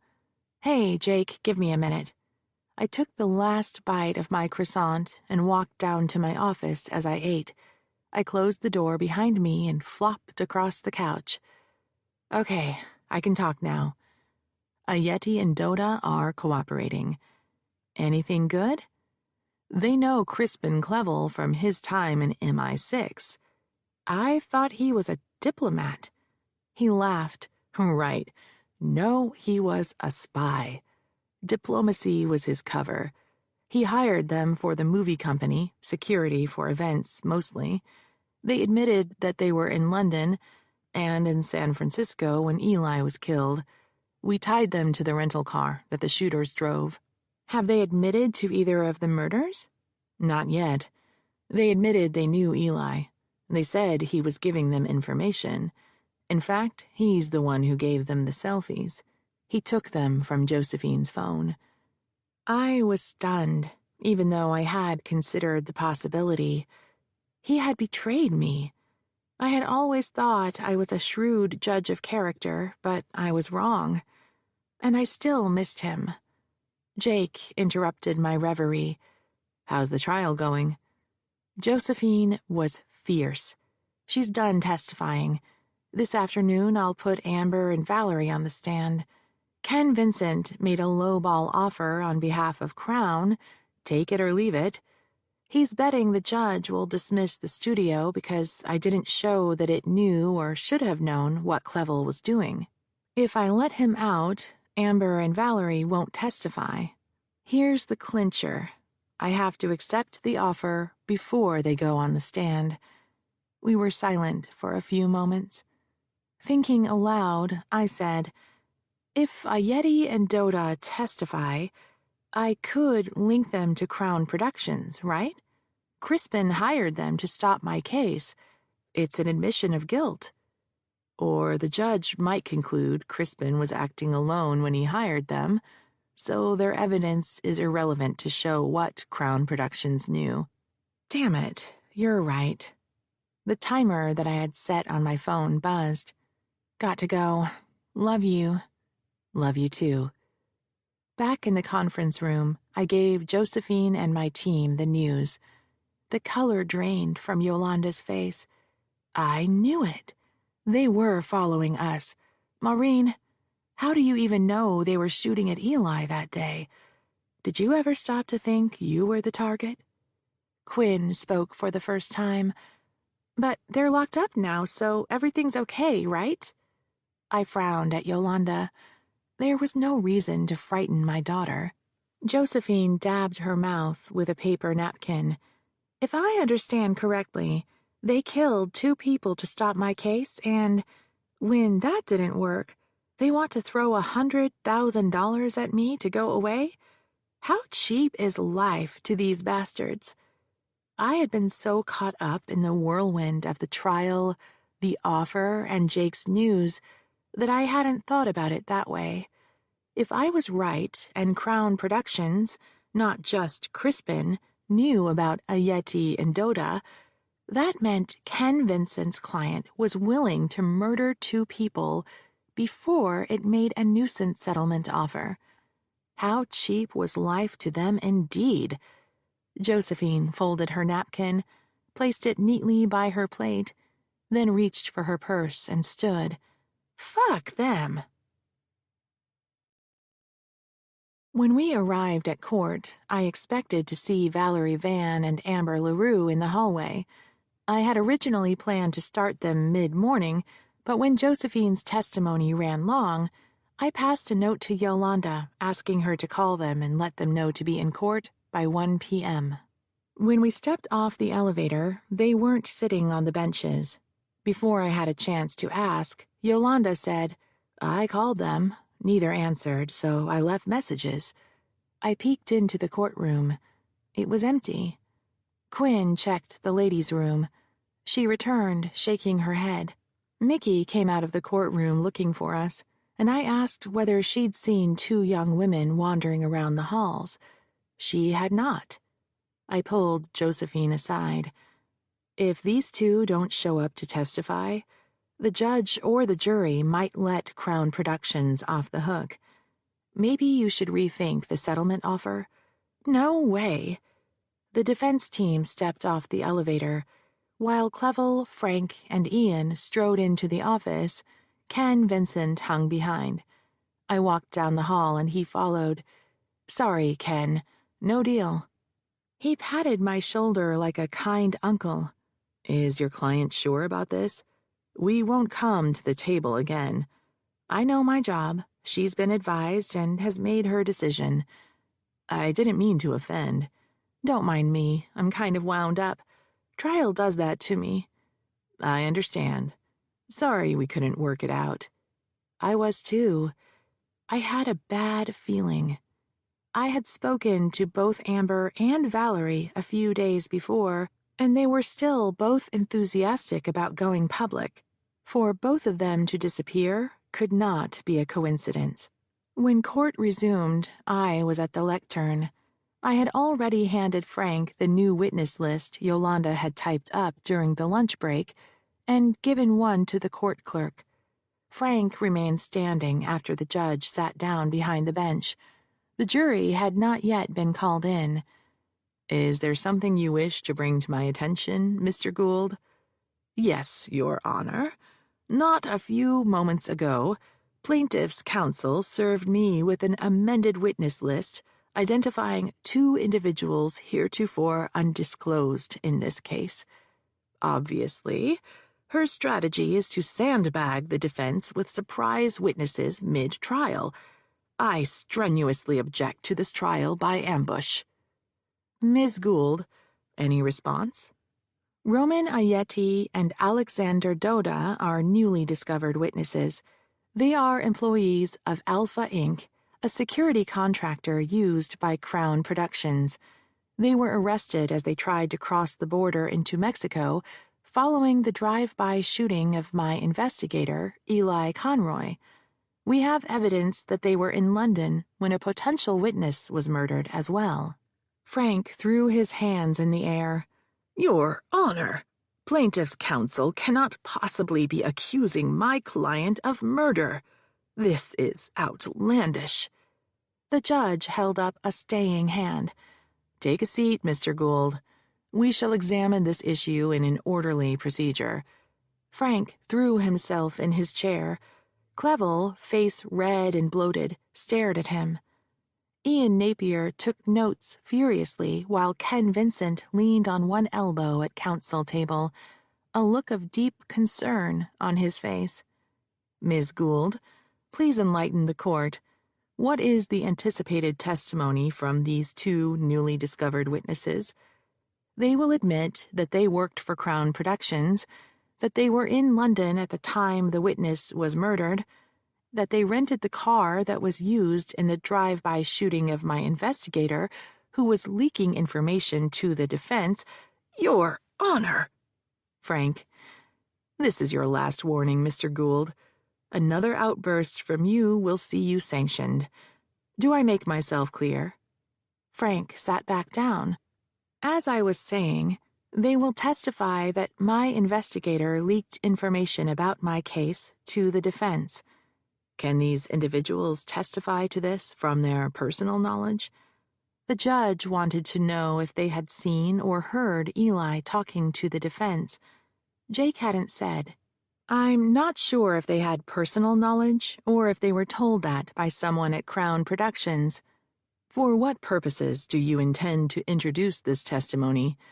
The fact that these individuals were hired to spy on my team. Also, we have a witness, Ms. Valerie Van, who will testify that these individuals were parked outside her house, an intimidation tactic. We believe the circumstantial evidence will establish that they killed Sophia Lamar to keep her from testifying, and that they also murdered my investigator to keep him from confessing to me about his espionage. We believe the evidence shows that Crown Productions anticipated a large judgment against it as a result of this case, and that its actions in trying to stop this litigation constituted an implied admission of liability." "When are Ms. Van and Ms. LaRue expected to testify?" "I had planned to put them on this afternoon, but there seems to be a scheduling problem. They should be available tomorrow morning." I had no idea where they were or why they hadn't shown up. I needed time to find them. "Is there any other testimony you expect from these two men?" "No, Your Honor." "When you say they worked for Crown Productions, whom did they report to?" "Crispin Clevel, the chief financial officer." "Will they testify that they had any contact with Reginald Clevel?" "I'm not sure, to be honest." "Very well. When would they testify?" "With the court's permission, I would have to arrange for a video link. They are currently incarcerated in San Diego." "When, at the earliest?" "Tomorrow morning, if the court makes a ruling this afternoon." "You are aware, Ms. Gould, that you were allowed 2 days for testimony, and this is the second half of your second day. You were expected to have your witnesses ready to testify. There is one thing this court abhors, and that is wasting the jury's time. Explain to the court, if you please, why I should not deem your evidence has concluded and allow the defense to begin its case." While I had been speaking, Yolanda left the courtroom to check the halls for our witnesses. She came back and shook her head. I had no choice but to move on. If I could buy time putting someone on the stand, then I could put Amber and Valerie on tomorrow morning, if I could find them tonight. "The plaintiff will call Reginald Clevel." "You can't do that," Clevel shouted. The judge pointed at Frank. "Advise your client." Frank and Ian closed in around Clevel, both whispering furiously. He argued with them. "She can't do that. I refuse. I've got nothing to say. I thought you said—" Frank stood. "May we have a moment alone?" 5 minutes, the judge said. Clevel and his attorneys strode from the room. When they returned, Frank remained on his feet. "Your Honor, we had no warning that Mr. Clevel would be called by the plaintiff." The judge rocked thoughtfully in his chair. "He is listed on the plaintiff's witness list. Be that as it may, we have not prepared him for hostile questioning." Ken Vincent stood. "Your Honor, may I make a suggestion that would save the court's time? Both Crown Productions and Mr. Clevel would stipulate to extending the plaintiff an extra day to finish her case. We suggest this afternoon could be used to allow both parties to brief the surprise witness issue before the court rules as to whether it will permit testimony of Roman Ayeti and Alexander Doda. Ken was politely warning that if the judge allowed me to introduce these two witnesses before he had the chance to stuff the file with 2 inches of briefing, the case might be mistried or overturned on appeal. The judge buckled under Ken's threat. Given the late notice of the plaintiff's amended witness list, fairness dictates the defense has adequate time to respond. Have your briefs filed no later than 3 p.m. The jury will be sent home. We stand in recess. Chapter 32. Yolanda faxed my brief precisely at 3 p.m. to court and to Ken Vincent and Frank's offices. A few minutes later, we received the defense filing. No surprises. All parties had cited the same cases, arguing that they supported our opposing positions. I argued fairness dictated the testimony should be heard.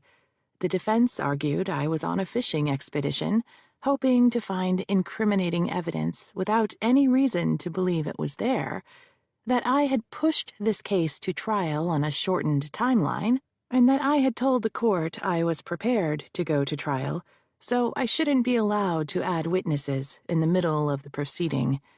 While I had worked on the brief, both Yolanda and Quinn called Valerie and Amber repeatedly. Both of their phones seemed to have been turned off. They left messages, but no one returned the calls. I dropped Quinn off at the loft. Although we had spent most of our time in the company of other people, we had been together constantly since she first appeared in my office. I thought a break might do us both some good. I was poor company during trial, distracted and short-tempered when my train of thought was interrupted. She graciously suggested she could do with a nap. As I drove across the Bay Bridge to Amber's friend's apartment, Yolanda drove down to Saratoga to find Valerie. Rush hour traffic clogged the bridge, so it was early evening by the time I found the apartment. I buzzed the bell 4 times before a young woman opened the door a crack, a chain crossing the gap. She was sweaty from exercise. "May I speak with Amber? I'm Maureen Gould. She doesn't want to talk to you." "Can you tell me what happened today? I was expecting her to come to court." "She left." "When?" I was starting to feel sick. "Last night, right after that guy came." "What guy?" "Some old guy. I thought he might have been some actor friend of hers from the old days. He was that handsome for someone his age. He came in, she talked to him for a while, and then he left. Next thing I know, she packs up her bag and wants me to take her to the airport." "Did you catch a name?" "I don't remember a name, but she said he was a lawyer working for that guy you're suing." "Older, like old enough to be my father?" "No way. Your age, maybe 40 at the most." Ken Vincent. He had found Amber. She had just shown up in San Francisco a few days ago, and I hadn't disclosed where she was staying. Someone must have followed her from my office. Someone who wasn't Ayeti or Doda, because they had already skipped town. Back behind Sonny's wheel, I called Yolanda. She was heading home from Saratoga. "Did you talk to Valerie?" "She wouldn't come to the door. Talked to her husband, though. He told me to get off his property. He said 2 new thugs were sitting outside his kids' daycare when he went to pick them up yesterday. They followed him all the way home, and then kept on driving after he pulled into the house. He'd never seen them before. Then last night, there was a call. You'll never guess from who." "Ken Vincent? How do you know?" "Because he showed up at Amber's friend's apartment. Right after he left, she went to the airport." "What are you going to do now?" "If Amber and Valerie testified, that would have proven Crown Productions knew about Clevel's history and had reason to be worried about a big judgment against it. Without them, all I have is Clevel and maybe a Yeti and Dota, if the judge lets me put them on. Jake called right after I disconnected from Yolanda. I was stuck in traffic on the freeway on the Oakland side of the bridge. There must have been an accident a few miles up. His first words were, "They confessed." Did I hear you right? They confessed to everything. To killing Sophia, to shooting Eli, to shadowing you and Yolanda in London, to breaking into your office. We got some more out of them about the work they did for Crown Productions and Crispin Clevel. Crispin was their connection. Everything went through him. The feds picked up Crispin at his apartment in L.A. Did they give up the Duke? A Yeti and Dota claim they never talked to him. They won't say who authorized the hits, but they admitted that Crispin hired them. If they want a good deal, why wouldn't they give up whoever hired them to do the murders? Because they're afraid of whoever it was. And you should be too. Where are you? I'm on the freeway, trying to cross back to San Francisco. I told him about Amber and Valerie not showing up to testify, my visit to Amber's friend, and Yolanda's visit to Valerie. So when Ken Vincent made that settlement offer today at the noon break, he knew my witnesses weren't coming, because he had already scared them off. I don't like this. Where's Quinn right now? I dropped her off at home. The lane to my left was starting to move. Have you talked to her? She said she needed a nap, so I haven't called. I was starting to get worried. I'll ring her and call you back. I called Quinn's number. It rolled over to voicemail. I called Jake and told him. He said, "I'm calling Jerry." 30 minutes went by. I managed to squeeze my way into the fast lane just before it came to a sudden halt. The car ahead of me had stopped so quickly, I had to slam on my brakes. Barely a foot separated us. The same happened with the truck behind me. I didn't have enough room to pull into the commuter lane on the left side or the slower lane on either side.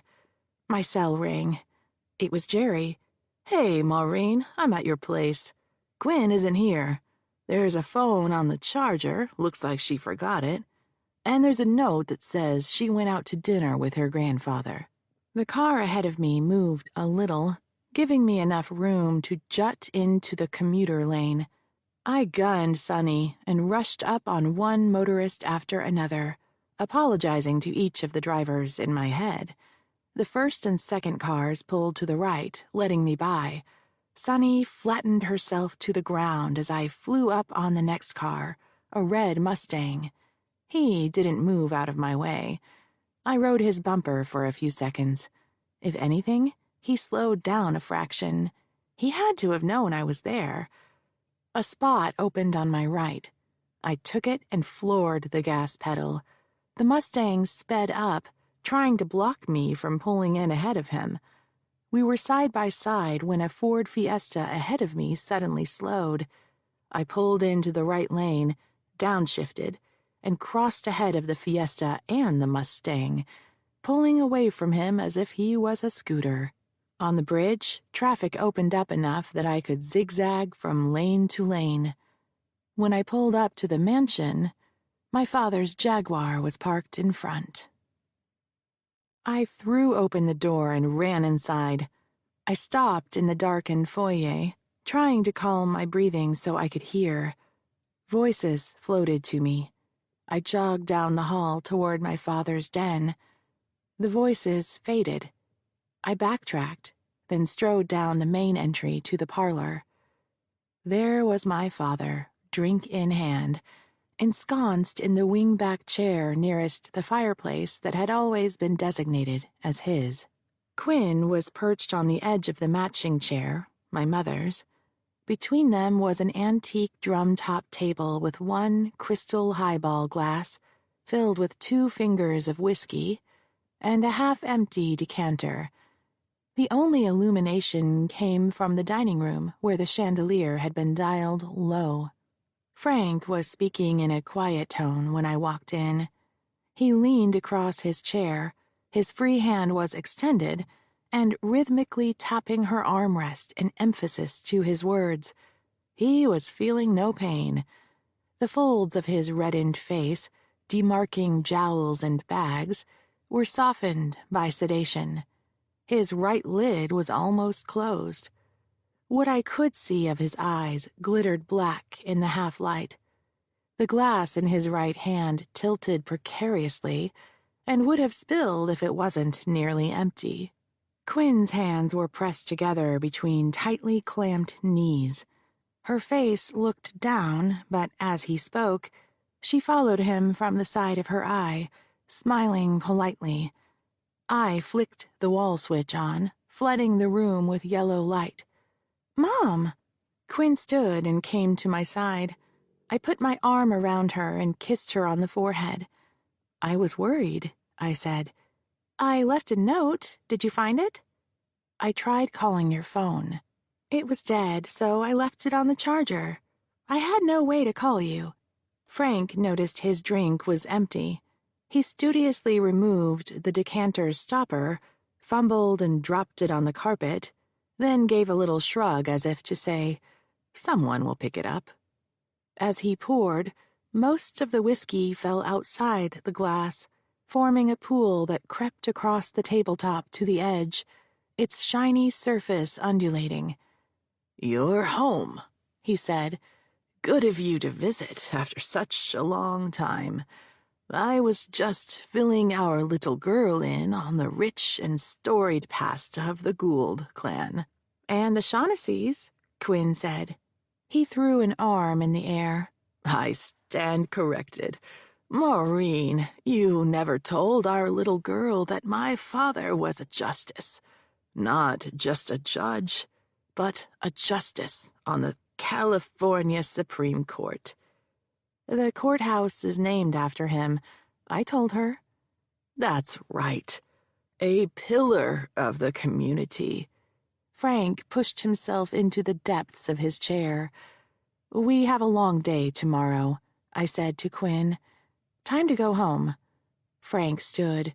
"We need to talk about that, Maureen. I'm told you rejected Ken's offer.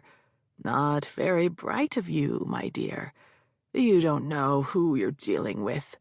You don't know what they're capable of." "Oh, I think I do. Sophia is dead. Eli is dead. Your two thugs are cooperating. Crispin Clevel was arrested." He staggered toward us. I pulled Quinn in more tightly. "You don't get it," he said. "You just don't get it. These are dangerous people I'm talking about. They aren't done yet. People have invested their life savings. If the movie doesn't get made, they won't get their money back." "What people?" Frank struck an indignant pose, swaying as he did so. "I'm not at liberty to discuss that with you." "We're out of here." I reached into my pocket and pulled out my remote starter. A millisecond after I pushed the button, a burst of light filled the house. I was looking at Frank when it happened. His eyes cut toward the street, then his face seemed to dissolve into whiteness as I was temporarily blinded. My arm was still around Quinn. I felt her turning around in the direction of the blast. A boom thundered, and I felt the first shock wave rolling through the house toward us. Glass shattered all around us. I pulled Quinn onto the floor and covered her with my body. She was curled up tightly like an egg, so I knew she was alive. But I didn't know whether she was injured. Her back was warm. It felt dry. No blood. I felt her rib cage expand as she drew in a breath. We were huddled like that for what seemed like a long time. Behind my clenched eyes, I saw red threads swirling in darkness. When I could hear again, the sound that came through to me was muffled at first, then sharpened. Car alarms up and down the street were screaming. I sat up with one hand on top of Quinn, holding her down to keep her safe. I opened my eyes. When my vision cleared, I saw the walls were bathed in a flickering red light. A car bomb. We were back in the loft. Outside the window, the sky was turning to the pearl gray of a San Francisco dawn. Jerry, wearing a shoulder holster, stirred a pot of hot chocolate on the stove. Jake was on his way home. Quinn and I sat side by side on the couch, wrapped in blankets. The blast had shaken us, but we weren't injured. It had blown Frank back into his chair. He had some minor cuts from flying glass, but refused to go to the hospital. The police said the car bomb had been installed after I went inside the mansion. "What happened last night?" I asked Quinn. "Why did you go with him?" "He showed up without calling, but then he doesn't have my number. Someone buzzed the door, and I saw on the camera it was him. I let him in. He asked where you were, and I told him that you were working. He said he came by to see me and would like to take me out to dinner. I figured nothing was wrong with that, so we went." "Where did he take you?" "We never had dinner. He wanted to show me the mansion first. When we got there, he started drinking. He told me about being sent off to seminary when he was 13 years old. His parents wanted him to become a priest because they didn't think he had what it took to be a lawyer. I felt so bad for him." I used to feel sorry for him, too. "Did he show you my room?" "He never got around to it. He just kept talking about himself. Stuff I'm sure you've heard before." "Like?" "Like when he proposed to your mother. How her grandmother, Elizabeth Shaughnessy, was against the marriage. She didn't think he was good enough, even though his father was sitting on the Supreme Court already, and the Shaughnessy money came from mining. He said there hadn't been an educated person in the Shaughnessy family before he came along. To be fair, my mother went to Stanford, but she was the first woman in her family to go to college. They had no sons, and they didn't send their daughters to school until her. She had wanted to study engineering, but the school said, because she was a girl, she should major in mathematics. That's where they met. He was in law school at the time. Elizabeth Shaughnessy had not liked my father, but she would not have held his profession against him. I wondered, not for the first time, if she had sensed something wrong with him. Did he say anything else?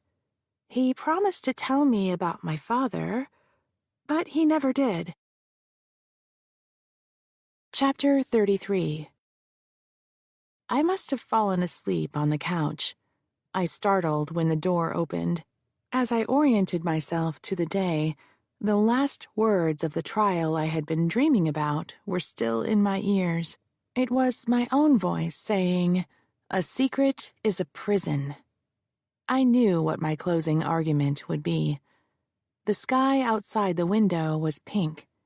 Quinn was cocooned in her blanket beside me.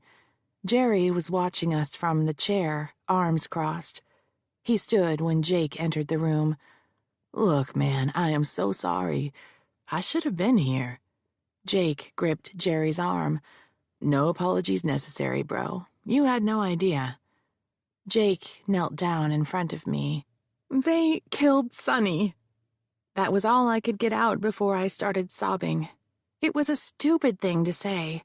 It was just a car. Quinn and I could have been killed. Innocent passersby, too. But the image incised in my brain was the black husk of what had been my car, still smoking. I had been stoic throughout the crisis, but once the emergency had passed and I knew my daughter was safe, emotions overwhelmed me. Jake held me and we rocked for a long time. I could feel Quinn stirring beside me. She stroked my back. It wasn't the car, I knew that. It was Frank abducting Quinn. He had been alone with Quinn when he was drunk. During the entire drive to the house, I had prayed that he wouldn't do to her what he had done to me. I also had a nagging feeling that Frank had lured me to the mansion with her. "Maybe we should give the judge a call," Jake said. "Tell him what happened. You could use a day off." I shook my head. "We have to end this. Frank said there were investors who were afraid our case will shut down the movie and they'd lose their money. He hinted they were behind everything. Sophia, Eli. He must have told them I would be there at the mansion last night." He sat on his heels. "You're saying your father set you up to be murdered?" I didn't want to believe it. He could have told them he was going to get me there and have a talk with me. He tried to settle the case again. Maybe the bomb wasn't meant to kill me, but to scare me. It makes sense. Roman Ayeti and Alexander Dota Demian won't give up who hired them to kill Sophia and Eli. If professional hitmen are afraid of whoever hired them, these guys must be ruthless. Their investors have to be identified in the discovery Frank gave you, somewhere. We didn't get the financial stuff, remember? The judge bifurcated punitive damages from the main case. We aren't entitled to it until we win the first trial. Valerie isn't cooperating, and Amber disappeared. All I have left is Clevel, Ayeti, and Dota. Then I'm done. Forgot to mention something. Here's the thing about Reginald Clevel. The boys caught him trying to fly out last night. He must have heard about his brother's arrest. He's down at the station now. He's in custody? He agreed to go in voluntarily. Right. 2 detectives and maybe a few uniformed police officers looming over the suspect, suggesting that all he had to do was come in to answer a few questions, clear up some things. He knew that if he refused, he would look guilty. Not really voluntary, but for this case, I didn't care. If I don't put someone on the stand today, my case is over.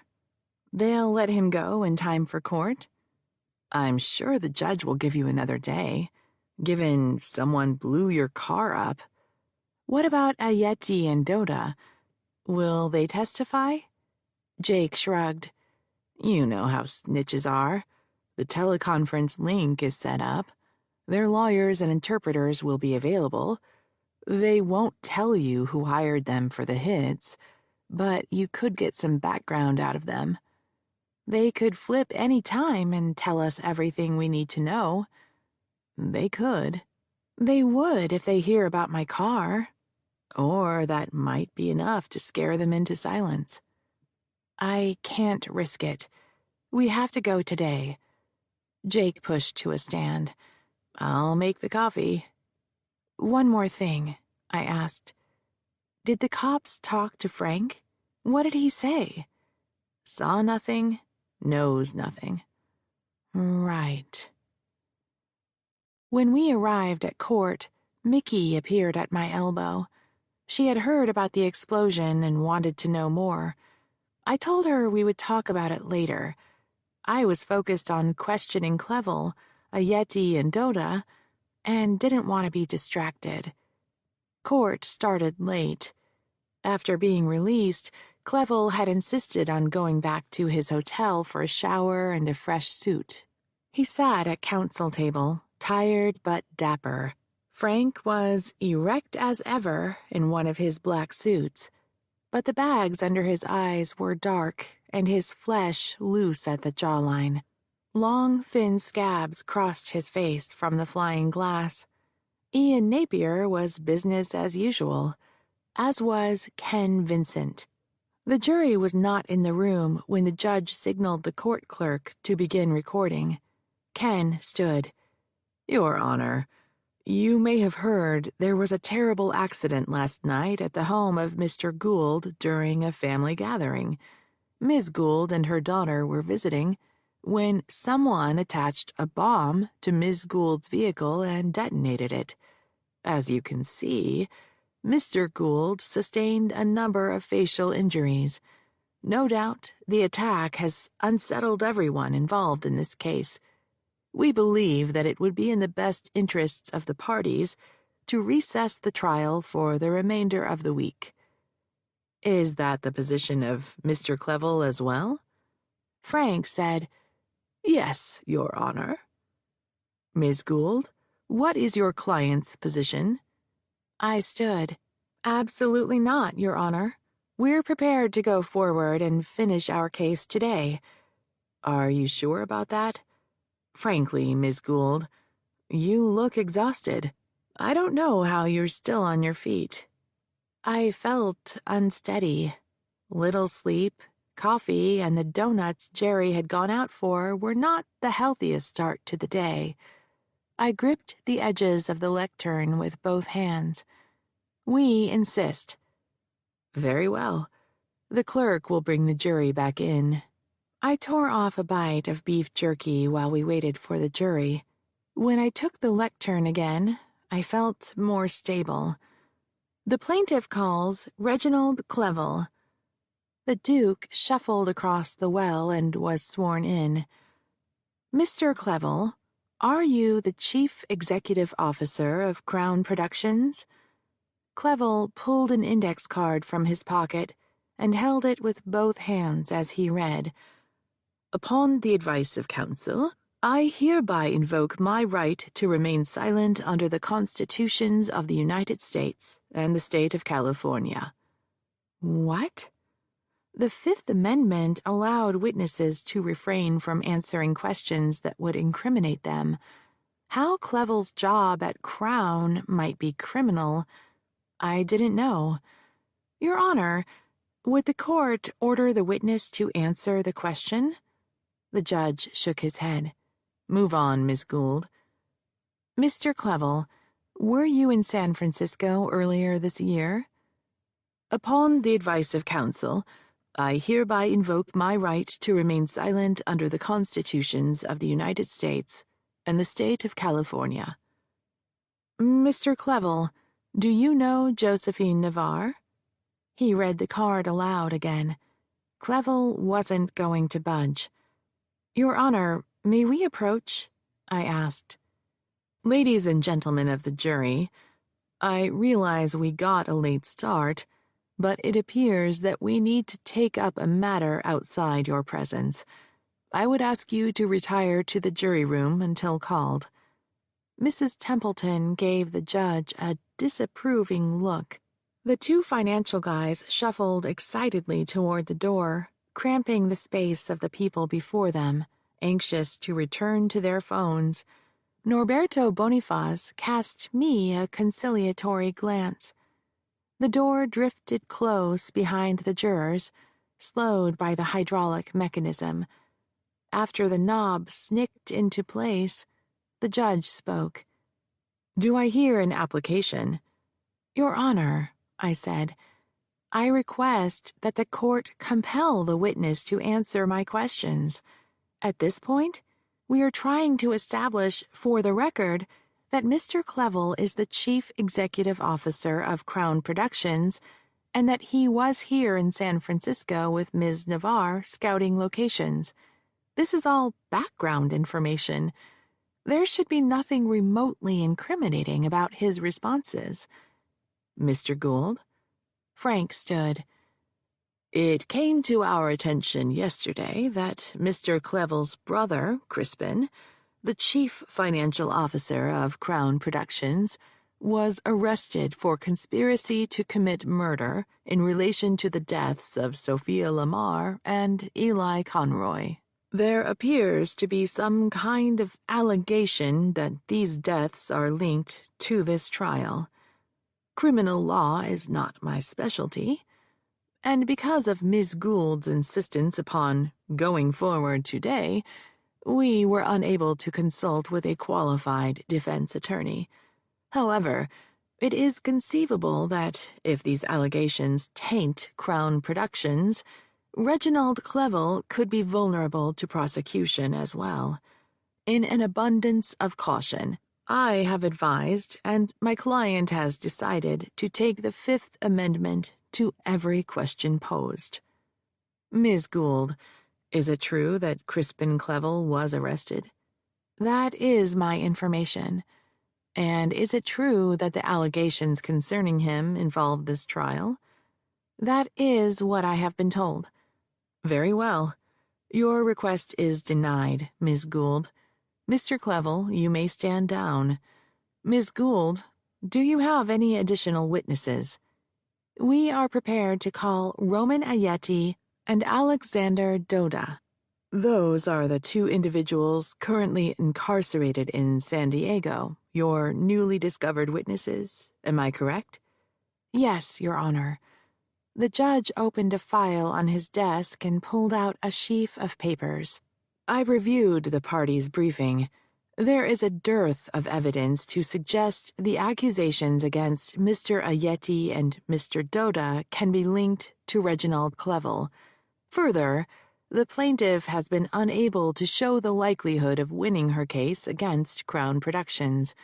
Therefore, Crown Productions has no incentive to abort these proceedings, as the plaintiff argued, as it has little reason to be concerned about an adverse judgment. Accordingly, I find that the plaintiff's theory that these two individuals were actors in a conspiracy to intimidate the plaintiff, her witnesses, or her attorney is not supported. Your Honor, I said, the federal government disagrees. That is the reason these two are being held, and the reason Crispin Clevel was arrested, and why Reginald Clevel tried to abscond from the jurisdiction last night. Objection! Frank was on his feet. Mr. Clevel. The judge shook his head. Let's stay on track, shall we? Why the federal government is investigating these individuals and the evidence upon which it relies have not been provided to this court. All the plaintiff has argued is supposition. Her theories are insufficient to justify setting aside the rules of court and procedure. I remind the plaintiff that she insisted on trying this case at the first opportunity and had ample notice of this trial date. She cannot now claim she is unprepared. For these reasons, I deny the plaintiff's request to take testimony from the new witnesses. Do you have any other witnesses, Ms. Gould? No, Your Honor. Then I take it the plaintiff rests her case?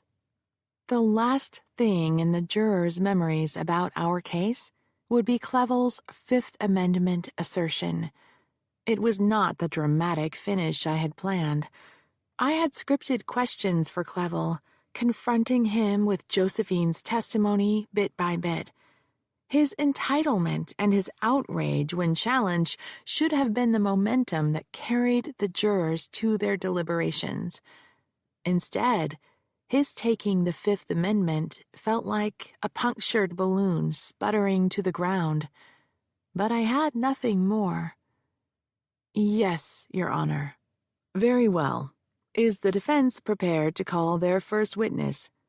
Still sitting, Frank said, On behalf of Reginald Clevel, the defense rests its case. Judge St. James's face registered shock. Mr. Vincent? On behalf of Crown Productions, the defense rests its case. The judge leaned back in his chair. Are the parties prepared to go to closing arguments? Ken stood. Crown Productions has an application, Your Honor. It was standard protocol at this juncture of the case for the defense to make an argument that there was no proof and the case should be dismissed. 99 times out of 100, it would be denied. Proceed. Ken took the lectern. As the court wisely observed when ruling upon the plaintiff's newly discovered witnesses, the plaintiff has failed to produce sufficient evidence establishing that Crown Productions knew, or should have known, that Mr. Clevel's acts, if true, constituted sexual harassment.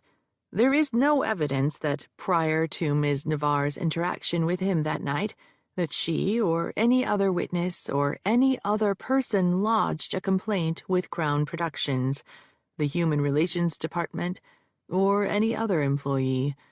In fact, Ms. Navarre emphatically denied that she had made any complaints. Very well.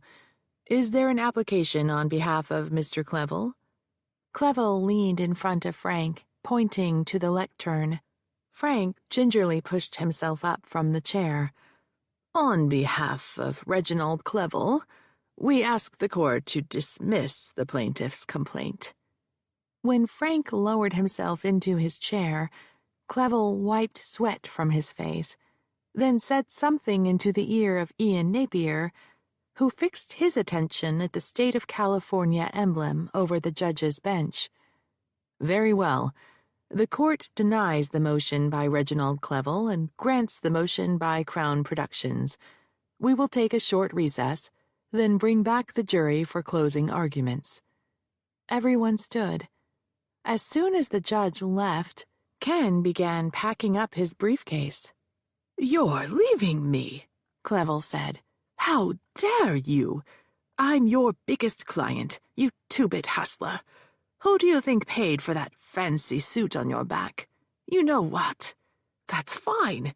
You're fired." Ken didn't respond. Clevel continued to sputter insults as Ken skirted into the well, briefcase in hand, and came around to my table. I'm sorry we couldn't work it out, Maureen. Good luck to you. I needed luck. The judge had gutted my case when he dismissed Crown Productions. Valerie and Amber, my two collaborating witnesses, had disappeared. His honor wouldn't allow me to present a Yeti and Doda. It all boiled down to whether the jury believed Josephine. Chapter 34. I stood in the well, facing the jury. Mrs. Templeton watched me, her hands folded in her lap. Ms. Chang, too. Norberto Boniface clutched the arms of his chair. I waited for the two financial dudes to settle down. They exchanged looks, then posed themselves with eyes on me. Secrets bind the shamed to the guilty. Mr. Boniface's fingers dug into the armrest. Having their attention, I began my closing, walking slowly back and forth, making eye contact with each juror, not lingering on one in particular. A secret is a prison.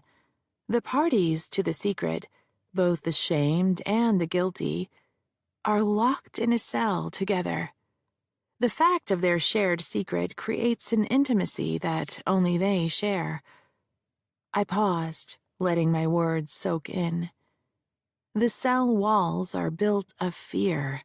The guilty uses fear to trap the shamed with him forevermore, because the guilty know that if the shamed one spoke, her word would be doubted. And she knows it too. How many of us have heard the phrase, "And then she cried rape"? Everyone, I can see by the nods of your heads.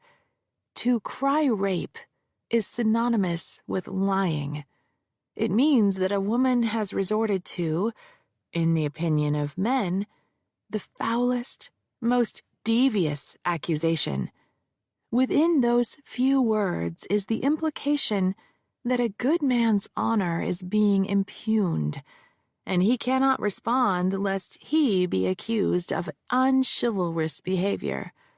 So, because of his gallantry, he is the one who is trapped, he argues.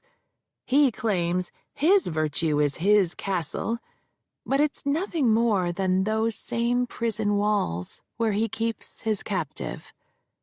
This lie has been so deeply woven into our culture that the phrase, "and then she cried rape," is part of our lexicon.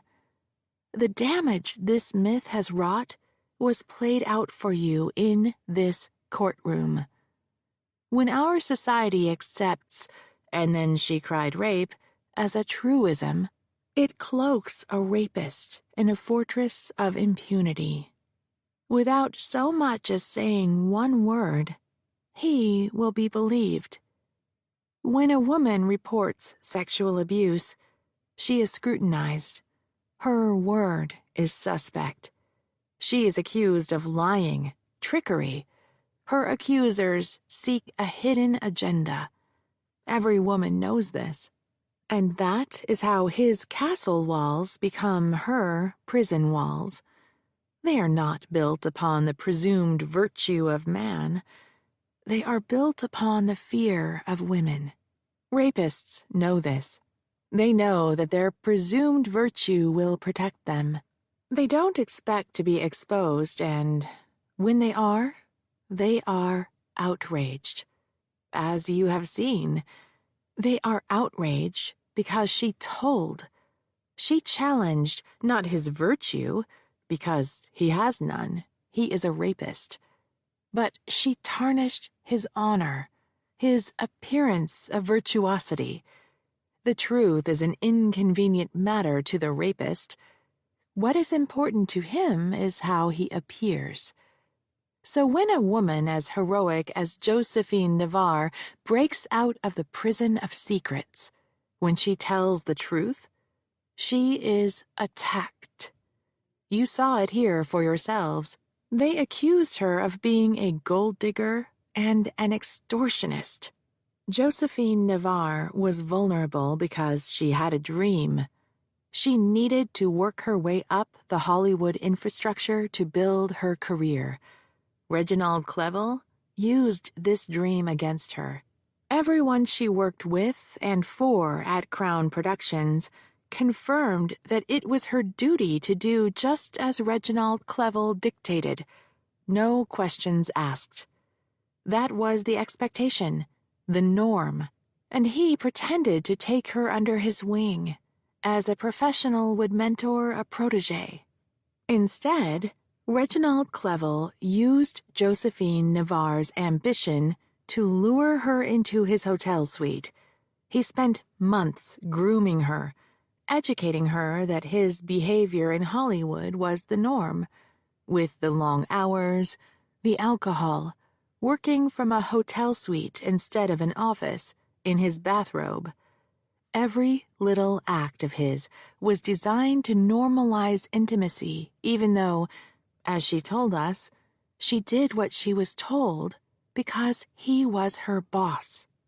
But that evening in the Mark Hopkins bar, when he groped her leg, he had crossed the line. She was afraid, and she ran away. Later that same night, he lured her to his suite with the claim that there was work to be done. She went, as she had done so many times before when his whim commanded. We know that there was no work. As soon as she arrived, he forced her to perform oral sex. He would have raped her if she had not run away. And he fired her. To him, her job was to please him sexually. Her job had nothing to do with making movies. And when she fought back, he threw her away. I stopped pacing. The law is a clumsy instrument for obtaining justice. At the end of the day, there is only one way a jury can say, "We believe you," and that is to award a money verdict. When Josephine Navarre came forward and testified to you about the heinous treatment she received, she broke out of that prison of secrets. Her reason was to make sure Reginald Clevel never traps another woman again. Our hope and prayer are that you, the jury, agree that my client told the truth. It has been my honor and privilege to represent this courageous young woman, Josephine Navarre. On her behalf, I thank you for your time and attention. I took one step back, easing myself from the jury's fear. As I walked to our table, I saw Josephine wiping her eyes. The judge had pulled himself close to his desk and leaned on his elbows. Ian Napier gave me an apologetic smile.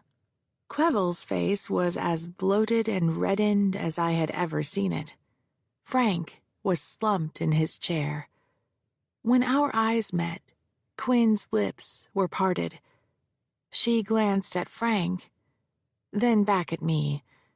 A frown formed on her face as her mind churned. She brought a hand up to cover her mouth, her expression begging me to deny her suspicion. I could not. In that moment, the secret that had shackled me to Frank infected my perfect baby girl. I wished she had never found me. I wished she had never learned the truth. Quinn stood and walked toward the door. A man sitting in the back of the room rose to open it for her. It was Jake. If he heard the closing, he must have come to the same conclusion Quinn had. But I had to tell him in person. He deserved to hear it from me. I walked back to counsel table, passing behind Josephine, and gave her upstretched hand a squeeze. I gestured to Yolanda to go after Quinn. I had to stay and finish the trial. Frank pulled himself to a stand to give his closing. Ladies and gentlemen of the jury, learned counsel is an engaging speaker. There is no denying that. But please do not allow yourself to be dazzled with rhetoric, for rhetoric is all the plaintiff has. Let's look at the evidence instead. The plaintiff claims that she was subjected to a pattern of grooming, but she told no one. She did not object to my client. She did not report his behavior to anyone at Crown Productions. She stayed in her job. She continued to work for Reginald Clevel. The plaintiff claims that she was at a table full of investors when Mr. Clevel slipped his hand between her legs and groped her so violently she suffered bruising. But no witnesses came forth. No one saw the alleged assault. She didn't tell him to stop. If we are to believe it occurred at all, she admitted she didn't try to move his hand. When she went to her room, she didn't call anyone to complain. Then she claimed that she was called to his hotel suite in the middle of the night for work. Again, no witnesses. And despite claiming she had been assaulted, she did not go to the hospital to be examined. She did not call the police. Frank slammed the lectern. It was not until after she was fired that she did anything. And what was that thing she did? She called a lawyer. She filed a lawsuit. And here her attorney stands before you and dares to equivocate justice with money. She argues the only way to stop this monster is to give her an award.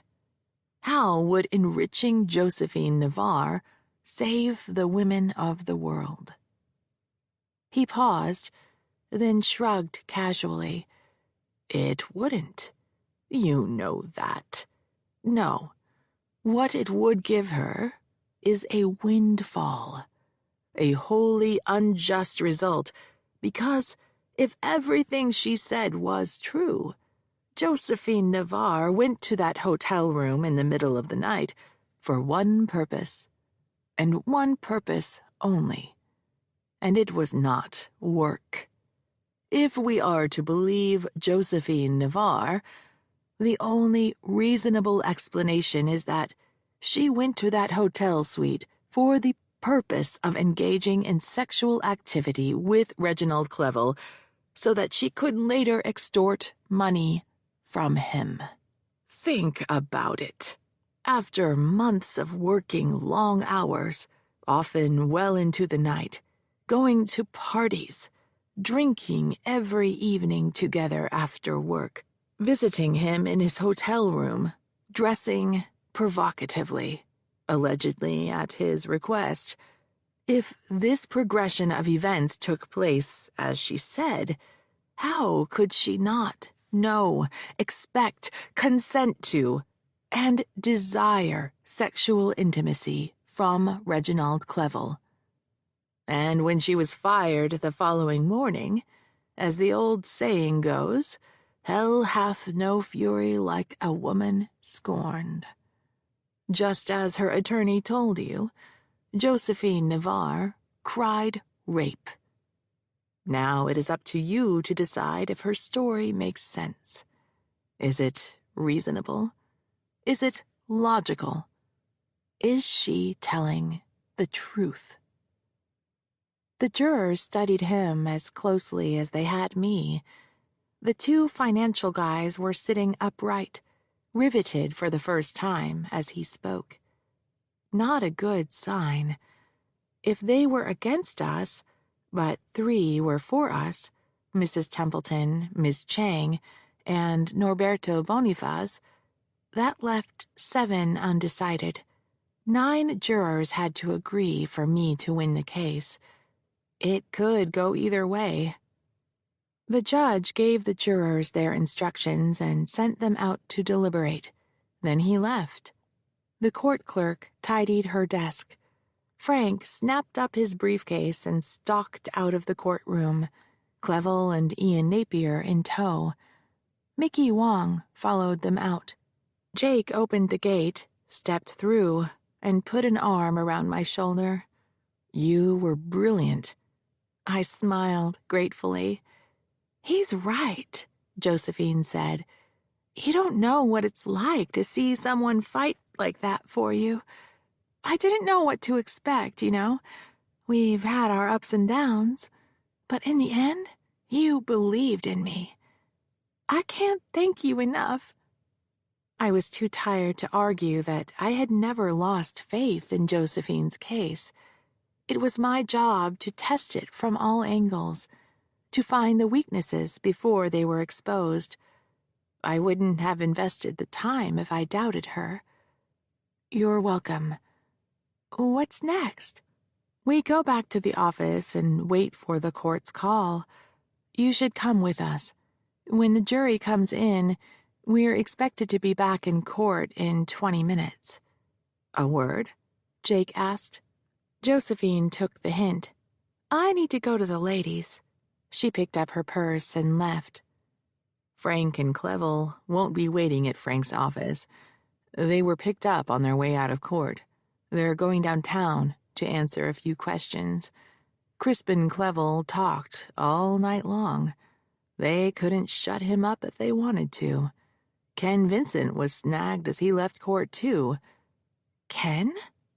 He took my hand and led me to one of the pews in the center of the courtroom.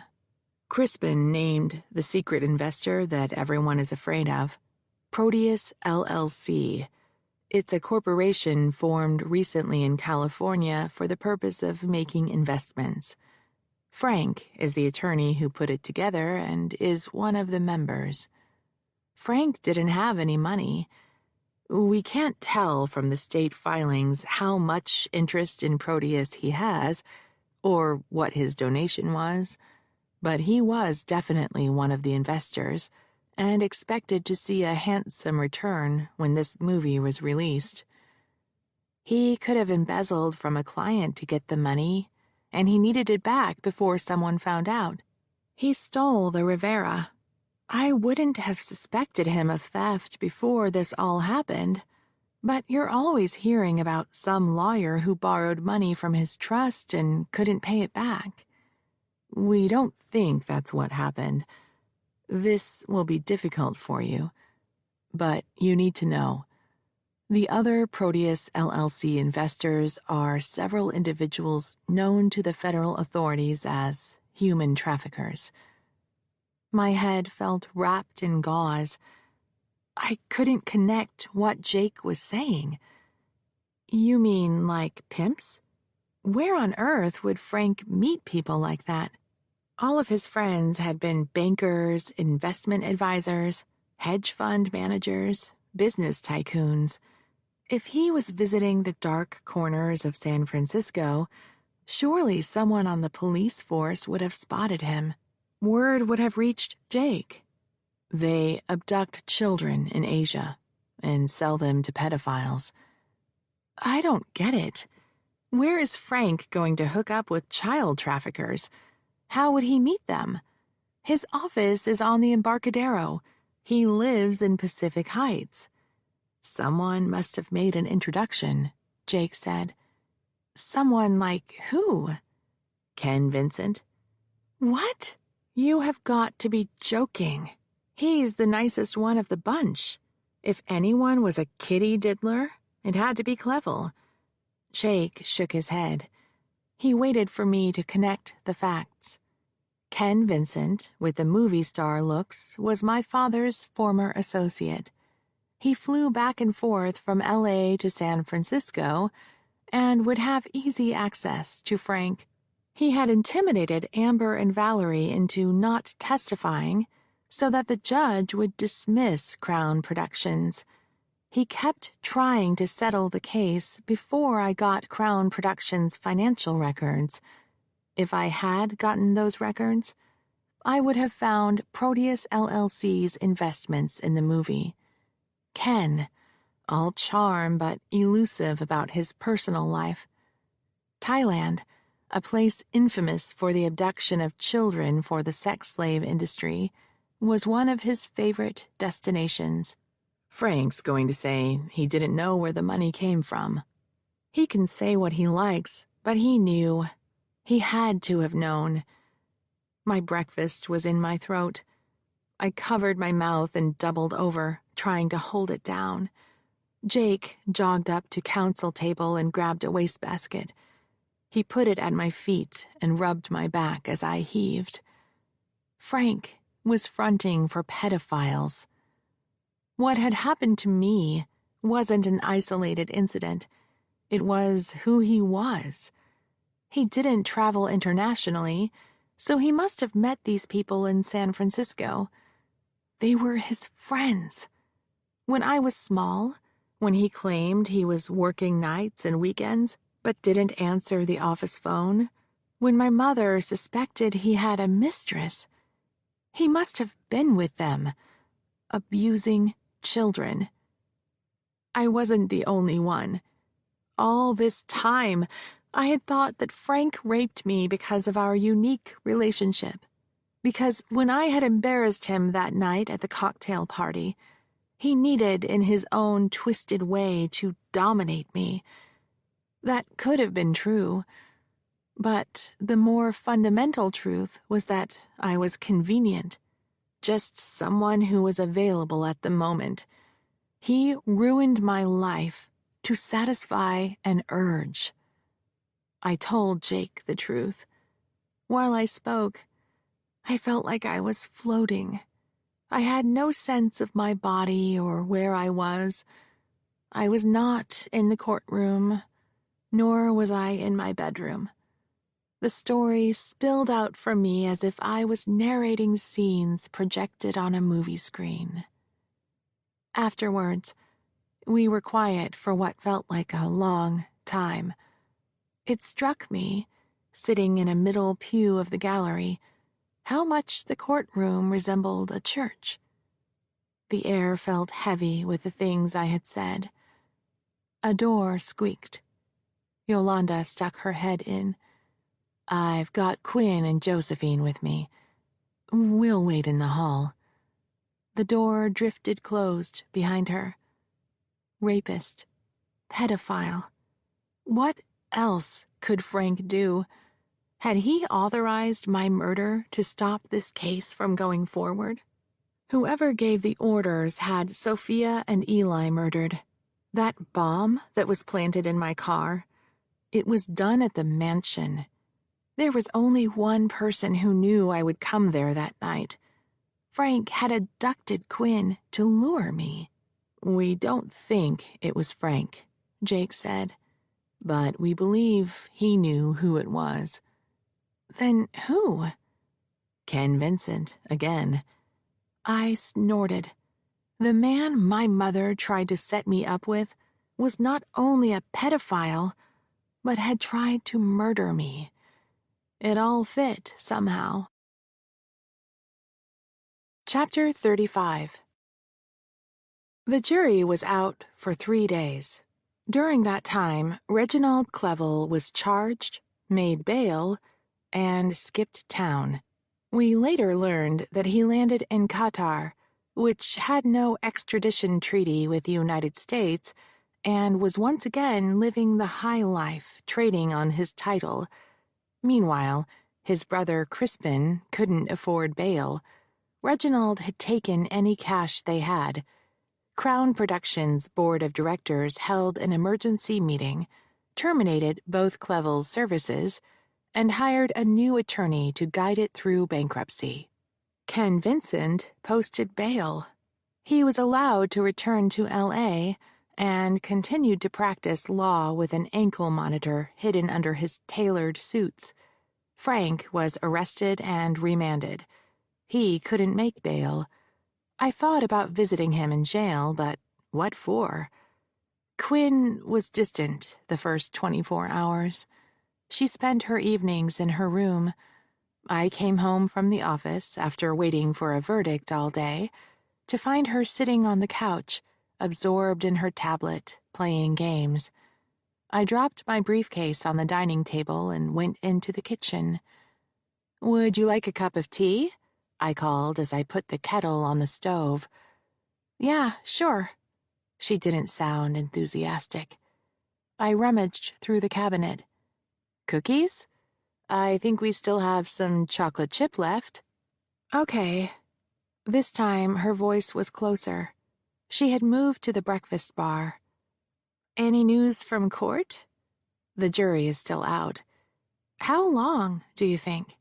"You never know." We ran out of small talk. I set a plate of cookies on the counter. After the tea bags had steeped, I put her cup in front of her and one in front of the stool next to hers, for me. After I sat down beside her, I said, "I owe you an explanation."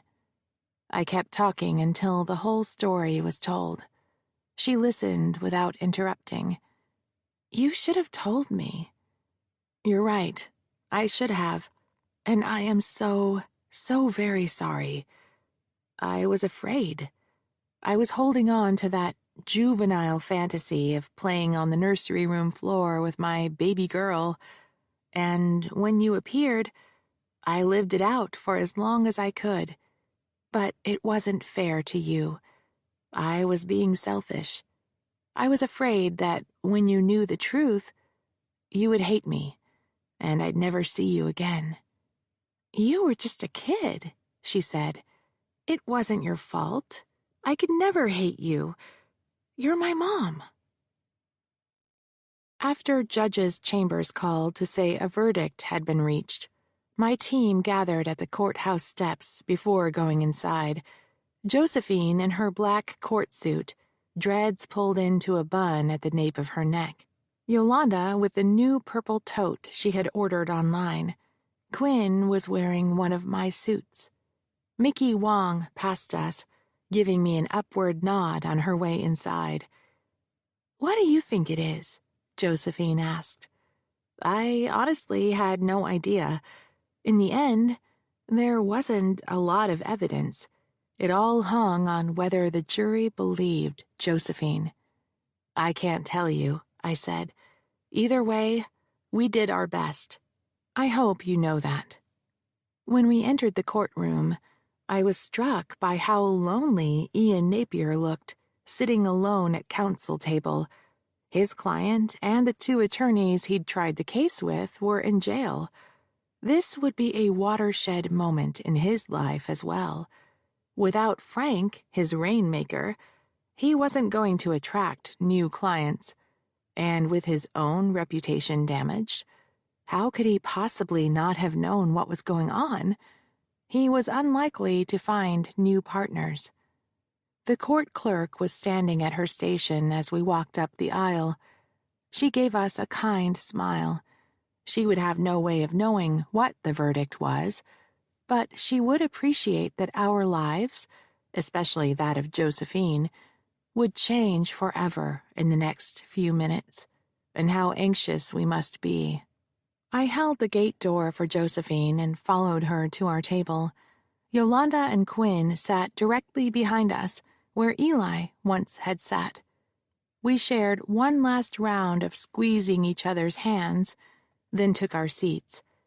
Judge St. James entered. He stood behind the bench, arranged his robe, then said, "Madam Clerk, please call in the jury." Everyone in the courtroom stood. Several minutes passed as we waited. The judge glanced at the clock. I turned around to see if Mickey was at her station. She was, device in hand, prepared to thumb the news to the nation.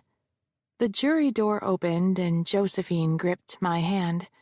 Her fingers were cold. Mrs. Templeton was the first juror to look at me. Her face was solemn. Her eyes scanned the room. When they fell on Ian Napier sitting alone at his table, they widened. She was surprised. The jury, if they had obeyed the rules, had not watched the news while in deliberations and had no way of knowing that Clevel, Frank, and Ken Vincent had been arrested. She quickly recovered and took her place, standing in front of her chair as the remaining jurors filed in behind her. Norberto Bonifaz stole a look at me. It could have been conciliatory, I told myself. He would have been a holdout, and if he had failed to convince other jurors, he would have felt guilty. Don't get your hopes up. Ms. Chang was right behind him. She looked tired. "You may be seated," Judge St. James said. Clothes rustled and chairs squeaked as each person settled. "Would the foreperson please rise?" Mrs. Templeton stood. "I understand that the jury has reached a verdict in this case." Josephine's grip was crushing my hand. "We have, Your Honor." "Will the parties please rise?" Josephine and I both stood again. She was clutching my hand. Out of the corner of my eye, I could see Ian Napier on his feet, staring numbly into space. The judge spoke again. "Madam Foreperson, please read the verdict." Mrs. Templeton slipped on a pair of readers that were dangling on a chain around her neck and held a page in front of her. "We, the jury, in the case of J.N. versus Reginald Clevel, find by a preponderance of evidence that the defendant, Reginald Clevel, sexually assaulted J.N. on the date specified in the complaint. Was this verdict reached by a consensus of at least 9 jurors? Yes, Your Honor. Were you able to agree upon a judgment for damages? Yes, Your Honor. My hand didn't hurt any more from Josephine's grip. It had gone numb. And what figure have you found Reginald Clevel is liable to, Ms. Navarre? Mrs. Templeton held the paper up so she could read aloud. We, the jury, in the case of J.N. versus Reginald Clevel, find the defendant Reginald Clevel is liable to the plaintiff J.N. on all counts. Norberto Bonifaz's face broke into a smile. Ms. Chang looked over at my client. "What did they say?" Josephine whispered in my ear. "We won." Her head was close to mine. She frowned in confusion, then mouthed, "Seriously?" "Seriously," I whispered. "We won." She fell away from me as she dropped into her chair. I bent over her. "Are you okay?" "We won," she said. She tried to pull herself back onto her feet until Judge St. James said, "You may be seated." I don't remember much of what happened after that. The judge went through the usual motions of thanking the jury, then sending them home. After the judge left, Ian Napier came up to me, hand extended, and said, "Congratulations. You earned it." He shook Josephine's hand. "Good luck to you, Ms. Navarre." Immediately after the jury was dismissed, Mickey caught Norberto Bonifaz on the courthouse steps. He told her the thing that had swayed the jury was the e-book that Josephine had brought to the Duke's suite that night. If she had gone there for sex, she wouldn't have brought an e-book. It was obvious to Mrs. Templeton and Ms. Chang that she had gone there for work, and they had convinced enough of the other jurors as much. A few weeks later, we had a one-day trial to decide on the amount of the judgment. Crown Productions had been dismissed, so it wasn't required to produce its financial documents. Clevel had skipped the country. Frank was in jail. Ian Napier appeared on Clevel's behalf, submitting his client's tax records. Lots of money coming in, lots more going out, if accounting could be believed. The jury awarded Josephine $25 million. But the judgment was worthless. Clevel had spent all his money and had been living on credit. We could have appealed the dismissal of Crown Productions, but it was bankrupt. The bankruptcy trustee offered Josephine $2 million to settle her claim, and she took it. The real justice came via an interview. Chapter 36. Mickey had sold her bosses on a series of stories about sexual harassment, focusing on 3 stories. Josephine told her story while sitting in my conference room, as did Amber and Valerie, and I told mine. I told the story of how, when I was 14 years old, a man, a trusted member of the family, crept into my bedroom during a cocktail party and raped me. I sat on the bed in my bedroom in the mansion while I told the story. The camera panned to the door, to the billowing curtains, to my hands as I spoke, and to close-ups of my face as I explained about the emptiness I felt, the betrayal because my parents had not protected me, and the shame. At the time, I knew that something unspeakably bad had happened. Somewhere deep down inside me, I believed that it was my fault because I had wanted love. As I told my story more often, the shame dissipated. It comes back again in waves, but not like it was. Less frequent, too, are the nights when I wake up struggling for breath, covered in cold sweat. The night the first segment aired, we had a watch party at the loft.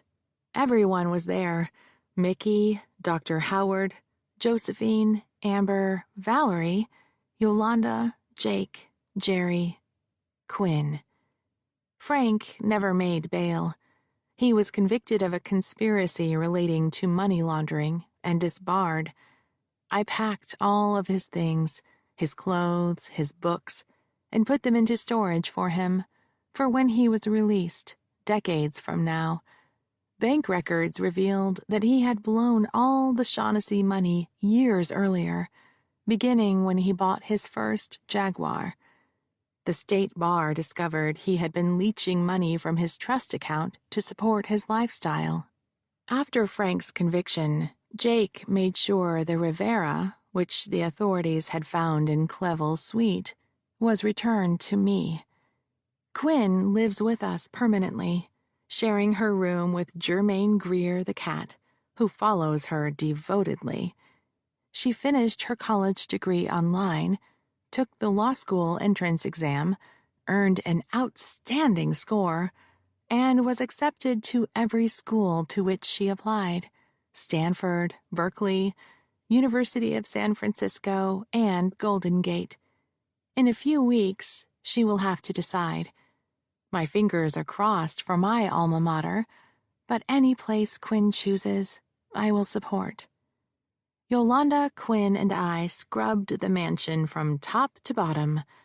Jake and Jerry did handyman things. I sold the Rivera painting to pay for a new roof, boiler, and electrical system. On January 27th, Quinn's birthday, we opened the doors of the Elizabeth Shaughnessy Foundation for Abused Women and Children, where we offer counseling, resettlement, and vocational training and placement. The space that I had once dreamt of converting into a nursery for Quinn became the daycare. The sun, centered in what looked like an orange blanket, hovered at the ocean's horizon while the cloudless indigo sky darkened. One star after another began to sparkle. The flames of tiki lanterns lining the path flickered in a soft breeze. The gentle surf of the outgoing tide whispered in the distance. I followed Quinn from the hotel. We each had a wreath of baby's breath in our hair and carried pink tulips, my mother's favorite flower. I wore Elizabeth Shaughnessy's pearls. She looked like an angel in the full-length white gauzy dress she wore, which matched mine. For the first time in my life, I didn't want to hide my scars and chose billowy elbow-length sleeves. The scars were pink instead of red, and receding because I no longer had the urge to scrub them. Jake and Jerry waited for us in the pergola, each wearing linen pants and Hawaiian shirts. Yolanda, who was officiating the renewal of our vows, was in a purple kaftan. Mickey Wong was there too, wearing a linen sleeveless shift. I did a second take when I saw her in a dress, and she flipped me off. By the time Jake and I kissed, the sun had disappeared. For the briefest moment, a green light flashed across the sky and was gone. The night was perfect, on the beach with my closest friends, my husband, and my daughter, drinking champagne beneath the stars. As much as I love the law, my family is now my life. This concludes Implied Consent by Keenan Powell, narrated by Lou Banks. Copyright 2022 by Keenan Powell. This unabridged audiobook is published by arrangement with Keenan Powell and was produced in the year 2023 by Tantor Media Incorporated, a division of Recorded Books, which holds the copyright thereto. Please visit tantor.com for more information on our growing library of unabridged audiobooks.